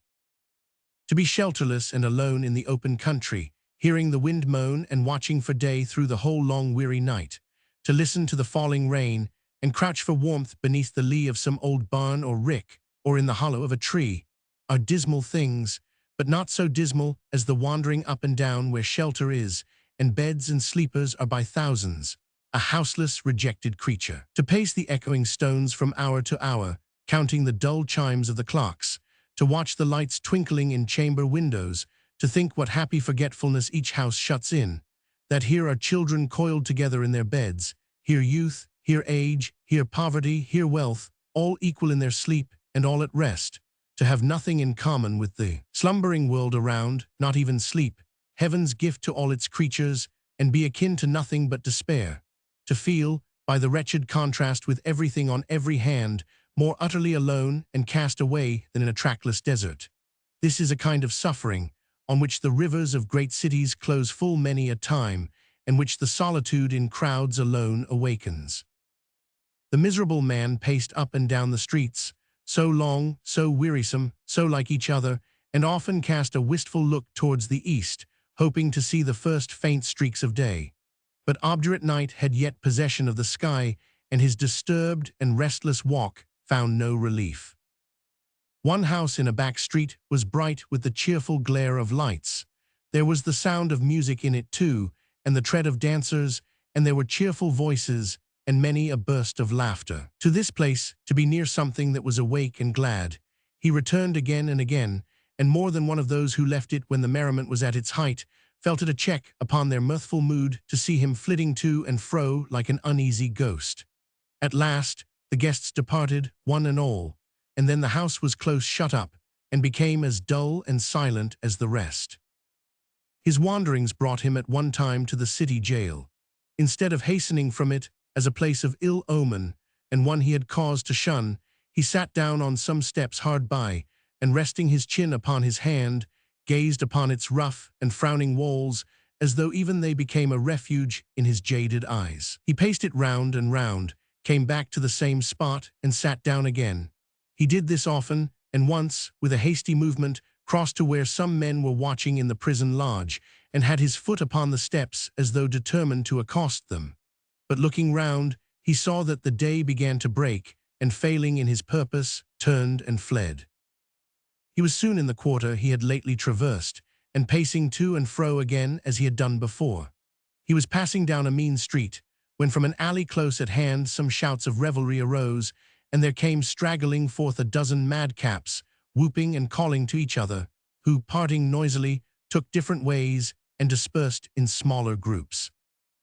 Hoping that some low place of entertainment which would afford him a safe refuge might be near at hand, he turned into this court when they were all gone, and looked about for a half-opened door or lighted window or other indication of the place whence they had come. It was so profoundly dark, however, and so ill-favored, that he concluded they had but turned up there, missing their way, and were pouring out again when he observed them.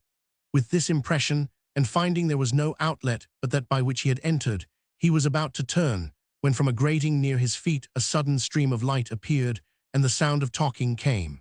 He retreated into a doorway to see who these talkers were, and to listen to them.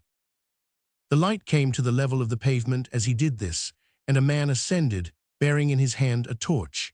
This figure unlocked and held open the grating as for the passage of another, who presently appeared in the form of a young man of small stature and uncommon self-importance, dressed in an obsolete and very gaudy fashion. "Good night, noble captain," said he with the torch. "Farewell, commander, good luck, illustrious general."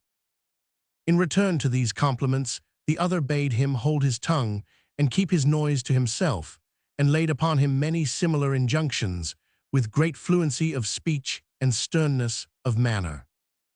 "Commend me, captain, to the stricken Miggs," returned the torch-bearer in a lower voice. "My captain flies at higher game than Miggs's. Ha ha ha, my captain is an eagle, both as respects his eye and soaring wings. My captain breaketh hearts, as other bachelors break eggs at breakfast." "What a fool you are, Stagg," said Mr. Tappertit, stepping on the pavement of the court, and brushing from his legs the dust he had contracted in his passage upward. "His precious limbs," cried Stagg, clasping one of his ankles. "Shall a Miggs aspire to these proportions? No, no, my captain, we will inveigle ladies fair, and wed them in our secret cavern. We will unite ourselves with blooming beauties, captain." "I'll tell you what, my buck," said Mr. Tappertit, releasing his leg. "I'll trouble you not to take liberties, and not to broach certain questions unless certain questions are broached to you. Speak when you're spoke to on particular subjects, and not other ways. Hold the torch up till I've got to the end of the court, and then kennel yourself, do you hear?" "I hear you, noble captain." "Obey then," said Mr. Tappertit haughtily. "Gentlemen, lead on." With which word of command, addressed to an imaginary staff or retinue, he folded his arms and walked with surpassing dignity down the court. 95 M. Original. His obsequious follower stood holding the torch above his head, and then the observer saw for the first time, from his place of concealment, that he was blind. Some involuntary motion on his part caught the quick ear of the blind man before he was conscious of having moved an inch towards him, for he turned suddenly and cried, "Who's there?" "A man," said the other, advancing. "A friend." "A stranger," rejoined the blind man. "Strangers are not my friends. What do you do there?" "I saw your company come out, and waited here till they were gone. I want a lodging." "A lodging at this time," returned Stagg, pointing towards the dawn as though he saw it. "Do you know the day is breaking?" "I know it," rejoined the other, "to my cost. I have been traversing this iron-hearted town all night." "You had better traverse it again," said the blind man, preparing to descend, "till you find some lodgings suitable to your taste. I don't let any." "Stay," cried the other, holding him by the arm. "I'll beat this light about that hangdog face of yours, for hangdog it is, if it answers to your voice, and rouse the neighborhood besides, if you detain me," said the blind man. "Let me go, do you hear?" "Do you hear?" returned the other, chinking a few shillings together and hurriedly pressing them into his hand. "I beg nothing of you. I will pay for the shelter you give me. Death, is it much to ask of such as you? I have come from the country and desire to rest where there are none to question me. I am faint, exhausted, worn out, almost dead. Let me lie down like a dog before your fire. I ask no more than that. If you would be rid of me, I will depart tomorrow." "If a gentleman has been unfortunate on the road," muttered Stagg, yielding to the other, who, pressing on him, had already gained a footing on the steps, "and can pay for his accommodation." "I will pay you with all I have. I am just now past the want of food, God knows, and wish but to purchase shelter. What companion have you below?" "None." "Then fasten your grate there, and show me the way, quick." The blind man complied after a moment's hesitation, and they descended together. The dialogue had passed as hurriedly as the words could be spoken, and they stood in his wretched room before he had had time to recover from his first surprise. "May I see where that door leads to, and what is beyond?" said the man, glancing keenly round. "You will not mind that." "I will show you myself. Follow me or go before, take your choice." He bade him lead the way, and by the light of the torch which his conductor held up for the purpose, inspected all three cellars narrowly. Assured that the blind man had spoken truth, and that he lived there alone, the visitor returned with him to the first, in which a fire was burning, and flung himself with a deep groan upon the ground before it. His host pursued his usual occupation without seeming to heed him any further. But directly he fell asleep, and he noted his falling into a slumber as readily as the keenest-sighted man could have done. He knelt down beside him and passed his hand lightly but carefully over his face and person. His sleep was checkered with starts and moans, and sometimes with a muttered word or two. His hands were clenched, his brow bent, and his mouth firmly set. All this the blind man accurately marked, and as if his curiosity were strongly awakened and he had already some inkling of his mystery, he sat watching him, if the expression may be used, and listening until it was broad day. Chapter 19. Dolly Varden's pretty little head was yet bewildered by various recollections of the party, and her bright eyes were yet dazzled by a crowd of images, dancing before them like motes in the sunbeams, among which the effigy of one partner in particular did especially figure, the same being a young coachmaker, a master in his own right, who had given her to understand, when he handed her into the chair at parting, that it was his fixed resolve to neglect his business from that time, and die slowly for the love of her. Dolly's head, and eyes, and thoughts, and seven senses were all in a state of flutter and confusion for which the party was accountable, although it was now 3 days old, when, as she was sitting listlessly at breakfast, reading all manner of fortunes, that is to say, of married and flourishing fortunes, in the grounds of her teacup, a step was heard in the workshop, and Mr. Edward Chester was descried through the glass door, standing among the rusty locks and keys, like love among the roses, for which apt comparison the historian may by no means take any credit to himself, the same being the invention, in a sentimental mood, of the chaste and modest Miggs, who, beholding him from the doorstep she was then cleaning, did, in her maiden meditation, give utterance to the simile. The locksmith, who happened at the moment to have his eyes thrown upward, and his head backward, in an intense communing with Toby, did not see his visitor, until Mrs. Varden, more watchful than the rest, had desired Sim Tappertit to open the glass door and give him admission, from which untoward circumstance the good lady argued, for she could deduce a precious moral from the most trifling event, that to take a draught of small ale in the morning was to observe a pernicious, irreligious, and pagan custom, the relish whereof should be left to swine, and Satan, or at least to popish persons, and should be shunned by the righteous as a work of sin and evil. She would no doubt have pursued her admonition much further, and would have founded on it a long list of precious precepts of inestimable value, but that the young gentleman standing by in a somewhat uncomfortable and discomfited manner, while she read her spouse this lecture, occasioned her to bring it to a premature conclusion. "I'm sure you'll excuse me, sir," said Mrs. Varden, rising and curtsying. "Varden is so very thoughtless and needs so much reminding. Sim, bring a chair here." Mr. Tappertit obeyed, with a flourish implying that he did so under protest. "And you can go, Sim," said the locksmith. Mr. Tappertit obeyed again, still under protest, and by taking himself to the workshop, began seriously to fear that he might find it necessary to poison his master before his time was out. In the meantime, Edward returned suitable replies to Mrs. Varden's courtesies, and that lady brightened up very much, so that when he accepted a dish of tea from the fair hands of Dolly, she was perfectly agreeable. "I am sure if there's anything we can do, Varden, or I, or Dolly either, to serve you, sir, at any time, you have only to say it, and it shall be done," said Mrs. V. "I am much obliged to you, I am sure," returned Edward. "You encourage me to say that I have come here now to beg your good offices." Mrs. Varden was delighted beyond measure. "It occurred to me that probably your fair daughter might be going to the Warren either today or tomorrow," said Edward, glancing at Dolly. "And if so, and you will allow her to take charge of this letter, ma'am, you will oblige me more than I can tell you. The truth is, that while I am very anxious it should reach its destination, I have particular reasons for not trusting it to any other conveyance, so that without your help I am wholly at a loss." "She was not going that way, sir, either today or tomorrow, nor indeed all next week," the lady graciously rejoined, "but we shall be very glad to put ourselves out of the way on your account, and if you wish it, you may depend upon its going today." "You might suppose," said Mrs. Varden, frowning at her husband, from Varden sitting there so glum and silent that he objected to this arrangement, "but you must not mind that, sir, if you please. It's his way at home. Out of doors, he can be cheerful and talkative enough."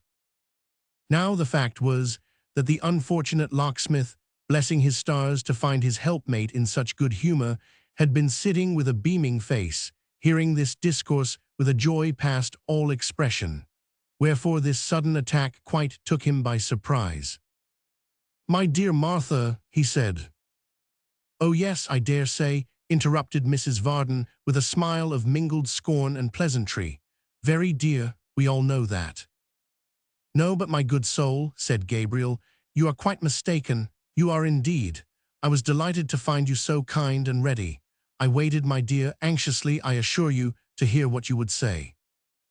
"You waited anxiously," repeated Mrs. V. "Yes, thank you, Varden. You waited, as you always do, that I might bear the blame if any came of it. But I am used to it," said the lady with a kind of solemn titter, "and that's my comfort." "I give you my word, Martha," said Gabriel. "Let me give you my word, my dear," interposed his wife with a Christian smile, "that such discussions as these between married people are much better left alone. Therefore, if you please, Varden, we'll drop the subject. I have no wish to pursue it. I might say a great deal, but I would rather not. Pray don't say any more." "I don't want to say any more," rejoined the goaded locksmith. "Well then, don't," said Mrs. Varden. "Nor did I begin it, Martha," added the locksmith good-humoredly. "I must say that." "You did not begin it, Varden," exclaimed his wife, opening her eyes very wide and looking round upon the company as though she would say, "You hear this man. You did not begin it, Varden, but you shall not say I was out of temper. No, you did not begin it. Oh dear, no, not you, my dear." "Well, well," said the locksmith, "that's settled then." "Oh yes," rejoined his wife, "quite. If you like to say Dolly began it, my dear, I shall not contradict you. I know my duty, I need know it, I am sure. I am often obliged to bear it in mind, when my inclination perhaps would be for the moment to forget it. Thank you, Varden. And so, with a mighty show of humility and forgiveness, she folded her hands and looked round again with a smile which plainly said, if you desire to see the first and foremost among female martyrs, here she is, on view. This little incident, illustrative though it was of Mrs. Varden's extraordinary sweetness and amiability, had so strong a tendency to check the conversation and to disconcert all parties but that excellent lady, that only a few monosyllables were uttered until Edward withdrew, which he presently did, thanking the lady of the house a great many times for her condescension, and whispering in Dolly's ear that he would call on the morrow, in case there should happen to be an answer to the note, which, indeed, she knew without his telling, as Barnaby and his friend Grip had dropped in on the previous night to prepare her for the visit which was then terminating. Gabriel, who had attended Edward to the door, came back with his hands in his pockets, and after fidgeting about the room in a very uneasy manner, and casting a great many sidelong looks at Mrs. Varden, who with the calmest countenance in the world was 5 fathoms deep in the Protestant manual, inquired of Dolly how she meant to go. Dolly supposed by the stagecoach, and looked at her lady mother, who finding herself silently appealed to, dived down at least another fathom into the manual, and became unconscious of all earthly things. Martha, said the locksmith. I hear you, Varden, said his wife, without rising to the surface. I am sorry, my dear, you have such an objection to the maypole and old John, for other ways as it's a very fine morning, and Saturday's not a busy day with us, we might have all 3 gone to Chigwell in the chaise, and had quite a happy day of it. Mrs. Varden immediately closed the manual, and bursting into tears, requested to be led upstairs. What is the matter now, Martha? Inquired the locksmith. To which Martha rejoined, Oh, don't speak to me, and protested in agony that if anybody had told her so, she wouldn't have believed it. But Martha, said Gabriel, putting himself in the way as she was moving off with the aid of Dolly's shoulder, wouldn't have believed what? Tell me what's wrong now. Do tell me. Upon my soul, I don't know. Do you know, child? Damn, cried the locksmith, plucking at his wig in a kind of frenzy. Nobody does know, I verily believe, but Miggs. Miggs, said Mrs. Varden faintly, and with symptoms of approaching incoherence, is attached to me, and that is sufficient to draw down hatred upon her in this house. She is a comfort to me, whatever she may be to others. She's no comfort to me, cried Gabriel, made bold by despair. She's the misery of my life. She's all the plagues of Egypt in one. She's considered so, I have no doubt, said Mrs. Varden. I was prepared for that. It's natural, it's of a piece with the rest. When you taunt me as you do to my face, how can I wonder that you taunt her behind her back? And here the incoherence coming on very strong, Mrs. Varden wept, and laughed, and sobbed, and shivered, and hiccuped, and choked, and said she knew it was very foolish but she couldn't help it, and that when she was dead and gone, perhaps they would be sorry for it, which really under the circumstances did not appear quite so probable as she seemed to think, with a great deal more to the same effect. In a word, she passed with great decency through all the ceremonies incidental to such occasions, and being supported upstairs, was deposited in a highly spasmodic state on her own bed, where Miss Miggs shortly afterwards flung herself upon the body. The philosophy of all this was that Mrs. Varden wanted to go to Chigwell, that she did not want to make any concession or explanation, that she would only go on being implored and entreated so to do, and that she would accept no other terms. Accordingly, after a vast amount of moaning and crying upstairs, and much damping of foreheads, and vinegaring of temples, and hartshorning of noses, and so forth, and after most pathetic adjurations from Miggs, assisted by warm brandy and water not overweak, and divers other cordials, also of a stimulating quality, administered at first in teaspoonfuls, and afterwards in increasing doses, and of which Miss Miggs herself partook as a preventive measure, for fainting is infectious. After all these remedies, and many more too numerous to mention, but not to take, had been applied, and many verbal consolations, moral, religious, and miscellaneous, had been superadded thereto, the locksmith humbled himself, and the end was gained. "If it's only for the sake of peace and quietness, father," said Dolly, urging him to go upstairs. "Oh, Doll," said her good-natured father, "if you ever have a husband of your own." Dolly glanced at the glass. "Well, when you have," said the locksmith, "never faint, my darling. More domestic unhappiness has come of easy fainting, Doll, than from all the greater passions put together. Remember that, my dear, if you would be really happy, which you never can be if your husband is. And a word in your ear, my precious, never have a Miggs about you." With this advice, he kissed his blooming daughter on the cheek, and slowly repaired to Mrs. Varden's room, where that lady, lying all pale and languid on her couch, was refreshing herself with a sight of her last new bonnet, which Miggs, as a means of calming her scattered spirits, displayed to the best advantage at her bedside. "Here's master, Mim," said Miggs. "Oh, what a happiness it is when man and wife come round again. Oh, gracious, to think that him and her should ever have a word together." In the energy of these sentiments, which were uttered as an apostrophe to the heavens in general, Miss Miggs perched the bonnet on the top of her own head, and folding her hands, turned on her tears. "I can't help it," cried Miggs. "I couldn't if I was to be drowned in M. She has such a forgiving spirit. She'll forget all that has passed, and go along with you, sir. Oh, if it was to the world's end, she'd go along with you." Mrs. Varden, with a faint smile, gently reproved her attendant for this enthusiasm, and reminded her at the same time that she was far too unwell to venture out that day. "Oh no, you're not, Mim, indeed you're not," said Miggs. "I repeal to master. Master knows you're not, Mim. The hair and motion of the shay will do you good, Mim, and you must not give way, you must not rally. She must keep up, mustn't she, sir, for all our sakes? I was a-telling her that just now. She must remember us, even if she forgets herself. Master will persuade you, Mim, I'm sure. There's Miss Dolly's going, you know, and master, and you, and all so happy and so comfortable." "Oh," cried Miggs, turning on the tears again, previous to quitting the room in great emotion, "I never see such a blessed one as she is for the forgiveness of her spirit. I never, never, never did. Not more did master neither. No, nor no one, never."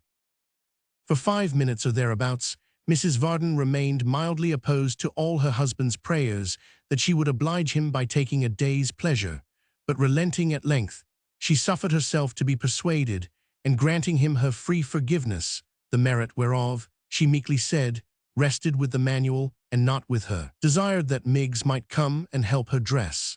The handmaid attended promptly, and it is but justice to their joint exertions to record that, when the good lady came downstairs in course of time, completely decked out for the journey, she really looked as if nothing had happened, and appeared in the very best health imaginable.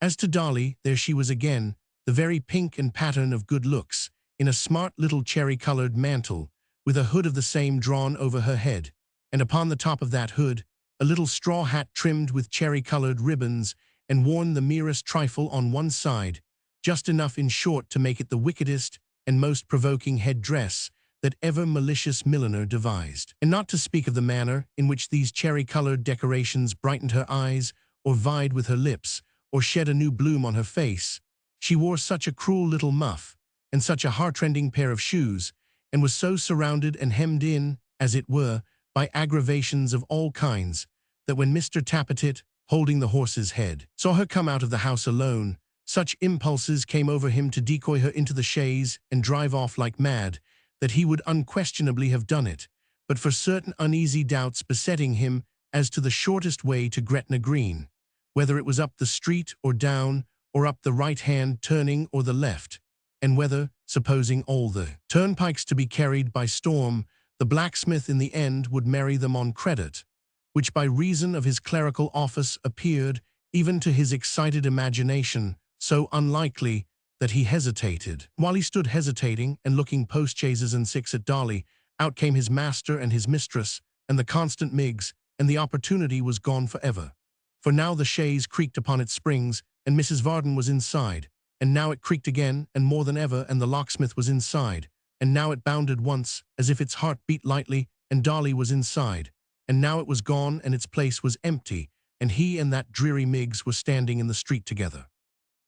The hardy locksmith was in as good a humor as if nothing had occurred for the last 12 months to put him out of his way.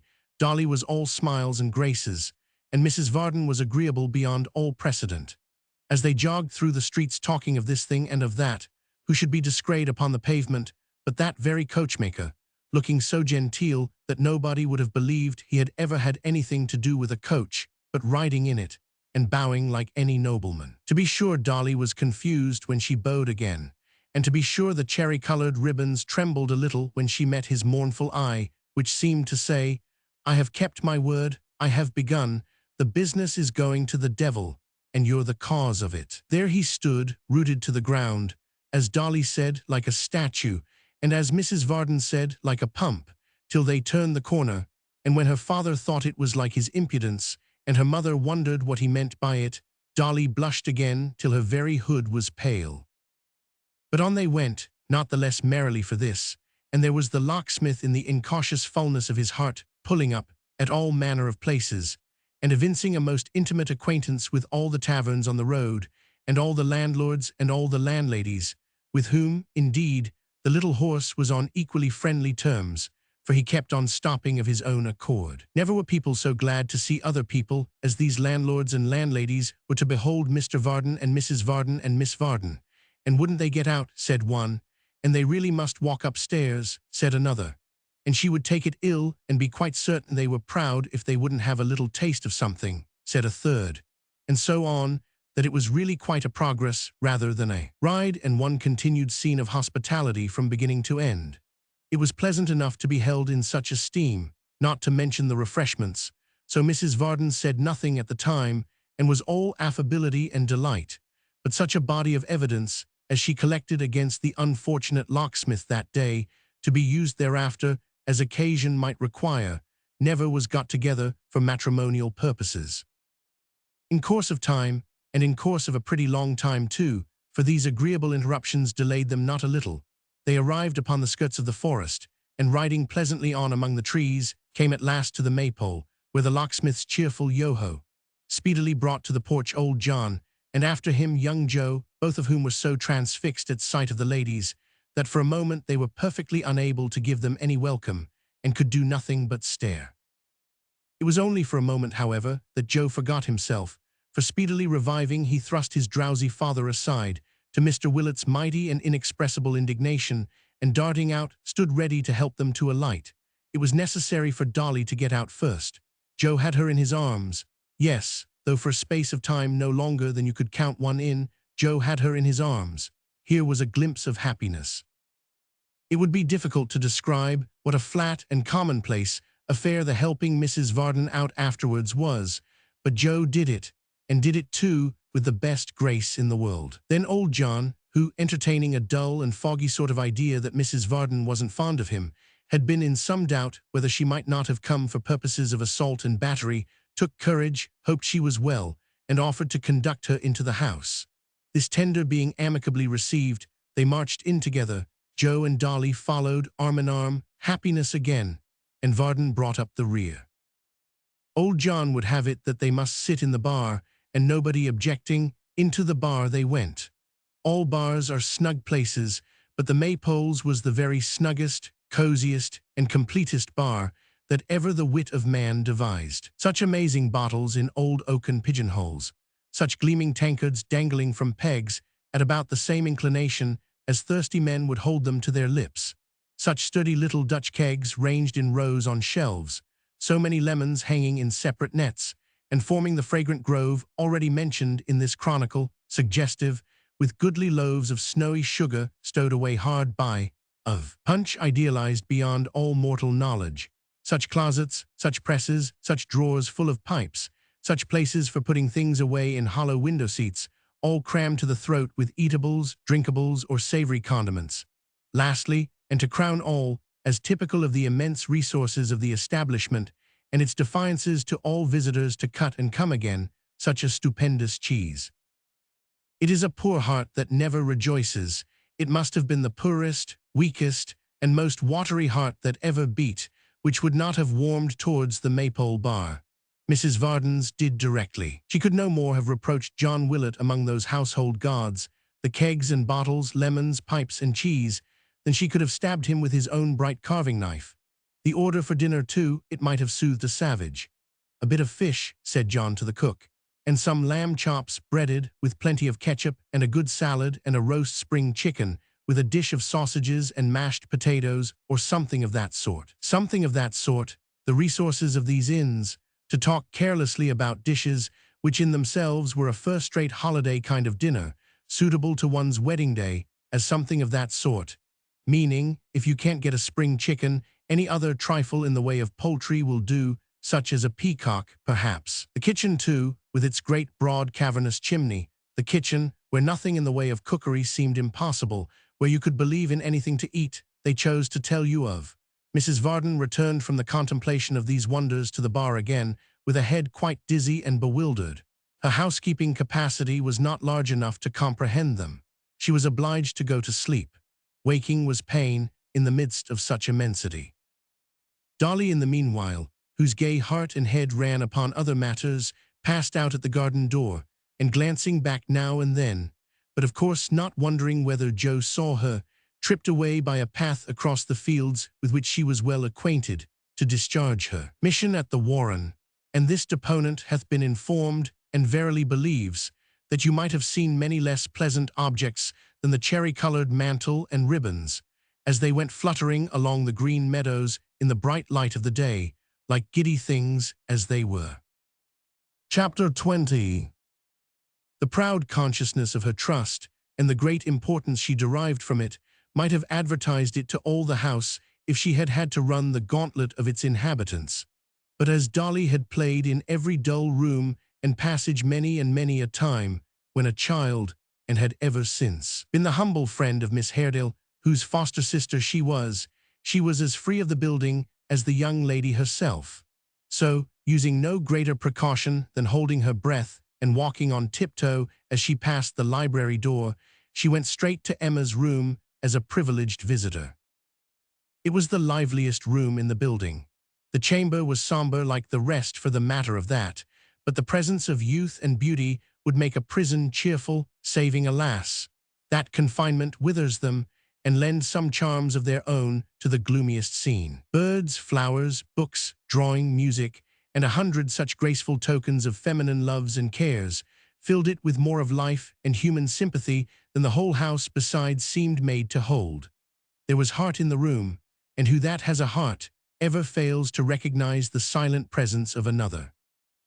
Dolly had one undoubtedly, and it was not a tough one either, though there was a little mist of coquettishness about it, such as sometimes surrounds that sun of life in its morning and slightly dims its luster. Thus, when Emma rose to greet her, and kissing her affectionately on the cheek, told her in her quiet way that she had been very unhappy, the tears stood in Dolly's eyes, and she felt more sorry than she could tell.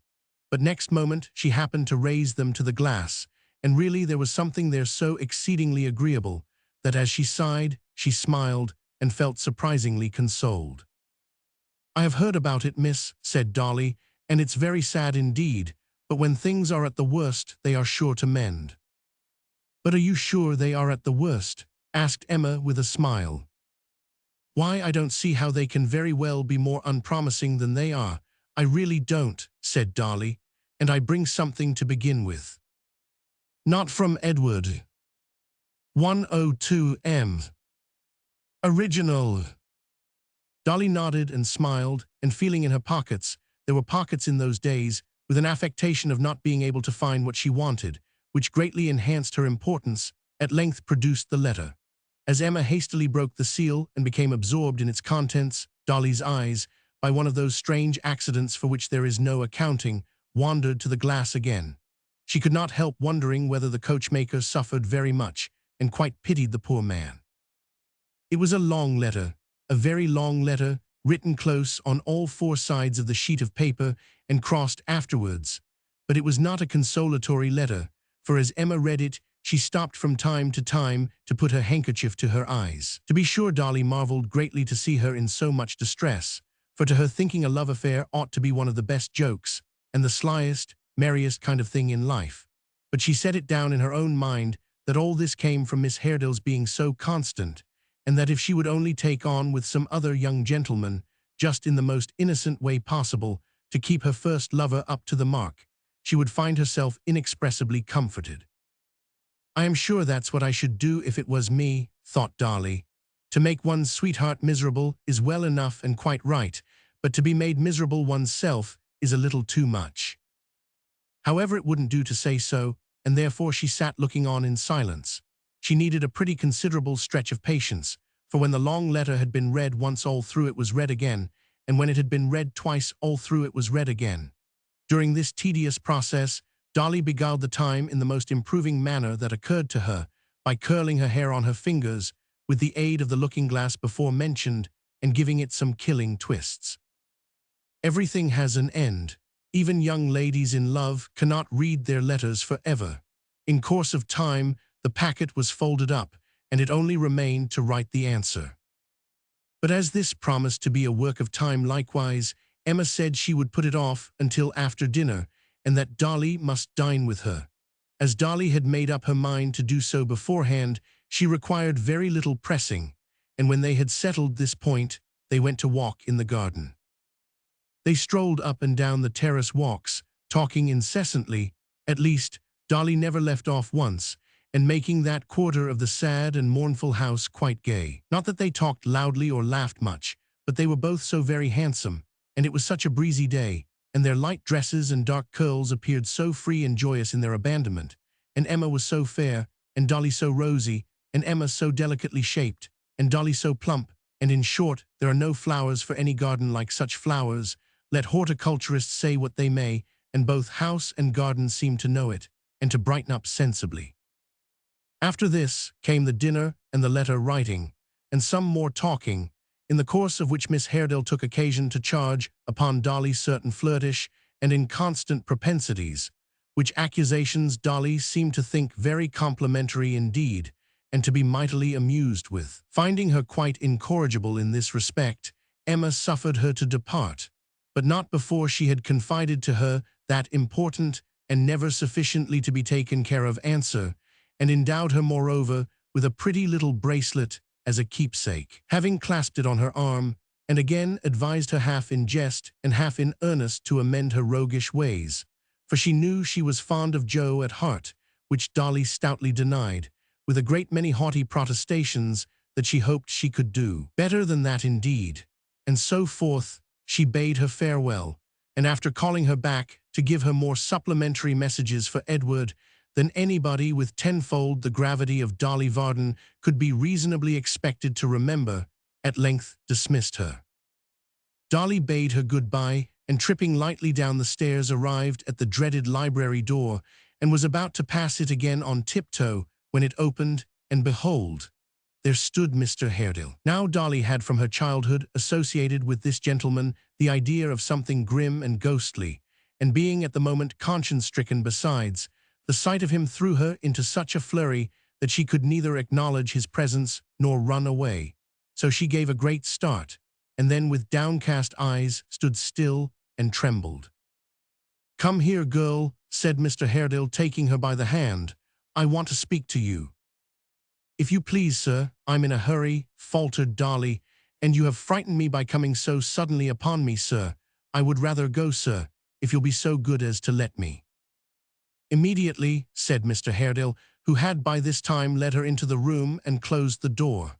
"You shall go directly. You have just left Emma." "Yes, sir, just this minute. Father's waiting for me, sir, if you'll please to have the goodness." I know," said Mr. Haredale. "Answer me a question. What did you bring here today?" "Bring here, sir," faltered Dolly.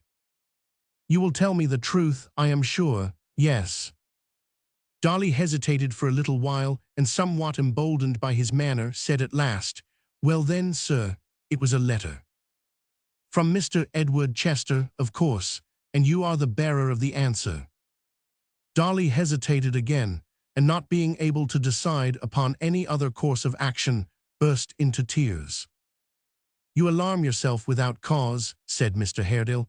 "Why are you so foolish? Surely you can answer me. You know that I have but to put the question to Emma and learn the truth directly. Have you the answer with you?" Dolly had what is popularly called a spirit of her own, and being now fairly at bay, made the best of it. "Yes, sir," she rejoined, trembling and frightened as she was. "Yes, sir, I have. You may kill me if you please, sir, but I won't give it up. I'm very sorry, but I won't. There, sir." "I commend your firmness and your plain speaking," said Mr. Haredale. "Rest assured that I have as little desire to take your letter as your life. You are a very discreet messenger and a good girl." Not feeling quite certain, as she afterwards said, whether he might not be coming over her with these compliments, Dolly kept as far from him as she could, cried again, and resolved to defend her pocket, for the letter was there to the last extremity. "I have some design," said Mr. Haredale after a short silence, during which a smile, as he regarded her, had struggled through the gloom and melancholy that was natural to his face, "of providing a companion for my niece, for her life is a very lonely one. Would you like the office? You are the oldest friend she has, and the best entitled to it." "I don't know, sir," answered Dolly, not sure but he was bantering her. "I can't say. I don't know what they might wish at home. I couldn't give an opinion, sir." "If your friends had no objection, would you have any?" said Mr. Haredale. "Come, there's a plain question, and easy to answer."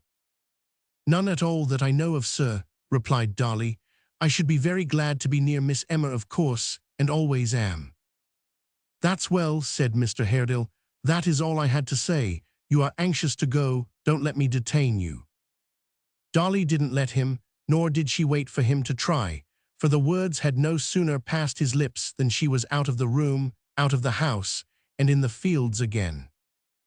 The first thing to be done, of course, when she came to herself and considered what a flurry she had been in, was to cry afresh, and the next thing, when she reflected how well she had got over it, was to laugh heartily. The tears once banished gave place to the smiles, and at last Dolly laughed so much that she was fain to lean against a tree and give vent to her exultation. When she could laugh no longer and was quite tired, she put her head-dress to rights, dried her eyes, looked back very merrily and triumphantly at the Warren chimneys, which were just visible, and resumed her walk.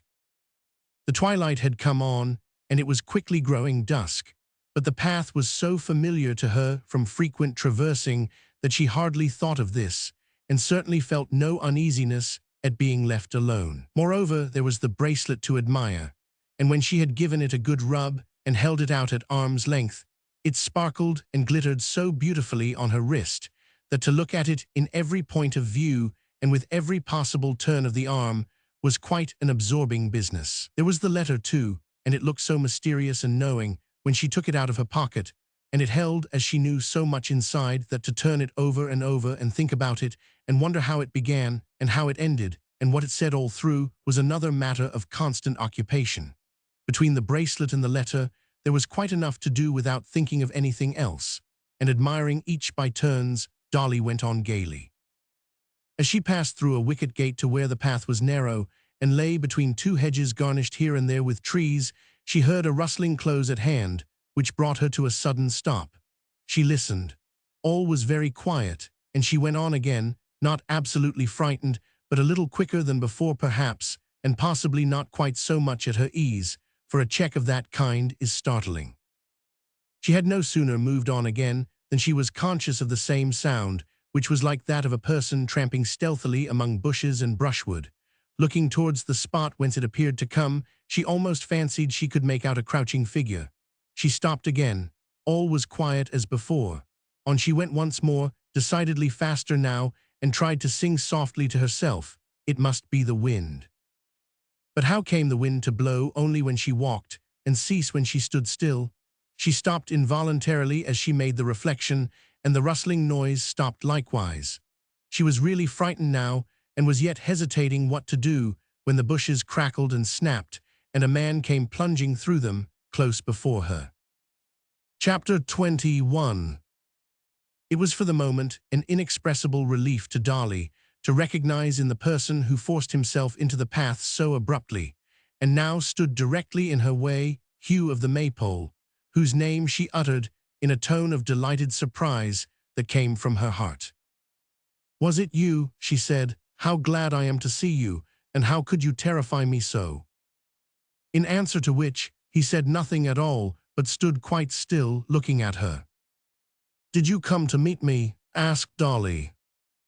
Hugh nodded and muttered something to the effect that he had been waiting for her and had expected her sooner. "I thought it likely they would send," said Dolly, greatly reassured by this. "Nobody sent me," was his sullen answer. "I came of my own accord." 105M. Original. The rough bearing of this fellow and his wild, uncouth appearance had often filled the girl with a vague apprehension even when other people were by, and had occasioned her to shrink from him involuntarily. The having him for an unbidden companion in so solitary a place, with the darkness fast gathering about them, renewed and even increased the alarm she had felt at first. If his manner had been merely dogged and passively fierce, as usual, she would have had no greater dislike to his company than she always felt. Perhaps, indeed, would have been rather glad to have had him at hand. But there was something of course bold admiration in his look, which terrified her very much. She glanced timidly towards him, uncertain whether to go forward or retreat, and he stood gazing at her like a handsome satyr, and so they remained for some short time without stirring or breaking silence. At length Dolly took courage, shot past him, and hurried on. "Why do you spend so much breath in avoiding me?" said Hugh, accommodating his pace to hers and keeping close at her side. "I wish to get back as quickly as I can, and you walk too near me," answered Dolly. "Too near," said Hugh, stooping over her so that she could feel his breath upon her forehead. "Why too near? You're always proud to me, mistress." "I am proud to no one. You mistake me," answered Dolly. "Fall back if you please, or go on." "Nay, mistress," he rejoined, endeavoring to draw her arm through his. "I'll walk with you." She released herself, and clenching her little hand, struck him with right good will. At this, Maypole Hugh burst into a roar of laughter, and passing his arm about her waist, held her in his strong grasp as easily as if she had been a bird. "Ha ha ha, well done, mistress, strike again. You shall beat my face and tear my hair and pluck my beard up by the roots, and welcome, for the sake of your bright eyes. Strike again, mistress, do, ha ha ha, I like it." "Let me go," she cried, endeavoring with both her hands to push him off. "Let me go this moment." "You had as good be kinder to me, Sweetlips," said Hugh. "You had indeed. Come, tell me now, why are you always so proud? I don't quarrel with you for it. I love you when you're proud. Ha ha ha, you can't hide your beauty from a poor fellow, that's a comfort." She gave him no answer, but as he had not yet checked her progress, continued to press forward as rapidly as she could. At length, between the hurry she had made, her terror, and the tightness of his embrace, her strength failed her, and she could go no further. "Hugh," cried the panting girl, "good Hugh, if you will leave me, I will give you anything, everything I have, and never tell one word of this to any living creature."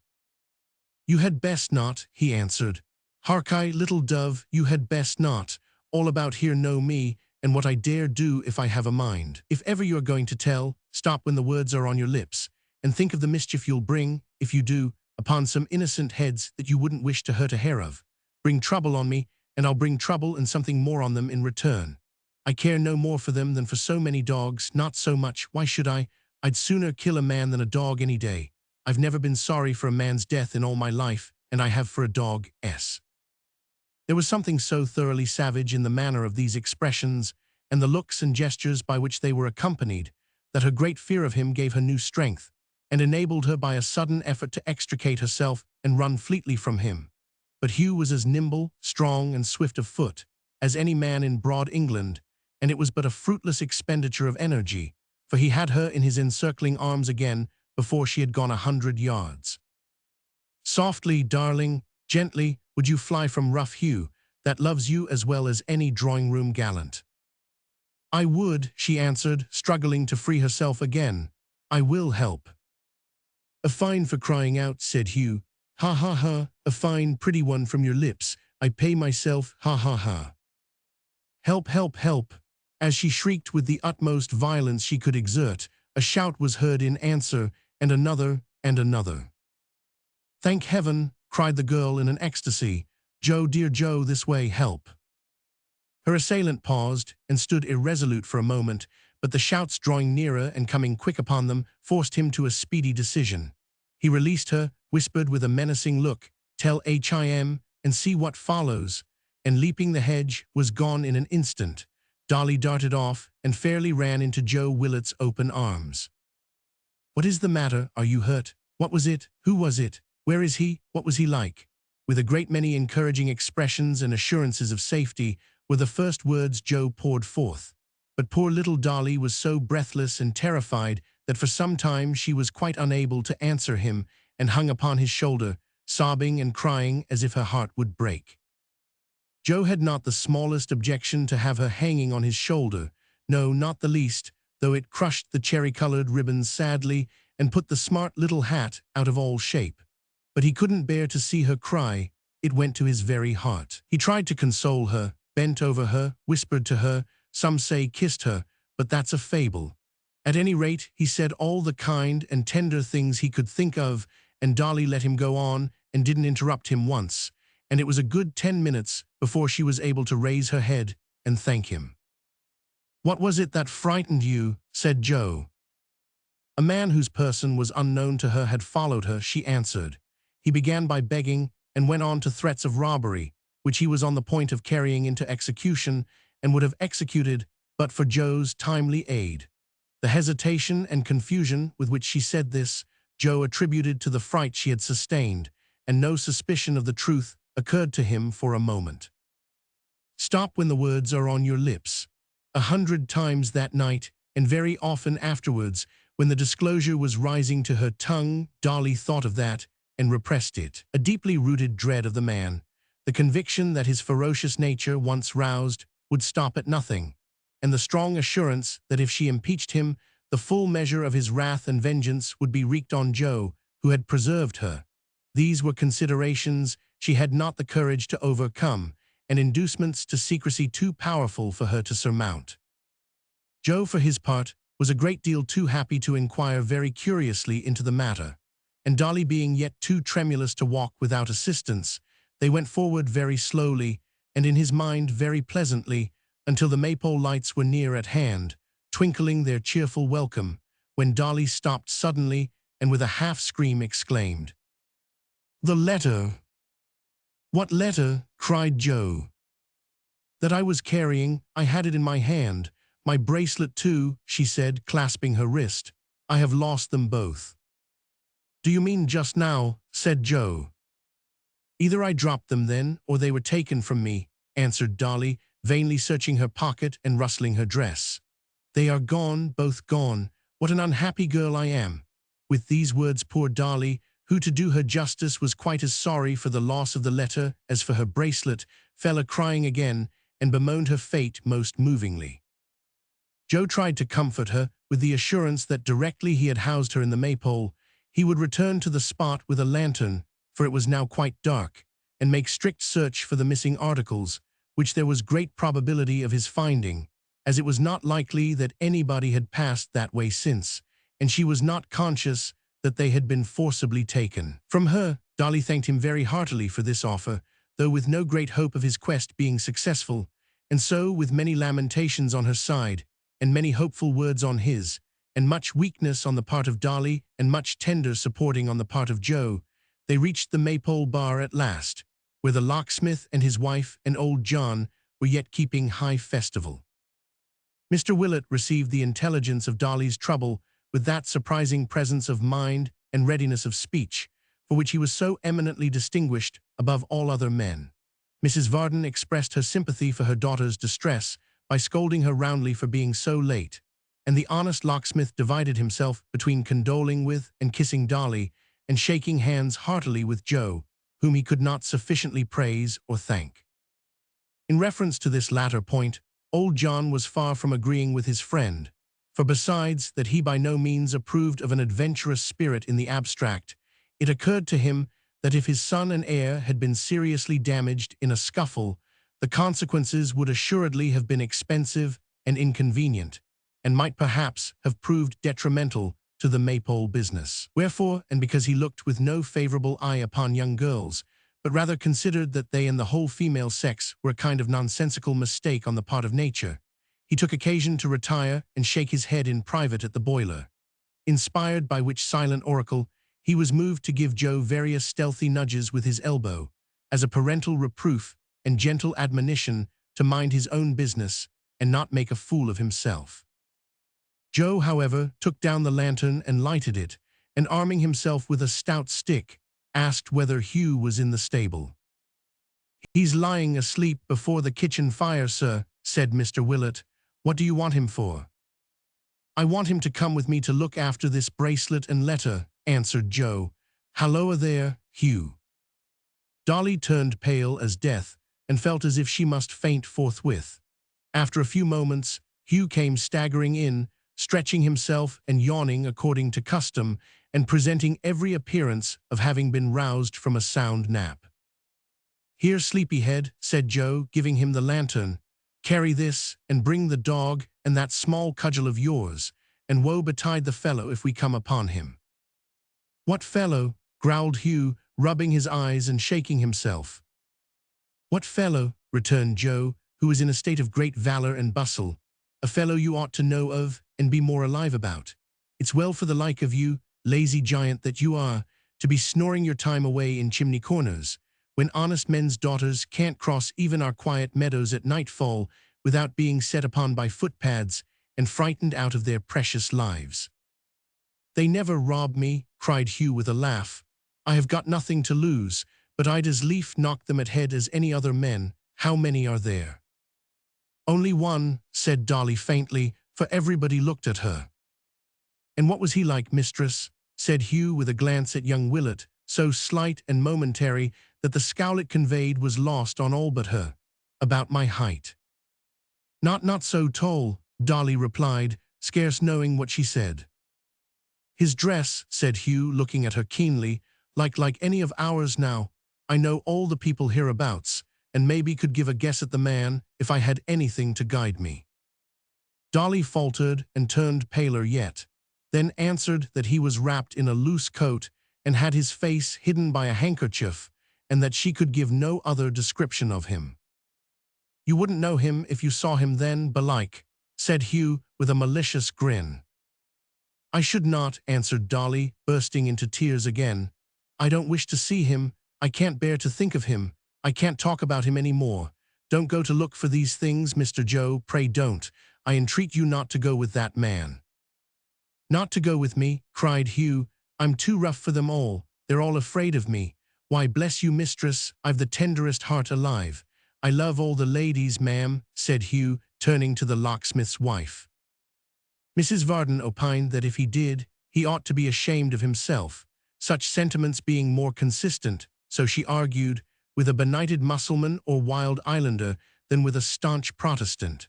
Arguing from this imperfect state of his morals, Mrs. Varden further opined that he had never studied the manual. Hugh admitting that he never had, and moreover that he couldn't read, Mrs. Varden declared with much severity that he ought to be even more ashamed of himself than before, and strongly recommended him to save up his pocket money for the purchase of one, and further to teach himself the contents with all convenient diligence.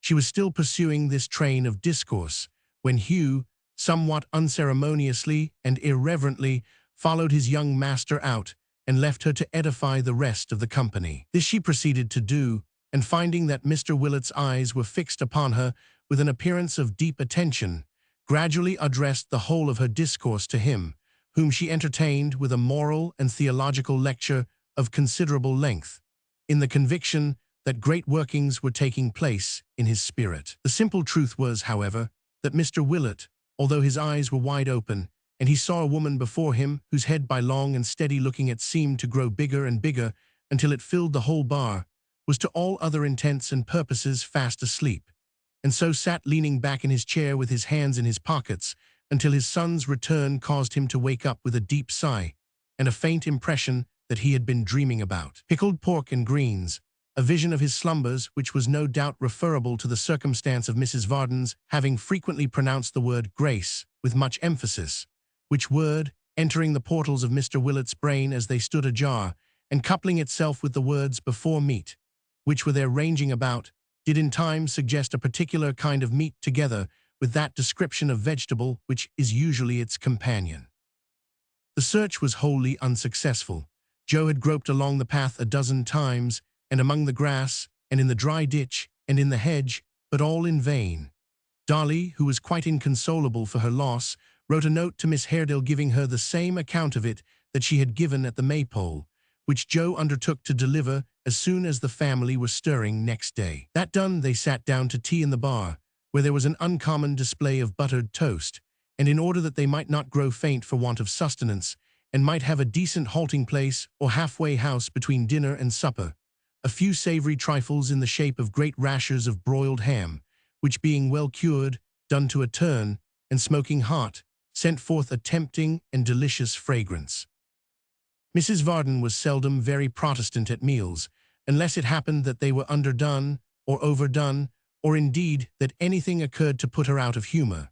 Her spirits rose considerably on beholding these goodly preparations, and from the nothingness of good works she passed to the somethingness of ham and toast with great cheerfulness. Nay, under the influence of these wholesome stimulants, she sharply reproved her daughter for being low and despondent, which she considered an unacceptable frame of mind, and remarked, as she held her own plate for a fresh supply, that it would be well for Dolly, who pined over the loss of a toy and a sheet of paper, if she would reflect upon the voluntary sacrifices of the missionaries in foreign parts who lived chiefly on salads. The proceedings of such a day occasion various fluctuations in the human thermometer, and especially in instruments so sensitively and delicately constructed as Mrs. Varden. Thus, at dinner Mrs. V stood at summer heat, genial, smiling, and delightful. After dinner, in the sunshine of the wine, she went up at least half a dozen degrees, and was perfectly enchanting. As its effect subsided, she fell rapidly, went to sleep for an hour or so at temperate, and woke at something below freezing. Now she was at summer heat again in the shade, and when tea was over, and old John, producing a bottle of cordial from one of the oaken cases, insisted on her sipping 2 glasses thereof in slow succession, she stood steadily at 90 for 1 hour and a quarter. Profiting by experience, the locksmith took advantage of this genial weather to smoke his pipe in the porch, and in consequence of this prudent management, he was fully prepared, when the glass went down again, to start homewards directly. The horse was accordingly put in, and the chaise brought round to the door. Joe, who would on no account be dissuaded from escorting them until they had passed the most dreary and solitary part of the road, led out the grey mare at the same time, and having helped Dolly into her seat more happiness, sprung gaily into the saddle. Then, after many good nights and admonitions to wrap up, and glancing of lights, and handing in of cloaks and shawls, the chaise rolled away, and Joe trotted beside it, on Dolly's side, no doubt, and pretty close to the wheel too. Chapter 22.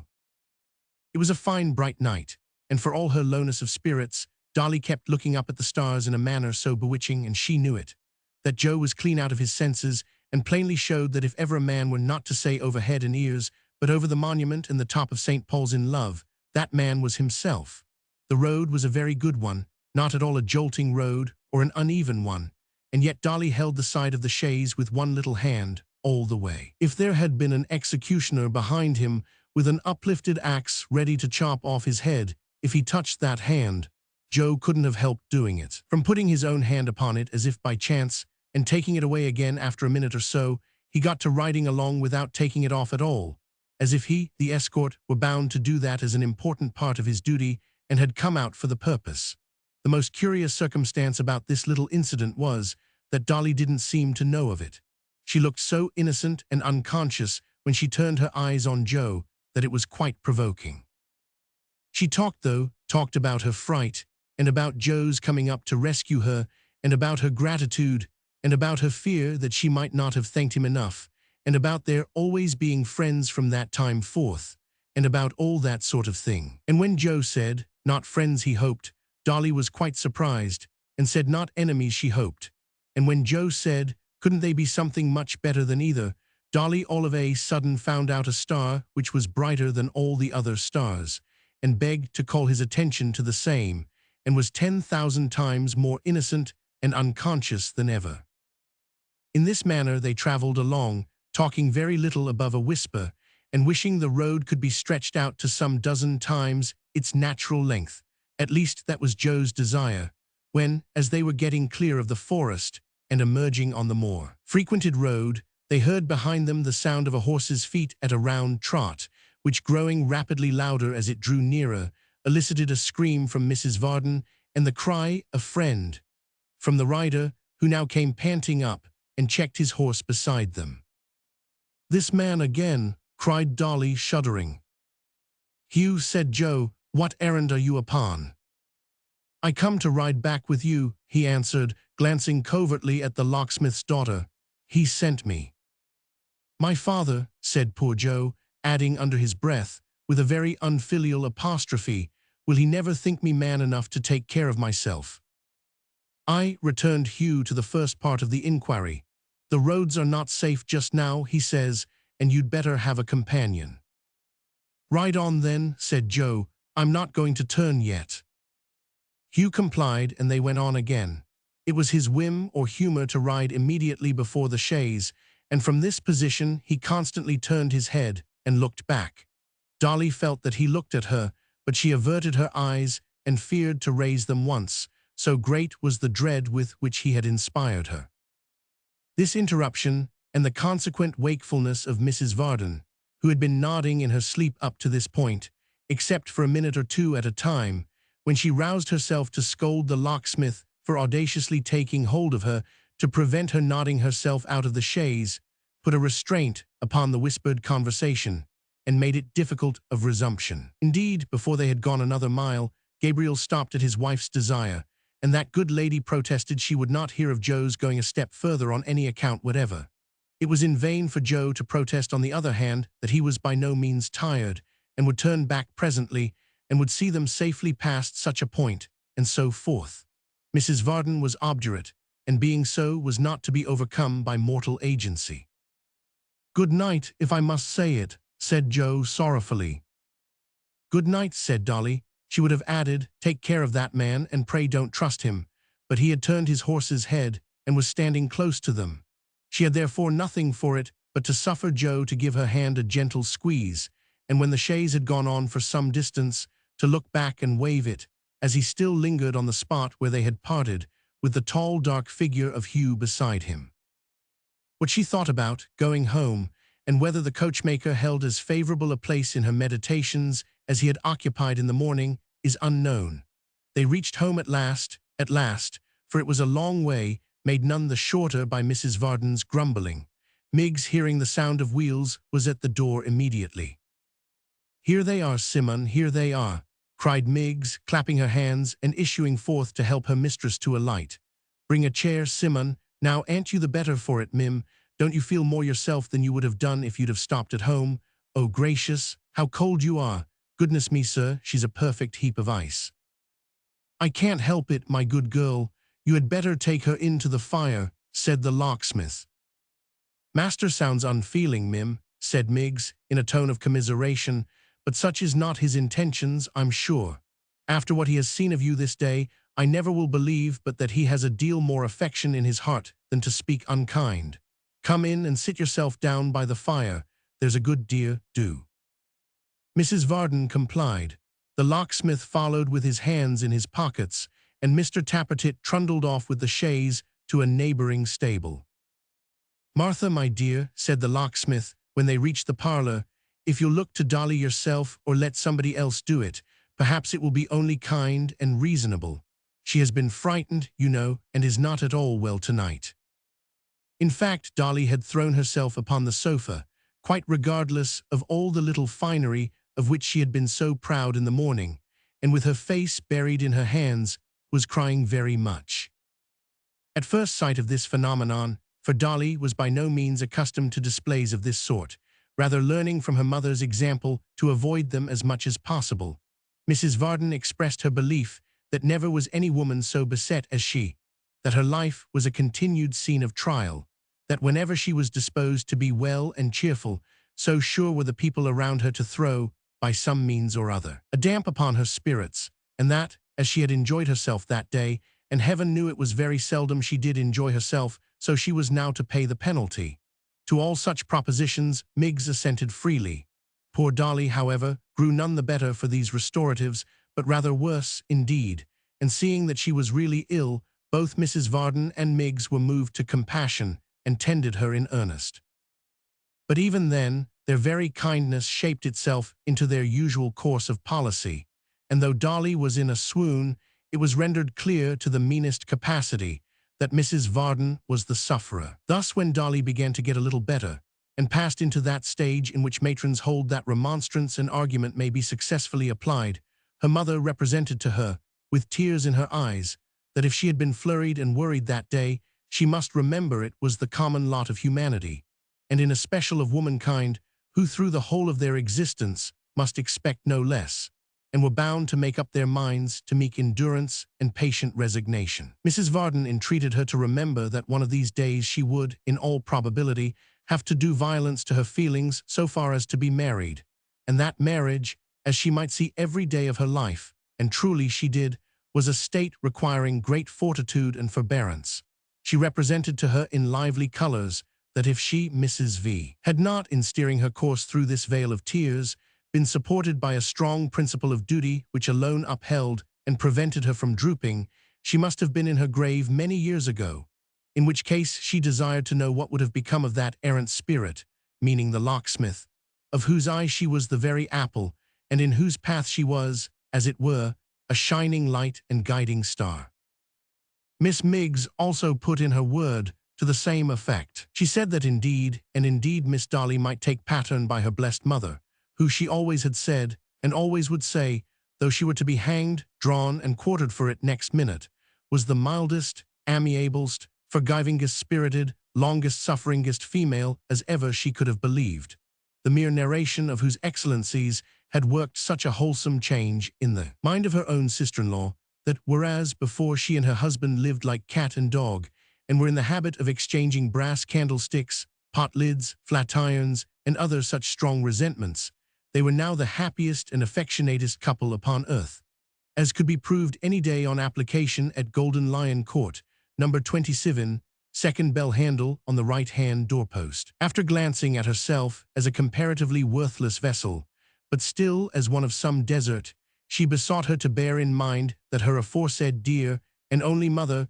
was of a weakly constitution and excitable temperament, who had constantly to sustain afflictions in domestic life, compared with which thieves and robbers were as nothing, and yet never sunk down or gave way to despair or wrath, but, in prize-fighting phraseology, always came up to time with a cheerful countenance, and went in to win as if nothing had happened. When Miggs finished her solo, her mistress struck in again, and the two together performed a duet to the same purpose, the burden being that Mrs. Varden was persecuted perfection, and Mr. Varden, as the representative of mankind in that apartment, a creature of vicious and brutal habits, utterly insensible to the blessings he enjoyed. Of so refined a character, indeed, was their talent of assault under the mask of sympathy, that when Dolly, recovering, embraced her father tenderly, as in vindication of his goodness, Mrs. Varden expressed her solemn hope that this would be a lesson to him for the remainder of his life, and that he would do some little justice to a woman's nature ever afterwards,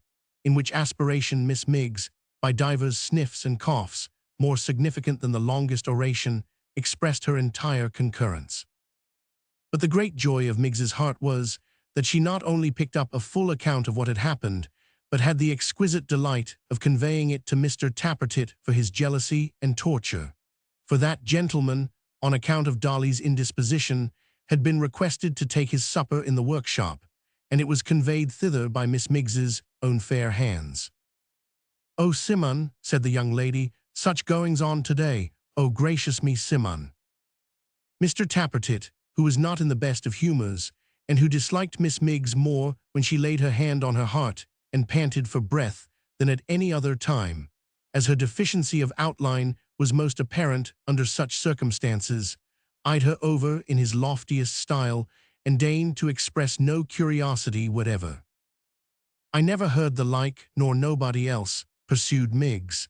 "The idea of interfering with her, what people can see in her to make it worth their while to do so, that's the joke, he. Finding there was a lady in the case, Mr. Tappertit haughtily requested his fair friend to be more explicit, and demanded to know what she meant by her. "Why, that Darley," said Miggs, with an extremely sharp emphasis on the name. "But, oh, upon my word and honor, young Joseph Willett is a brave one, and he do deserve her, that he do." "Woman," said Mr. Tappertit, jumping off the counter on which he was seated, "beware." "My stars, Simon," cried Miggs in affected astonishment, "you frighten me to death. What's the matter?"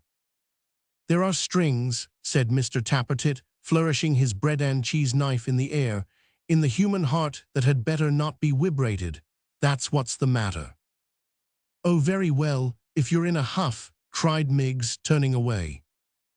"Huff or no huff," said Mr. Tappertit, detaining her by the wrist. "What do you mean, Jezebel? What were you going to say? Answer me." Notwithstanding this uncivil exhortation, Miggs gladly did as she was required, and told him how that their young mistress, being alone in the meadows after dark, had been attacked by 3 or 4 tall men, who would have certainly borne her away and perhaps murdered her, but for the timely arrival of Joseph Willett, who with his own single hand put them all to flight and rescued her, to the lasting admiration of his fellow creatures generally, and to the eternal love and gratitude of Barnaby Varden.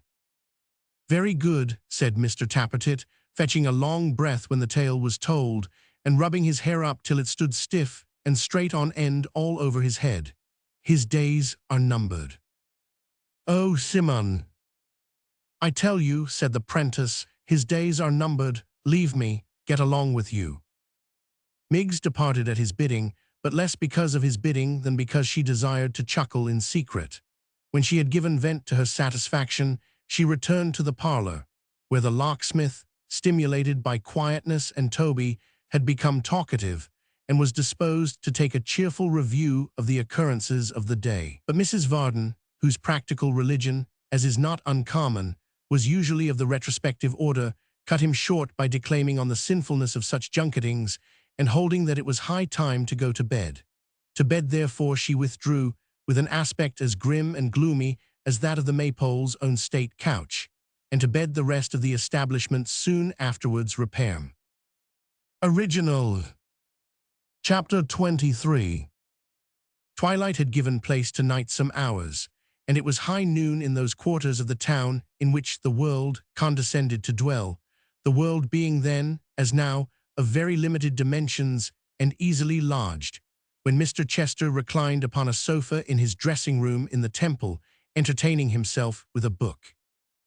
He was dressing, as it seemed, by easy stages, and having performed half the journey was taking a long rest. Completely attired, as to his legs and feet, in the trimmest fashion of the day, he had yet the remainder of his toilet to perform. The coat was stretched, like a refined scarecrow, on its separate horse. The waistcoat was displayed to the best advantage. The various ornamental articles of dress were severally set out in most alluring order, and yet he lay dangling his legs between the sofa and the ground, as intent upon his book as if there were nothing but bed before him. "Upon my honor," he said, at length raising his eyes to the ceiling with the air of a man who was reflecting seriously on what he had read, "upon my honor, the most masterly composition, the most delicate thoughts, the finest code of morality, and the most gentlemanly sentiments in the universe. Ah, Ned, if you would but form your mind by such precepts, we should have but one common feeling on every subject that could possibly arise between us." This apostrophe was addressed, like the rest of his remarks, to empty air, for Edward was not present, and the father was quite alone. "My Lord Chesterfield," he said, pressing his hand tenderly upon the book as he laid it down, "if I could but have profited by your genius soon enough to have formed my son on the model you have left to all wise fathers, both he and I would have been rich men. Shakespeare was undoubtedly very fine in his way, Milton good, though prosy, Lord Bacon deep, and decidedly knowing, but the writer who should be his country's pride is my Lord Chesterfield." He became thoughtful again, and the toothpick was in requisition. "I thought I was tolerably accomplished as a man of the world," he continued. "I flattered myself that I was pretty well versed in all those little arts and graces which distinguish men of the world from boors and peasants, and separate their character from those intensely vulgar sentiments which are called the national character. Apart from any natural prepossession in my own favor, I believed I was. Still, in every page of this enlightened writer, I find some captivating hypocrisy which has never occurred to me before, or some superlative piece of selfishness to which I was utterly a stranger. I should quite blush for myself before this stupendous creature, if remembering his precepts one might blush at anything. An amazing man, a nobleman indeed. Any king or queen may make a lord, but only the devil himself and the Graces can make a Chesterfield. Men who are thoroughly false and hollow seldom try to hide those vices from themselves, and yet in the very act of avowing them, they lay claim to the virtues they feign most to despise.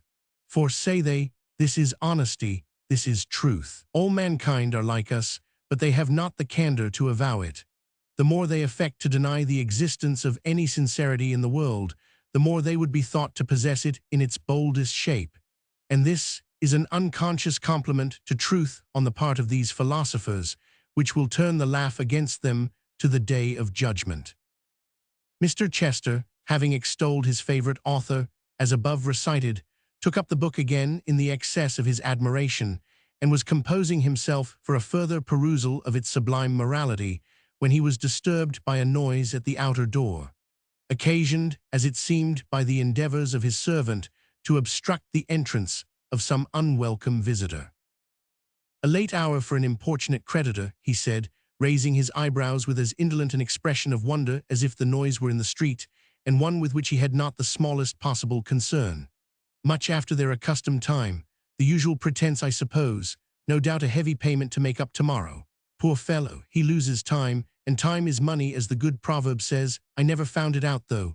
Well, what now? You know I am not at home." "A man, sir," replied the servant, who was to the full as cool and negligent in his way as his master, "has brought home the riding-whip you lost the other day. I told him you were out, but he said he was to wait while I brought it in, and wouldn't go till I did." "He was quite right," returned his master, "and you're a blockhead, possessing no judgment or discretion whatever. Tell him to come in, and see that he rubs his shoes for exactly 5 minutes first." The man laid the whip on a chair and withdrew. The master, who had only heard his foot upon the ground and had not taken the trouble to turn round and look at him, shut his book and pursued the train of ideas his entrance had disturbed. "If time were money," he said, handling his snuff-box, "I would compound with my creditors and give them, let me see, how much a day. There's my nap after dinner, an hour. They're extremely welcome to that and to make the most of it. In the morning, between my breakfast and the paper, I could spare them another hour. In the evening before dinner, say another. 3 hours a day. They might pay themselves in calls with interest in 12 months. I think I shall propose it to them. Ah, my centaur, are you there?" "Here I am," replied Hugh, striding in, followed by a dog as rough and sullen as himself. "And trouble enough I've had to get here. What do you ask me to come for, and keep me out when I do come?" "My good fellow," returned the other, raising his head a little from the cushion and carelessly surveying him from top to toe, "I am delighted to see you, and to have, in your being here, the very best proof that you are not kept out. How are you?" "I'm well enough," said Hugh impatiently. "You look a perfect marvel of health. Sit down." "I'd rather stand," said Hugh. "Please yourself, my good fellow," returned Mr. Chester, rising, slowly pulling off the loose robe he wore, and sitting down before the dressing-glass. "Please yourself by all means." Having said this in the politest and blandest tone possible, he went on dressing and took no further notice of his guest, who stood in the same spot as uncertain what to do next, eyeing him sulkily from time to time. "Are you going to speak to me, master?" he said, after a long silence. "My worthy creature," returned Mr. Chester, "you are a little ruffled and out of humor. I'll wait till you're quite yourself again. I am in no hurry." This behavior had its intended effect. It humbled and abashed the man, and made him still more irresolute and uncertain.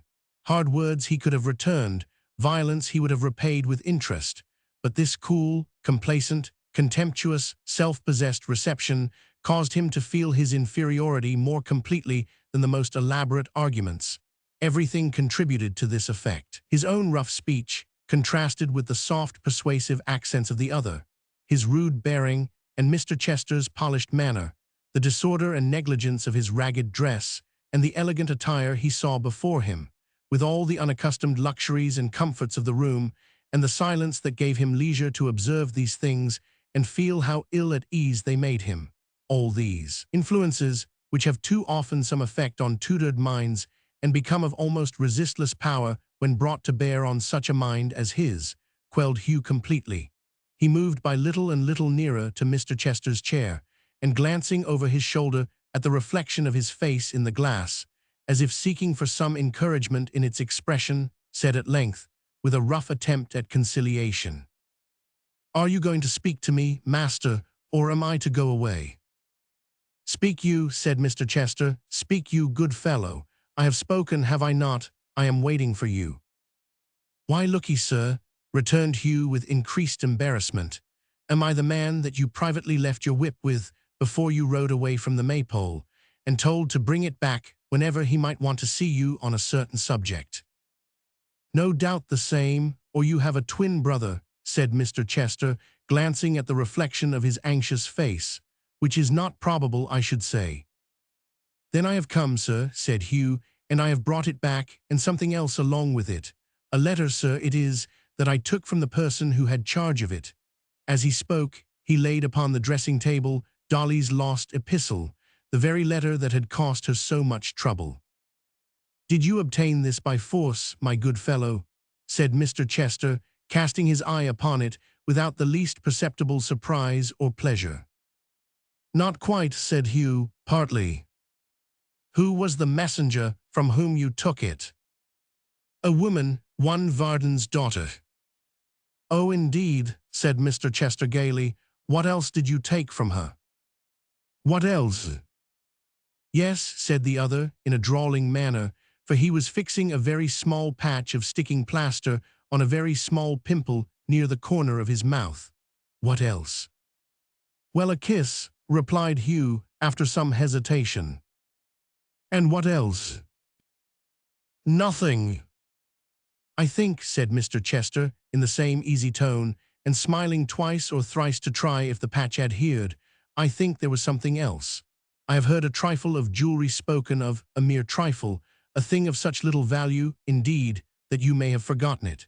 Do you remember anything of the kind, such as a bracelet now, for instance?" Hugh, with a muttered oath, thrust his hand into his breast, and drawing the bracelet forth, wrapped in a scrap of hay, was about to lay it on the table likewise, when his patron stopped his hand and bade him put it up again. "You took that for yourself, my excellent friend," he said, "and may keep it. I am neither a thief nor a receiver. Don't show it to me. You had better hide it again and lose no time. Don't let me see where you put it either," he added, turning away his head. "You're not a receiver," said Hugh bluntly, despite the increasing awe in which he held him. "What do you call that, master?" striking the letter with his heavy hand. "I call that quite another thing," said Mr. Chester coolly. "I shall prove it presently, as you will see. You are thirsty, I suppose." Hugh drew his sleeve across his lips and gruffly answered yes. "Step to that closet and bring me a bottle you will see there, and a glass." He obeyed. His patron followed him with his eyes, and when his back was turned, smiled as he had never done when he stood beside the mirror. On his return he filled the glass and bade him drink. That dram dispatched, he poured him out another and another. "How many can you bear?" he said, filling the glass again. "As many as you like to give me. Pour on, fill high. A bumper with a bead in the middle. Give me enough of this," he added, as he tossed it down his hairy throat, "and I'll do murder if you ask me." 115 M. Original. "As I don't mean to ask you, and you might possibly do it without being invited if you went on much further," said Mr. Chester with great composure, "we will stop, if agreeable to you, my good friend, at the next glass. You were drinking before you came here." "I always am when I can get it," cried Hugh boisterously, waving the empty glass above his head and throwing himself into a rude dancing attitude. "I always am. Why not? Ha ha ha. What's so good to me as this? Whatever has been, what else has kept away the cold on bitter nights and driven hunger off in starving times? What else has given me the strength and courage of a man when men would have left me to die a puny child. I should never have had a man's heart but for this. I should have died in a ditch. Whereas he who, when I was a weak and sickly wretch, with trembling legs and fading sight, bade me cheer up, as this did, I never knew him, not I drink to the drink, master, ha ha ha. You are an exceedingly cheerful young man, said Mr. Chester, putting on his cravat with great deliberation and slightly moving his head from side to settle his chin in its proper place. Quite a boon companion. Do you see this hand, master, said Hugh, and this arm, bearing the brawny limb to the elbow?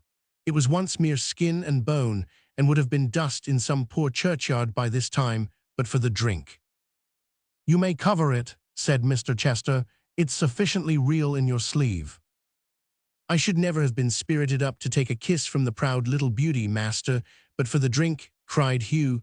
Ha ha ha, it was a good one, as sweet as honeysuckle, I warrant you. I thank the drink for it. I'll drink to the drink again, master. Fill me one more. Come, one more. You are such a promising fellow, said his patron, putting on his waistcoat with great nicety and taking no heed of this request, that I must caution you against having too many impulses from the drink and getting hung before your time. What's your age? I don't know. At any rate, said Mr. Chester, you are young enough to escape what I may call a natural death for some years to come. How can you trust yourself in my hands on so short an acquaintance, with a halter round your neck? What a confiding nature yours must be. Hugh fell back a pace or two and surveyed him with a look of mingled terror, indignation, and surprise, regarding himself in the glass with the same complacency as before, and speaking as smoothly as if he were discussing some pleasant chit-chat of the town. His patron went on. Robbery on the King's Highway, my young friend, is a very dangerous and ticklish occupation. It is pleasant, I have no doubt, while it lasts, but like many other pleasures in this transitory world, it seldom lasts long. And really, if in the ingenuousness of youth you open your heart so readily on the subject, I am afraid your career will be an extremely short one. How's this? Said Hugh. What do you talk of, master? Who was it set me on? Who? Said Mr. Chester, wheeling sharply round and looking full at him for the first time. I didn't hear you. Who was it? Hugh faltered and muttered something which was not audible. Who was it, I am curious to know, said Mr. Chester with surpassing affability. Some rustic beauty perhaps, but be cautious, my good friend. They are not always to be trusted. Do take my advice now and be careful of yourself. With these words he turned to the glass again and went on with his toilet. Hugh would have answered him that he, the questioner himself, had set him on, but the words stuck in his throat. The consummate art with which his patron had led him to this point and managed the whole conversation perfectly baffled him. He did not doubt that, if he had made the retort which was on his lips, when Mr. Chester turned round and questioned him so keenly, he would straightway have given him into custody and had him dragged before a justice with the stolen property upon him, in which case it was as certain he would have been hung as it was that he had been born. The ascendancy which it was the purpose of the man of the world to establish over this savage instrument was gained from that time.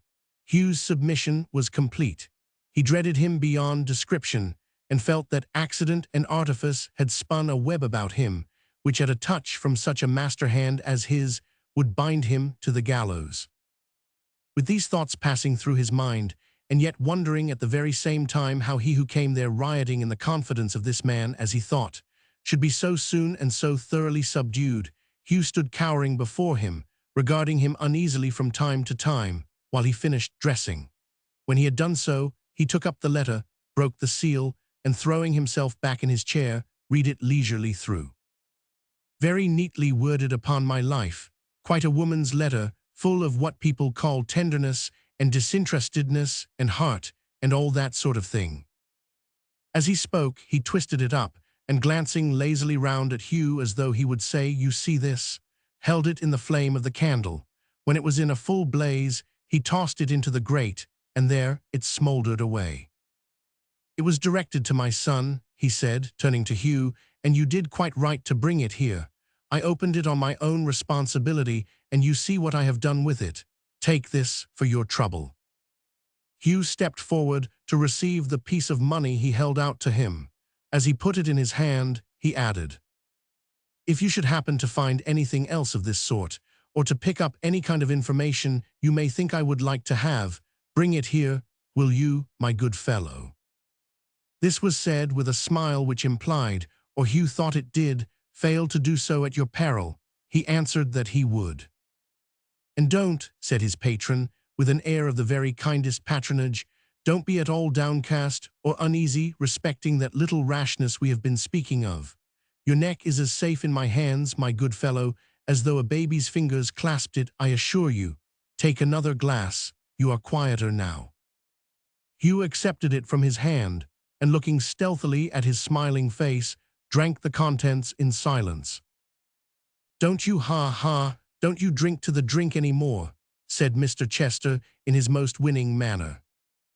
"To you, sir," was the sullen answer, with something approaching to a bow. "I drink to you." "Thank you, God bless you. By the by, what is your name, my good soul? You are called Hugh, I know, of course, your other name." "I have no other name." "A very strange fellow. Do you mean that you never knew one, or that you don't choose to tell it? Which?" "I'd tell it if I could," said Hugh quickly. "I can't. I have been always called Hugh, nothing more. I never knew nor saw nor thought about a father, and I was a boy of 6, that's not very old, when they hung my mother up at Tyburn for a couple of 1,000 men to stare at. They might have let her live, she was poor enough." "How very sad," exclaimed his patron with a condescending smile. "I have no doubt she was an exceedingly fine woman." "You see that dog of mine," said Hugh abruptly. "Faithful, I dare say," rejoined his patron, looking at him through his glass, "and immensely clever. Virtuous and gifted animals, whether man or beast, always are so very hideous." "Such a dog as that, and one of the same breed, was the only living thing except me that howled that day," said Hugh. "Out of the 2,000 odd, there was a larger crowd for its being a woman. The dog and I alone had any pity. If he'd have been a man, he'd have been glad to be quit of her, for she had been forced to keep him lean and half-starved. But being a dog, and not having a man's sense, he was sorry." "It was dull of the brute, certainly," said Mr. Chester, "and very like a brute." Hugh made no rejoinder, but whistling to his dog, who sprung up at the sound and came jumping and sporting about him, bade his sympathizing friend good night. 117 M. Original. "Good night," he returned. "Remember, you're safe with me, quite safe. So long as you deserve it, my good fellow, as I hope you always will, you have a friend in me, on whose silence you may rely. Now do be careful of yourself, pray do, and consider what jeopardy you might have stood in. Good night, bless you." Hugh truckled before the hidden meaning of these words as much as such a being could, and crept out of the door so submissively and subserviently, with an air, in short, so different from that with which he had entered, that his patron, on being left alone, smiled more than ever. "And yet," he said, as he took a pinch of snuff, "I do not like their having hanged his mother. The fellow has a fine eye, and I am sure she was handsome, but very probably she was coarse, red-nosed perhaps, and had clumsy feet. It was all for the best, no doubt." With this comforting reflection, he put on his coat, took a farewell glance at the glass, and summoned his man, who promptly attended, followed by a chair and its 2 bearers. "Foe," said Mr. Chester, "the very atmosphere that Centaur has breathed seems tainted with the cart and ladder. Here, Peak, bring some scent and sprinkle the floor, and take away the chair he sat upon and air it, and dash a little of that mixture upon me. I am stifled."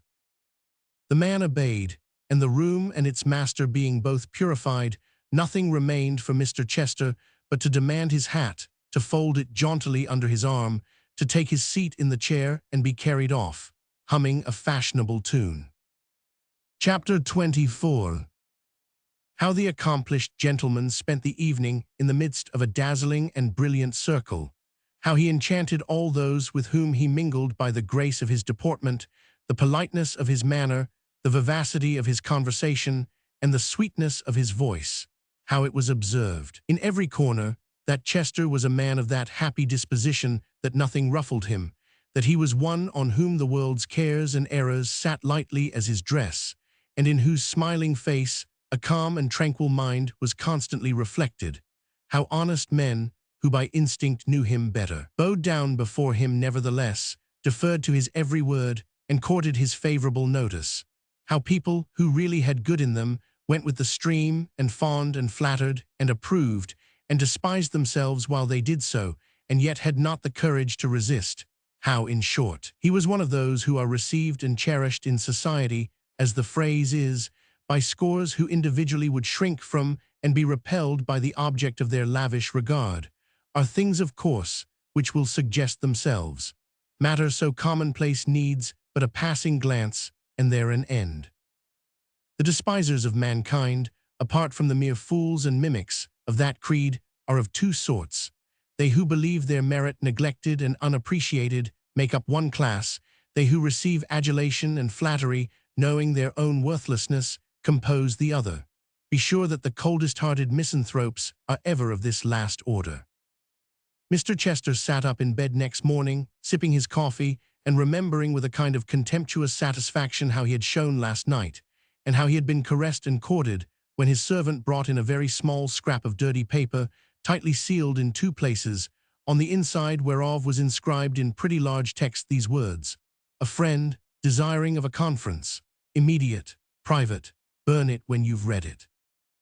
"Where in the name of the gunpowder plot did you pick up this?" said his master.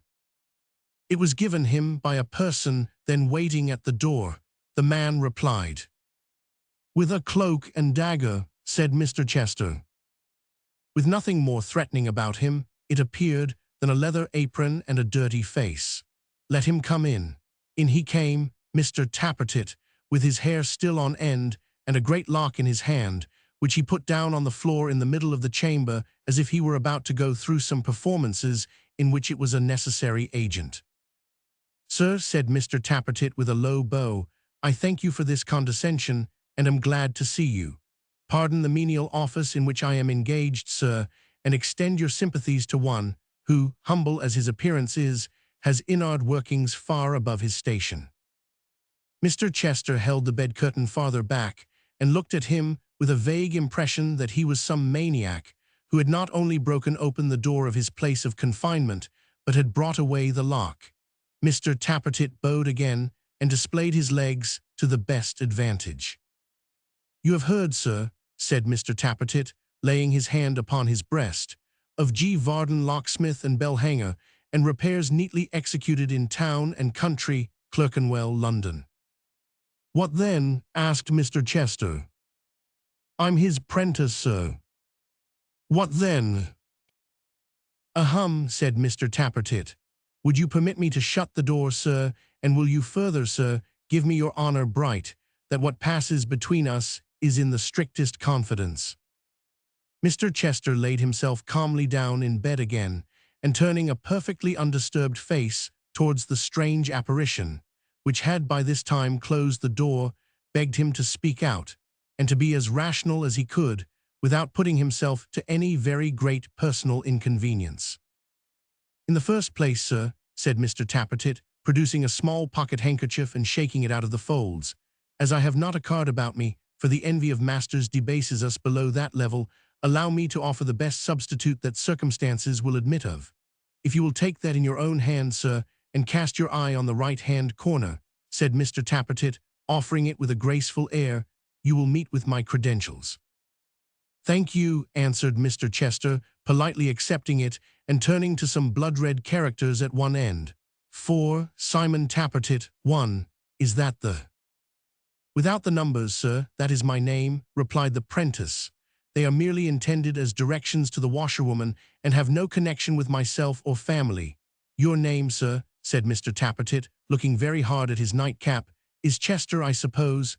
You needn't pull it off, sir, thank you. I observe EC from here. We will take the rest for granted."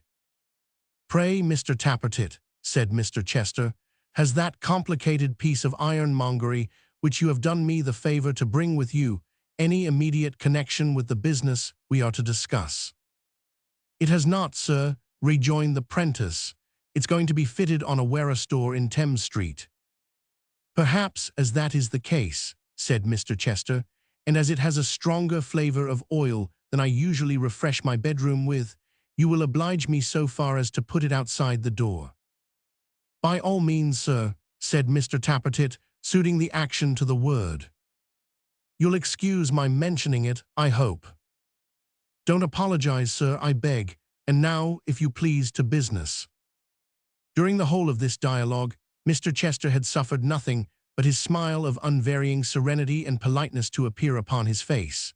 Sim Tappertit, who had far too good an opinion of himself to suspect that anybody could be playing upon him, thought within himself that this was something like the respect to which he was entitled, and drew a comparison from this courteous demeanor of a stranger, by no means favorable to the worthy locksmith. "From what passes in our house," said Mr. Tappertit, "I am aware, sir, that your son keeps company with a young lady against your inclinations. Sir, your son has not used me well." "Mr. Tappertit," said the other, "you grieve me beyond description." "Thank you, sir," replied the prentice. "I'm glad to hear you say so. He's very proud, sir. Is your son very haughty?"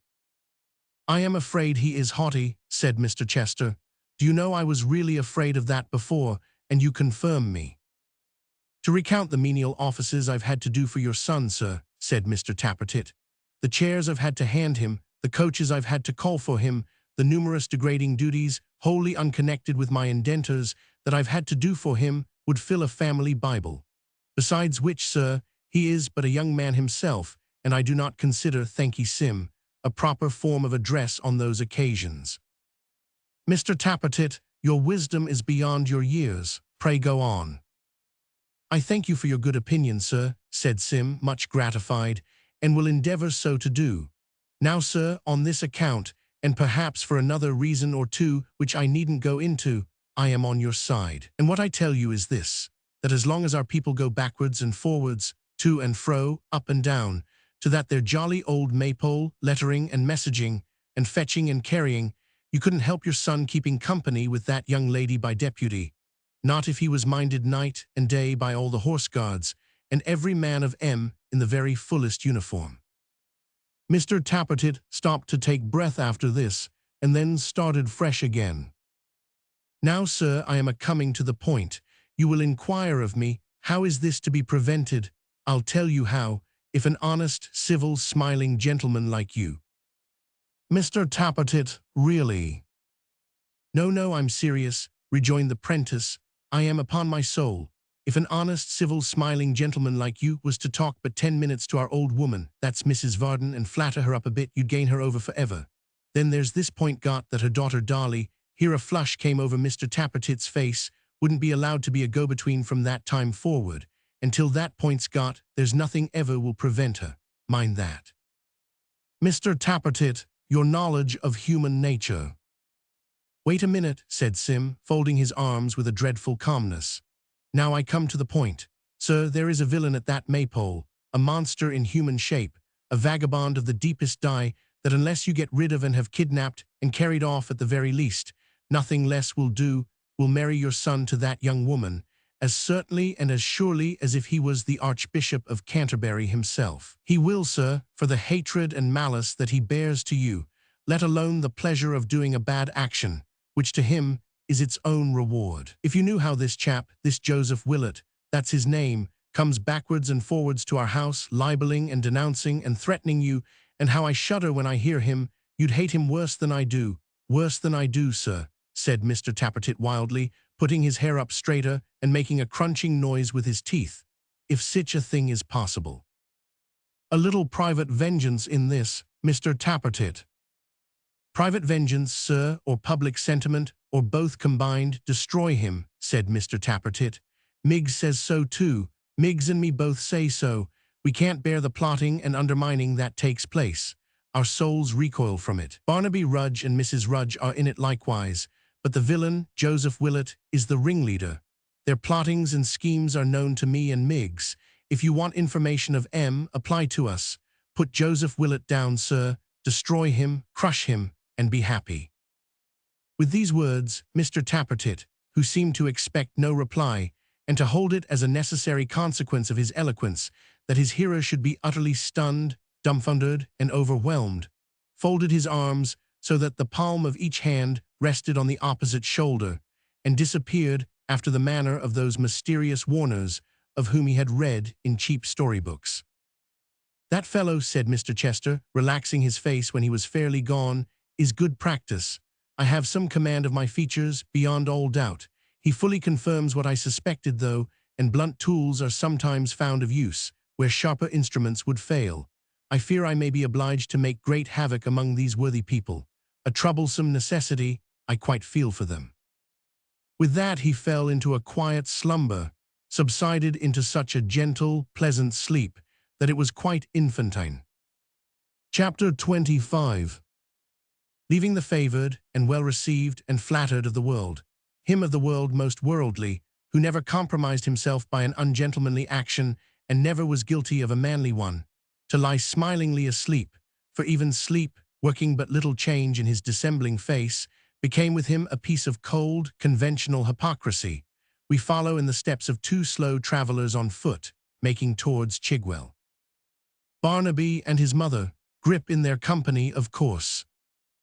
The widow, to whom each painful mile seemed longer than the last, toiled wearily along, while Barnaby, yielding to every inconstant impulse, fluttered here and there, now leaving her far behind, now lingering far behind himself, now darting into some by lane or path and leaving her to pursue her way alone, until he stealthily emerged again and came upon her with a wild shout of merriment, as his wayward and capricious nature prompted. Now he would call to her from the topmost branch of some high tree by the roadside, now using his tall staff as a leaping pole, come flying over ditch or hedge or five-barred gate, now run with surprising swiftness for a mile or more on the straight road, and halting, sport upon a patch of grass, with Grip till she came up.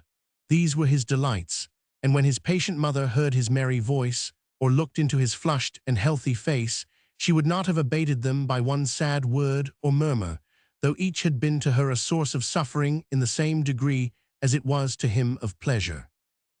It is something to look upon enjoyment, so that it be free and wild, and in the face of nature, though it is but the enjoyment of an idiot. It is something to know that heaven has left the capacity of gladness in such a creature's breast. It is something to be assured that, however lightly men may crush that faculty in their fellows, the great Creator of mankind imparts it even to his despised and slighted work. Who would not rather see a poor idiot happy in the sunlight than a wise man pining in a darkened jail? Ye men of gloom and austerity, who paint the face of infinite benevolence with an eternal frown, read in the everlasting book, wide open to your view, the lesson it would teach. Its pictures are not in black and somber hues, but bright and glowing tints. Its music, save when ye drown it, is not in sighs and groans, but songs and cheerful sounds. Listen to the million voices in the summer air, and find one dismal as your own. Remember, if ye can, the sense of hope and pleasure which every glad return of day awakens in the breast of all your kind who have not changed their nature, and learn some wisdom even from the witless, when their hearts are lifted up they know not why, by all the mirth and happiness it brings. The widow's breast was full of care, was laden heavily with secret dread and sorrow, but her boy's gaiety of heart gladdened her and beguiled the long journey. Sometimes he would bid her lean upon his arm and would keep beside her steadily for a short distance, but it was more his nature to be rambling to and fro, and she better liked to see him free and happy even than to have him near her, because she loved him better than herself. She had quitted the place to which they were travelling directly after the event which had changed her whole existence, and for 22 years had never had courage to revisit it. It was her native village. How many recollections crowded on her mind when it appeared in sight.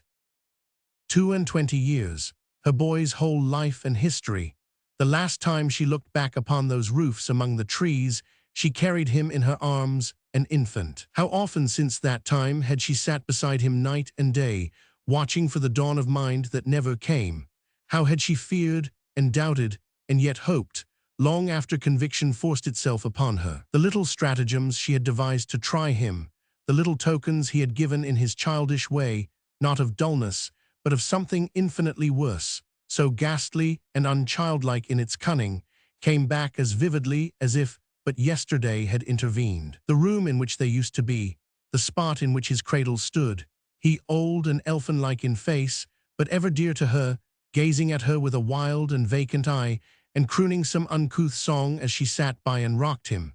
Every circumstance of his infancy came thronging back, and the most trivial, perhaps, the most distinctly.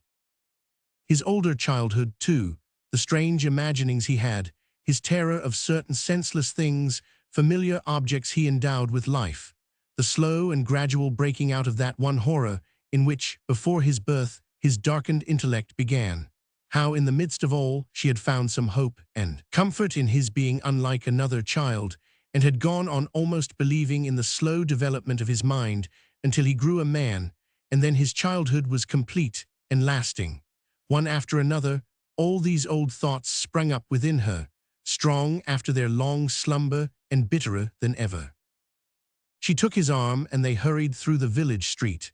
It was the same as it was wont to be in old times, yet different too, and wore another air. The change was in herself, not it, but she never thought of that, and wondered at its alteration, and where it lay, and what it was. The people all knew Barnaby, and the children of the place came flocking round him, as she remembered to have done with their fathers and mothers round some silly beggarman when a child herself. None of them knew her.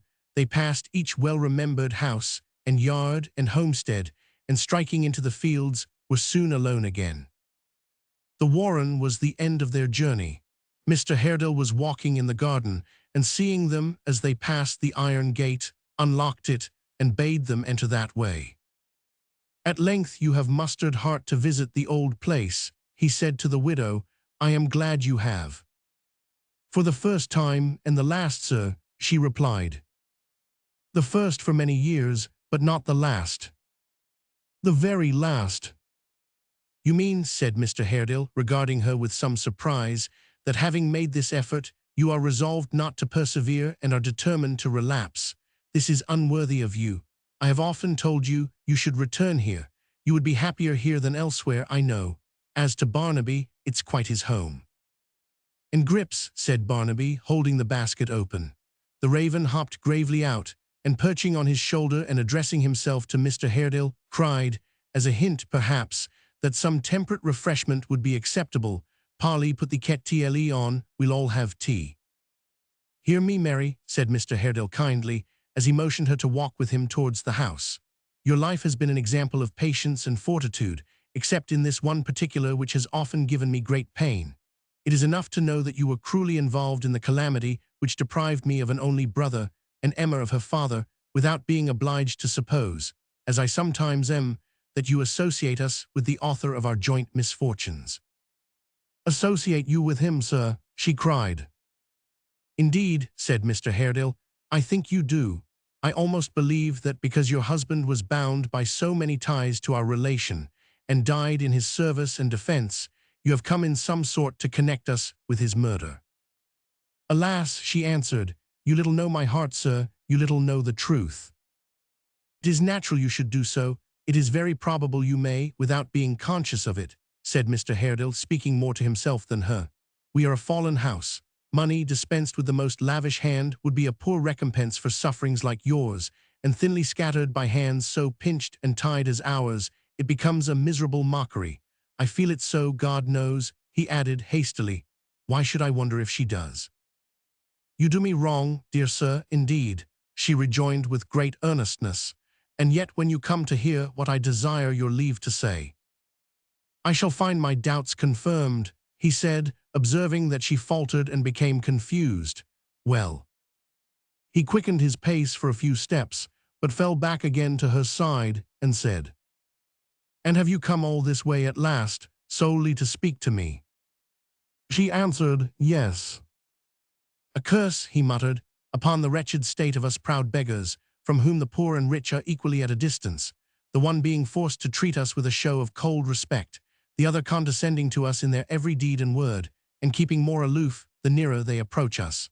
Why, if it were pain to you, as it must have been to break for this slight purpose the chain of habit forged through 22 years, could you not let me know your wish, and beg me to come to you?" "There was not time, sir," she rejoined. "I took my resolution but last night, and taking it, felt that I must not lose a day, an hour in having speech with you." They had by this time reached the house. Mr. Haredale paused for a moment and looked at her as if surprised by the energy of her manner. Observing, however, that she took no heed of him, but glanced up, shuddering, at the old walls with which such horrors were connected in her mind, he led her by a private stair into his library, where Emma was seated in a window, reading. The young lady, seeing who approached, hastily rose and laid aside her book, and with many kind words, and not without tears, gave her a warm and earnest welcome. But the widow shrunk from her embrace as though she feared her, and sunk down trembling on a chair. "It is the return to this place after so long an absence," said Emma gently. "Pray ring, dear uncle, or stay, Barnaby will run himself and ask for wine." "Not for the world," she cried. "It would have another taste. I could not touch it. I want but a minute's rest, nothing but that."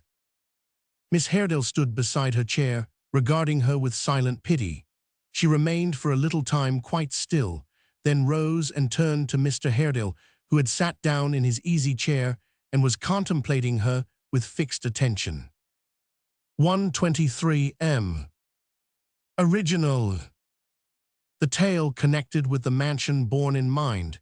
It seemed, as has been already said, the chosen theatre for such a deed as it had known. The room in which this group were now assembled, hard by the very chamber where the act was done, dull, dark, and sombre, heavy with worm-eaten books, deadened and shut in by faded hangings, muffling every sound, shadowed mournfully by trees whose rustling boughs gave ever and anon a spectral knocking at the glass, wore, beyond all others in the house, a ghostly, gloomy air. Nor were the group assembled there unfitting tenants of the spot. The widow, with her marked and startling face and downcast eyes, Mr. Haredale stern and despondent ever, his niece beside him like, yet most unlike, the picture of her father, which gazed reproachfully down upon them from the blackened wall, Barnaby, with his vacant look and restless eye, were all in keeping with the place and actors in the legend. Nay, the very raven, who had hopped upon the table, and with the air of some old necromancer, appeared to be profoundly studying a great folio volume that lay open on a desk, was strictly in unison with the rest, and looked like the embodied spirit of evil biding his time of mischief. "I scarcely know," said the widow, breaking silence, "how to begin. You will think my mind disordered. The whole tenor of your quiet and reproachless life since you were last here," returned Mr. Haredale mildly, "shall bear witness for you. Why do you fear to awaken such a suspicion? You do not speak to strangers. You have not to claim our interest or consideration for the first time. Be more yourself. Take heart. Any advice or assistance that I can give you, you know is yours of right and freely yours." "What if I came, sir," she rejoined, "I who have but one other friend on earth, to reject your aid from this moment, and to say that henceforth I launch myself upon the world, alone and unassisted, to sink or swim as heaven may decree?" "You would have, if you came to me for such a purpose," said Mr. Haredale calmly, "some reason to assign for conduct so extraordinary, which, if one may entertain the possibility of anything so wild and strange, would have its weight, of course." "That, sir," she answered, "is the misery of my distress. I can give no reason whatever. My own bare word is all that I can offer. It is my duty, my imperative and bounden duty. If I did not discharge it, I should be a base and guilty wretch. Having said that, my lips are sealed, and I can say no more." As though she felt relieved at having said so much, and had nerved herself to the remainder of her task, she spoke from this time with a firmer voice and heightened courage. "Heaven is my witness, as my own heart is, and yours, dear young lady, will speak for me. I know that I have lived, since that time we all have bitter reason to remember, in unchanging devotion and gratitude to this family. Heaven is my witness that go where I may, I shall preserve those feelings unimpaired. And it is my witness, too, that they alone impel me to the course I must take, and from which nothing now shall turn me, as I hope for mercy." "These are strange riddles," said Mr. Haredale. "In this world, sir," she replied, "they may perhaps never be explained. In another, the truth will be discovered in its own good time. And may that time," she added in a low voice, "be far distant." "Let me be sure," said Mr. Haredale, "that I understand you, for I am doubtful of my own senses. Do you mean that you are resolved voluntarily to deprive yourself of those means of support you have received from us so long, that you are determined to resign the annuity we settled on you 20 years ago to leave house and home and goods and begin life anew, and this, for some secret reason or monstrous fancy which is incapable of explanation, which only now exists and has been dormant all this time. In the name of God, under what delusion are you laboring?" "As I am deeply thankful," she made answer, "for the kindness of those alive and dead who have owned this house, and as I would not have its roof fall down and crush me, or its very walls drip blood, my name being spoken in their hearing, I never will again subsist upon their bounty, or let it help me to subsistence. You do not know," she added suddenly, "to what uses it may be applied, into what hands it may pass. I do, and I renounce it." "Surely," said Mr. Haredale, "its uses rest with you." They rest with me no longer. It may be, it is, devoted to purposes that mock the dead in their graves. It never can prosper with me. It will bring some other heavy judgment on the head of my dear son, whose innocence will suffer for his mother's guilt." "What words are these?" cried Mr. Haredale, regarding her with wonder. "Among what associates have you fallen? Into what guilt have you ever been betrayed?" "I am guilty and yet innocent, wrong yet right, good in intention, though constrained to shield and aid the bad. Ask me no more questions, sir, but believe that I am rather to be pitied than condemned. I must leave my house tomorrow, for while I stay there, it is haunted. My future dwelling, if I am to live in peace, must be a secret. If my poor boy should ever stray this way, do not tempt him to disclose it, or have him watched when he returns. For if we are hunted, we must fly again. And now this load is off my mind. I beseech you, and you, dear Miss Haredale, too, to trust me if you can, and think of me kindly as you have been used to do. If I die and cannot tell my secret even then, for that may come to pass, it will sit the lighter on my breast in that hour for this day's work. And on that day, and every day until it comes, I will pray for and thank you both, and trouble you no more." With that she would have left them, but they detained her, and with many soothing words and kind entreaties, besought her to consider what she did, and above all to repose more freely upon them, and say what weighed so sorely on her mind.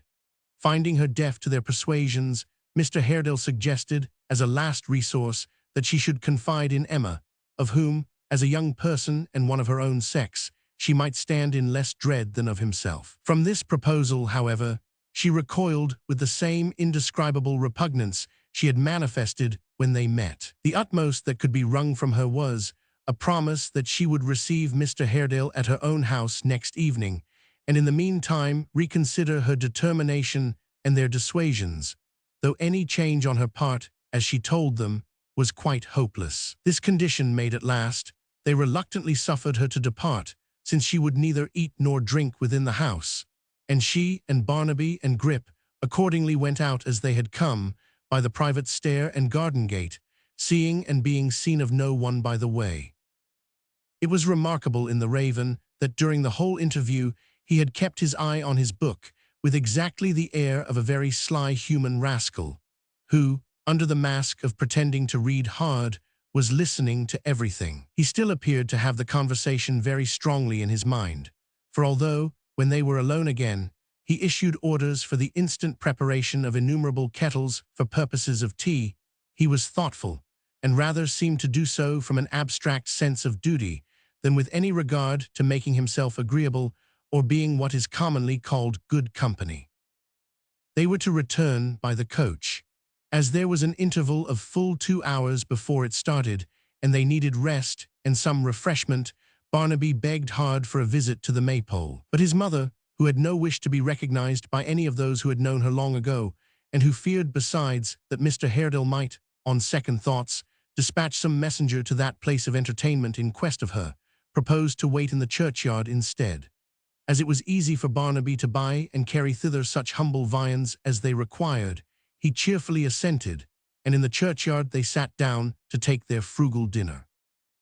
Here again the Raven was in a highly reflective state, walking up and down when he had dined, with an air of elderly complacency which was strongly suggestive of his having his hands under his coat-tails, and appearing to read the tombstones with a very critical taste. Sometimes, after a long inspection of an epitaph, he would strop his beak upon the grave to which it referred, and cry in his hoarse tones, "I'm a devil, I'm a devil, I'm a devil."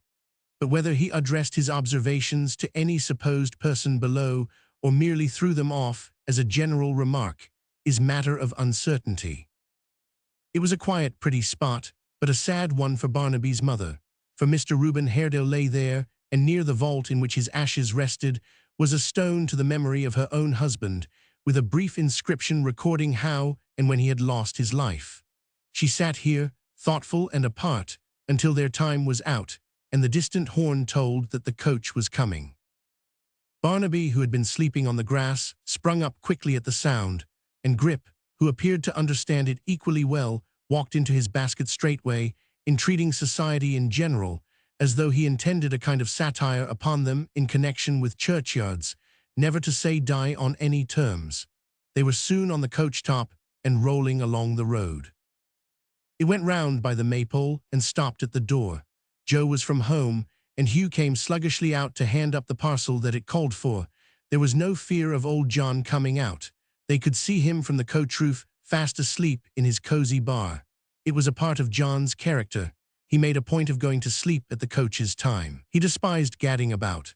He looked upon coaches as things that ought to be indicted, as disturbers of the peace of mankind, as restless, bustling, busy, horn-blowing contrivances, quite beneath the dignity of men, and only suited to giddy girls that did nothing but chatter and go a-shopping. "We know nothing about coaches here, sir," John would say, if any unlucky stranger made inquiry touching the offensive vehicles. "We don't book for 'em, we'd rather not. They're more trouble than they're worth with their noise and rattle. If you like to wait for 'em you can, but we don't know anything about 'em. They may call and they may not. There's a carrier. He was looked upon as quite good enough for us when I was a boy." She dropped her veil as Hugh climbed up, and while he hung behind and talked to Barnaby in whispers. But neither he nor any other person spoke to her, or noticed her, or had any curiosity about her. And so, an alien, she visited and left the village where she had been born, and had lived a merry child, a comely girl, a happy wife, where she had known all her enjoyment of life, and had entered on its hardest sorrows. 125 M. Original. Chapter 26. "And you're not surprised to hear this, Varden," said Mr. Haredale. "Well, you and she have always been the best friends, and you should understand her if anybody does." "I ask your pardon, sir," rejoined the locksmith. "I didn't say I understood her. I wouldn't have the presumption to say that of any woman. It's not so easily done. But I am not so much surprised, sir, as you expected me to be, certainly." "May I ask why not, my good friend?"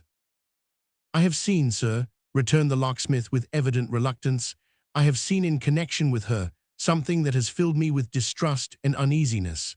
She has made bad friends, how or when I don't know, but that her house is a refuge for one robber and cutthroat at least, I am certain. There, sir, now it's out." "Varden." "My own eyes, sir, are my witnesses, and for her sake I would be willingly half-blind if I could but have the pleasure of mistrusting M. I have kept the secret till now, and it will go no further than yourself, I know, but I tell you that with my own eyes, broad awake, I saw, in the passage of her house one evening after dark, the highwayman who robbed and wounded Mr. Edward Chester, and on the same night threatened me." "And you made no effort to detain him," said Mr. Haredale quickly. "Sir," returned the locksmith, "she herself prevented me, held me with all her strength, and hung about me until he had got clear off. And having gone so far, he related circumstantially all that had passed upon the night in question." This dialogue was held in a low tone in the locksmith's little parlor, into which honest Gabriel had shown his visitor on his arrival. Mr. Haredale had called upon him to entreat his company to the widow S., that he might have the assistance of his persuasion and influence, and out of this circumstance the conversation had arisen. "I forbore," said Gabriel, "from repeating one word of this to anybody, as it could do her no good and might do her great harm. I thought and hoped, to say the truth, that she would come to me and talk to me about it and tell me how it was, but though I have purposely put myself in her way more than once or twice, she has never touched upon the subject, except by a look." "And indeed," said the good-natured locksmith, "there was a good deal in the look, more than could have been put into a great many words. It said, among other matters, Don't ask me anything," so imploringly that I didn't ask her anything. "You'll think me an old fool, I know, sir. If it's any relief to call me one, pray do." "I am greatly disturbed by what you tell me," said Mr. Haredale after a silence. "What meaning do you attach to it?" The locksmith shook his head and looked doubtfully out of window at the failing light.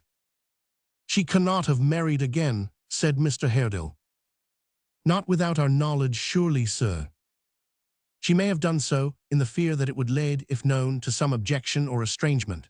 Suppose she married incautiously, it is not improbable, for her existence has been a lonely and monotonous one for many years, and the man turned out a ruffian, she would be anxious to screen him, and yet would revolt from his crimes. This might be.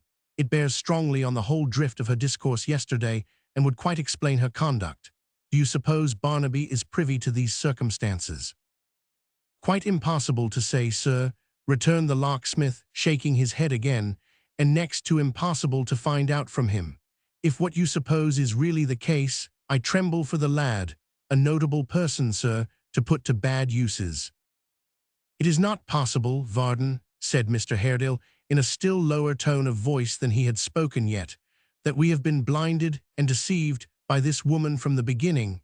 It is not possible that this connection was formed in her husband's lifetime, and led to his and my brother's." "Good God, sir," cried Gabriel, interrupting him, "don't entertain such dark thoughts for a moment. 25 years ago, where was there a girl like her? A gay, handsome, laughing, bright-eyed damsel. Think what she was, sir. It makes my heart ache now, even now, though I'm an old man with a woman for a daughter, to think what she was and what she is. We all change, but that's with time. Time does his work honestly, and I don't mind him. A fig for time, sir. Use him well, and he's a hardy fellow, and scorns to have you at a disadvantage. But care and suffering, and those have changed her, are devils, sir, secret, stealthy, undermining devils, who tread down the brightest flowers in Eden, and do more havoc in a month than time does in a year. Picture to yourself for 1 minute what Mary was before they went to work with her fresh heart and face, do her that justice, and say whether such a thing is possible." "You're a good fellow, Varden," said Mr. Haredale, "and are quite right. I have brooded on that subject so long that every breath of suspicion carries me back to it. You are quite right." "It isn't, sir," cried the locksmith with brightened eyes and sturdy, honest voice. "It isn't because I courted her before Rudge and failed that I say she was too good for him. She would have been as much too good for me, but she was too good for him. He wasn't free and frank enough for her. I don't reproach his memory with it, poor fellow. I only want to put her before you as she really was. For myself, I'll keep her old picture in my mind, and thinking of that and what has altered her, I'll stand her friend and try to win her back to peace. And damn, sir," cried Gabriel, "with your pardon for the word, I'd do the same if she had married 50 highwaymen in a 12-month, and think it in the Protestant manual too, though Martha said it wasn't tooth and nail till doomsday." If the dark little parlor had been filled with a dense fog, which clearing away in an instant left it all radiance and brightness, it could not have been more suddenly cheered than by this outbreak on the part of the hardy locksmith. In a voice nearly as full and round as his own, Mr. Haredale cried, "Well said," and bade him come away without more parley. The locksmith complied right willingly, and both getting into a hackney coach which was waiting at the door, drove off straightway. They alighted at the street corner, and dismissing their conveyance, walked to the house. To their first knock at the door there was no response. A second met with the like result. But in answer to the third, which was of a more vigorous kind, the parlor window sash was gently raised, and a musical voice cried, "Haredale, my dear fellow, I am extremely glad to see you. How very much you have improved in your appearance since our last meeting. I never saw you looking better. How do you do?" Mr. Haredale turned his eyes towards the casement whence the voice proceeded, though there was no need to do so to recognize the speaker, and Mr. Chester waved his hand and smiled a courteous welcome. "The door will be opened immediately," he said. "There is nobody but a very dilapidated female to perform such offices. You will excuse her infirmities. If she were in a more elevated station of society, she would be gouty. Being but a hewer of wood and drawer of water, she is rheumatic. My dear Haredale, these are natural class distinctions, depend upon it." Mr. Haredale, whose face resumed its lowering and distrustful look the moment he heard the voice, inclined his head stiffly and turned his back upon the speaker. "Not opened yet," said Mr. Chester.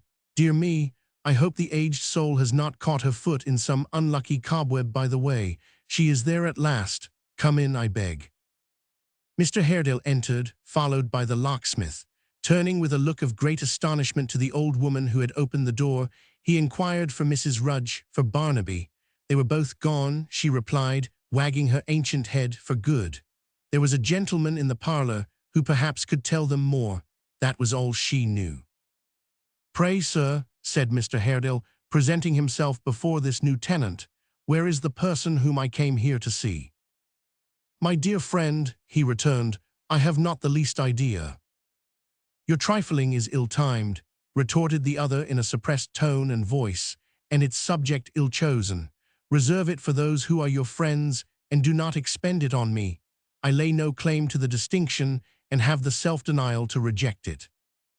"My dear good sir," said Mr. Chester, "you are heated with walking. Sit down, I beg. Our friend is but a plain, honest man," returned Mr. Haredale, "and quite unworthy of your notice." "Gabriel Varden by name, sir," said the locksmith bluntly. "A worthy English yeoman," said Mr. Chester, "a most worthy yeoman, of whom I have frequently heard my son Ned, darling fellow, speak, and have often wished to see. Varden, my good friend, I am glad to know you. You wonder now," he said, turning languidly to Mr. Haredale, "to see me here. Now I am sure you do." Mr. Haredale glanced at him, not fondly or admiringly, smiled, and held his peace. "The mystery is solved in a moment," said Mr. Chester. "In a moment. Will you step aside with me one instant? You remember our little compact in reference to Ned and your dear niece, Haredale? You remember the list of assistants in their innocent intrigue? You remember these two people being among them? My dear fellow, congratulate yourself and me. I have bought them off." "You have done what?" said Mr. Haredale. "Bought them off," returned his smiling friend. "I have found it necessary to take some active steps towards setting this boy and girl attachment quite at rest, and have begun by removing these two agents. You are surprised? Who can withstand the influence of a little money? They wanted it, and have been bought off. We have nothing more to fear from them. They are gone." "Gone," echoed Mr. Haredale. "Where?" "My dear fellow, and you must permit me to say again that you never looked so young, so positively boyish as you do tonight, the Lord knows where. I believe Columbus himself wouldn't find them. Between you and me, they have their hidden reasons, but upon that point I have pledged myself to secrecy. She appointed to see you here tonight, I know, but found it inconvenient and couldn't wait. Here is the key of the door. I am afraid you'll find it inconveniently large, but as the tenement is yours, your good nature will excuse that, Haredale, I am certain." Chapter 27. Mr. Haredale stood in the widow's parlour with the door key in his hand, gazing by turns at Mr. Chester and at Gabriel Varden, and occasionally glancing downward at the key, as in the hope that of its own accord it would unlock the mystery, until Mr. Chester, putting on his hat and gloves, and sweetly inquiring whether they were walking in the same direction, recalled him to himself. "No," he said, "our roads diverge widely, as you know. For the present, I shall remain here." "You will be hipped, Haredale. You will be miserable, melancholy, utterly wretched," returned the other. "It's a place of the very last description for a man of your temper. I know it will make you very miserable." "Let it," said Mr. Haredale, sitting down, "and thrive upon the thought. Good night." Feigning to be wholly unconscious of the abrupt wave of the hand, which rendered this farewell tantamount to a dismissal, Mr. Chester retorted with a bland and heartfelt benediction, and inquired of Gabriel in what direction he was going. "Yours, sir, would be too much honor for the like of me," replied the locksmith, hesitating. "I wish you to remain here a little while, Varden," said Mr. Haredale, without looking towards them. "I have a word or two to say to you." "I will not intrude upon your conference another moment," said Mr. Chester with inconceivable politeness. "May it be satisfactory to you both. God bless you." So saying, and bestowing upon the locksmith a most refulgent smile, he left them. "A deplorably constituted creature, that rugged person," he said, as he walked along the street. "He is an atrocity that carries its own punishment along with it, a bear that gnaws himself. And here is one of the inestimable advantages of having a perfect command over one's inclinations. I have been tempted in these 2 short interviews to draw upon that fellow 50 times.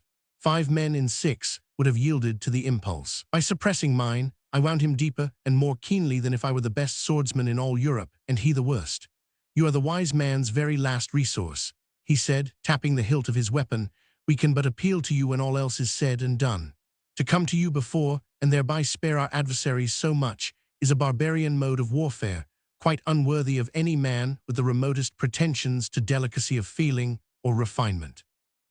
He smiled so very pleasantly as he communed with himself after this manner, that a beggar was emboldened to follow for alms, and to dog his footsteps for some distance. He was gratified by the circumstance, feeling it complimentary to his power of feature, and as a reward suffered the man to follow him until he called a chair, when he graciously dismissed him with a fervent blessing. Which is as easy as cursing, he wisely added, as he took his seat, and more becoming to the face. To Clerkenwell, my good creatures, if you please.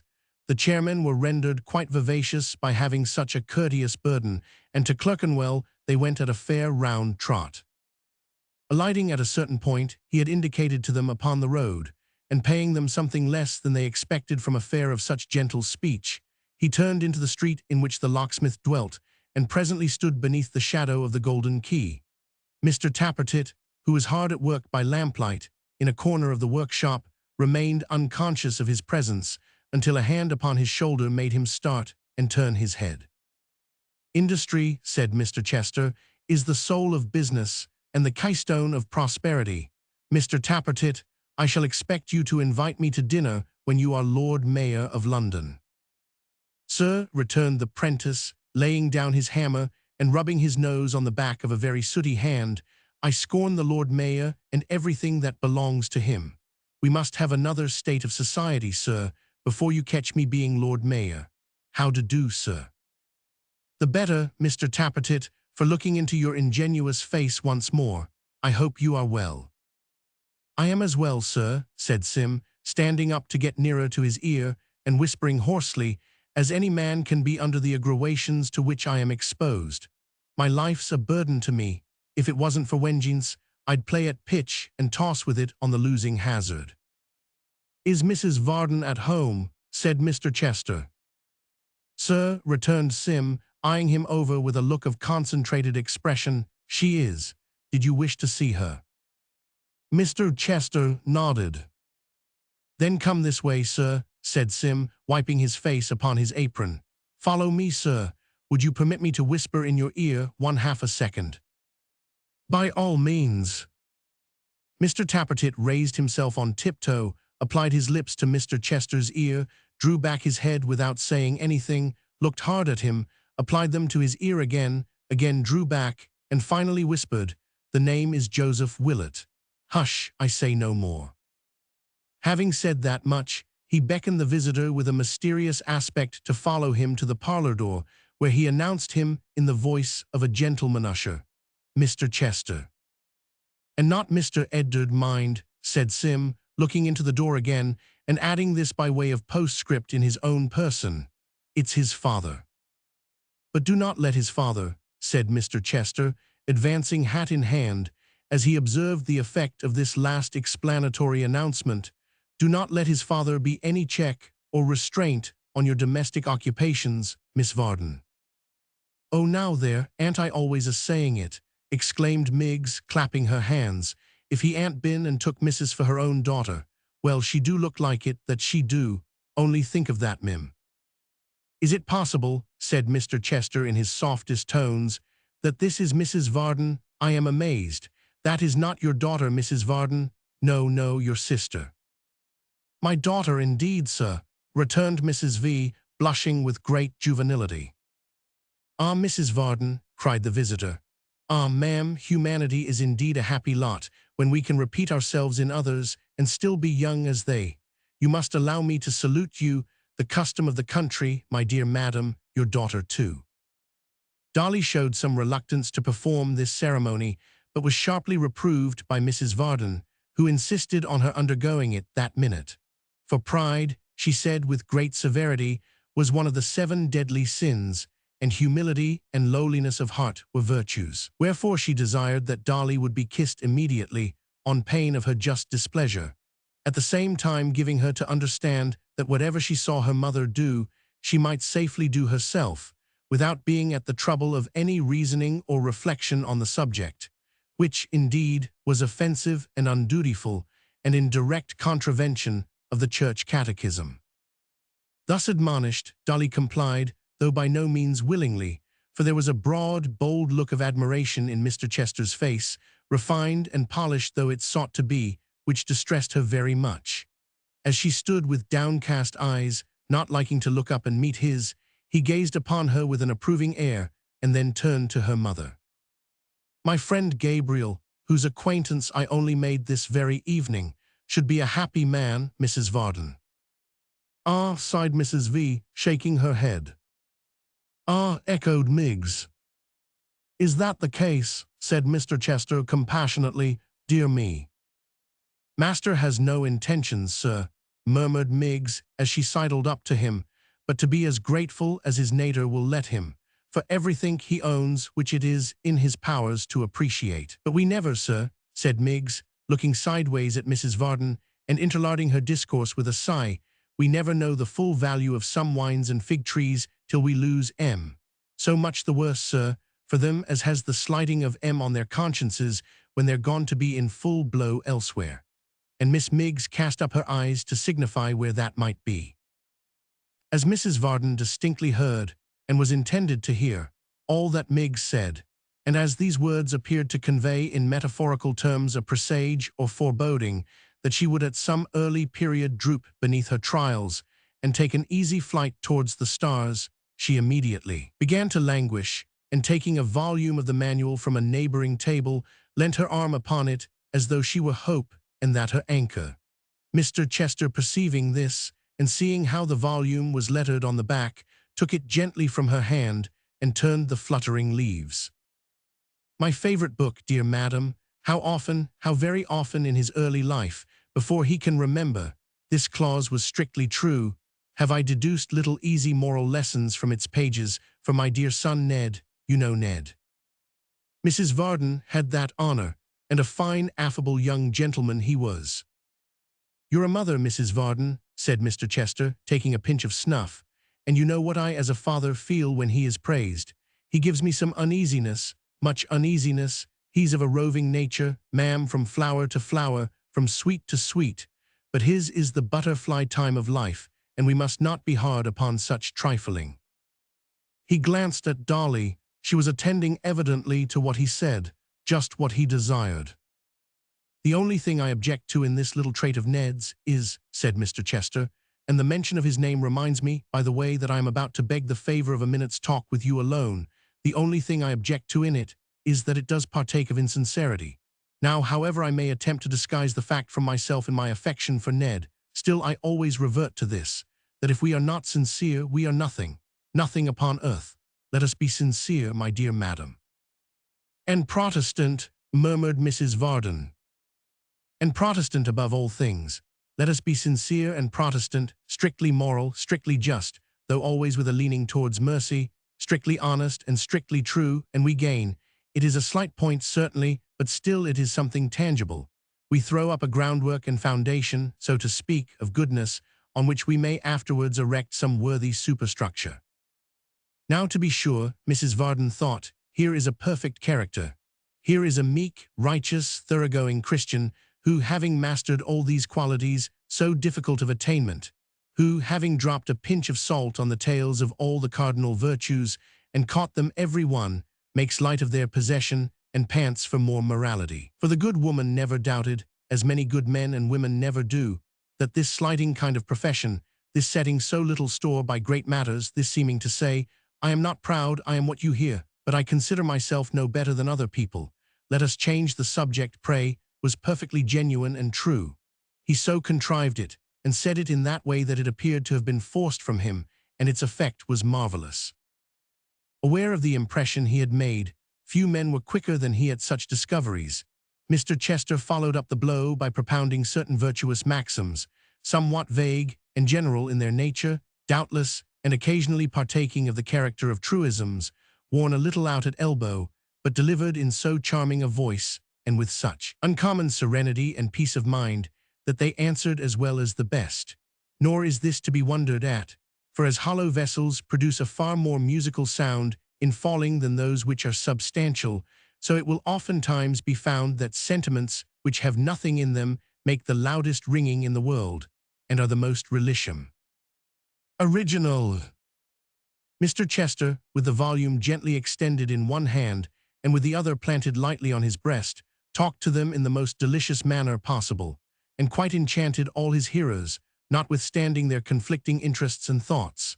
Even Dolly, who, between his keen regards and her eyeing over by Mr. Tappertit, was put quite out of countenance, could not help owning within herself that he was the sweetest-spoken gentleman she had ever seen. Even Miss Miggs, who was divided between admiration of Mr. Chester and a mortal jealousy of her young mistress, had sufficient leisure to be propitiated. Even Mr. Tappertit, though occupied as we have seen in gazing at his heart's delight, could not wholly divert his thoughts from the voice of the other charmer.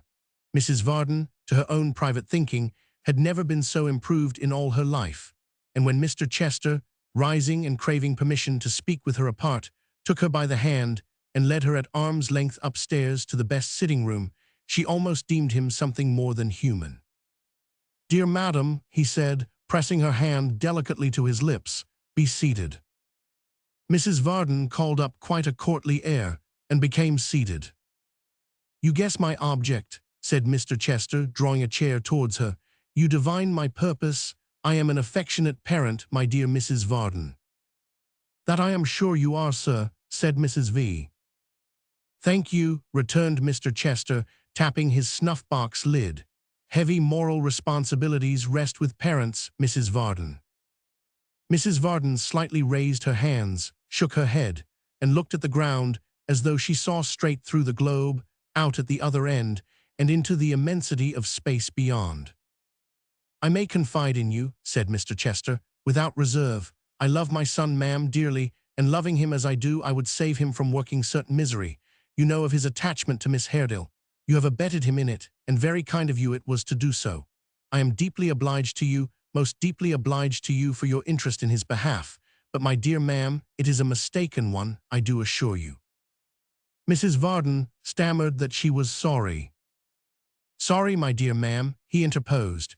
"Never be sorry for what is so very amiable, so very good in intention, so perfectly like yourself.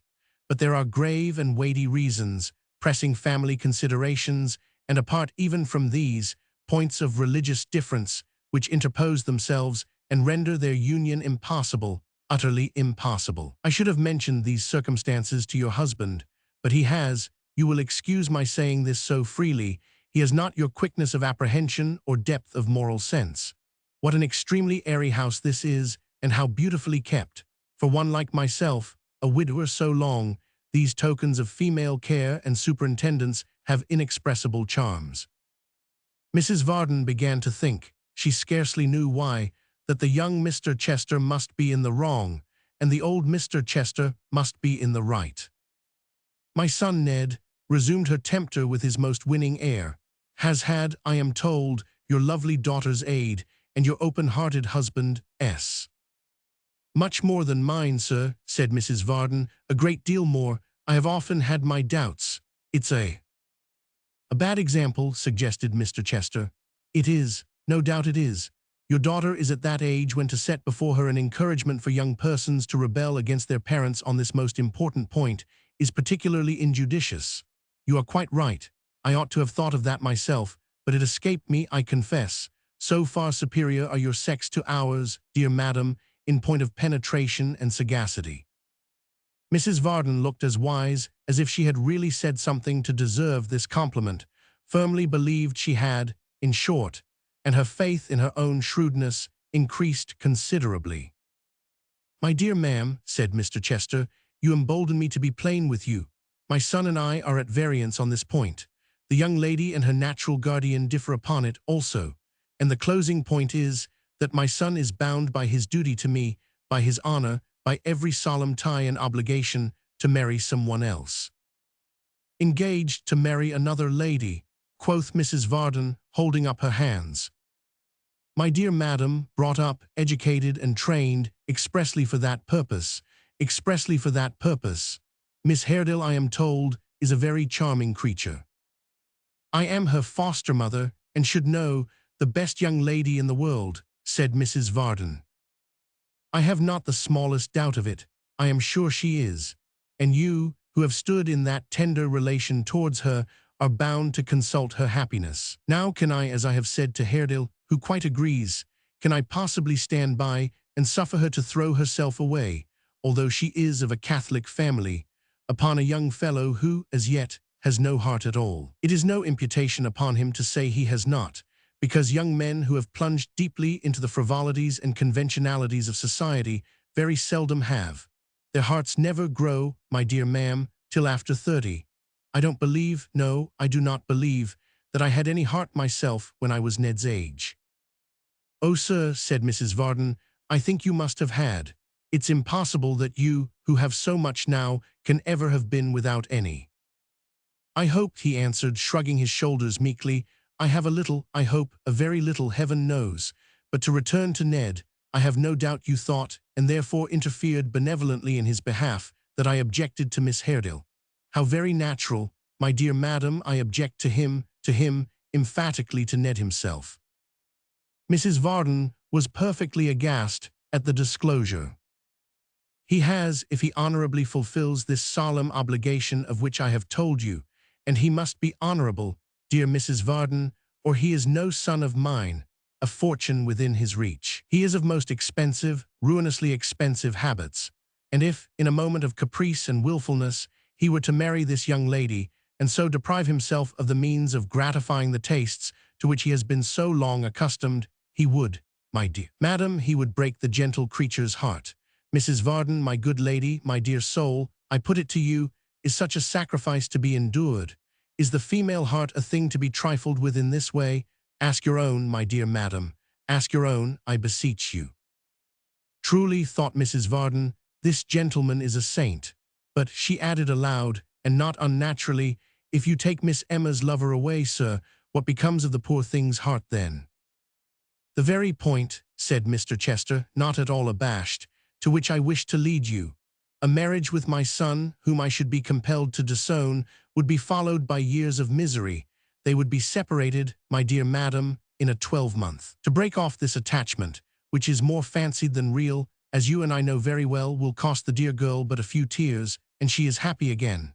Take the case of your own daughter, the young lady downstairs, who is your breathing image. Mrs. Varden coughed and simpered. There is a young man, I am sorry to say, a dissolute fellow of very indifferent character, of whom I have heard Ned speak. Bullet was it, Pullet, Mullet. There is a young man of the name of Joseph Willett, sir, said Mrs. Varden, folding her hands loftily. That's he, cried Mr. Chester. Suppose this Joseph Willett now were to aspire to the affections of your charming daughter, and were to engage them. It would be like his impudence, interposed Mrs. Varden, bridling, to dare to think of such a thing. My dear madam, that's the whole case. I know it would be like his impudence. It is like Ned's impudence to do as he has done, but you would not on that account, or because of a few tears from your beautiful daughter, refrain from checking their inclinations in their birth. I meant to have reasoned thus with your husband when I saw him at Mrs. Rudge's this evening. My husband, said Mrs. Varden, interposing with emotion, would be a great deal better at home than going to Mrs. Rudge's so often. I don't know what he does there. I don't see what occasion he has to busy himself in her affairs at all, sir. If I don't appear to express my concurrence in those last sentiments of yours, returned Mr. Chester, quite so strongly as you might desire, it is because his being there, my dear madam, and not proving conversational, led me hither, and procured me the happiness of this interview with one, in whom the whole management, conduct, and prosperity of her family are centered, I perceive. With that he took Mrs. Varden's hand again, and having pressed it to his lips with the high-flown gallantry of the day, a little burlesque to render it the more striking in the good lady's unaccustomed eyes, proceeded in the same strain of mingled sophistry, cajolery, and flattery, to entreat that her utmost influence might be exerted to restrain her husband and daughter from any further promotion of Edward's suit to Miss Haredale and from aiding or abetting either party in any way. Mrs. Varden was but a woman, and had her share of vanity, obstinacy, and love of power. She entered into a secret treaty of alliance, offensive and defensive, with her insinuating visitor, and really did believe, as many others would have done who saw and heard him, that in so doing she furthered the ends of truth, justice, and morality in a very uncommon degree. Overjoyed by the success of his negotiation, and mightily amused within himself, Mr. Chester conducted her downstairs in the same state as before, and having repeated the previous ceremony of salutation, which also as before comprehended Dolly, took his leave, first completing the conquest of Miss Miggs's heart, by inquiring if this young lady would light him to the door. "Oh, Mim," said Miggs, returning with the candle. "Oh, gracious me, Mim, there's a gentleman. Was there ever such an angel to talk as he is, and such a sweet-looking man, so upright and noble that he seems to despise the very ground he walks on, and yet so mild and condescending that he seems to say, but I will take notice on it too. And to think of his taking you for Miss Dolly, and Miss Dolly for your sister. Oh, my goodness me, if I was master wouldn't I be jealous of him." Mrs. Varden reproved her handmaid for this vain speaking, but very gently and mildly, quite smilingly indeed, remarking that she was a foolish, giddy, light-headed girl, whose spirits carried her beyond all bounds, and who didn't mean half she said, or she would be quite angry with her. "For my part," said Dolly, in a thoughtful manner, "I half believe Mr. Chester is something like Miggs in that respect. For all his politeness and pleasant speaking, I am pretty sure he was making game of us more than once." "If you venture to say such a thing again, and to speak ill of people behind their backs in my presence, miss," said Mrs. Varden, "I shall insist upon your taking a candle and going to bed directly." "How dare you, Dolly? I'm astonished at you. The rudeness of your whole behavior this evening has been disgraceful. Did anybody ever hear," cried the enraged matron, bursting into tears, "of a daughter telling her own mother she has been made game of?" What a very uncertain temper Mrs. Varden's was. Chapter 28. Repairing to a noted coffee-house in Covent Garden when he left the locksmith, Mr. Chester sat long over a late dinner, entertaining himself exceedingly with the whimsical recollection of his recent proceedings, and congratulating himself very much on his great cleverness. Influenced by these thoughts, his face wore an expression so benign and tranquil that the waiter in immediate attendance upon him felt he could almost have died in his defense, and settled in his own mind, until the receipt of the bill, and a very small fee for very great trouble disabused it of the idea that such an apostolic customer was worth half a dozen of the ordinary run of visitors, at least. A visit to the gaming table, not as a heated, anxious venturer, but one whom it was quite a treat to see staking his 2 or 3 pieces in deference to the follies of society, and smiling with equal benevolence on winners and losers, made it late before he reached home. It was his custom to bid his servant go to bed at his own time unless he had orders to the contrary, and to leave a candle on the common stair. There was a lamp on the landing by which he could always light it when he came home late, and having a key of the door about him, he could enter and go to bed at his pleasure. He opened the glass of the dull lamp, whose wick, burnt up and swollen like a drunkard's nose, came flying off in little carbuncles at the candle's touch, and scattering hot sparks about, rendered it matter of some difficulty to kindle the lazy taper, when a noise, as of a man snoring deeply some steps higher up, caused him to pause and listen. It was the heavy breathing of a sleeper, close at hand. Some fellow had lain down on the open staircase, and was slumbering soundly.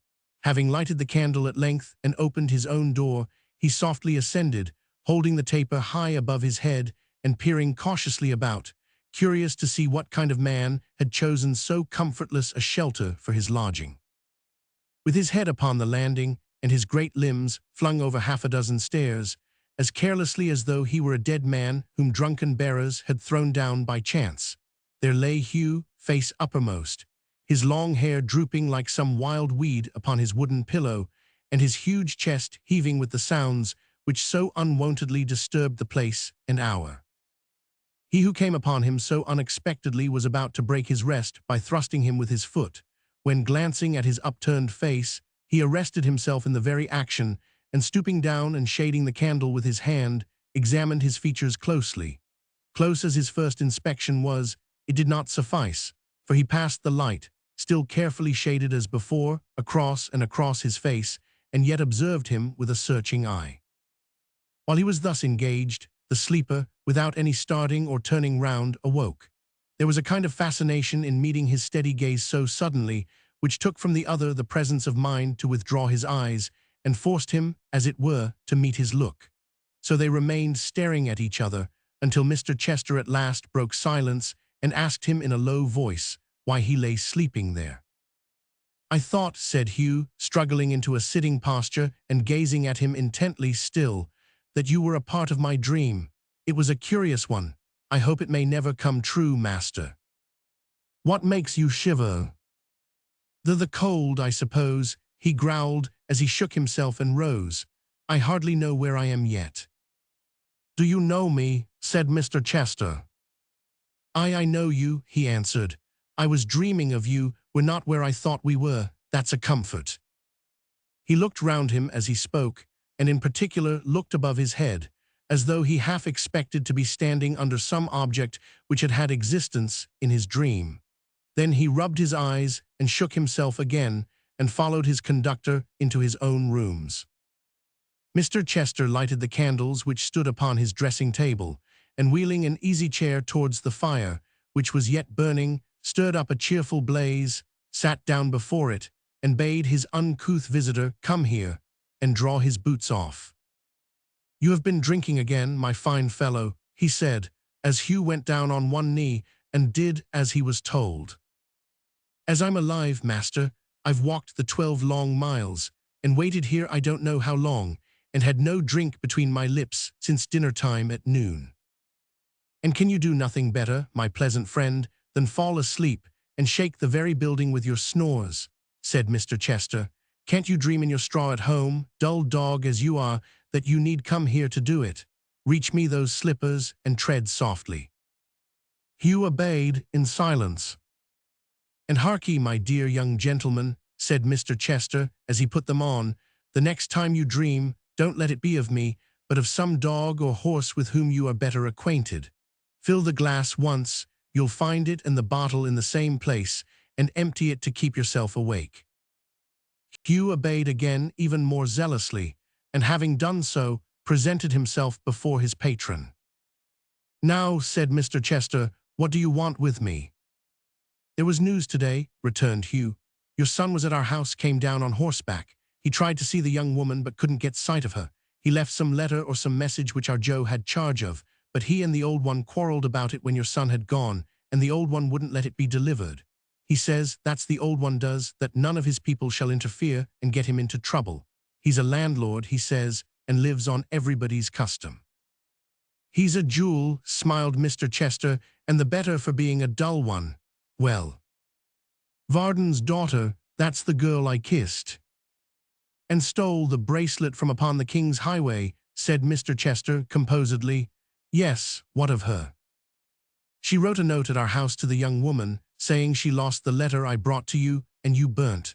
Our Joe was to carry it, but the old one kept him at home all next day, on purpose that he shouldn't. Next morning he gave it to me to take, and here it is." "You didn't deliver it then, my good friend?" said Mr. Chester, twirling Dolly's note between his finger and thumb, and feigning to be surprised. "I supposed you'd want to have it," retorted Hugh. "Burn one, burn all, I thought." "My devil-may-care acquaintance," said Mr. Chester, "really if you do not draw some nicer distinctions, your career will be cut short with most surprising suddenness. Don't you know that the letter you brought to me was directed to my son who resides in this very place? And can you descry no difference between his letters and those addressed to other people?" "If you don't want it," said Hugh, disconcerted by this reproof, for he had expected high praise, "give it me back and I'll deliver it. I don't know how to please you, master." "I shall deliver it," returned his patron, putting it away after a moment's consideration, "myself. Does the young lady walk out on fine mornings?" "Mostly about noon is her usual time." "Alone?" "Yes, alone." "Where?" In the grounds before the house, them that the footpath crosses. If the weather should be fine, I may throw myself in her way tomorrow, perhaps, said Mr. Chester, as coolly as if she were one of his ordinary acquaintance. Mr. Hugh, if I should ride up to the Maypole door, you will do me the favor only to have seen me once. You must suppress your gratitude, and endeavor to forget my forbearance in the matter of the bracelet. It is natural it should break out, and it does you honor, but when other folks are by, you must, for your own sake and safety, be as like your usual self, as though you owed me no obligation whatever, and had never stood within these walls. You comprehend me." Hugh understood him perfectly. After a pause, he muttered that he hoped his patron would involve him in no trouble about this last letter, for he had kept it back solely with the view of pleasing him.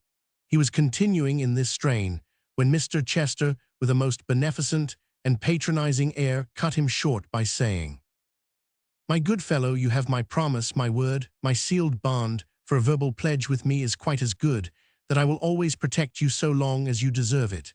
Now do set your mind at rest. Keep it at ease, I beg of you. When a man puts himself in my power so thoroughly as you have done, I really feel as though he had a kind of claim upon me. I'm more disposed to mercy and forbearance under such circumstances than I can tell you, Hugh. Do look upon me as your protector, and rest assured, I entreat you, that on the subject of that indiscretion, you may preserve, as long as you and I are friends, the lightest heart that ever beat within a human breast. Fill that glass once more to cheer you on your road homewards. I am really quite ashamed to think how far you have to go, and then God bless you for the night." "They think," said Hugh when he had tossed the liquor down, "that I am sleeping soundly in the stable. Ha, ha, ha, the stable door is shut, but the steed's gone, master." "You are a most convivial fellow," returned his friend, "and I love your humor of all things. Good night. Take the greatest possible care of yourself for my sake." It was remarkable that during the whole interview, each had endeavored to catch stolen glances of the other's face, and had never looked full at it. They interchanged one brief and hasty glance as Hugh went out, averted their eyes directly, and so separated. Hugh closed the double doors behind him, carefully and without noise, and Mr. Chester remained in his easy chair, with his gaze intently fixed upon the fire. "Well," he said, after meditating for a long time, and said with a deep sigh and an uneasy shifting of his attitude, as though he dismissed some other subject from his thoughts, and returned to that which had held possession of them all the day, "the plot thickens. I have thrown the shell. It will explode, I think, in 48 hours, and should scatter these good folks amazingly. We shall see." He went to bed and fell asleep, but had not slept long when he started up and thought that Hugh was at the outer door, calling in a strange voice, very different from his own, to be admitted. The delusion was so strong upon him, and was so full of that vague terror of the night in which such visions have their being, that he rose, and taking his sheathed sword in his hand, opened the door and looked out upon the staircase, and towards the spot where Hugh had lain asleep, and even spoke to him by name. But all was dark and quiet, and creeping back to bed again, he fell, after an hour's uneasy watching, into a second sleep, and woke no more till morning. Chapter 29. The thoughts of worldly men are forever regulated by a moral law of gravitation, which, like the physical one, holds them down to earth. The bright glory of day and the silent wonders of a starlit night appeal to their minds in vain.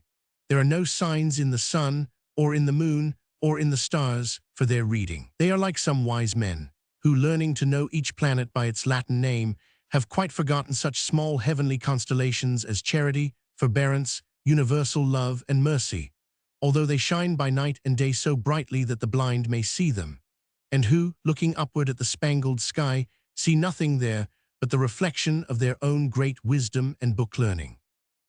It is curious to imagine these people of the world, busy in thought, turning their eyes towards the countless spheres that shine above us, and making them reflect the only images their minds contain. The man who lives but in the breath of princes has nothing in his sight but stars for courtiers' breasts. The envious man beholds his neighbors' honors even in the sky.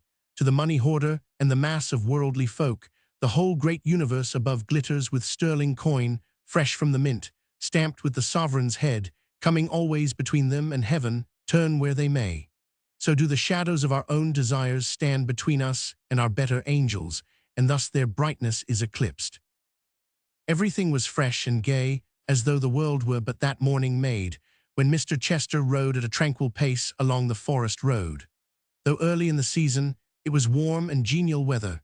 The trees were budding into leaf, the hedges and the grass were green, the air was musical with songs of birds, and high above them all the lark poured out her richest melody. In shady spots, the morning dew sparkled on each young leaf and blade of grass, and where the sun was shining, some diamond drops yet glistened brightly, as in unwillingness to leave so fair a world and have such brief existence.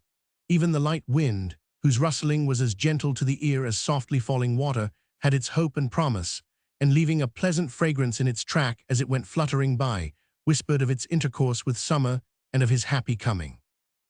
The solitary rider went glancing on among the trees, from sunlight into shade and back again, at the same even pace, looking about him, certainly, from time to time, but with no greater thought of the day or the scene through which he moved, than that he was fortunate, being choicely dressed, to have such favorable weather. He smiled very complacently at such times, but rather as if he were satisfied with himself than with anything else, and so went riding on, upon his chestnut cob, as pleasant to look upon as his own horse, and probably far less sensitive to the many cheerful influences by which he was surrounded. In the course of time, the maypole's massive chimneys rose upon his view, but he quickened not his pace one jot, and with the same cool gravity rode up to the tavern porch. John Willett, who was toasting his red face before a great fire in the bar, and who, with surpassing foresight and quickness of apprehension, had been thinking, as he looked at the blue sky, that if that state of things lasted much longer, it might ultimately become necessary to leave off fires and throw the windows open, issued forth to hold his stirrup, calling lustily for Hugh. "Oh, you're here, are you, sir?" said John, rather surprised by the quickness with which he appeared. "Take this here valuable animal into the stable, and have more than particular care of him if you want to keep your place. A mortal lazy fellow, sir, he needs a deal of looking after." "But you have a son," returned Mr. Chester, giving his bridle to Hugh as he dismounted, and acknowledging his salute by a careless motion of his hand towards his hat. "Why don't you make him useful?" "Why, the truth is, sir," replied John with great importance, "that my son, what you're a-listening are you, villain." "Who's listening?" returned Hugh angrily. "A treat, indeed, to hear you speak. Would you have me take him in till he's cool?" "Walk him up and down further off then, sir," cried old John, "and when you see me and a noble gentleman entertaining ourselves with talk, keep your distance. If you don't know your distance, sir," added Mr. Willett, after an enormously long pause, during which he fixed his great dull eyes on Hugh, and waited with exemplary patience for any little property in the way of ideas that might come to him, "we'll find a way to teach you pretty soon." Hugh shrugged his shoulders scornfully, and in his reckless, swaggering way, crossed to the other side of the little green, and there, with the bridle slung loosely over his shoulder, led the horse to and fro, glancing at his master every now and then from under his bushy eyebrows, with as sinister an aspect as one would desire to see. Mr. Chester, who, without appearing to do so, had eyed him attentively during this brief dispute, stepped into the porch, and turning abruptly to Mr. Willett, said, "You keep strange servants, John." "Strange enough to look at, sir, certainly," answered the host, "but out of doors, for horses, dogs, and the likes of that, there ain't a better man in England than is that maypole Hugh yonder. He ain't fit for indoors," added Mr. Willett, with the confidential air of a man who felt his own superior nature. "I do that, but if that chap had only a little imagination, sir."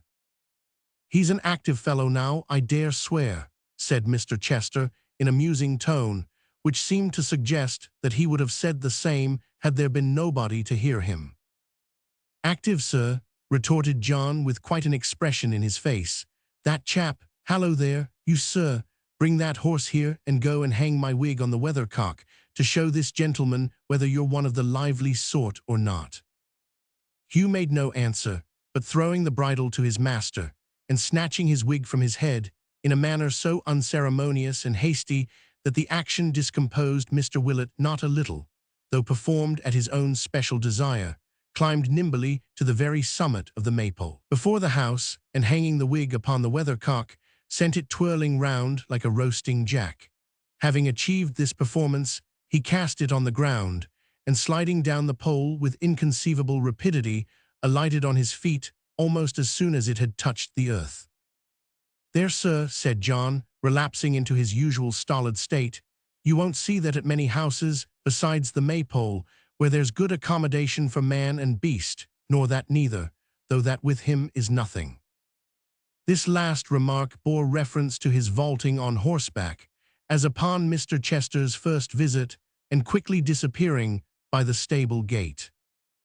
"That with him is nothing," repeated Mr. Willett, brushing his wig with his wrist, and inwardly resolving to distribute a small charge for dust and damage to that article of dress through the various items of his guest's bill.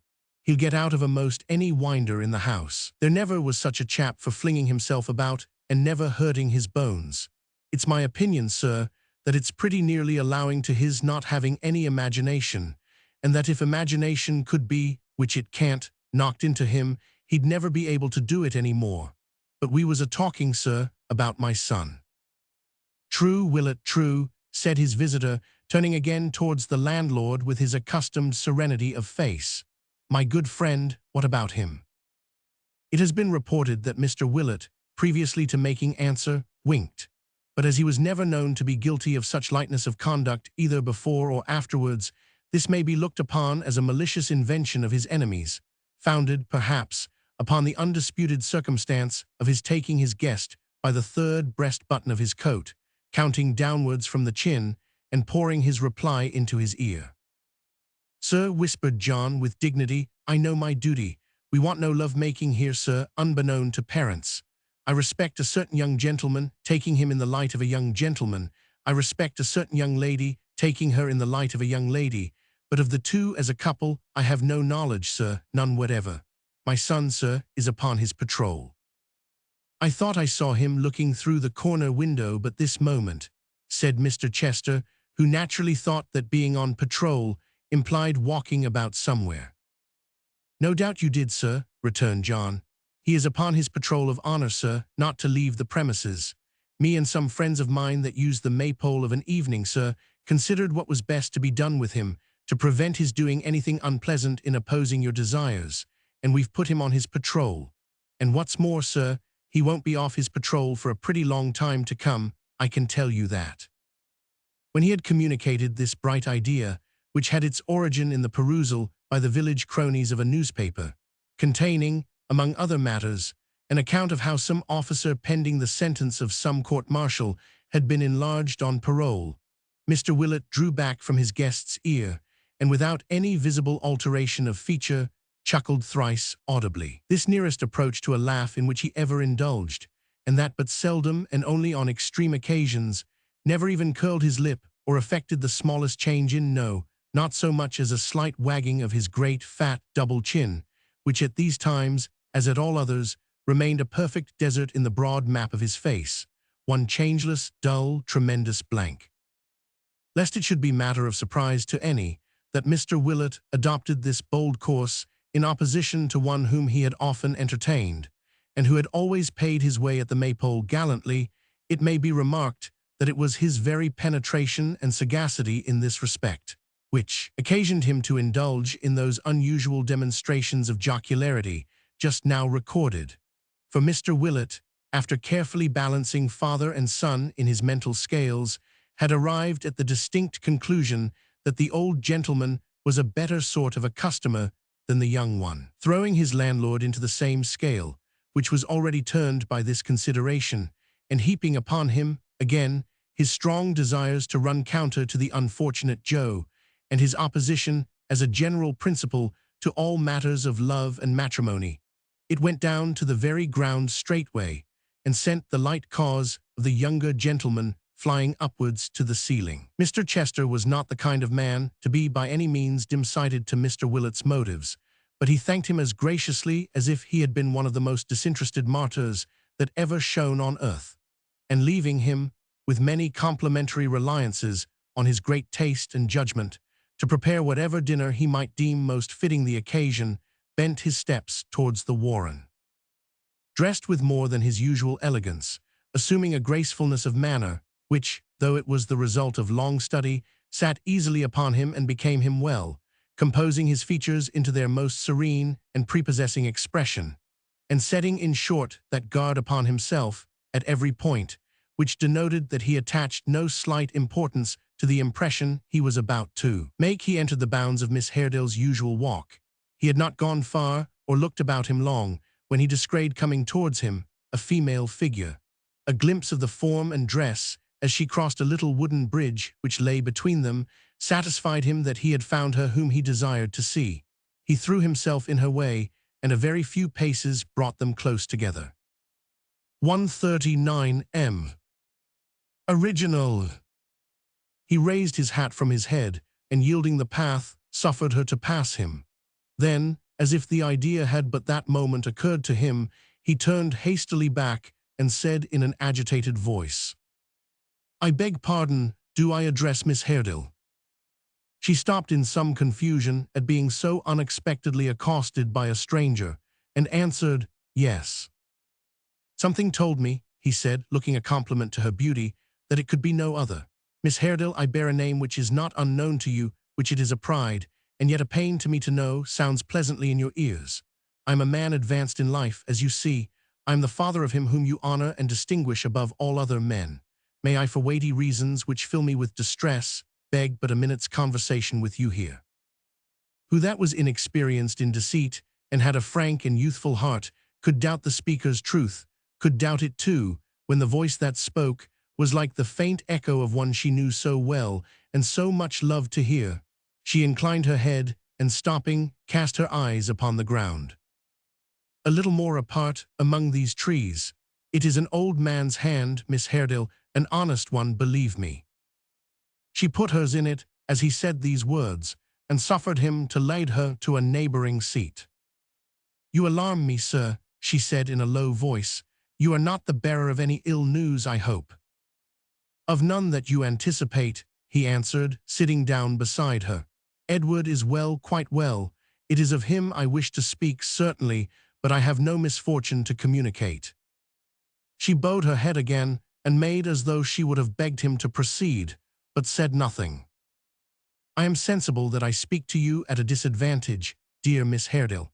Believe me that I am not so forgetful of the feelings of my younger days as not to know that you are little disposed to view me with favor. You have heard me described as cold-hearted, calculating, selfish." "I have never, sir," she interposed with an altered manner and a firmer voice. "I have never heard you spoken of in harsh or disrespectful terms. You do a great wrong to Edward's nature if you believe him capable of any mean or base proceeding." "Pardon me, my sweet young lady, but your uncle—" "Nor is it my uncle's nature either," she replied, with a heightened color in her cheek. "It is not his nature to stab in the dark, nor is it mine to love such deeds." She rose as she spoke and would have left him, but he detained her with a gentle hand and besought her in such persuasive accents to hear him but another minute, that she was easily prevailed upon to comply, and so sat down again. "And it is," said Mr. Chester, looking upward and apostrophizing the air, "it is this frank, ingenuous, noble nature, Ned, that you can wound so lightly. Shame, shame upon you, boy." She turned towards him quickly and with a scornful look and flashing eyes. There were tears in Mr. Chester's eyes, but he dashed them hurriedly away, as though unwilling that his weakness should be known, and regarded her with mingled admiration and compassion. "I never until now," he said, "believed that the frivolous actions of a young man could move me like these of my own son.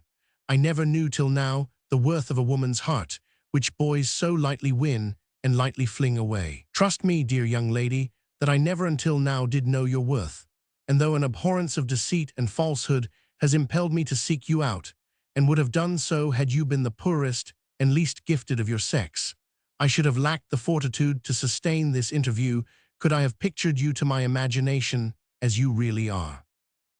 Oh, if Mrs. Varden could have seen the virtuous gentleman as he said these words, with indignation sparkling from his eyes, if she could have heard his broken, quavering voice, if she could have beheld him as he stood bareheaded in the sunlight, and with unwonted energy poured forth his eloquence.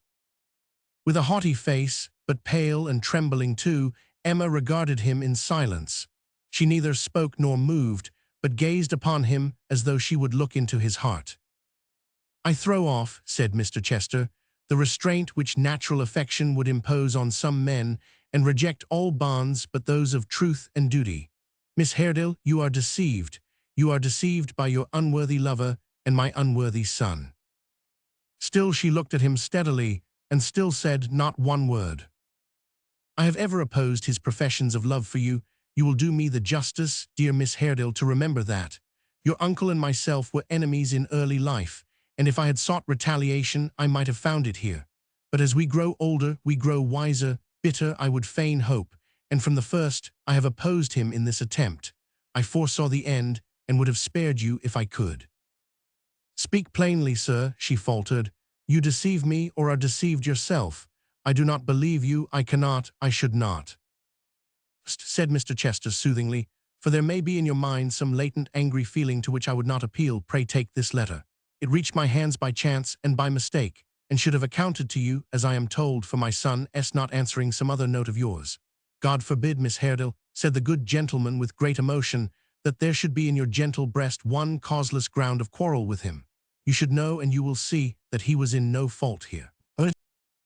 There appeared something so very candid, so scrupulously honorable, so very truthful and just in this course, something which rendered the upright person who resorted to it so worthy of belief, that Emma's heart, for the first time, sunk within her. She turned away and burst into tears. "I would," said Mr. Chester, leaning over her and speaking in mild and quite venerable accents, "I would, dear girl, it were my task to banish, not increase, those tokens of your grief. My son, my erring son, I will not call him deliberately criminal in this, for men so young, who have been inconstant twice or thrice before, act without reflection, almost without a knowledge of the wrong they do, will break his plighted faith to you, has broken it even now. Shall I stop here, and having given you this warning, leave it to be fulfilled, or shall I go on?" "You will go on, sir," she answered, "and speak more plainly yet, in justice both to him and me." "My dear girl," said Mr. Chester, bending over her more affectionately still, "whom I would call my daughter, but the fates forbid, Edward seeks to break with you upon a false and most unwarrantable pretense. I have it on his own showing, in his own hand. Forgive me if I have had a watch upon his conduct. I am his father.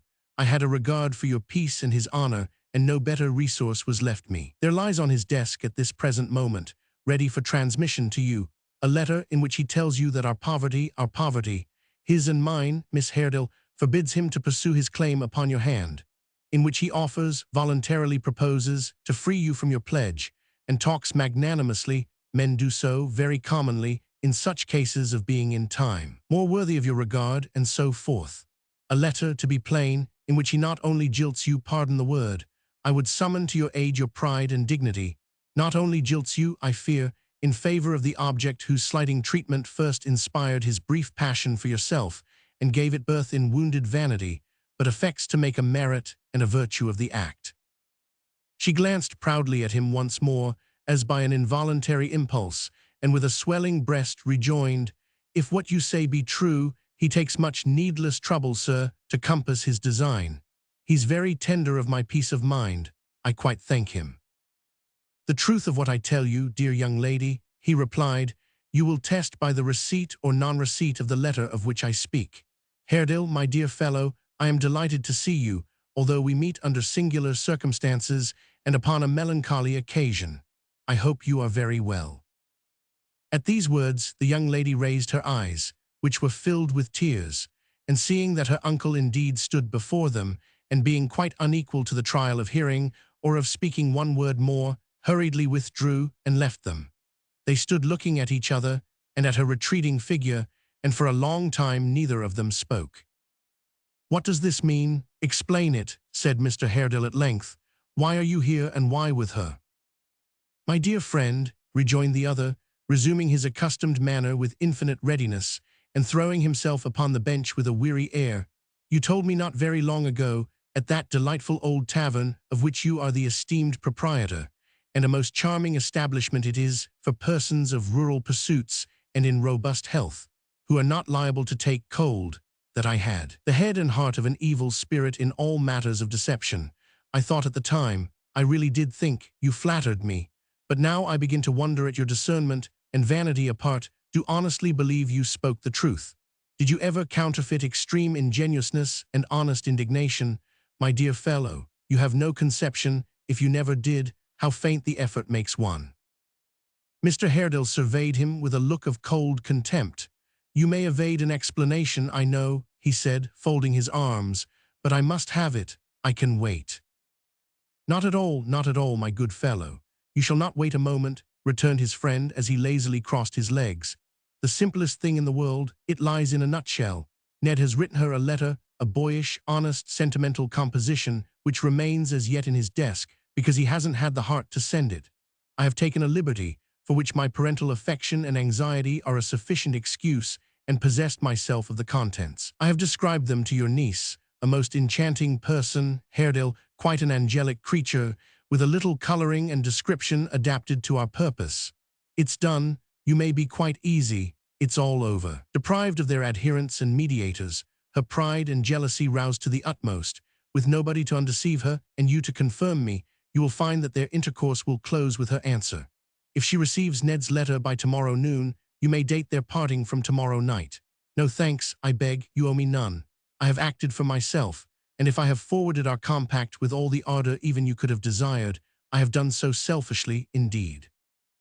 I curse the compact, as you call it, with my whole heart and soul, returned the other. It was made in an evil hour.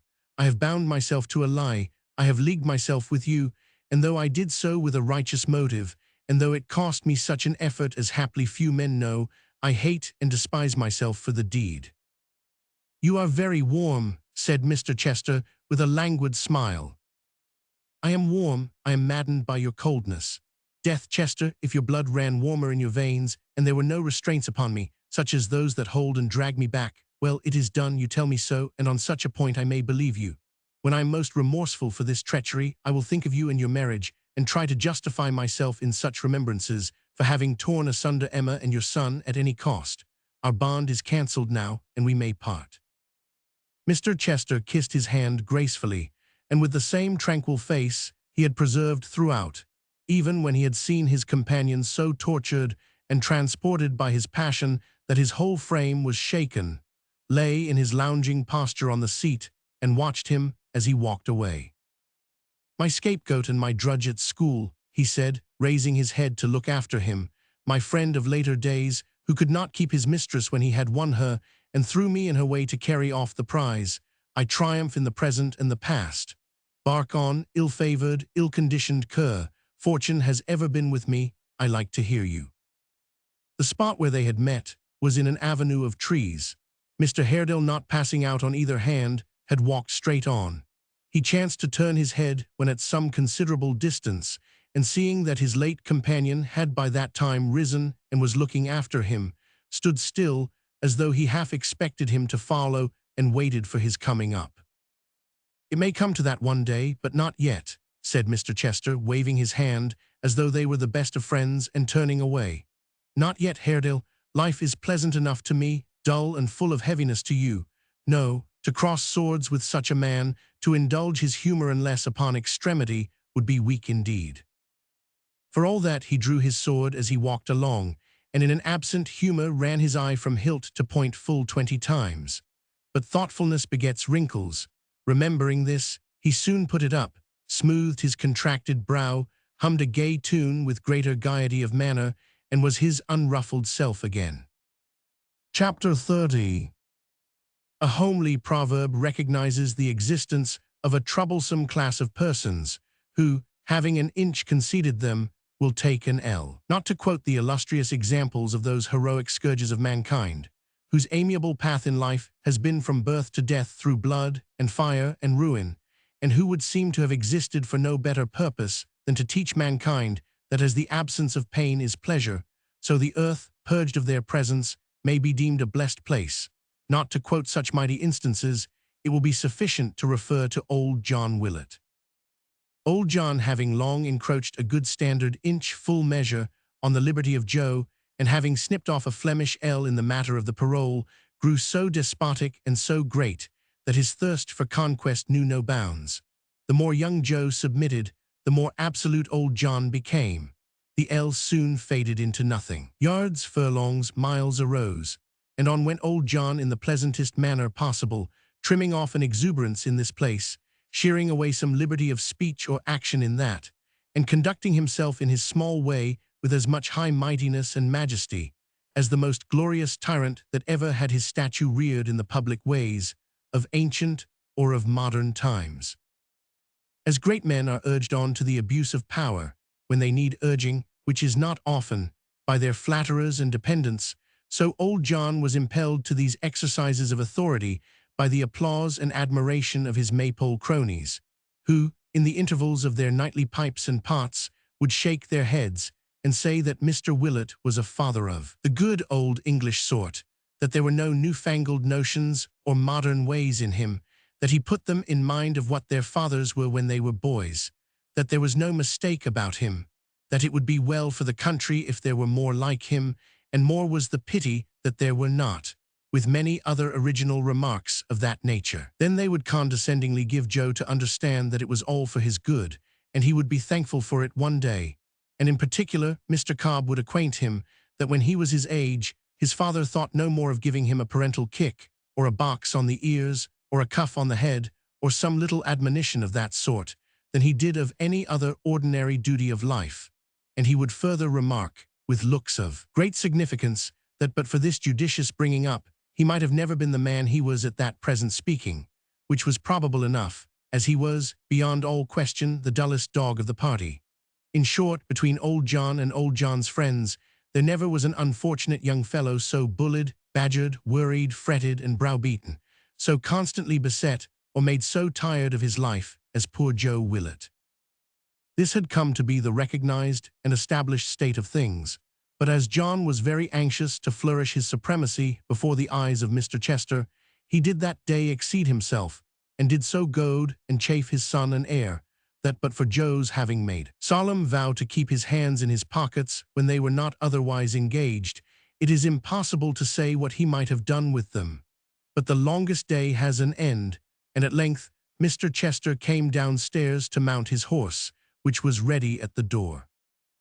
As old John was not in the way at the moment, Joe, who was sitting in the bar ruminating on his dismal fate and the manifold perfections of Dolly Varden, ran out to hold the guest's stirrup and assist him to mount.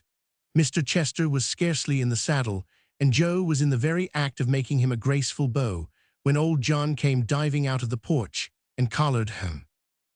"Original!" "None of that, sir," said John. "None of that, sir. No breaking of patrols. How dare you come out of the door, sir, without leave? You're trying to get away, sir, are you, and to make a traitor of yourself again? What do you mean, sir?" "Let me go, father," said Joe imploringly, as he marked the smile upon their visitor's face, and observed the pleasure his disgrace afforded him. "This is too bad. Who wants to get away?" "Who wants to get away?" cried John, shaking him.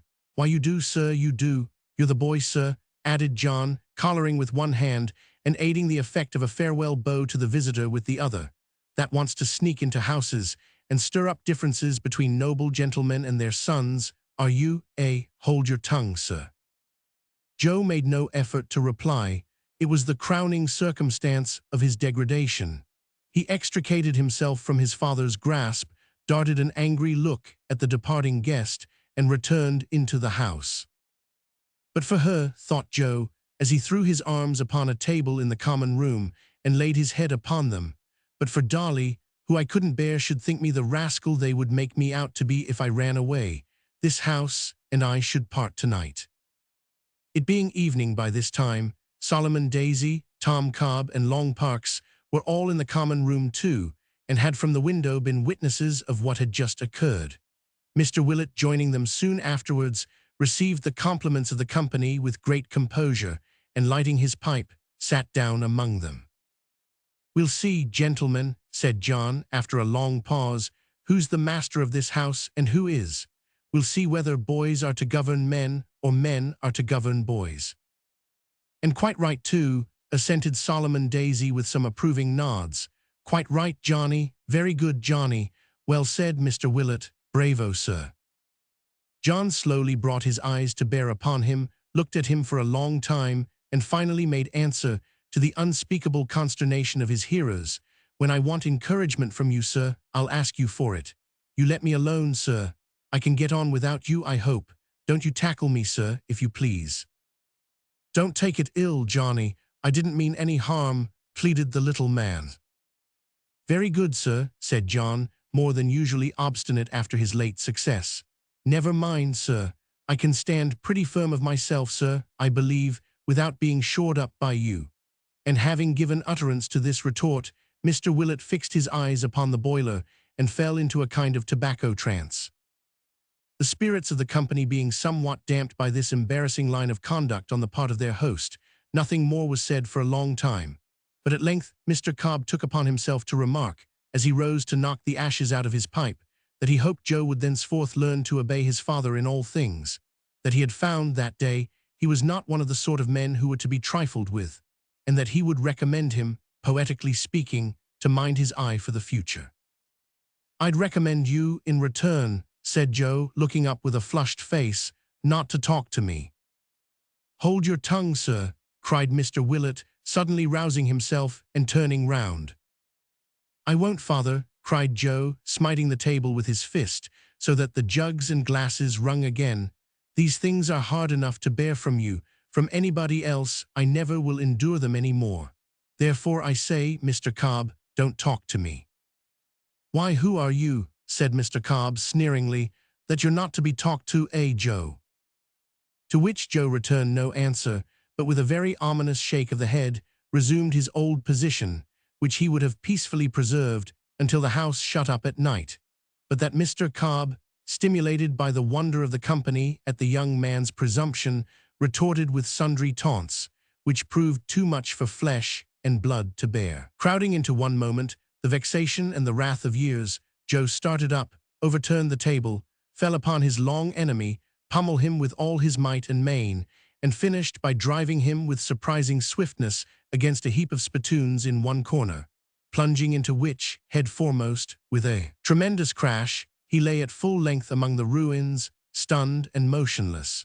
Then, without waiting to receive the compliments of the bystanders on the victory he had won, he retreated to his own bedchamber, and considering himself in a state of siege, piled all the portable furniture against the door by way of barricade. "I have done it now," said Joe, as he sat down upon his bedstead and wiped his heated face. "I knew it would come at last. The Maypole and I must part company. I'm a roving vagabond. She hates me for evermore. It's all over." Chapter 31. Pondering on his unhappy lot, Joe sat and listened for a long time, expecting every moment to hear their creaking footsteps on the stairs, or to be greeted by his worthy father with a summons to capitulate unconditionally and deliver himself up straightway. But neither voice nor footstep came, and though some distant echoes, as of closing doors and people hurrying in and out of rooms, resounding from time to time through the great passages and penetrating to his remote seclusion, gave note of unusual commotion downstairs, no nearer sound disturbed his place of retreat, which seemed the quieter for these far-off noises, and was as dull and full of gloom as any hermit's cell. It came on darker and darker. The old-fashioned furniture of the chamber, which was a kind of hospital for all the invalided movables in the house, grew indistinct and shadowy in its many shapes. Chairs and tables, which by day were as honest cripples as need be, assumed a doubtful and mysterious character, and one old leprous screen of faded India leather and gold binding, which had kept out many a cold breath of air in days of yore, and shut in many a jolly face, frowned on him with a spectral aspect, and stood at full height in its allotted corner like some gaunt ghost who waited to be questioned. A portrait opposite the window, a queer old grey-eyed general, in an oval frame, seemed to wink and doze as the light decayed, and at length, when the last faint glimmering speck of day went out, to shut its eyes in good earnest and fall sound asleep. There was such a hush and mystery about everything that Joe could not help following its example, and so went off into a slumber likewise and dreamed of Dolly, till the clock of Chigwell Church struck 2. Still nobody came. The distant noises in the house had ceased, and out of doors all was quiet, save for the occasional barking of some deep-mouthed dog and the shaking of the branches by the night wind. He gazed mournfully out of window at each well-known object as it lay sleeping in the dim light of the moon, and creeping back to his former seat, thought about the late uproar, until, with long thinking of, it seemed to have occurred a month ago. Thus, between dozing and thinking, and walking to the window and looking out, the night wore away. The grim old screen and the kindred chairs and tables began slowly to reveal themselves in their accustomed forms. The grey-eyed general seemed to wink and yawn and rouse himself, and at last he was broad awake again, and very uncomfortable and cold and haggard he looked in the dull grey light of morning. The sun had begun to peep above the forest trees and already flung across the curling mist bright bars of gold, when Joe dropped from his window on the ground below, a little bundle and his trusty stick, and prepared to descend himself. It was not a very difficult task, for there were so many projections and gable ends in the way that they formed a series of clumsy steps, with no greater obstacle than a jump of some few feet at last. Joe, with his stick and bundle on his shoulder, quickly stood on the firm earth and looked up at the old maypole, it might be for the last time. He didn't apostrophize it, for he was no great scholar. He didn't curse it, for he had little ill will to give to anything on earth. He felt more affectionate and kind to it than ever he had done in all his life before, so said with all his heart, "God bless you," as a parting wish, and turned away. He walked along at a brisk pace, big with great thoughts of going for a soldier and dying in some foreign country where it was very hot and sandy, and leaving God knows what unheard-of wealth in prize money to Dolly, who would be very much affected when she came to know of it, and full of such youthful visions, which were sometimes sanguine and sometimes melancholy, but always had her for their main point and centre, pushed on vigorously until the noise of London sounded in his ears, and the Black Lion hove in sight. It was only 8 o'clock then, and very much astonished the Black Lion was, to see him come walking in with dust upon his feet at that early hour, with no grey mare to bear him company. But as he ordered breakfast to be got ready with all speed, and on its being set before him gave indisputable tokens of a hearty appetite, the lion received him, as usual, with a hospitable welcome, and treated him with those marks of distinction, which, as a regular customer, and one within the freemasonry of the trade, he had a right to claim. Original.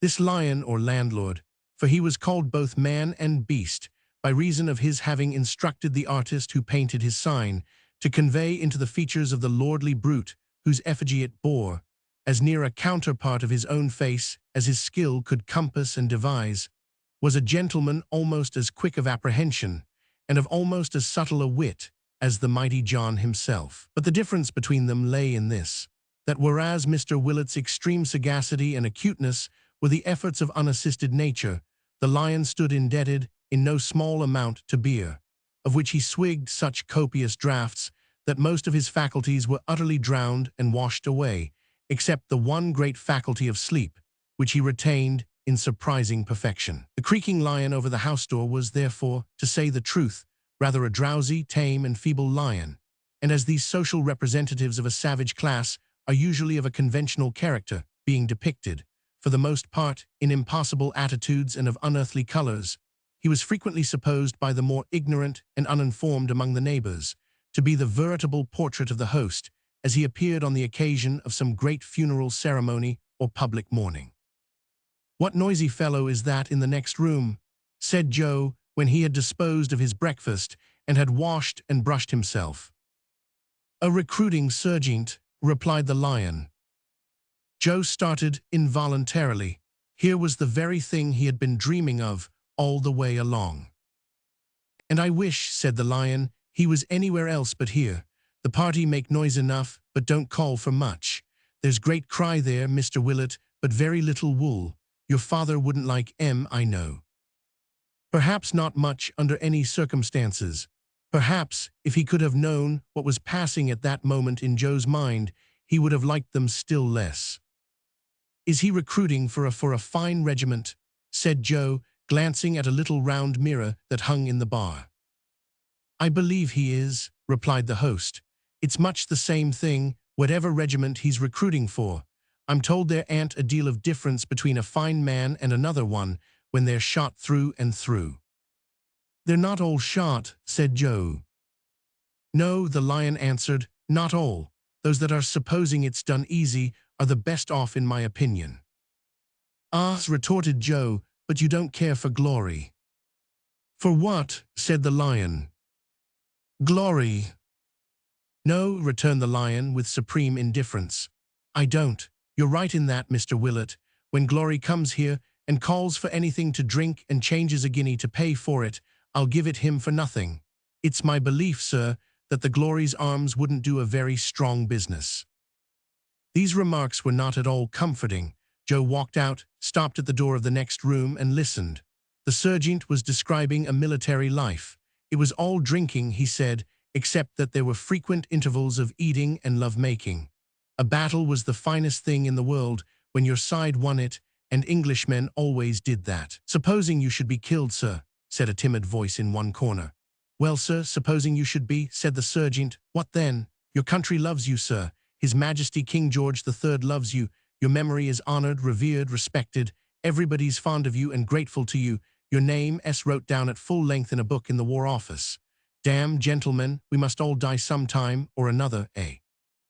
The voice coughed and said no more.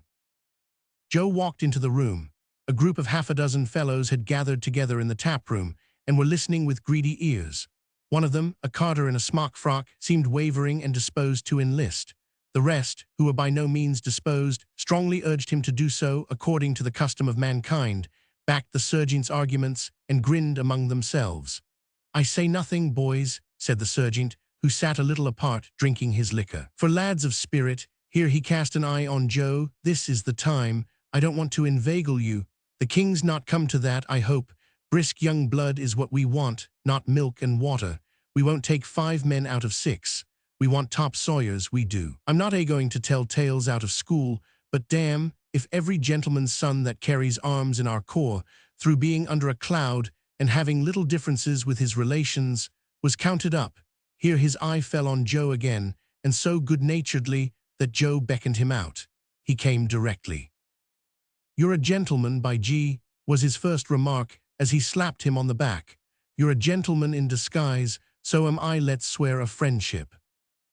Joe didn't exactly do that, but he shook hands with him and thanked him for his good opinion. You want to serve, said his new friend.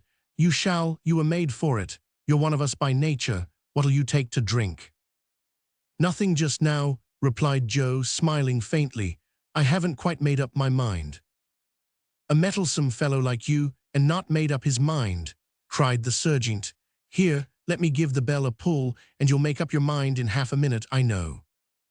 You're right so far, answered Joe, for if you pull the bell here, where I'm known, there'll be an end of my soldiering inclinations in no time.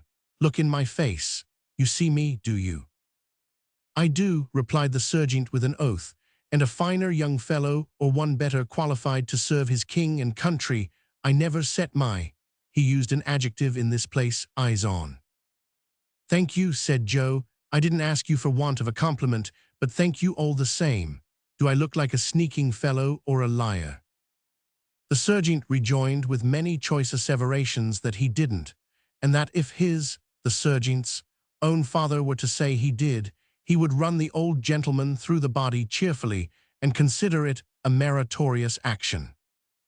Joe expressed his obligations and continued, You can trust me then and credit what I say. I believe I shall enlist in your regiment tonight. The reason I don't do so now is because I don't want until tonight to do what I can't recall. Where shall I find you this evening? His friend replied with some unwillingness, and after much ineffectual entreaty, having for its object the immediate settlement of the business, that his quarters would be at the Crooked Billet in Tower Street, where he would be found waking until midnight and sleeping until breakfast time tomorrow. And if I do come, which it's 1,000,000 to 1 I shall, when will you take me out of London? Demanded Joe. "Tomorrow morning at 8:30, replied the sergeant. "You'll go abroad, a country where it's all sunshine and plunder, the finest climate in the world." "To go abroad," said Joe, shaking hands with him, "is the very thing I want. You may expect me." "You're the kind of lad for us," cried the sergeant, holding Joe's hand in his, in the excess of his admiration. "You're the boy to push your fortune. I don't say it because I bear you any envy or would take away from the credit of the rise you'll make, but if I had been bred and taught like you, I'd have been a colonel by this time." "Tush, man," said Joe, "I'm not so young as that. Needs must when the devil drives, and the devil that drives me is an empty pocket and an unhappy home. For the present, goodbye." "For king and country," cried the sergeant, flourishing his cap. "For bread and meat," cried Joe, snapping his fingers, and so they parted. He had very little money in his pocket, so little indeed that after paying for his breakfast, which he was too honest and perhaps too proud to score up to his father's charge, he had but a penny left. He had courage, notwithstanding, to resist all the affectionate importunities of the sergeant, who waylaid him at the door with many protestations of eternal friendship, and did in particular request that he would do him the favor to accept of only 1 shilling as a temporary accommodation. Rejecting his offers both of cash and credit, Joe walked away with stick and bundle as before, bent upon getting through the day as he best could, and going down to the locksmith's in the dusk of the evening. For it should go hard, he had resolved, but he would have a parting word with charming Dolly Varden. He went out by Islington and so on to Highgate, and sat on many stones and gates, but there were no voices in the bells to bid him turn. Since the time of noble Whittington, fair flower of merchants, bells have come to have less sympathy with humankind. They only ring for money and on state occasions. Wanderers have increased in number. Ships leave the Thames for distant regions, carrying from stem to stern no other cargo. The bells are silent. They ring out no entreaties or regrets.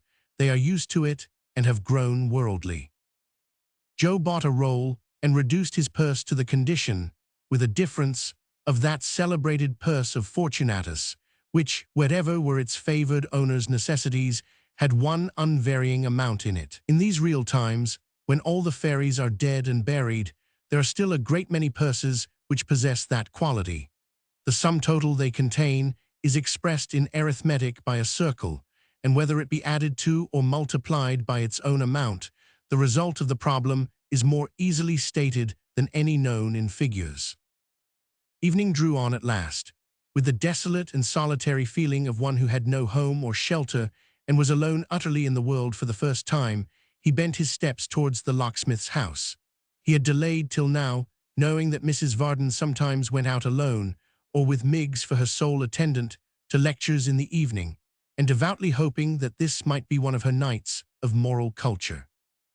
He had walked up and down before the house, on the opposite side of the way, 2 or 3 times, when as he returned to it again, he caught a glimpse of a fluttering skirt at the door. It was Dolly's, to whom else could it belong? No dress but hers had such a flow as that. He plucked up his spirits and followed it into the workshop of the Golden Key. His darkening the door caused her to look round. Oh, that face!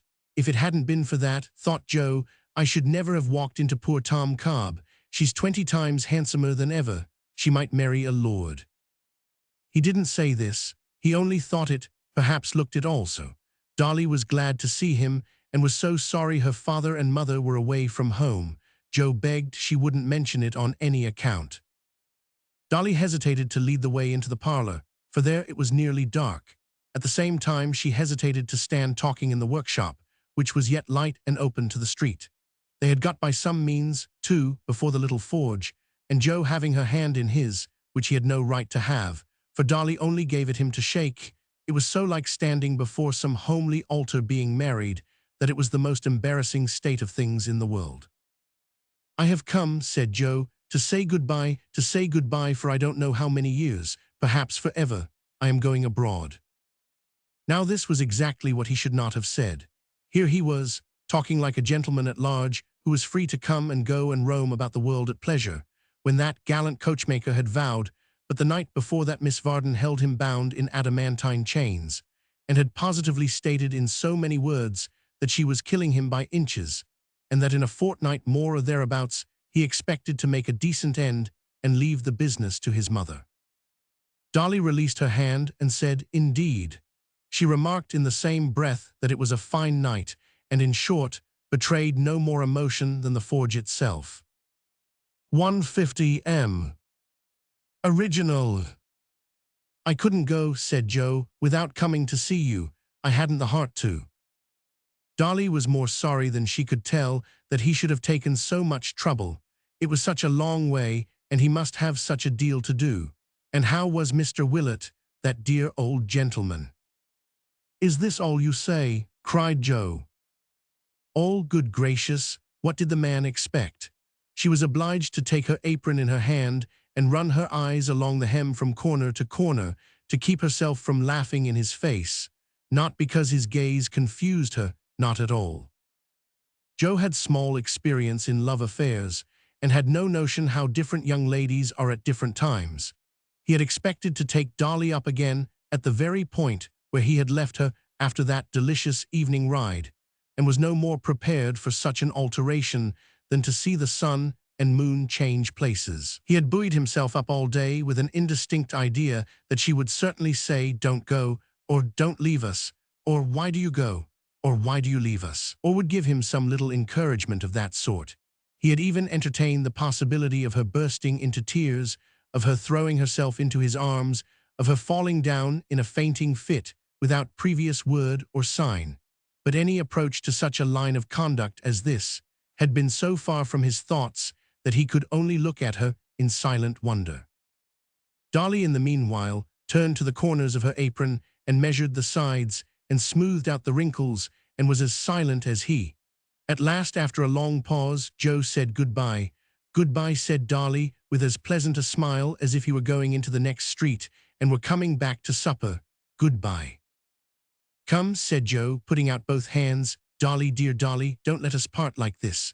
I love you dearly, with all my heart and soul, with as much truth and earnestness as ever man loved woman in this world, I do believe. I'm a poor fellow, as you know, poorer now than ever, for I have fled from home, not being able to bear it any longer, and must fight my own way without help. You are beautiful, admired, are loved by everybody, are well off and happy, and may you ever be so. Heaven forbid I should ever make you otherwise, but give me a word of comfort. Say something kind to me. I have no right to expect it of you, I know, but I ask it because I love you, and shall treasure the slightest word from you all through my life. Dolly, dearest, have you nothing to say to me?"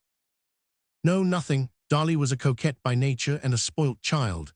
She had no notion of being carried by storm in this way. The coachmaker would have been dissolved in tears and would have knelt down and called himself names and clasped his hands and beat his breast and tugged wildly at his cravat and done all kinds of poetry. Joe had no business to be going abroad. He had no right to be able to do it. If he was in adamantine chains, he couldn't. "I have said goodbye," said Dolly, "twice. Take your arm away directly, Mr. Joseph, or I'll call Miggs." "I'll not reproach you," answered Joe. "It's my fault, no doubt. I have thought sometimes that you didn't quite despise me, but I was a fool to think so.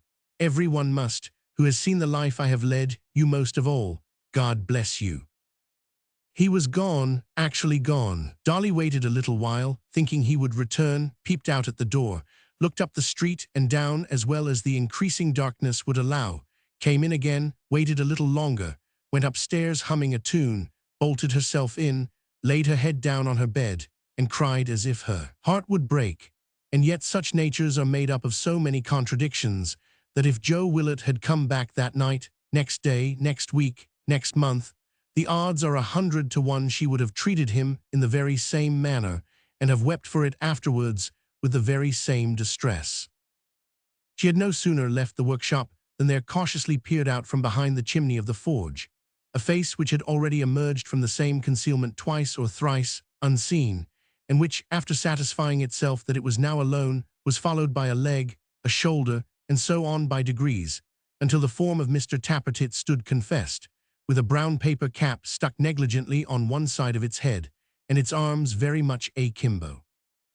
"Have my ears deceived me?" said the prentice, or do I dream? Am I to thank thee, Fortune, or to cuss thee, witch?" He gravely descended from his elevation, took down his piece of looking-glass, planted it against the wall upon the usual bench, twisted his head round, and looked closely at his legs. "If they're a dream," said Sim, "let sculptures have such visions and chisel 'em out when they wake. This is reality. Sleep has no such limbs as them.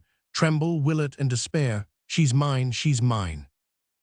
With these triumphant expressions, he seized a hammer and dealt a heavy blow at a vice, which in his mind's eye represented the sconce or head of Joseph Willett.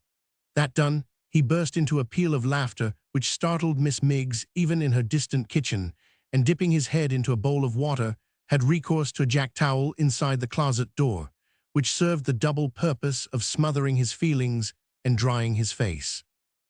Joe, disconsolate and downhearted, but full of courage too, on leaving the locksmith's house, made the best of his way to the Crooked Billet, and there inquired for his friend the sergeant, who, expecting no man less, received him with open arms. In the course of 5 minutes after his arrival at that house of entertainment, he was enrolled among the gallant defenders of his native land, and within half an hour was regaled with a steaming supper of boiled tripe and onions, prepared, as his friend assured him more than once, at the express command of His Most Sacred Majesty the King. To this meal, which tasted very savory after his long fasting, he did ample justice, and when he had followed it up, or down, with a variety of loyal and patriotic toasts, he was conducted to a straw mattress in a loft over the stable and locked in there for the night. The next morning, he found that the obliging care of his martial friend had decorated his hat with sundry parti-colored streamers, which made a very lively appearance, and in company with that officer and 3 other military gentlemen newly enrolled, who were under a cloud so dense that it only left 3 shoes, a boot, and a coat and a half visible among them, repaired to the riverside. Here they were joined by a corporal and 4 more heroes, of whom 2 were drunk and daring, and 2 sober and penitent, but each of whom, like Joe, had his dusty stick and bundle. The party embarked in a passage boat bound for Gravesend, whence they were to proceed on foot to Chatham. The wind was in their favour, and they soon left London behind them, a mere dark mist, a giant phantom in the air. Chapter 32. Misfortunes, saith the adage, never come singly. There is little doubt that troubles are exceedingly gregarious in their nature, and flying in flocks, are apt to perch capriciously, crowding on the heads of some poor wights, until there is not an inch of room left on their unlucky crowns, and taking no more notice of others who offer as good resting places for the soles of their feet, than if they had no existence. It may have happened that a flight of troubles brooding over London, and looking out for Joseph Willett, whom they couldn't find, darted down haphazard on the first young man that caught their fancy, and settled on him instead. However this may be, certain it is that on the very day of Joe's departure they swarmed about the ears of Edward Chester, and did so buzz and flap their wings, and persecute him, that he was most profoundly wretched. It was evening, and just 8 o'clock, when he and his father, having wine and dessert set before them, were left to themselves for the first time that day. They had dined together, but a third person had been present during the meal, and until they met at table, they had not seen each other since the previous night. Edward was reserved and silent. Mr. Chester was more than usually gay, but not caring, as it seemed, to open a conversation with one whose humor was so different, he vented the lightness of his spirit in smiles and sparkling looks, and made no effort to awaken his attention. So they remained for some time, the father lying on a sofa with his accustomed air of graceful negligence, the son seated opposite to him with downcast eyes, busied, it was plain, with painful and uneasy thoughts. "My dear Edward," said Mr. Chester at length, with a most engaging laugh, "do not extend your drowsy influence to the decanter. Suffer that to circulate, let your spirits be never so stagnant." Edward begged his pardon, passed it, and relapsed into his former state. "You do wrong not to fill your glass," said Mr. Chester, holding up his own before the light. "Wine in moderation, not in excess, for that makes men ugly, has 1,000 pleasant influences. It brightens the eye, improves the voice, imparts a new vivacity to one's thoughts and conversation. You should try it, Ned." "Ah, father," cried his son, "if "My good fellow," interposed the parent hastily, as he set down his glass and raised his eyebrows with a startled and horrified expression. "For heaven's sake, don't call me by that obsolete and ancient name.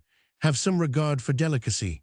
Am I gray or wrinkled? Do I go on crutches? Have I lost my teeth, that you adopt such a mode of address? Good God, how very coarse!" "I was about to speak to you from my heart, sir," returned Edward, "in the confidence which should subsist between us, and you check me in the outset." "Now do, Ned, do not," said Mr. Chester, raising his delicate hand imploringly, "talk in that monstrous manner. About to speak from your heart. Don't you know that the heart is an ingenious part of our formation, the center of the blood vessels, and all that sort of thing, which has no more to do with what you say or think than your knees have? How can you be so very vulgar and absurd? These anatomical allusions should be left to gentlemen of the medical profession. They are really not agreeable in society. You quite surprise me, Ned." "Well, there are no such things to wound or heal or have regard for. I know your creed, sir, and will say no more," returned his son. 153 M. Original.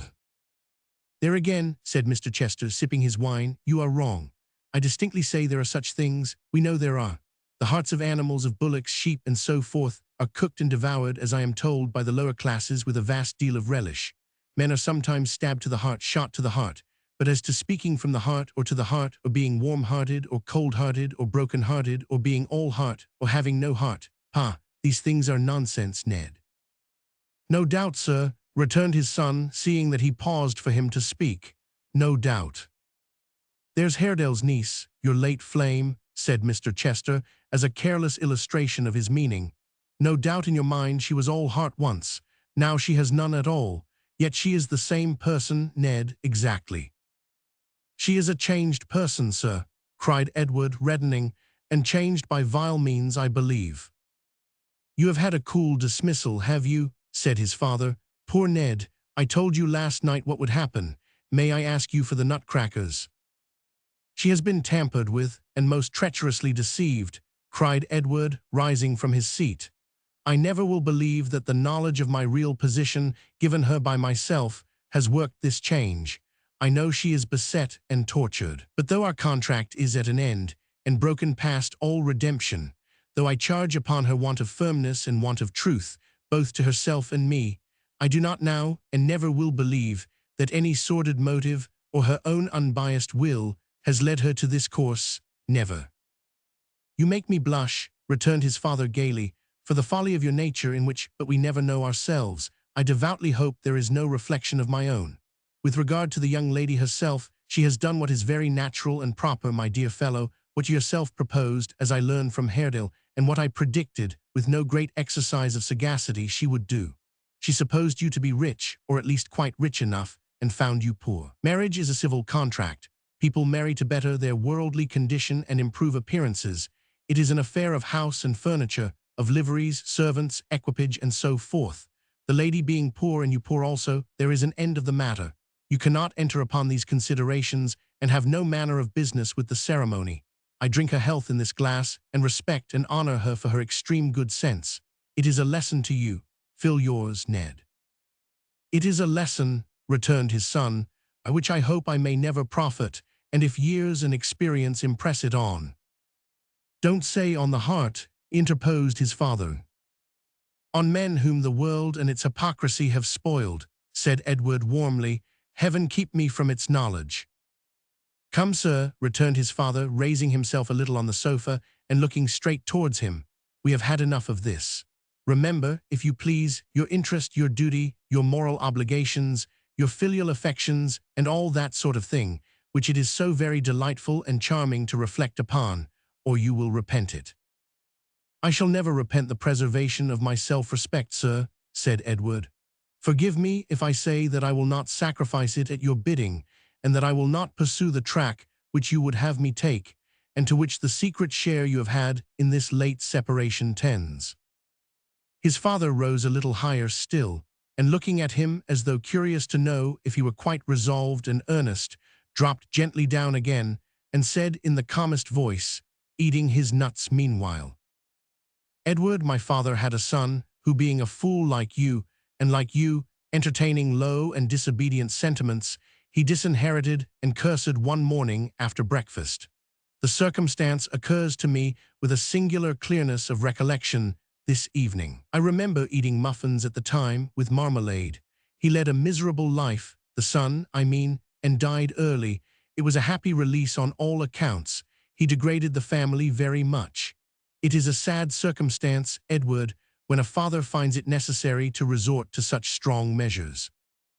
It is, replied Edward, and it is sad when a son, proffering him his love and duty in their best and truest sense, finds himself repelled at every turn and forced to disobey. Dear father, he added, more earnestly though in a gentler tone, I have reflected many times on what occurred between us when we first discussed this subject. Let there be a confidence between us, not in terms but truth. Hear what I have to say. As I anticipate what it is, and cannot fail to do so, Edward, returned his father coldly, I decline. I couldn't possibly. I am sure it would put me out of temper, which is a state of mind I can't endure. If you intend to mar my plans for your establishment in life, and the preservation of that gentility and becoming pride, which our family have so long sustained, if, in short, you are resolved to take your own course, you must take it, and my curse with it. I am very sorry, but there's really no alternative. The curse may pass your lips, said Edward, but it will be but empty breath. I do not believe that any man on earth has greater power to call one down upon his fellow, least of all, upon his own child, than he has to make one drop of rain or flake of snow fall from the clouds above us at his impious bidding. Beware, sir, what you do. You are so very irreligious, so exceedingly undutiful, so horribly profane, rejoined his father, turning his face lazily towards him and cracking another nut, that I positively must interrupt you here. It is quite impossible we can continue to go on upon such terms as these. If you will do me the favor to ring the bell, the servant will show you to the door. Return to this roof no more, I beg you. Go, sir, since you have no moral sense remaining, and go to the devil at my express desire. Good day. Edward left the room without another word or look, and turned his back upon the house forever. The father's face was slightly flushed and heated, but his manner was quite unchanged as he rang the bell again and addressed the servant on his entrance. Peak if that gentleman who has just gone out. I beg your pardon, sir, Mr. Edward. Were there more than one dolt that you ask the question? If that gentleman should send here for his wardrobe, let him have it, do you hear? If he should call himself at any time, I'm not at home. You'll tell him so and shut the door. So it soon got whispered about that Mr. Chester was very unfortunate in his son, who had occasioned him great grief and sorrow. And the good people who heard this and told it again marveled the more at his equanimity and even temper, and said what an amiable nature that man must have, who, having undergone so much, could be so placid and so calm. And when Edward's name was spoken, society shook its head and laid its finger on its lip and sighed and looked very grave, and those who had sons about his age waxed wrathful and indignant, and hoped, for virtue's sake, that he was dead. And the world went on turning round, as usual, for 5 years, concerning which this narrative is silent. Chapter 33. One wintry evening, early in the year of our Lord 1780, a keen north wind arose as it grew dark, and night came on with black and dismal looks. A bitter storm of sleet, sharp, dense, and icy cold, swept the wet streets and rattled on the trembling windows.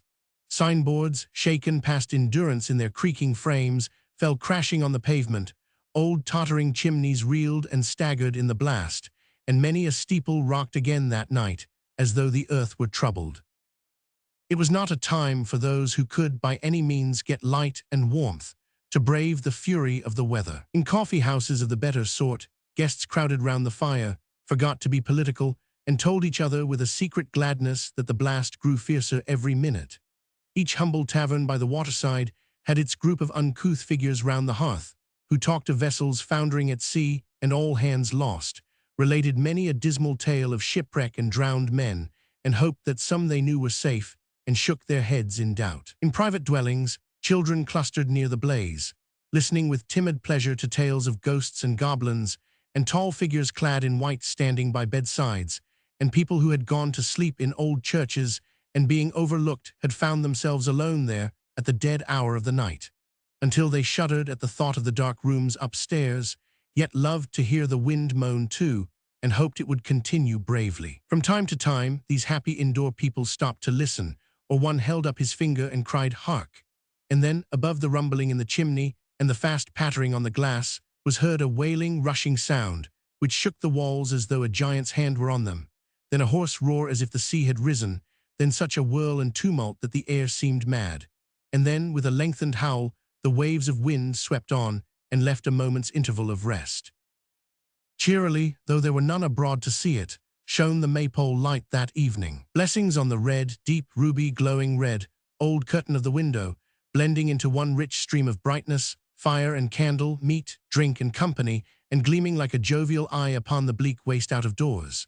Within, what carpet like its crunching sand, what music merry as its crackling logs, what perfume like its kitchen's dainty breath, what weather genial as its hearty warmth. Blessings on the old house, how sturdily it stood. How did the vexed wind chafe and roar about its stalwart roof? How did it pant and strive with its wide chimneys, which still poured forth from their hospitable throats great clouds of smoke, and puffed defiance in its face? How, above all, did it drive and rattle at the casement, emulous to extinguish that cheerful glow which would not be put down and seemed the brighter for the conflict. The profusion, too, the rich and lavish bounty of that goodly tavern. It was not enough that one fire roared and sparkled on its spacious hearth. In the tiles which paved and compassed it, 500 flickering fires burnt brightly also. It was not enough that one red curtain shut the wild night out and shed its cheerful influence on the room. In every saucepan lid and candlestick and vessel of copper, brass, or tin that hung upon the walls were countless ruddy hangings, flashing and gleaming with every motion of the blaze, and offering, let the eye wander where it might, interminable vistas of the same rich color. The old oak wainscoting, the beams, the chairs, the seats, reflected it in a deep, dull glimmer. There were fires and red curtains in the very eyes of the drinkers, in their buttons, in their liquor, in the pipes they smoked.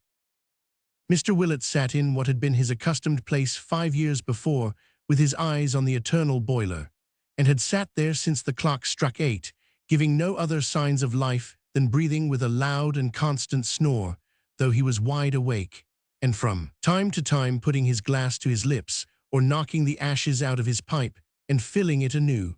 It was now 10:30. Mr. Cobb and Long Phil Parkes were his companions as of old, and for 2 mortal hours and a half none of the company had pronounced one word. Whether people, by dint of sitting together in the same place and the same relative positions, and doing exactly the same things for a great many years, acquire a sixth sense, or some unknown power of influencing each other which serves them in its stead, is a question for philosophy to settle. But certain it is that old John Willett, Mr. Parkes, and Mr. Cobb were one and all firmly of opinion that they were very jolly companions, rather choice spirits than otherwise, that they looked at each other every now and then as if there were a perpetual interchange of ideas going on among them, that no man considered himself or his neighbor by any means silent, and that each of them nodded occasionally when he caught the eye of another, as if he would say, "You have expressed yourself extremely well, sir, in relation to that sentiment, and I quite agree with you." The room was so very warm, the tobacco so very good, and the fire so very soothing, that Mr. Willett by degrees began to doze. But as he had perfectly acquired, by dint of long habit, the art of smoking in his sleep, and as his breathing was pretty much the same, awake or asleep, saving that in the latter case he sometimes experienced a slight difficulty in respiration, such as a carpenter meets with when he is planing and comes to a knot. Neither of his companions was aware of the circumstance until he met with one of these impediments and was obliged to try again. "Johnny S. dropped off," said Mr. Parkes in a whisper. "Fast as a top," said Mr. Cobb.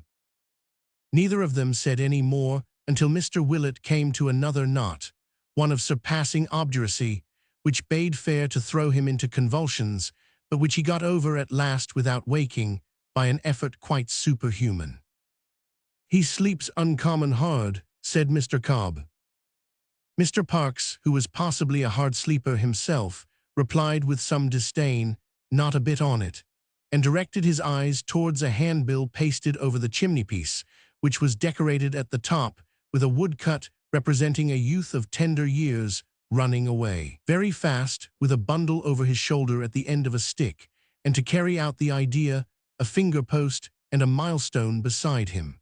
Mr. Cobb likewise turned his eyes in the same direction and surveyed the placard as if that were the first time he had ever beheld it. Now this was a document which Mr. Willett had himself indicted on the disappearance of his son Joseph, acquainting the nobility and gentry and the public in general with the circumstances of his having left his home, describing his dress and appearance, and offering a reward of £5 to any person or persons who would pack him up and return him safely to the Maypole at Chigwell, or lodge him in any of His Majesty's jails until such time as his father should come and claim him. In this advertisement, Mr. Willett had obstinately persisted, despite the advice and entreaties of his friends, in describing his son as a young boy, and furthermore as being from 18 inches to a couple of feet shorter than he really was, two circumstances which perhaps accounted, in some degree, for its never having been productive of any other effect than the transmission to Chigwell at various times, and at a vast expense, of some 45 runaways varying from 6 years old to 12. Mr. Cobb and Mr. Parks looked mysteriously at this composition, at each other, and at old John. From the time he had pasted it up with his own hands, Mr. Willett had never by word or sign alluded to the subject, or encouraged anyone else to do so. Nobody had the least notion what his thoughts or opinions were connected with it, whether he remembered it or forgot it, whether he had any idea that such an event had ever taken place. Therefore, even while he slept, no one ventured to refer to it in his presence, and for such sufficient reasons, these his chosen friends were silent now. Mr. Willett had got by this time into such a complication of knots that it was perfectly clear he must wake or die. He chose the former alternative and opened his eyes. "If he don't come in 5 minutes," said John, "I shall have supper without him." The antecedent of this pronoun had been mentioned for the last time at 8 o'clock. Messrs. Parks and Cobb, being used to this style of conversation, replied without difficulty that to be sure Solomon was very late, and they wondered what had happened to detain him. "He ain't blown away, I suppose," said Parks. "It's enough to carry a man of his figure off his legs, and easy too. Do you hear it? It blows great guns indeed. There'll be many a crash in the forest tonight, I reckon, and many a broken branch upon the ground tomorrow." "It won't break anything in the Maypole, I take it, sir," returned old John. "Let it try, I give it leave. What's that?" "The wind," cried Parks. "It's howling like a Christian, and has been all night long." "Did you ever, sir," asked John, after a minute's contemplation, "hear the wind say Maypole?" "Why, what man ever did?" said Parks. "Nor ahoy, perhaps," added John. "No, nor that neither." "Very good, sir," said Mr. Willett, perfectly unmoved. "Then if that was the wind just now, and you'll wait a little time without speaking, you'll hear it say both words very plain." Mr. Willett was right. After listening for a few moments, they could clearly hear, above the roar and tumult out of doors, this shout repeated, and that with a shrillness and energy which denoted that it came from some person in great distress or terror. They looked at each other, turned pale, and held their breath. No man stirred. It was in this emergency that Mr. Willett displayed something of that strength of mind and plenitude of mental resource, which rendered him the admiration of all his friends and neighbors. After looking at Messrs. Parks and Cobb for some time in silence, he clapped his 2 hands to his cheeks, and sent forth a roar which made the glasses dance and rafters ring, a long-sustained, discordant bellow that rolled onward with the wind, and startling every echo, made the night 100 times more boisterous, a deep, loud, dismal bray that sounded like a human gong. Then, with every vein in his head and face swollen with the great exertion, and his countenance suffused with a lively purple, he drew a little nearer to the fire, and turning his back upon it, said with dignity, "If that's any comfort to anybody, they're welcome to it. If it ain't, I'm sorry for 'em. If either of you two gentlemen likes to go out and see what's the matter, you can. I'm not curious myself." While he spoke, the cry drew nearer and nearer. Footsteps passed the window. The latch of the door was raised, it opened, was violently shut again, and Solomon Daisy, with a lighted lantern in his hand, and the rain streaming from his disordered dress, dashed into the room. Original. A more complete picture of terror than the little man presented, it would be difficult to imagine. The perspiration stood in beads upon his face, his knees knocked together, his every limb trembled, the power of articulation was quite gone, and there he stood, panting for breath, gazing on them with such livid, ashy looks that they were infected with his fear, though ignorant of its occasion, and, reflecting his dismayed and horror-stricken visage, stared back again without venturing to question him, until old John Willett, in a fit of temporary insanity, made a dive at his cravat, and seizing him by that portion of his dress, shook him to and fro until his very teeth appeared to rattle in his head. "Tell us what's the matter, sir," said John, "or I'll kill you. Tell us what's the matter, sir, or in another second I'll have your head under the biler. How dare you look like that? Is anybody following of you? What do you mean? Say something, or I'll be the death of you, I will."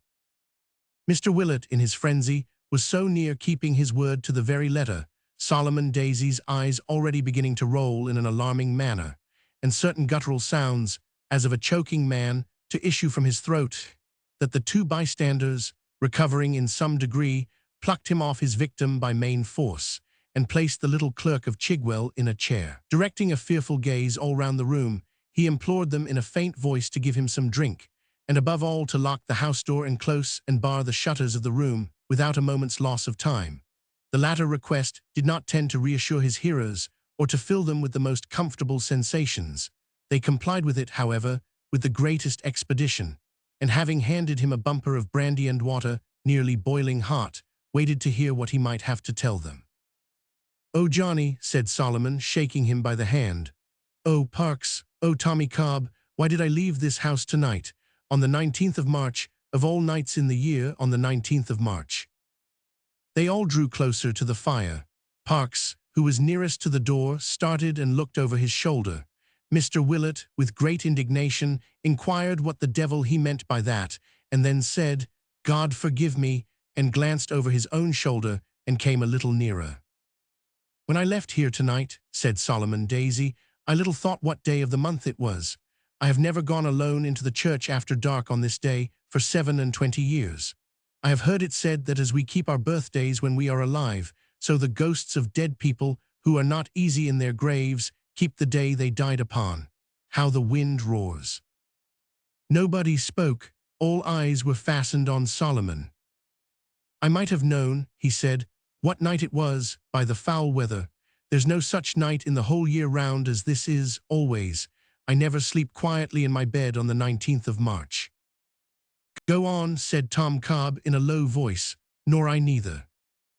Solomon Daisy raised his glass to his lips, put it down upon the floor with such a trembling hand that the spoon tinkled in it like a little bell, and continued thus.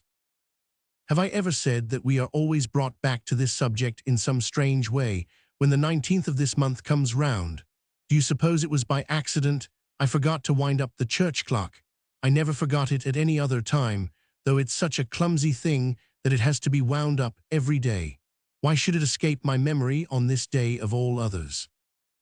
I made as much haste down there as I could when I went from here, but I had to go home first for the keys, and the wind and rain being dead against me all the way, it was pretty well as much as I could do at times to keep my legs.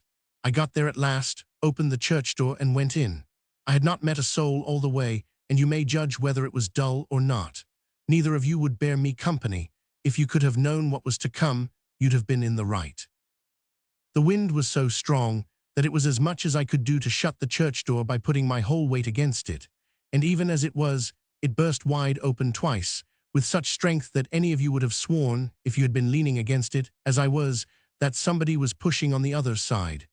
However, I got the key turned, went into the belfry, and wound up the clock, which was very near run down and would have stood stock still in half an hour. As I took up my lantern again to leave the church, it came upon me all at once that this was the 19th of March. It came upon me with a kind of shock, as if a hand had struck the thought upon my forehead. At the very same moment, I heard a voice outside the tower, rising from among the graves.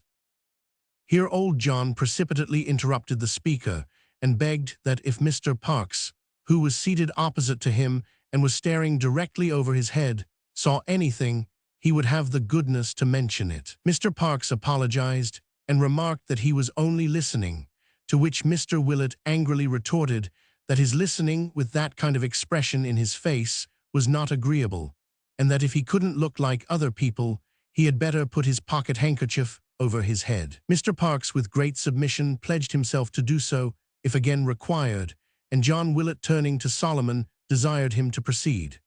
After waiting until a violent gust of wind and rain, which seemed to shake even that sturdy house to its foundation, had passed away, the little man complied.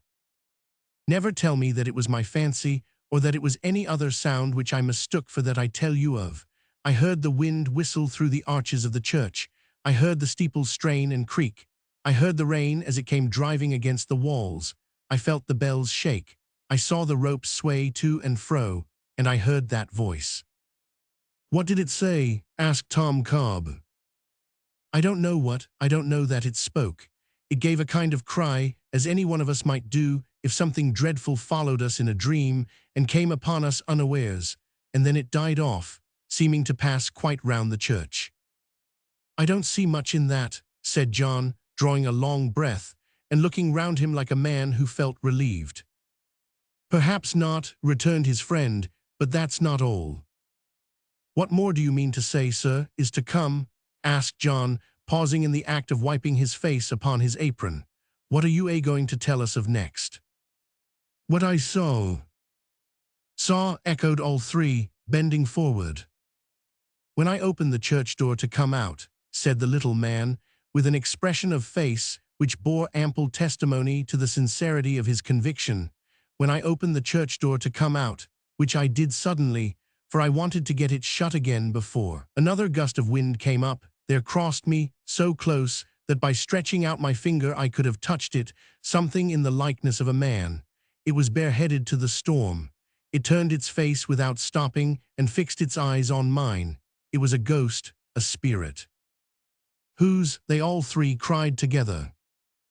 In the excess of his emotion, for he fell back trembling in his chair and waved his hand as if entreating them to question him no further, his answer was lost on all but old John Willett, who happened to be seated close beside him. "Who?" cried Parks and Tom Cobb, looking eagerly by turns at Solomon Daisy and at Mr. Willett. "Who was it?" "Gentlemen," said Mr. Willett after a long pause, "you needn't ask. The likeness of a murdered man. This is the 19th of March." A profound silence ensued. "If you'll take my advice," said John, "we had better one and all keep this a secret. Such tales would not be liked at the Warren. Let us keep it to ourselves for the present time at all events, or we may get into trouble and Solomon may lose his place. Whether it was really as he says, or whether it wasn't, is no matter. Right or wrong, nobody would believe him. As to the probabilities, I don't myself think," said Mr. Willett, eyeing the corners of the room in a manner which showed that, like some other philosophers, he was not quite easy in his theory, that a ghost, as had been a man of sense in his lifetime, would be out a-walking in such weather. "I only know that I wouldn't if I was one." But this heretical doctrine was strongly opposed by the other three, who quoted a great many precedents to show that bad weather was the very time for such appearances, and Mr. Parks, who had had a ghost in his family, by the mother's side, argued the matter with so much ingenuity and force of illustration, that John was only saved from having to retract his opinion by the opportune appearance of supper, to which they applied themselves with a dreadful relish. Even Solomon Daisy himself, by dint of the elevating influences of fire, lights, brandy, and good company, so far recovered as to handle his knife and fork in a highly creditable manner, and to display a capacity both of eating and drinking, such as banished all fear of his having sustained any lasting injury from his fright. Supper done, they crowded round the fire again, and, as is common on such occasions, propounded all manner of leading questions calculated to surround the story with new horrors and surprises. But Solomon Daisy, notwithstanding these temptations, adhered so steadily to his original account, and repeated it so often, with such slight variations, and with such solemn asseverations of its truth and reality, that his hearers were, with good reason, more astonished than at first. As he took John Willet's view of the matter, in regard to the propriety of not brooding the tale abroad, unless the spirit should appear to him again, in which case it would be necessary to take immediate counsel with the clergyman, it was solemnly resolved that it should be hushed up and kept quiet. And as most men like to have a secret to tell which may exalt their own importance, they arrived at this conclusion with perfect unanimity. As it was by this time growing late, and was long past their usual hour of separating, the cronies parted for the night. Solomon Daisy, with a fresh candle in his lantern, repaired homewards under the escort of Long Phil Parkes and Mr. Cobb, who were rather more nervous than himself. Mr. Willet, after seeing them to the door, returned to collect his thoughts with the assistance of the boiler, and to listen to the storm of wind and rain, which had not yet abated one jot of its fury. Chapter 34. Before old John had looked at the boiler quite 20 minutes, he got his ideas into a focus, and brought them to bear upon Solomon Daisy's story. The more he thought of it, the more impressed he became with a sense of his own wisdom, and a desire that Mr. Haredale should be impressed with it likewise. At length, to the end that he might sustain a principal and important character in the affair, and might have the start of Solomon and his two friends, through whose means he knew the adventure, with a variety of exaggerations, would be known to at least a score of people, and most likely to Mr. Haredale himself, by breakfast time tomorrow, he determined to repair to the Warren before going to bed. "He's my landlord," thought John, as he took a candle in his hand, and setting it down in a corner out of the wind's way, opened a casement in the rear of the house, looking towards the stables. "We haven't met of late years so often as we used to do. Changes are taking place in the family. It's desirable that I should stand as well with them, in point of dignity, as possible. The whispering about of this here tale will anger him. It's good to have confidences with a gentleman of his nature, and set oneself right besides. Halloa there, Hugh, Hugh, howloa." When he had repeated this shout a dozen times, and startled every pigeon from its slumbers, a door in one of the ruinous old buildings opened, and a rough voice demanded what was amiss now, that a man couldn't even have his sleep in quiet. "What, haven't you sleep enough, growler, that you're not to be knocked up for once?" said John. "No," replied the voice, as the speaker yawned and shook himself, "not half enough."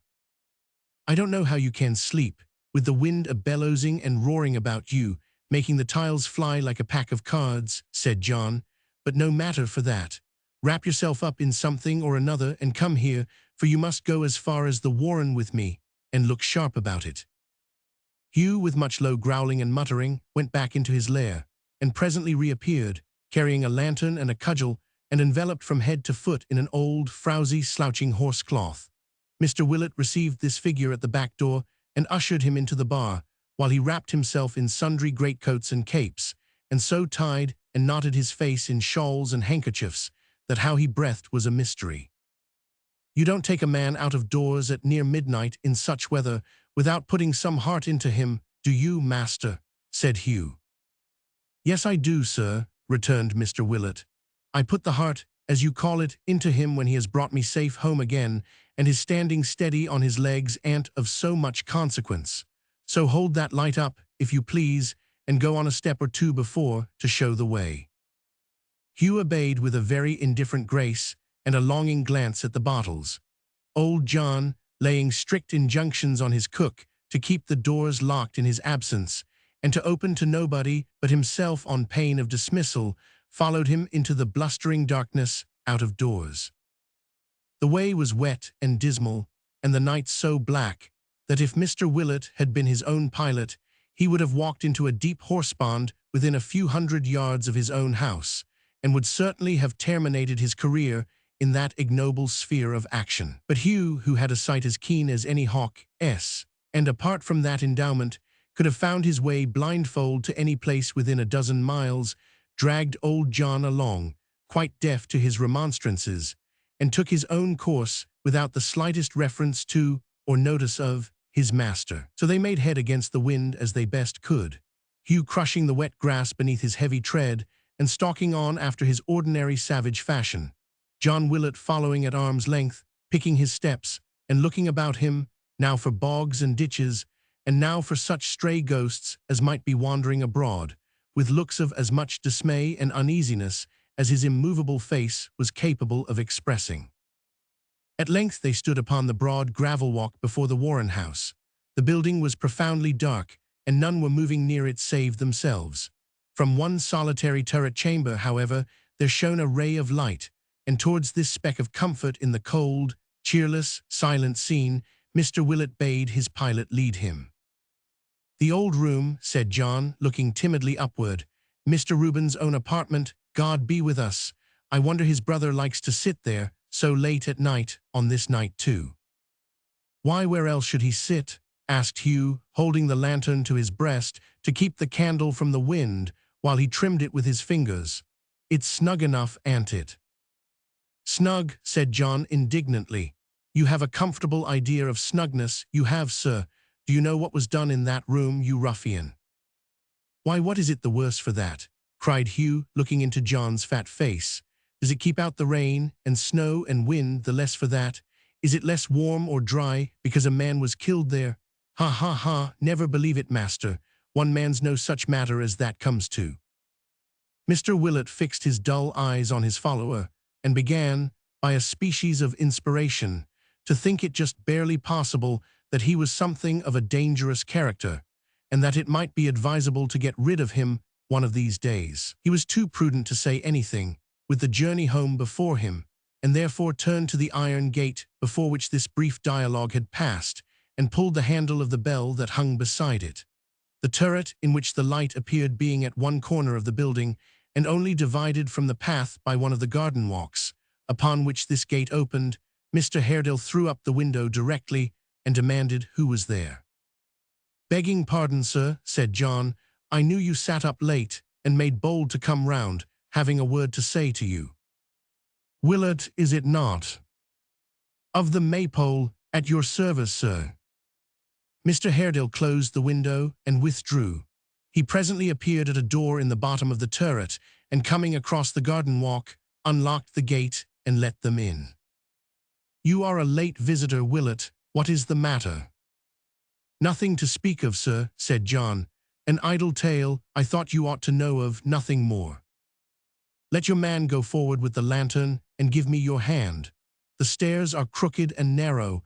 Gently with your light, friend. You swing it like a censer."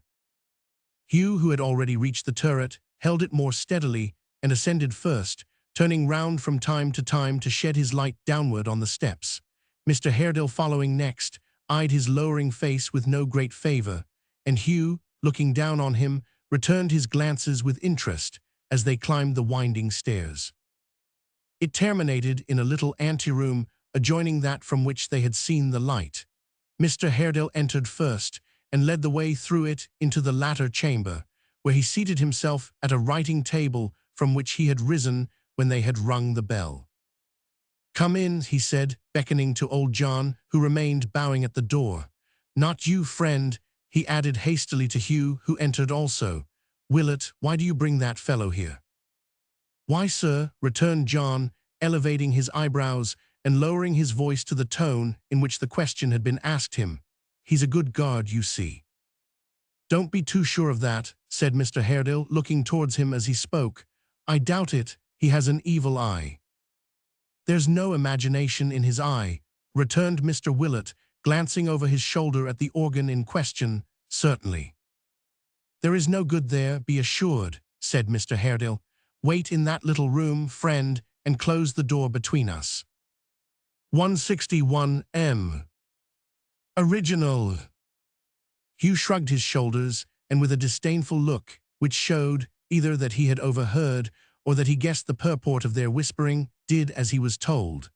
When he was shut out, Mr. Haredale turned to John and bade him go on with what he had to say, but not to speak too loud, for there were quick ears yonder.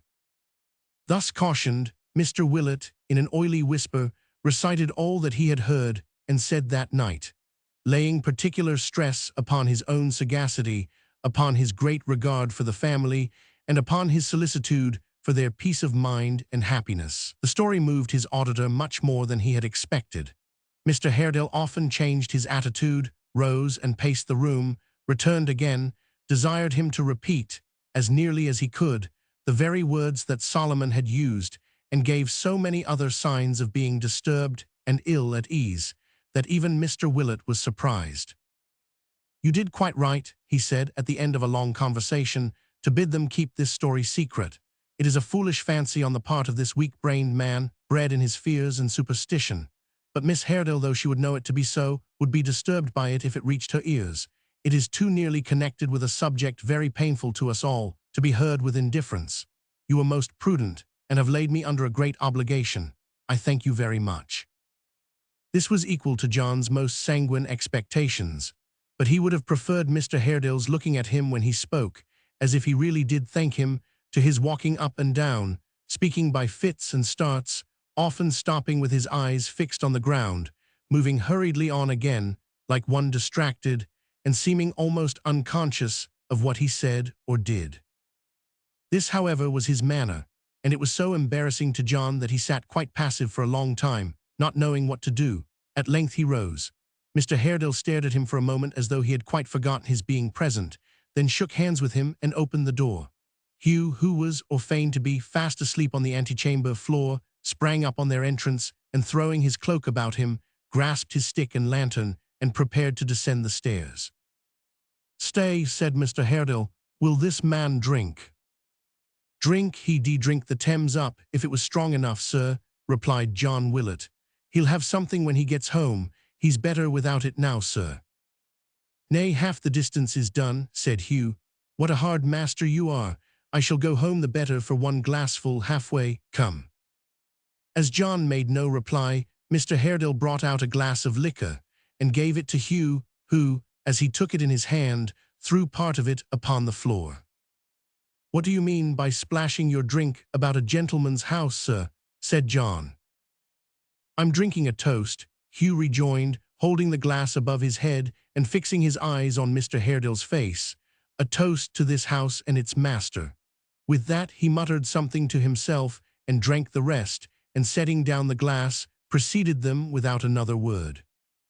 John was a good deal scandalized by this observance, but seeing that Mr. Haredale took little heed of what Hugh said or did, and that his thoughts were otherwise employed, he offered no apology, and went in silence down the stairs, across the walk, and through the garden gate. They stopped upon the outer side for Hugh to hold the light, while Mr. Haredale locked it on the inner, and then John saw with wonder, as he often afterwards related, that he was very pale, and that his face had changed so much and grown so haggard since their entrance that he almost seemed another man. They were in the open road again, and John Willett was walking on behind his escort, as he had come, thinking very steadily of what he had just now seen, when Hugh drew him suddenly aside, and almost at the same instant 3 horsemen swept past. The nearest brushed his shoulder even then, who, checking their steeds as suddenly as they could, stood still and waited for their coming up. Chapter 35. When John Willett saw that the horsemen wheeled smartly round, and drew up 3 abreast in the narrow road, waiting for him and his man to join them, it occurred to him with unusual precipitation that they must be highwaymen, and had Hugh been armed with a blunderbuss, in place of his stout cudgel, he would certainly have ordered him to fire it off at a venture, and would, while the word of command was obeyed, have consulted his own personal safety in immediate flight. Under the circumstances of disadvantage, however, in which he and his guard were placed, he deemed it prudent to adopt a different style of generalship, and therefore whispered his attendant to address them in the most peaceable and courteous terms. By way of acting up to the spirit and letter of this instruction, Hugh stepped forward, and flourishing his staff before the very eyes of the rider nearest to him, demanded roughly what he and his fellows meant by so nearly galloping over them, and why they scoured the king's highway at that late hour of night. The man whom he addressed was beginning an angry reply in the same strain, when he was checked by the horseman in the center, who, interposing with an air of authority, inquired in a somewhat loud but not harsh or unpleasant voice. "Pray, is this the London road?" "If you follow it right, it is," replied Hugh roughly. "Nay, brother," said the same person, "you're but a churlish Englishman, if Englishman you be, which I should much doubt but for your tongue. Your companion, I am sure, will answer me more civilly. How say you, friend?" "I say it is the London road, sir," answered John. "And I wish," he added in a subdued voice as he turned to Hugh, "that you was in any other road, you vagabond. Are you tired of your life, sir, that you go a-trying to provoke three great neck-or-nothing chaps that could keep on running over us, backards and forwards, till we was dead, and then take our bodies up behind 'em and drown us 10 miles off?" "How far is it to London?" inquired the same speaker. "Why, from here, sir," answered John persuasively, "it's 13 very easy mile." The adjective was thrown in as an inducement to the travelers to ride away with all speed, but instead of having the desired effect, it elicited from the same person the remark, 13 miles, that's a long distance, which was followed by a short pause of indecision. "Pray," said the gentleman, "are there any inns hereabouts?" At the word inns, John plucked up his spirit in a surprising manner. His fears rolled off like smoke. All the landlord stirred within him. "There are no inns," rejoined Mr. Willett, with a strong emphasis on the plural number. "But there's a inn, one in the Maypole Inn. That's a inn indeed. You won't see the like of that inn often." "You keep it, perhaps," said the horseman, smiling. "I do, sir," replied John, greatly wondering how he had found this out. "And how far is the Maypole from here?" "About a mile." John was going to add that it was the easiest mile in all the world, when the third rider, who had hitherto kept a little in the rear, suddenly interposed. "And have you one excellent bed, landlord? Hem! A bed that you can recommend, a bed that you are sure is well aired, a bed that has been slept in by some perfectly respectable and unexceptionable person." "We don't take in no tagrueg and bobtail at our house, sir," answered John. "And as to the bed itself—" "Say as to 3 beds," interposed the gentleman who had spoken before, "for we shall want 3 if we stay, though my friend only speaks of 1. "No, no, my lord, you are too good, you are too kind, but your life is of far too much importance to the nation in these portentous times to be placed upon a level with one so useless and so poor as mine. A great cause, my lord, a mighty cause, depends on you. You are its leader and its champion, its advanced guard and its van. It is the cause of our altars and our homes, our country and our faith. Let me sleep on a chair, the carpet, anywhere. No one will repine if I take cold or fever. Let John Gruby pass the night beneath the open sky. No one will repine for him. But 40,000 men of this our island in the wave, exclusive of women and children, rivet their eyes and thoughts on Lord George Gordon, and every day, from the rising up of the sun to the going down of the same, pray for his health and vigor. My lord," said the speaker, rising in his stirrups, "it is a glorious cause and must not be forgotten. My lord, it is a mighty cause and must not be endangered. My lord, it is a holy cause and must not be deserted." "It is a holy cause," exclaimed his lordship, lifting up his hat with great solemnity. "Amen." "John Gruby," said the long-winded gentleman in a tone of mild reproof. His lordship said amen. "I heard my lord, sir," said the man, sitting like a statue on his horse. "And do not you say amen likewise?" To which John Gruby made no reply at all, but sat looking straight before him. "You surprise me, Gruby," said the gentleman. "At a crisis like the present, when Queen Elizabeth, that maiden monarch, weeps within her tomb, and Bloody Mary, with a brow of gloom and shadow, stalks triumphant." "Oh, sir," cried the man gruffly, "where's the use of talking of Bloody Mary, under such circumstances as the present, when my lord's wet through, and tired with hard riding? Let's either go on to London, sir, or put up at once, or that unfortunate Bloody Mary will have more to answer for, and she's done a deal more harm in her grave than she ever did in her lifetime, I believe." By this time Mr. Willett, who had never heard so many words spoken together at one time, or delivered with such volubility and emphasis as by the long-winded gentleman, and whose brain, being wholly unable to sustain or compass them, had quite given itself up for lost. Recovered so far as to observe that there was ample accommodation at the Maypole for all the party, good beds, neat wines, excellent entertainment for man and beast, private rooms for large and small parties, dinners dressed upon the shortest notice, choice stabling, and a lock-up coach-house, and, in short, to run over such recommendatory scraps of language as were painted up on various portions of the building, and which in the course of some 40 years he had learnt to repeat with tolerable correctness. He was considering whether it was at all possible to insert any novel sentences to the same purpose, when the gentleman who had spoken first, turning to him of the long wind, exclaimed, "What say you, Gashford? Shall we tarry at this house he speaks of, or press forward? You shall decide." "I would submit, my lord, then," returned the person he appealed to in a silky tone, "that your health and spirits, so important under Providence to our great cause, our pure and truthful cause," here his lordship pulled off his hat again, though it was raining hard, "require refreshment and repose." "Go on before, landlord, and show the way," said Lord George Gordon. "We will follow at a footpace." "If you'll give me leave, my lord," said John Gruby in a low voice, "I'll change my proper place and ride before you. The looks of the landlord's friend are not over honest, and it may be as well to be cautious with him." "John Gruby is quite right," interposed Mr. Gashford, falling back hastily. "My lord, a life so precious as yours must not be put in peril. Go forward, John, by all means. If you have any reason to suspect the fellow, blow his brains out." John made no answer, but looking straight before him, as his custom seemed to be when the secretary spoke, bade Hugh push on and followed close behind him. Then came his lordship, with Mr. Willett at his bridle rein, and last of all, his lordship's secretary, for that, it seemed, was Gashford's office.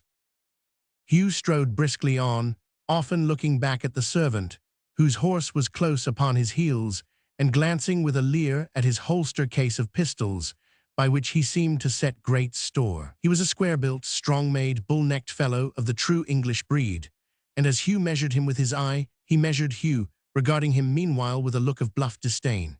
He was much older than the Maypole man, being to all appearance 45, but was one of those self-possessed, hard-headed, imperturbable fellows, who, if they are ever beaten at fisticuffs or other kind of warfare, never know it, and go on coolly till they win. "If I led you wrong now," said Hugh tauntingly, "you'd ha, you'd shoot me through the head, I suppose." John Gruby took no more notice of this remark than if he had been deaf and Hugh dumb, but kept riding on quite comfortably, with his eyes fixed on the horizon. "Did you ever try a fall with a man when you were young, master?" said Hugh. "Can you make any play at single-stick?" John Gruby looked at him sideways with the same contented air, but deigned not a word in answer. "Like this," said Hugh, giving his cudgel one of those skilful flourishes in which the rustic of that time delighted. "Whoop." "Or that," returned John Gruby, beating down his guard with his whip and striking him on the head with its butt end. "Yes, I played a little once. You wear your hair too long. I should have cracked your crown if it had been a little shorter." It was a pretty smart, loud-sounding rap, as it was, and evidently astonished Hugh, who, for the moment, seemed disposed to drag his new acquaintance from his saddle, but his face betokening neither malice, triumph, rage, nor any lingering idea that he had given him offense, his eyes gazing steadily in the old direction, and his manner being as careless and composed as if he had merely brushed away a fly. Hugh was so puzzled and so disposed to look upon him as a customer of almost supernatural toughness that he merely laughed and cried, "Well done," then, sheering off a little, led the way in silence. Before the lapse of many minutes, the party halted at the Maypole door. Lord George and his secretary, quickly dismounting, gave their horses to their servant, who, under the guidance of Hugh, repaired to the stables. Right glad to escape from the inclemency of the night, they followed Mr. Willett into the common room and stood warming themselves and drying their clothes before the cheerful fire, while he busied himself with such orders and preparations as his guest's high quality required. As he bustled in and out of the room, intent on these arrangements, he had an opportunity of observing the two travelers, of whom, as yet, he knew nothing but the voice. The lord, the great personage who did the Maypole so much honor, was about the middle height, of a slender make, and sallow complexion, with an aquiline nose and long hair of a reddish-brown, combed perfectly straight and smooth about his ears, and slightly powdered, but without the faintest vestige of a curl. He was attired, under his greatcoat, in a full suit of black, quite free from any ornament, and of the most precise and sober cut. The gravity of his dress, together with a certain lankness of cheek and stiffness of deportment, added nearly 10 years to his age, but his figure was that of one not yet past 30. As he stood musing in the red glow of the fire, it was striking to observe his very bright large eye, which betrayed a restlessness of thought and purpose, singularly at variance with the studied composure and sobriety of his mien, and with his quaint and sad apparel. It had nothing harsh or cruel in its expression, neither had his face, which was thin and mild and wore an air of melancholy, but it was suggestive of an indefinable uneasiness, which infected those who looked upon him and filled them with a kind of pity for the man, though why it did so, they would have had some trouble to explain. Gashford the secretary was taller, angularly made, high-shouldered, bony, and ungraceful. His dress, in imitation of his superior, was demure and staid in the extreme, his manner formal and constrained. This gentleman had an overhanging brow, great hands and feet and ears, and a pair of eyes that seemed to have made an unnatural retreat into his head, and to have dug themselves a cave to hide in. His manner was smooth and humble, but very sly and slinking. He wore the aspect of a man who is always lying in wait for something that wouldn't come to pass, but he looked patient, very patient, and fawned like a spaniel dog. Even now, while he warmed and rubbed his hands before the blaze, he had the air of one who only presumed to enjoy it in his degree as a commoner, and though he knew his lord was not regarding him, he looked into his face from time to time, and with a meek and deferential manner, smiled as if for practice. Such were the guests whom old John Willett, with a fixed and leaden eye, surveyed 100 times, and to whom he now advanced with a state candlestick in each hand, beseeching them to follow him into a worthier chamber. "For my lord," said John, "it is odd enough, but certain people seem to have as great a pleasure in pronouncing titles as their owners have in wearing them. This room, my lord, isn't at all the sort of place for your lordship, and I have to beg your lordship's pardon for keeping you here, my lord, 1 minute." With this address, John ushered them upstairs into the state apartment, which, like many other things of state, was cold and comfortless. Their own footsteps, reverberating through the spacious room, struck upon their hearing with a hollow sound, and its damp and chilly atmosphere was rendered doubly cheerless by contrast with the homely warmth they had deserted. It was of no use, however, to propose a return to the place they had quitted, for the preparations went on so briskly that there was no time to stop them. John, with the tall candlesticks in his hands, bowed them up to the fireplace. Hugh, striding in with a lighted brand and pile of firewood, cast it down upon the hearth and set it in a blaze. John Gruby, who had a great blue cockade in his hat, which he appeared to despise mightily, brought in the portmanteau he had carried on his horse and placed it on the floor, and presently all three were busily engaged in drawing out the screen, laying the cloth, inspecting the beds, lighting fires in the bedrooms, expediting the supper, and making everything as cozy and as snug as might be on so short a notice. In less than an hour's time, supper had been served and ate and cleared away, and Lord George and his secretary, with slippered feet and legs stretched out before the fire, sat over some hot mulled wine together. 166 M. Original. "So ends, my lord," said Gashford, filling his glass with great complacency, "the blessed work of a most blessed day." "And of a blessed yesterday," said his lordship, raising his head.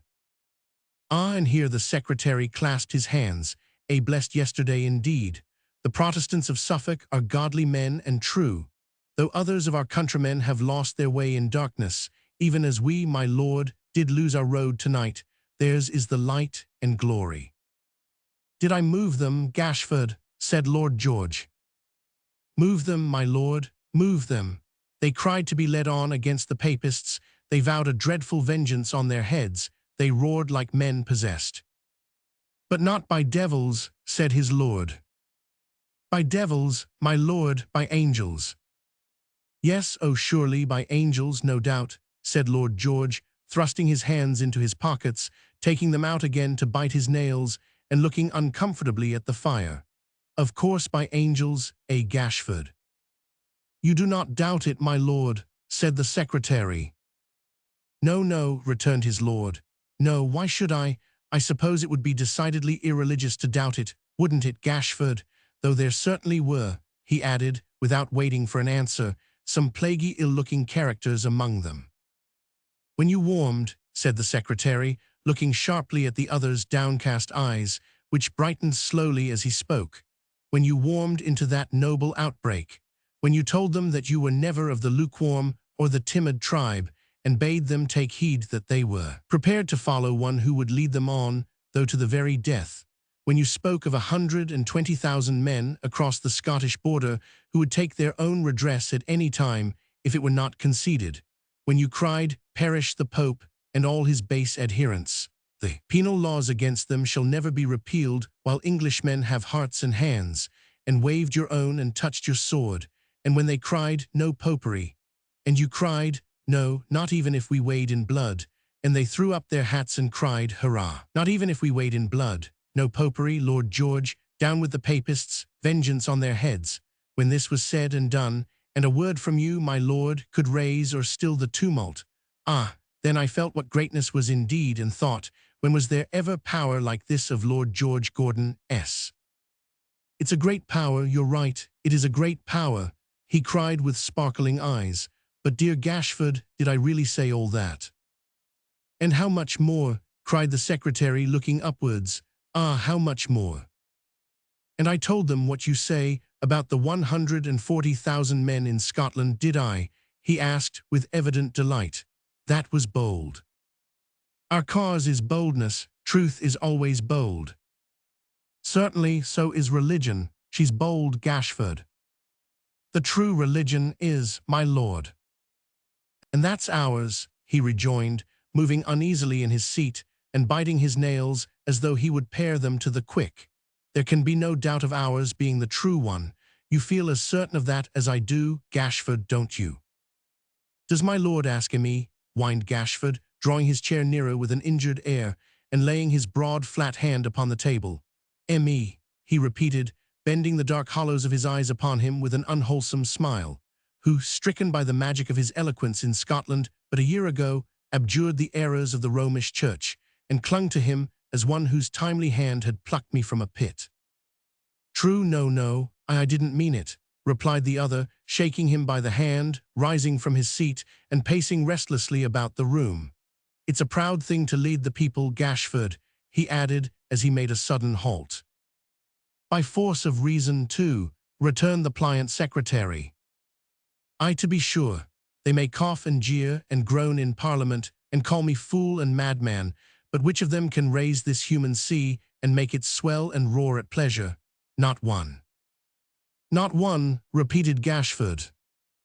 "Which of them can say for his honesty what I can say for mine?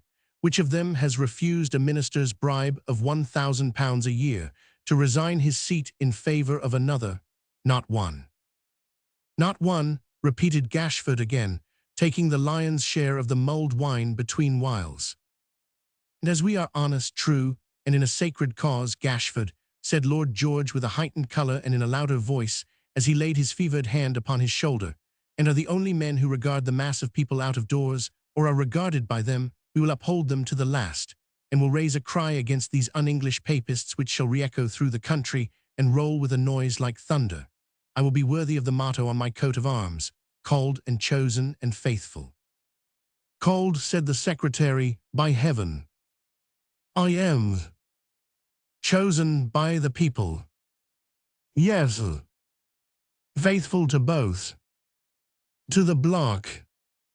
It would be difficult to convey an adequate idea of the excited manner in which he gave these answers to the secretary's promptings, of the rapidity of his utterance, or the violence of his tone and gesture, in which, struggling through his Puritan's demeanor, was something wild and ungovernable which broke through all restraint. For some minutes he walked rapidly up and down the room, then stopping suddenly, exclaimed, "Gashford, you moved them yesterday too." "Oh yes, you did." "I shone with a reflected light, my lord," replied the humble secretary, laying his hand upon his heart. I did my best." "You did well," said his master, "and are a great and worthy instrument. If you will ring for John Gruby to carry the portmanteau into my room, and will wait here while I undress, we will dispose of business as usual, if you're not too tired." "Too tired, my lord, but this is his consideration, Christian from head to foot." With which soliloquy, the secretary tilted the jug and looked very hard into the mulled wine to see how much remained. John Willett and John Gruby appeared together. The one bearing the great candlesticks, and the other the portmanteau, showed the deluded lord into his chamber, and left the secretary alone to yawn and shake himself, and finally to fall asleep before the fire. "Now, Mr. Gashford, sir," said John Gruby in his ear, after what appeared to him a moment of unconsciousness, "my lord's abed." "Oh, very good, John," was his mild reply. "Thank you, John, nobody need sit up, I know my room." "I hope you're not going to trouble your head tonight, or my lord's head neither, with anything more about Bloody Mary," said John. "I wish the blessed old creature had never been born." "I said you might go to bed, John," returned the secretary. "You didn't hear me, I think." Between Bloody Marys, and blue cockades, and glorious Queen Besses, and no poperies, and Protestant associations, and making of speeches, pursued John Gruby, looking, as usual, a long way off, and taking no notice of this hint, my lord's half off his head. "When we go out o' doors, such a set of ragamuffins comes a-shouting after us, 'Gordon forever,' that I'm ashamed of myself and don't know where to look. When we're indoors, they come a-roaring and screaming about the house like so many devils, and my lord, instead of ordering them to be drove away, goes out into the balcony and demeans himself by making speeches to M, and calls M men of England and fellow countrymen, as if he was fond of M and thanked M for coming. I can't make it out, but they're all mixed up somehow or another with that unfortunate Bloody Mary, and call her name out till they're hoarse. They're all Protestants too, every man and boy among M, and Protestants are very fond of spoons, I find, and silver plate in general, whenever area gates is left open accidentally. I wish that was the worst of it, and that no more harm might be to come, but if you don't stop these ugly customers in time, Mr. Gashford, and I know you're the man that blows the fire, you'll find M grow a little bit too strong for you. One of these evenings, when the weather gets warmer and Protestants are thirsty, they'll be pulling London down, and I never heard that Bloody Mary went as far as that." Gashford had vanished long ago, and these remarks had been bestowed on empty air. Not at all discomposed by the discovery, John Gruby fixed his hat on, wrong side foremost, that he might be unconscious of the shadow of the obnoxious cockade, and withdrew to bed, shaking his head in a very gloomy and prophetic manner until he reached his chamber. Chapter 36.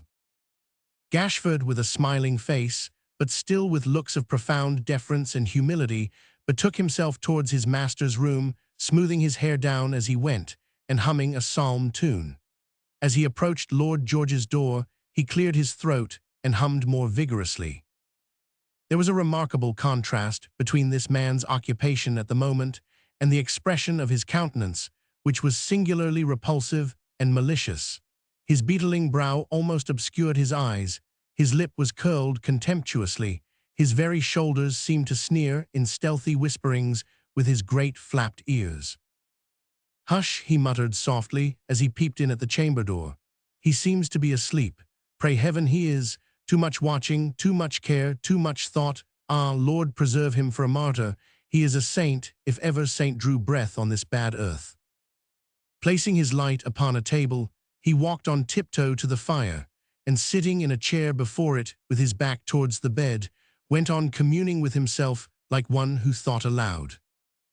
The saviour of his country and his country's religion, the friend of his poor countrymen, the enemy of the proud and harsh, beloved of the rejected and oppressed, adored by 40,000 bold and loyal English hearts, what happy slumbers his should be.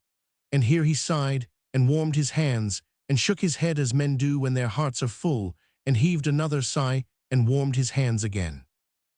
"Why, Gashford," said Lord George, who was lying broad awake upon his side, and had been staring at him from his entrance. My lord," said Gashford, starting and looking round as though in great surprise, "I have disturbed you." "I have not been sleeping." Not sleeping, he repeated with assumed confusion. What can I say for having in your presence given utterance to thoughts? But they were sincere, exclaimed the secretary, drawing his sleeve in a hasty way across his eyes. And why should I regret your having heard them? Gashford, said the poor lord, stretching out his hand with manifest emotion. Do not regret it. You love me well, I know too well. I don't deserve such homage.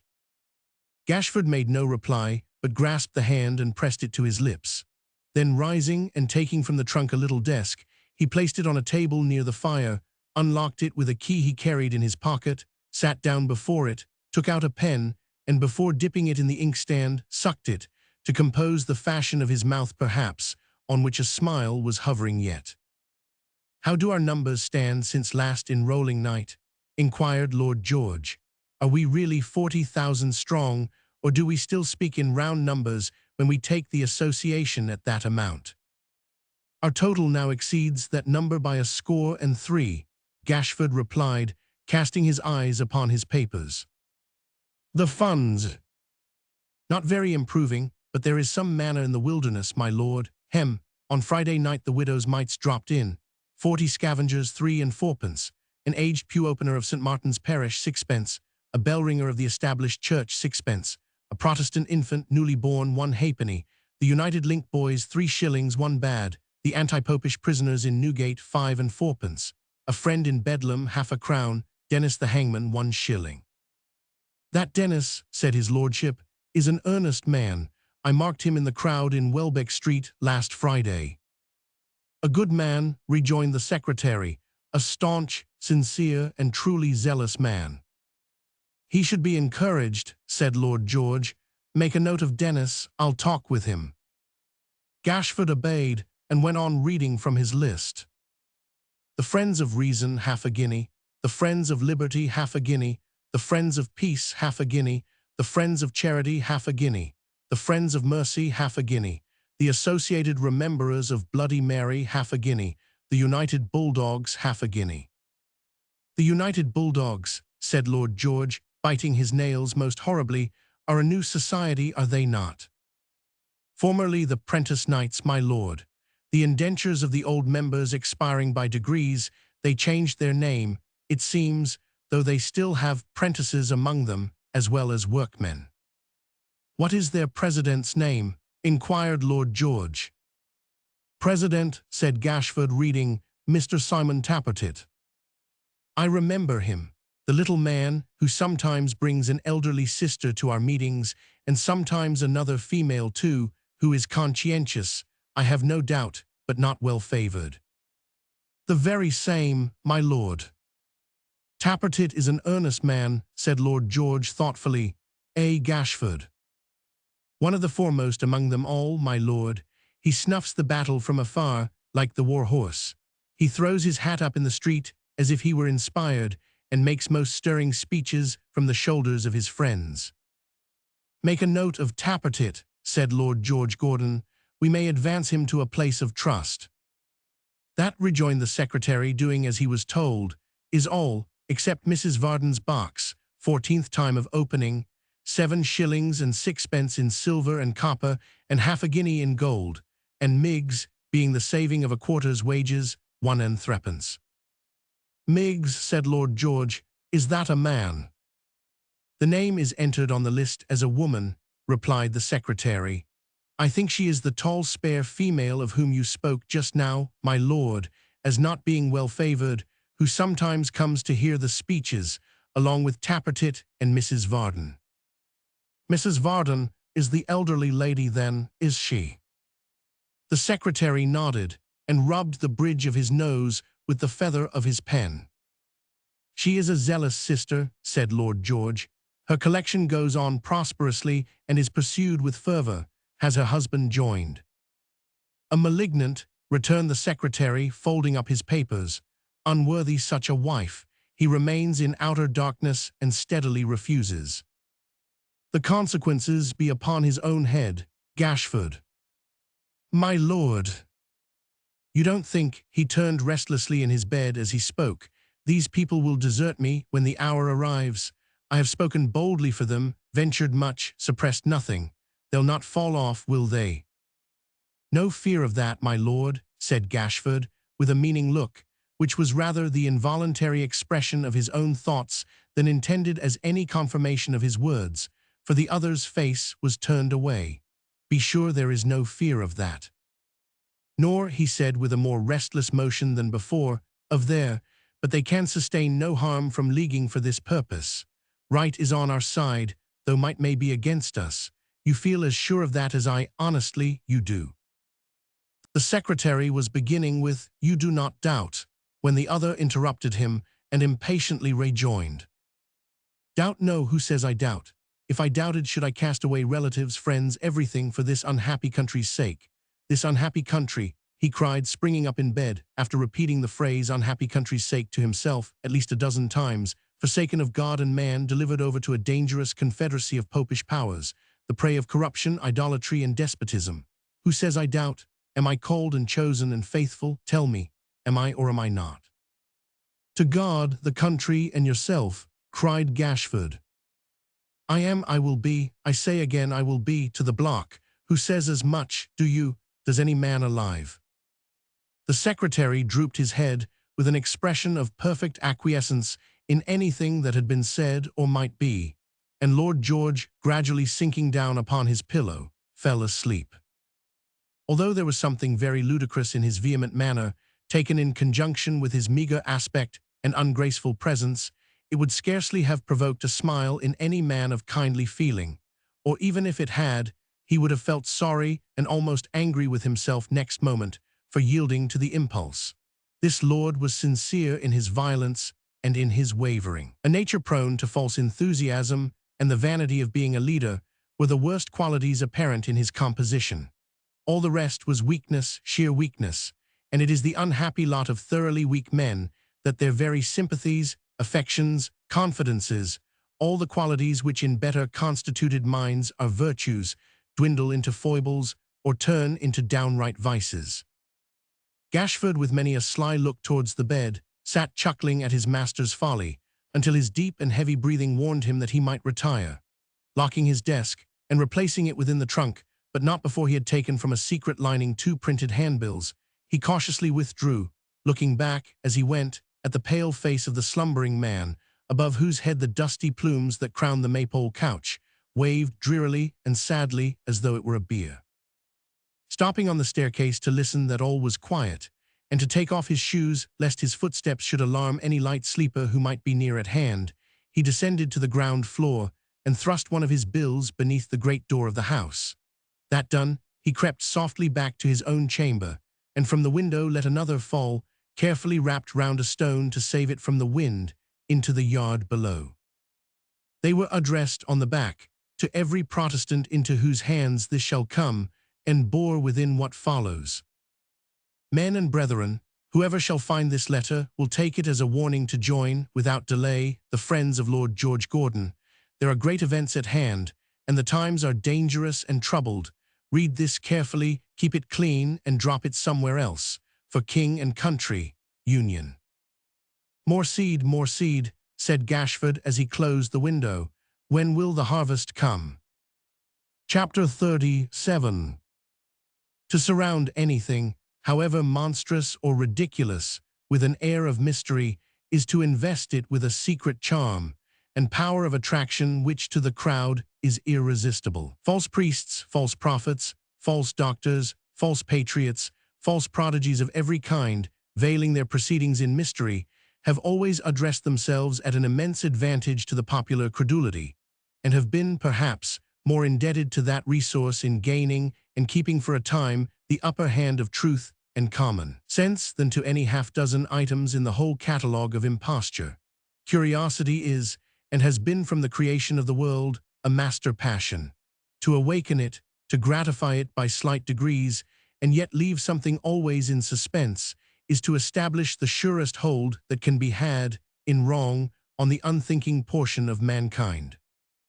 If a man had stood on London Bridge, calling till he was hoarse, upon the passers-by, to join with Lord George Gordon, although for an object which no man understood, and which in that very incident had a charm of its own, The probability is that he might have influenced a score of people in a month. If all zealous Protestants had been publicly urged to join an association for the avowed purpose of singing a hymn or two occasionally, and hearing some indifferent speeches made, and ultimately of petitioning Parliament not to pass an act for abolishing the penal laws against Roman Catholic priests, the penalty of perpetual imprisonment denounced against those who educated children in that persuasion, and the disqualification of all members of the Romish Church to inherit real property in the United Kingdom by right of purchase or descent, matters so far removed from the business and bosoms of the mass, might perhaps have called together 100 people. But when vague rumors got abroad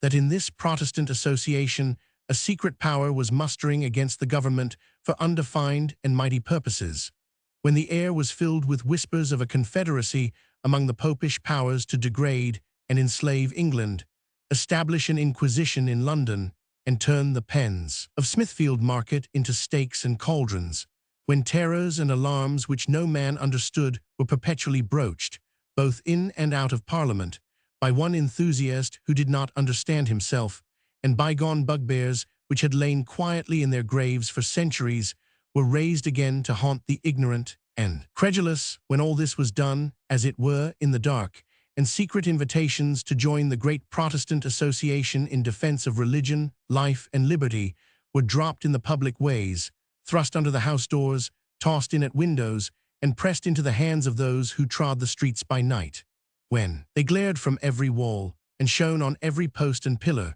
so that stocks and stones appeared infected with the common fear, urging all men to join together blindfold in resistance of they knew not what, they knew not why. Then the mania spread indeed, and the body, still increasing every day, grew 40,000 strong. So said, at least, in this month of March, 1780, Lord George Gordon, the association's president. Whether it was the fact or otherwise, few men knew or cared to ascertain. It had never made any public demonstration, had scarcely ever been heard of, save through him, had never been seen, and was supposed by many to be the mere creature of his disordered brain. He was accustomed to talk largely about numbers of men, stimulated, as it was inferred, by certain successful disturbances, arising out of the same subject, which had occurred in Scotland in the previous year, was looked upon as a cracked-brained member of the lower house, who attacked all parties and sided with none, and was very little regarded. It was known that there was discontent abroad. There always is. He had been accustomed to address the people by placard, speech, and pamphlet upon other questions. Nothing had come, in England, of his past exertions, and nothing was apprehended from his present. Just as he has come upon the reader, he had come, from time to time, upon the public, and been forgotten in a day. As suddenly as he appears in these pages, after a blank of 5 long years, did he and his proceedings begin to force themselves, about this period, upon the notice of thousands of people who had mingled in active life during the whole interval, and who, without being deaf or blind to passing events, had scarcely ever thought of him before. "My lord," said Gashford in his ear, as he drew the curtains of his bed betimes, "my lord." "Yes, who's that? What is it?" "The clock has struck 9, returned the secretary with meekly folded hands. "You have slept well. I hope you have slept well. If my prayers are heard, you are refreshed indeed." "To say the truth, I have slept so soundly," said Lord George, rubbing his eyes and looking round the room, "that I don't remember quite. What place is this?" "My lord," cried Gashford with a smile. "Oh," returned his superior, "yes, you're not a Jew then." "A Jew!" exclaimed the pious secretary, recoiling. "I dreamed that we were Jews, Gashford, you and I, both of us, Jews with long beards." "Heaven forbid, my lord, we might as well be papists." "I suppose we might," returned the other very quickly. You really think so, Gashford?" "Surely I do," the secretary cried, with looks of great surprise. "Humph," he muttered, "yes, that seems reasonable." "I hope, my lord," the secretary began. "Hope," he echoed, interrupting him. "Why do you say you hope? There's no harm in thinking of such things." "Not in dreams," returned the secretary. In dreams, no, nor waking either. Called and chosen and faithful, said Gashford, taking up Lord George's watch which lay upon a chair, and seeming to read the inscription on the seal abstractedly. It was the slightest action possible, not obtruded on his notice, and apparently the result of a moment's absence of mind, not worth remark. But as the words were uttered, Lord George, who had been going on impetuously, stopped short, reddened, and was silent.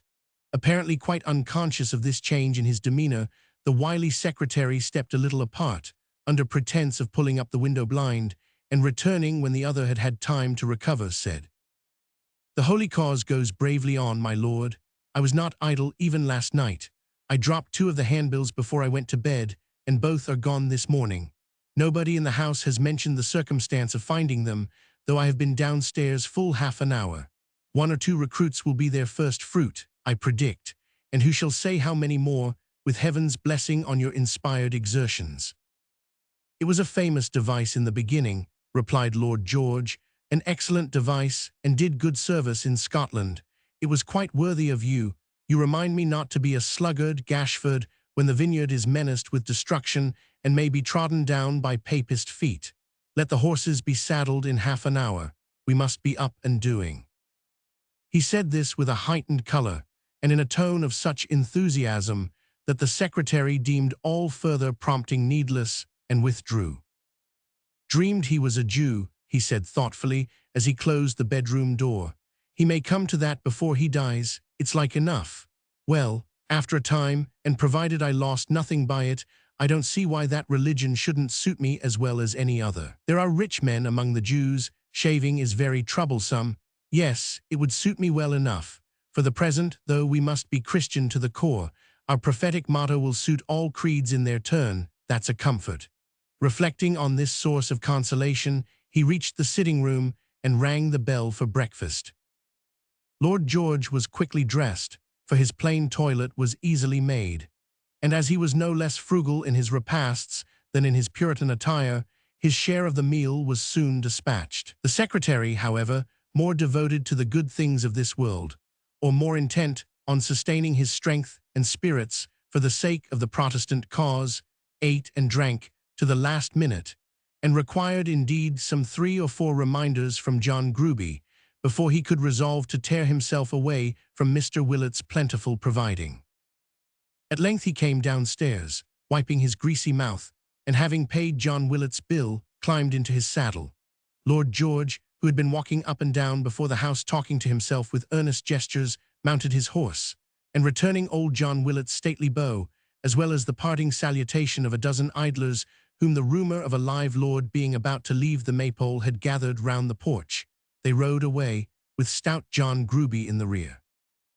If Lord George Gordon had appeared in the eyes of Mr. Willet, overnight, a nobleman of somewhat quaint and odd exterior, the impression was confirmed this morning and increased 100-fold. Sitting bolt upright upon his bony steed, with his long, straight hair dangling about his face and fluttering in the wind, his limbs all angular and rigid, his elbows stuck out on either side ungracefully, and his whole frame jogged and shaken at every motion of his horse's feet, a more grotesque or more ungainly figure can hardly be conceived. In lieu of whip, he carried in his hand a great gold-headed cane, as large as any footman carries in these days, and his various modes of holding this unwieldy weapon, now upright before his face like the saber of a horse soldier, now over his shoulder like a musket, now between his finger and thumb, but always in some uncouth and awkward fashion, contributed in no small degree to the absurdity of his appearance. Stiff, lank, and solemn, dressed in an unusual manner, and ostentatiously exhibiting, whether by design or accident, all his peculiarities of carriage, gesture, and conduct, all the qualities, natural and artificial, in which he differed from other men, he might have moved the sternest looker-on to laughter, and fully provoked the smiles and whispered jests which greeted his departure from the Maypole Inn.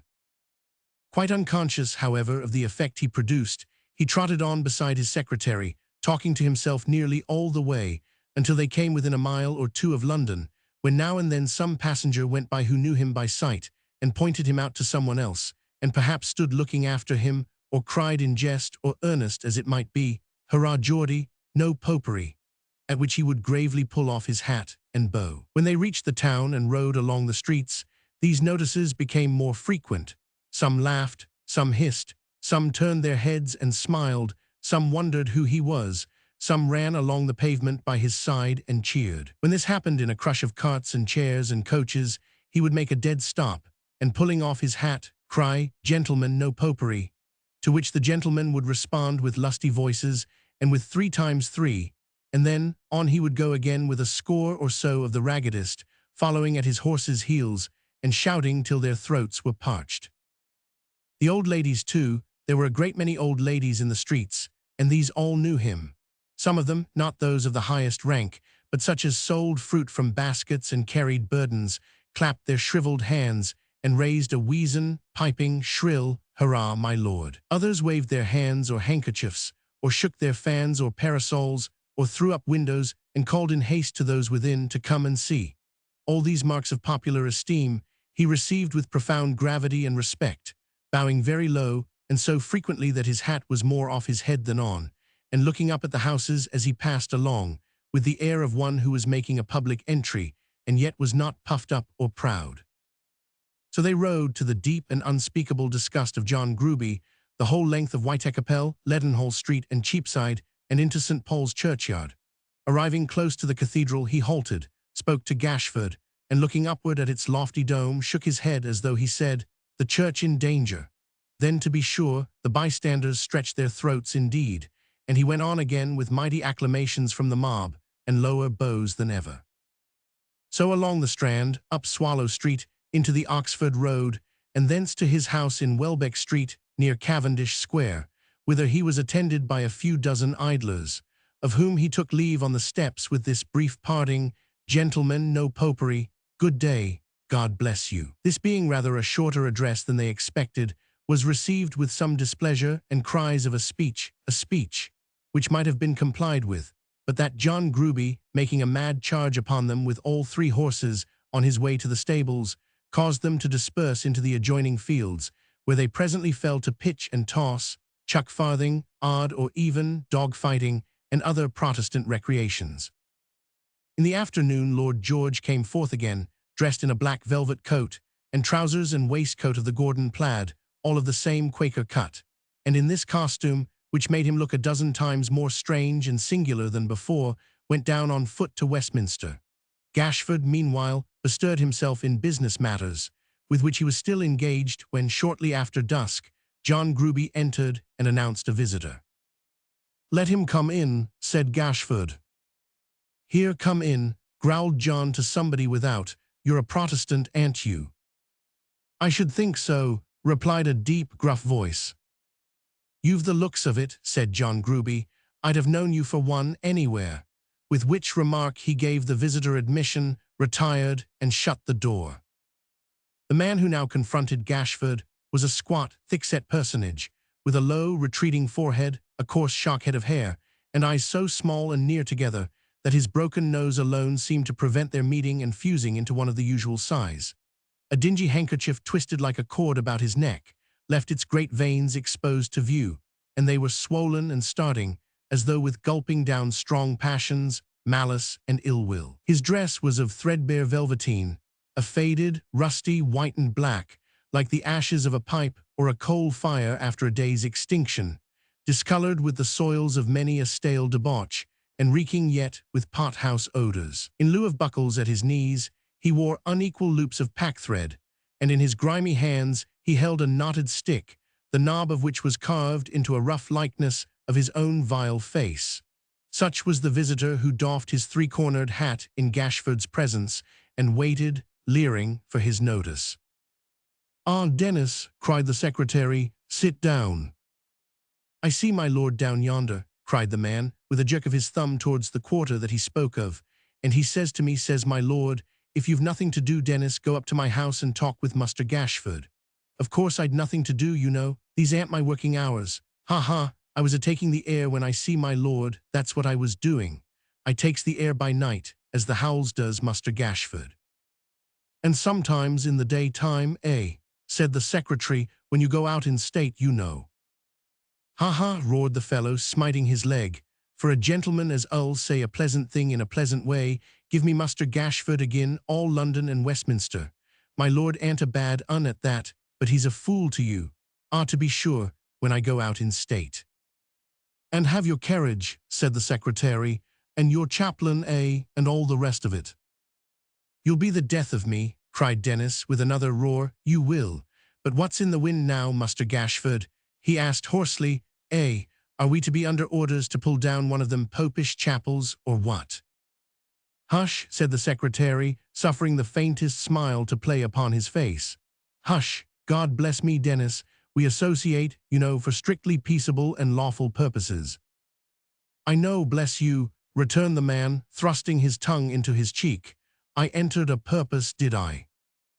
No doubt, said Gashford, smiling as before. And when he said so, Dennis roared again, and smote his leg still harder, and falling into fits of laughter, wiped his eyes with the corner of his neckerchief, and cried, Muster Gashford again, all England hollow. Lord George and I were talking of you last night, said Gashford, after a pause. He says you are a very earnest fellow. So I am, returned the hangman. And that you truly hate the papists. So I do, and he confirmed it with a good round oath. Look I here, Muster Gashford, said the fellow, laying his hat and stick upon the floor, and slowly beating the palm of one hand with the fingers of the other. Observe, I'm a constitutional officer that works for my living and does my work creditable. Do I, or do I not? Unquestionably. Very good, stop a minute. My work is sound, Protestant, constitutional English work. Is it, or is it not? No man alive can doubt it. Nor dead neither. Parliament says this here, says Parliament, if any man, woman, or child does anything which goes again a certain number of our acts. How many hanging laws may there be at this present time, Muster Gashford? 50. I don't exactly know how many, replied Gashford, leaning back in his chair and yawning. A great number, though. Well, say 50. Parliament says, if any man, woman, or child does anything again any one of them 50 acts, that man, woman, or child shall be worked off by Dennis. George III steps in when they number very strong at the end of a sessions and says, these are too many for Dennis. I'll have half for myself and Dennis shall have half for himself. And sometimes he throws me in one over that I don't expect, as he did 3 years ago when I got Mary Jones, a young woman of 19 who come up to Tyburn with an infant at her breast, and was worked off for taking a piece of cloth off the counter of a shop in Ludgate Hill and putting it down. Again when the shopman see her, and who had never done any harm before and only tried to do that, in consequence of her husband having been pressed 3 weeks previous, and she being left to beg, with 2 young children, as was proved upon the trial. Ha ha, well, that being the law and the practice of England, is the glory of England, an't it, Muster Gashford? Certainly, said the secretary. And in times to come, pursued the hangman, if our grandsons should think of their grandfathers' times and find these things altered, they'll say, those were days indeed, and we've been going downhill ever since. Won't they, Muster Gashford? I have no doubt they will, said the secretary. Well then, look here, said the hangman, if these papists gets into power and begins to boil and roast instead of hang, what becomes of my work? If they touch my work that's a part of so many laws, what becomes of the laws in general? What becomes of the religion? What becomes of the country? Did you ever go to church, Muster Gashford? Ever, repeated the secretary with some indignation. Of course. Well, said the ruffian, I've been once twice, counting the time I was christened, and when I heard the Parliament prayed for, and thought how many new hanging laws they made every sessions, I considered that I was prayed for. Now mind, Muster Gashford, said the fellow, taking up his stick and shaking it with a ferocious air, I mustn't have my Protestant work touched, nor this here Protestant state of things altered in no degree, if I can help it. I mustn't have no papists interfering with me, unless they come to be worked off in course of law. I mustn't have no biling, no roasting, no frying, nothing but hanging. My lord may well call me an earnest fellow. In support of the great Protestant principle of having plenty of that, I'll, and here he beat his club upon the ground, burn, fight, kill, do anything you bid me, so that it's bold and devilish, though the end of it was that I got hung myself. There, Muster Gashford." He appropriately followed up this frequent prostitution of a noble word to the vilest purposes by pouring out in a kind of ecstasy at least a score of most tremendous oaths, then wiped his heated face upon his neckerchief and cried, "No popery, I'm a religious man, by G." Gashford had leant back in his chair, regarding him with eyes so sunken and so shadowed by his heavy brows that for aught the hangman saw of them, he might have been stone blind. He remained smiling in silence for a short time longer, and then said, slowly and distinctly, "You are indeed an earnest fellow, Dennis, a most valuable fellow, the staunchest man I know of in our ranks, but you must calm yourself, you must be peaceful, lawful, mild as any lamb. I am sure you will be, though."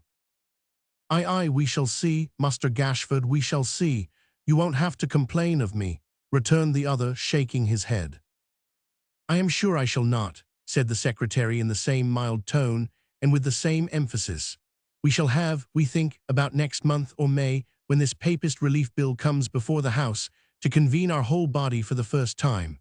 My lord has thoughts of our walking in procession through the streets, just as an innocent display of strength, and accompanying our petition down to the door of the House of Commons." "The sooner the better," said Dennis with another oath. "We shall have to draw up in divisions, our numbers being so large, and I believe I may venture to say," resumed Gashford, affecting not to hear the interruption, "though I have no direct instructions to that effect, that Lord George has thought of you as an excellent leader for one of these parties. I have no doubt you would be an admirable one." "Try me," said the fellow, with an ugly wink. "You would be cool, I know," pursued the secretary, still smiling and still managing his eyes so that he could watch him closely and really not be seen in turn, obedient to orders and perfectly temperate. "You would lead your party into no danger, I am certain." 175 M. Original. "I'd lead them, Muster Gashford." The hangman was beginning in a reckless way, when Gashford started forward, laid his finger on his lips, and feigned to write, just as the door was opened by John Gruby. "Oh," said John, looking in, "here's another Protestant." "Some other room, John," cried Gashford in his blandest voice. "I am engaged just now." But John had brought this new visitor to the door, and he walked in unbidden, as the words were uttered, giving to view the form and features, rough attire, and reckless air of Hugh.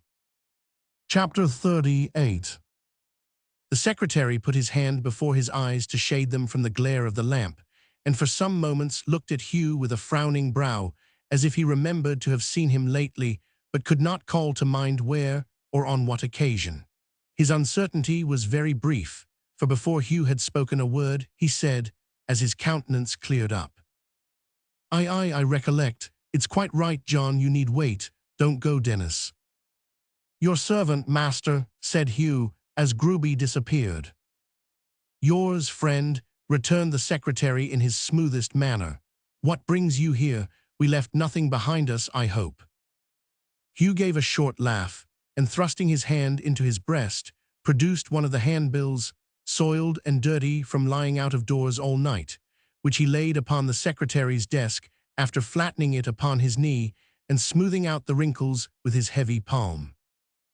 "Nothing but that, master. It fell into good hands, you see." "What is this?" said Gashford, turning it over with an air of perfectly natural surprise. "Where did you get it from, my good fellow? What does it mean? I don't understand this at all." A little disconcerted by this reception, Hugh looked from the secretary to Dennis, who had risen and was standing at the table too, observing the stranger by stealth, and seeming to derive the utmost satisfaction from his manners and appearance. Considering himself silently appealed to by this action, Mr. Dennis shook his head thrice, as if to say of Gashford, "No, he don't know anything at all about it. I know he don't. I'll take my oath he don't," and hiding his profile from Hugh with one long end of his frowsy neckerchief, nodded and chuckled behind this screen in extreme approval of the secretary's proceedings. "It tells the man that finds it to come here, don't it?" asked Hugh. "I'm no scholar myself, but I showed it to a friend, and he said it did." "It certainly does," said Gashford, opening his eyes to their utmost width. "Really, this is the most remarkable circumstance I have ever known. How did you come by this piece of paper, my good friend?" "Master Gashford," wheezed the hangman under his breath, again all Newgate. Whether Hugh heard him, or saw by his manner that he was being played upon, or perceived the secretary's drift of himself, he came in his blunt way to the point at once. "Here," he said, stretching out his hand and taking it back. "Never mind the bill, or what it says, or what it don't say. You don't know anything about it, master. No more do I, no more does he," glancing at Dennis. "None of us know what it means or where it comes from. There's an end of that. Now I want to make one against the Catholics. I'm a no-popery man and ready to be sworn in. That's what I've come here for." "Put him down on the roll, Master Gashford," said Dennis approvingly. "That's the way to go to work, right to the end at once, and no palaver." "What's the use of shooting wide of the mark, old boy?" cried Hugh. "My sentiments all over," rejoined the hangman. "This is the sort of chap for my division, Master Gashford. Down with him, sir. Put him on the roll. I'd stand godfather to him if he was to be christened in a bonfire made of the ruins of the Bank of England." With these and other expressions of confidence of the like flattering kind, Mr. Dennis gave him a hearty slap on the back, which Hugh was not slow to return. "No popery, brother," cried the hangman. "No property, brother," responded Hugh. "Popery, popery," said the secretary with his usual mildness. "It's all the same," cried Dennis. "It's all right. Down with him, Master Gashford. Down with everybody, down with everything. Hurrah for the Protestant religion. That's the time of day, Master Gashford." The secretary regarded them both with a very favorable expression of countenance, while they gave loose to these and other demonstrations of their patriotic purpose, and was about to make some remark aloud, when Dennis, stepping up to him and shading his mouth with his hand, said, in a hoarse whisper, as he nudged him with his elbow, "Don't split upon a constitutional officer's profession, Master Gashford. There are popular prejudices, you know, and he mightn't like it. Wait till he comes to be more intimate with me. He's a fine-built chap, ain't he? A powerful fellow, indeed." "Did you ever, Master Gashford," whispered Dennis, with a horrible kind of admiration, such as that with which a cannibal might regard his intimate friend, when hungry, "did you ever," and here he drew still closer to his ear, and fenced his mouth with both his open hands, "see such a throat as his? Do but cast your eye upon it. There's a neck for stretching, Master Gashford." The secretary assented to this proposition with the best grace he could assume.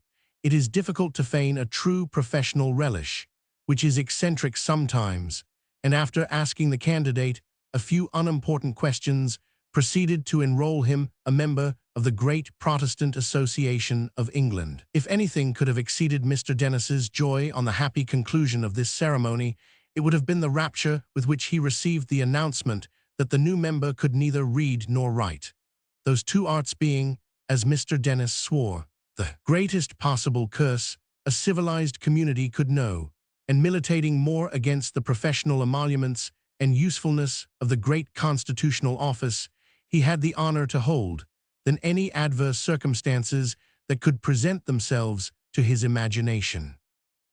The enrollment being completed, and Hugh having been informed by Gashford, in his peculiar manner, of the peaceful and strictly lawful objects contemplated by the body to which he now belonged, during which recital Mr. Dennis nudged him very much with his elbow, and made divers remarkable faces, the secretary gave them both to understand that he desired to be alone. Therefore they took their leaves without delay, and came out of the house together. "Are you walking, brother?" said Dennis. "Aye," returned Hugh, "where you will." "That's social," said his new friend. "Which way shall we take? Shall we go and have a look at doors that we shall make a pretty good clattering at before long, brother?" Hugh answering in the affirmative, they went slowly down to Westminster, where both Houses of Parliament were then sitting. Mingling in the crowd of carriages, horses, servants, chairmen, link-boys, porters, and idlers of all kinds, they lounged about, while Hugh's new friend pointed out to him significantly the weak parts of the building, how easy it was to get into the lobby, and so to the very door of the House of Commons, and how plainly, when they marched down there in grand array, their roars and shouts would be heard by the members inside, with a great deal more to the same purpose, all of which Hugh received with manifest delight. He told him, too, who some of the lords and commons were, by name, as they came in and out, whether they were friendly to the papists or otherwise, and bade him take notice of their liveries and equipages, that he might be sure of them in case of need. Sometimes he drew him close to the windows of a passing carriage, that he might see its master's face by the light of the lamps, and both in respect of people and localities, he showed so much acquaintance with everything around, that it was plain he had often studied there before, as indeed, when they grew a little more confidential, he confessed he had. Perhaps the most striking part of all this was the number of people, never in groups of more than 2 or 3 together, who seemed to be skulking about the crowd for the same purpose. To the greater part of these, a slight nod or a look from Hugh's companion was sufficient greeting, but now and then some man would come and stand beside him in the throng, and without turning his head or appearing to communicate with him, would say a word or two in a low voice, which he would answer in the same cautious manner. Then they would part like strangers. Some of these men often reappeared again unexpectedly in the crowd close to Hugh, and as they passed by, pressed his hand or looked him sternly in the face, but they never spoke to him, nor he to them, no, not a word. It was remarkable, too, that whenever they happened to stand where there was any press of people, and Hugh chanced to be looking downward, he was sure to see an arm stretched out, under his own perhaps, or perhaps across him, which thrust some paper into the hand or pocket of a bystander, and was so suddenly withdrawn that it was impossible to tell from whom it came, nor could he see in any face, on glancing quickly round, the least confusion or surprise. They often trod upon a paper like the one he carried in his breast, but his companion whispered him not to touch it or to take it up, not even to look towards it, so there they let them lie and passed on. When they had paraded the street and all the avenues of the building in this manner for near 2 hours, they turned away, and his friend asked him what he thought of what he had seen, and whether he was prepared for a good hot piece of work if it should come to that. "The hotter the better," said Hugh. "I'm prepared for anything." "So am I," said his friend, "and so are many of us," and they shook hands upon it with a great oath, and with many terrible imprecations on the papists. As they were thirsty by this time, Dennis proposed that they should repair together to the Boot, where there was good company and strong liquor. Hugh yielding a ready assent, they bent their steps that way with no loss of time. This Boot was a lone house of public entertainment, situated in the fields at the back of the Foundling Hospital, a very solitary spot at that period and quite deserted after dark. The tavern stood at some distance from any high road, and was approachable only by a dark and narrow lane, so that Hugh was much surprised to find several people drinking there and great merriment going on. He was still more surprised to find among them almost every face that had caught his attention in the crowd, but his companion having whispered him outside the door that it was not considered good manners at the Boot to appear at all curious about the company, he kept his own counsel and made no show of recognition. Before putting his lips to the liquor which was brought for them, Dennis drank in a loud voice the health of Lord George Gordon, President of the Great Protestant Association, which toast Hugh pledged likewise with corresponding enthusiasm. A fiddler who was present, and who appeared to act as the appointed minstrel of the company, forthwith struck up a Scotch reel, and that in tones so invigorating that Hugh and his friend, who had both been drinking before, rose from their seats as by previous concert, and to the great admiration of the assembled guests, performed an extemporaneous no-popery dance. 178 M. Original. Chapter 39. The applause which the performance of Hugh and his new friend elicited from the company at the Boot had not yet subsided, and the 2 dancers were still panting from their exertions, which had been of a rather extreme and violent character, when the party was reinforced by the arrival of some more guests, who, being a detachment of united bulldogs, were received with very flattering marks of distinction and respect. The leader of this small party, for including himself, they were but 3 in number, was our old acquaintance, Mr. Tappertit, who seemed, physically speaking, to have grown smaller with years, particularly as to his legs, which were stupendously little, but who, in a moral point of view, in personal dignity and self-esteem, had swelled into a giant. Nor was it by any means difficult for the most unobservant person to detect this state of feeling in the quondam apprentice, for it not only proclaimed itself impressively and beyond mistake in his majestic walk and kindling eye, but found a striking means of revelation in his turned-up nose, which scouted all things of earth with deep disdain and sought communion with its kindred skies.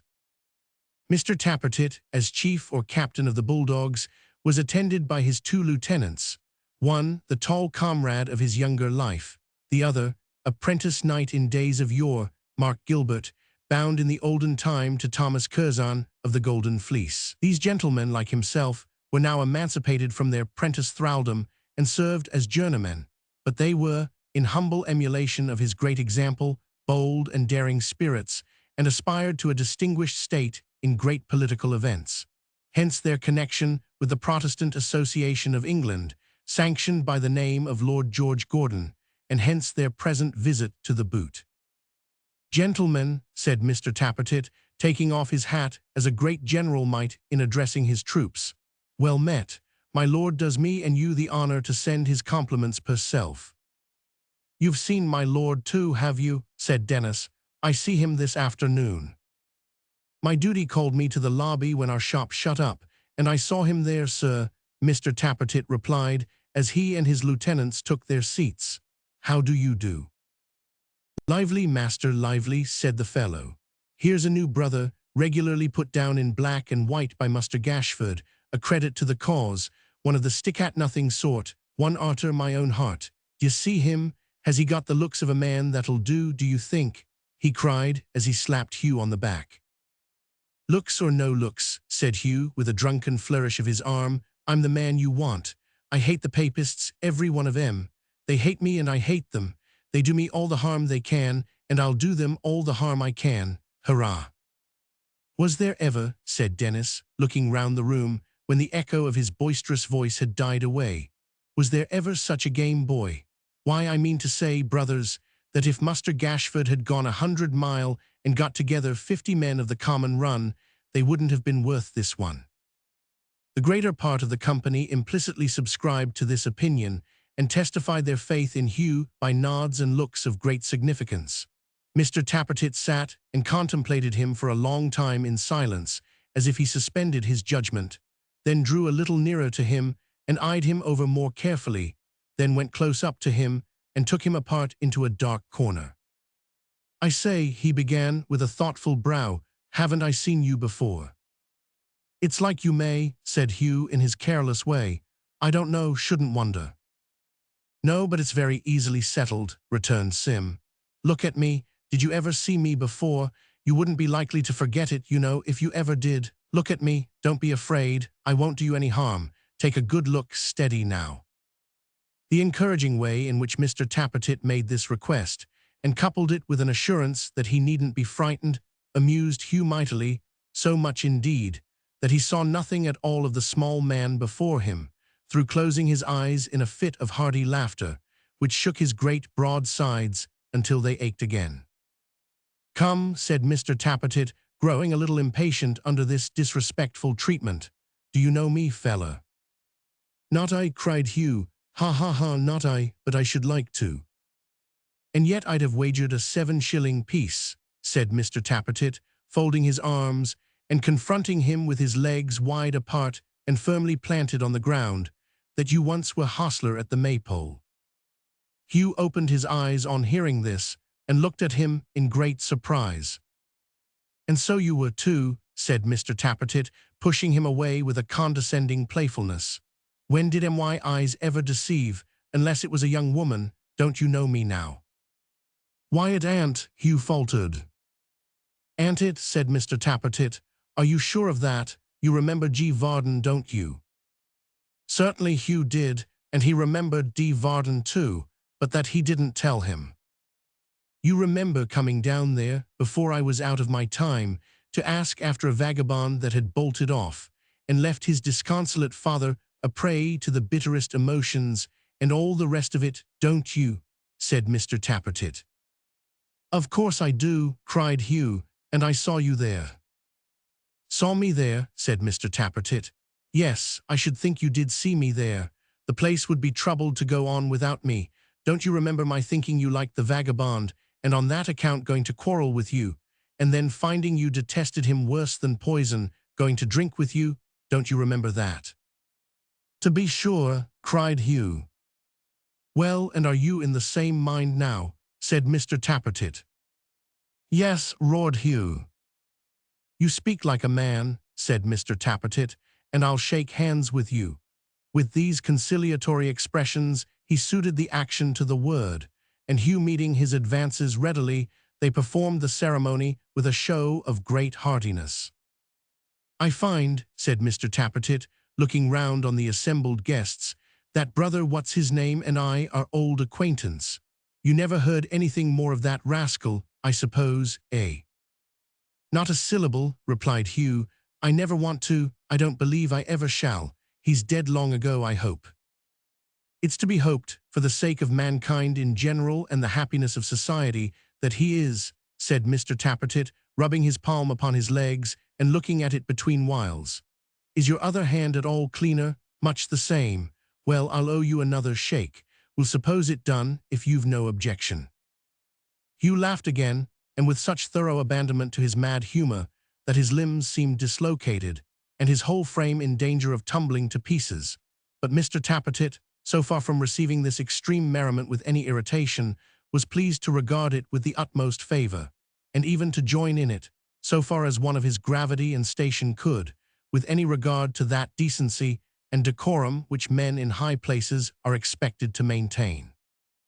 Mr. Tappertit did not stop here, as many public characters might have done, but calling up his brace of lieutenants, introduced Hugh to them with high commendation, declaring him to be a man who, at such times as those in which they lived, could not be too much cherished. Further, he did him the honor to remark that he would be an acquisition of which even the United Bulldogs might be proud, and finding, upon sounding him, that he was quite ready and willing to enter the society, for he was not at all particular, and would have leagued himself that night with anything, or anybody, for any purpose whatsoever, caused the necessary preliminaries to be gone into upon the spot. This tribute to his great merit delighted no man more than Mr. Dennis, as he himself proclaimed with several rare and surprising oaths, and indeed it gave unmingled satisfaction to the whole assembly. "Make anything you like of me," cried Hugh, flourishing the can he had emptied more than once. "Put me on any duty you please. I'm your man, I'll do it.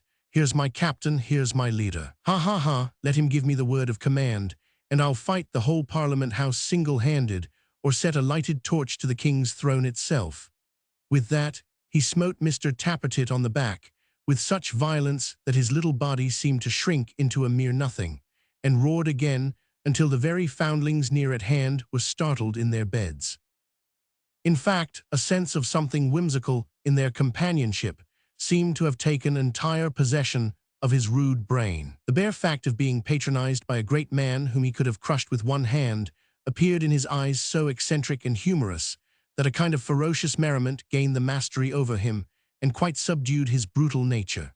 He roared and roared again, toasted Mr. Tappertit 100 times, declared himself a bulldog to the core, and vowed to be faithful to him to the last drop of blood in his veins.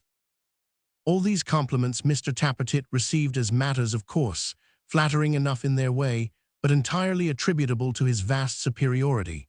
His dignified self-possession only delighted Hugh the more, and in a word, this giant and dwarf struck up a friendship which bade fair to be of long continuance, as the one held it to be his right to command, and the other considered it an exquisite pleasantry to obey. Nor was Hugh by any means a passive follower, who scrupled to act without precise and definite orders, for when Mr. Tappertit mounted on an empty cask which stood by way of rostrum in the room, and volunteered a speech upon the alarming crisis then at hand, he placed himself beside the orator, and though he grinned from ear to ear at every word he said, threw out such expressive hints to scoffers in the management of his cudgel, that those who were at first the most disposed to interrupt became remarkably attentive and were the loudest in their approbation.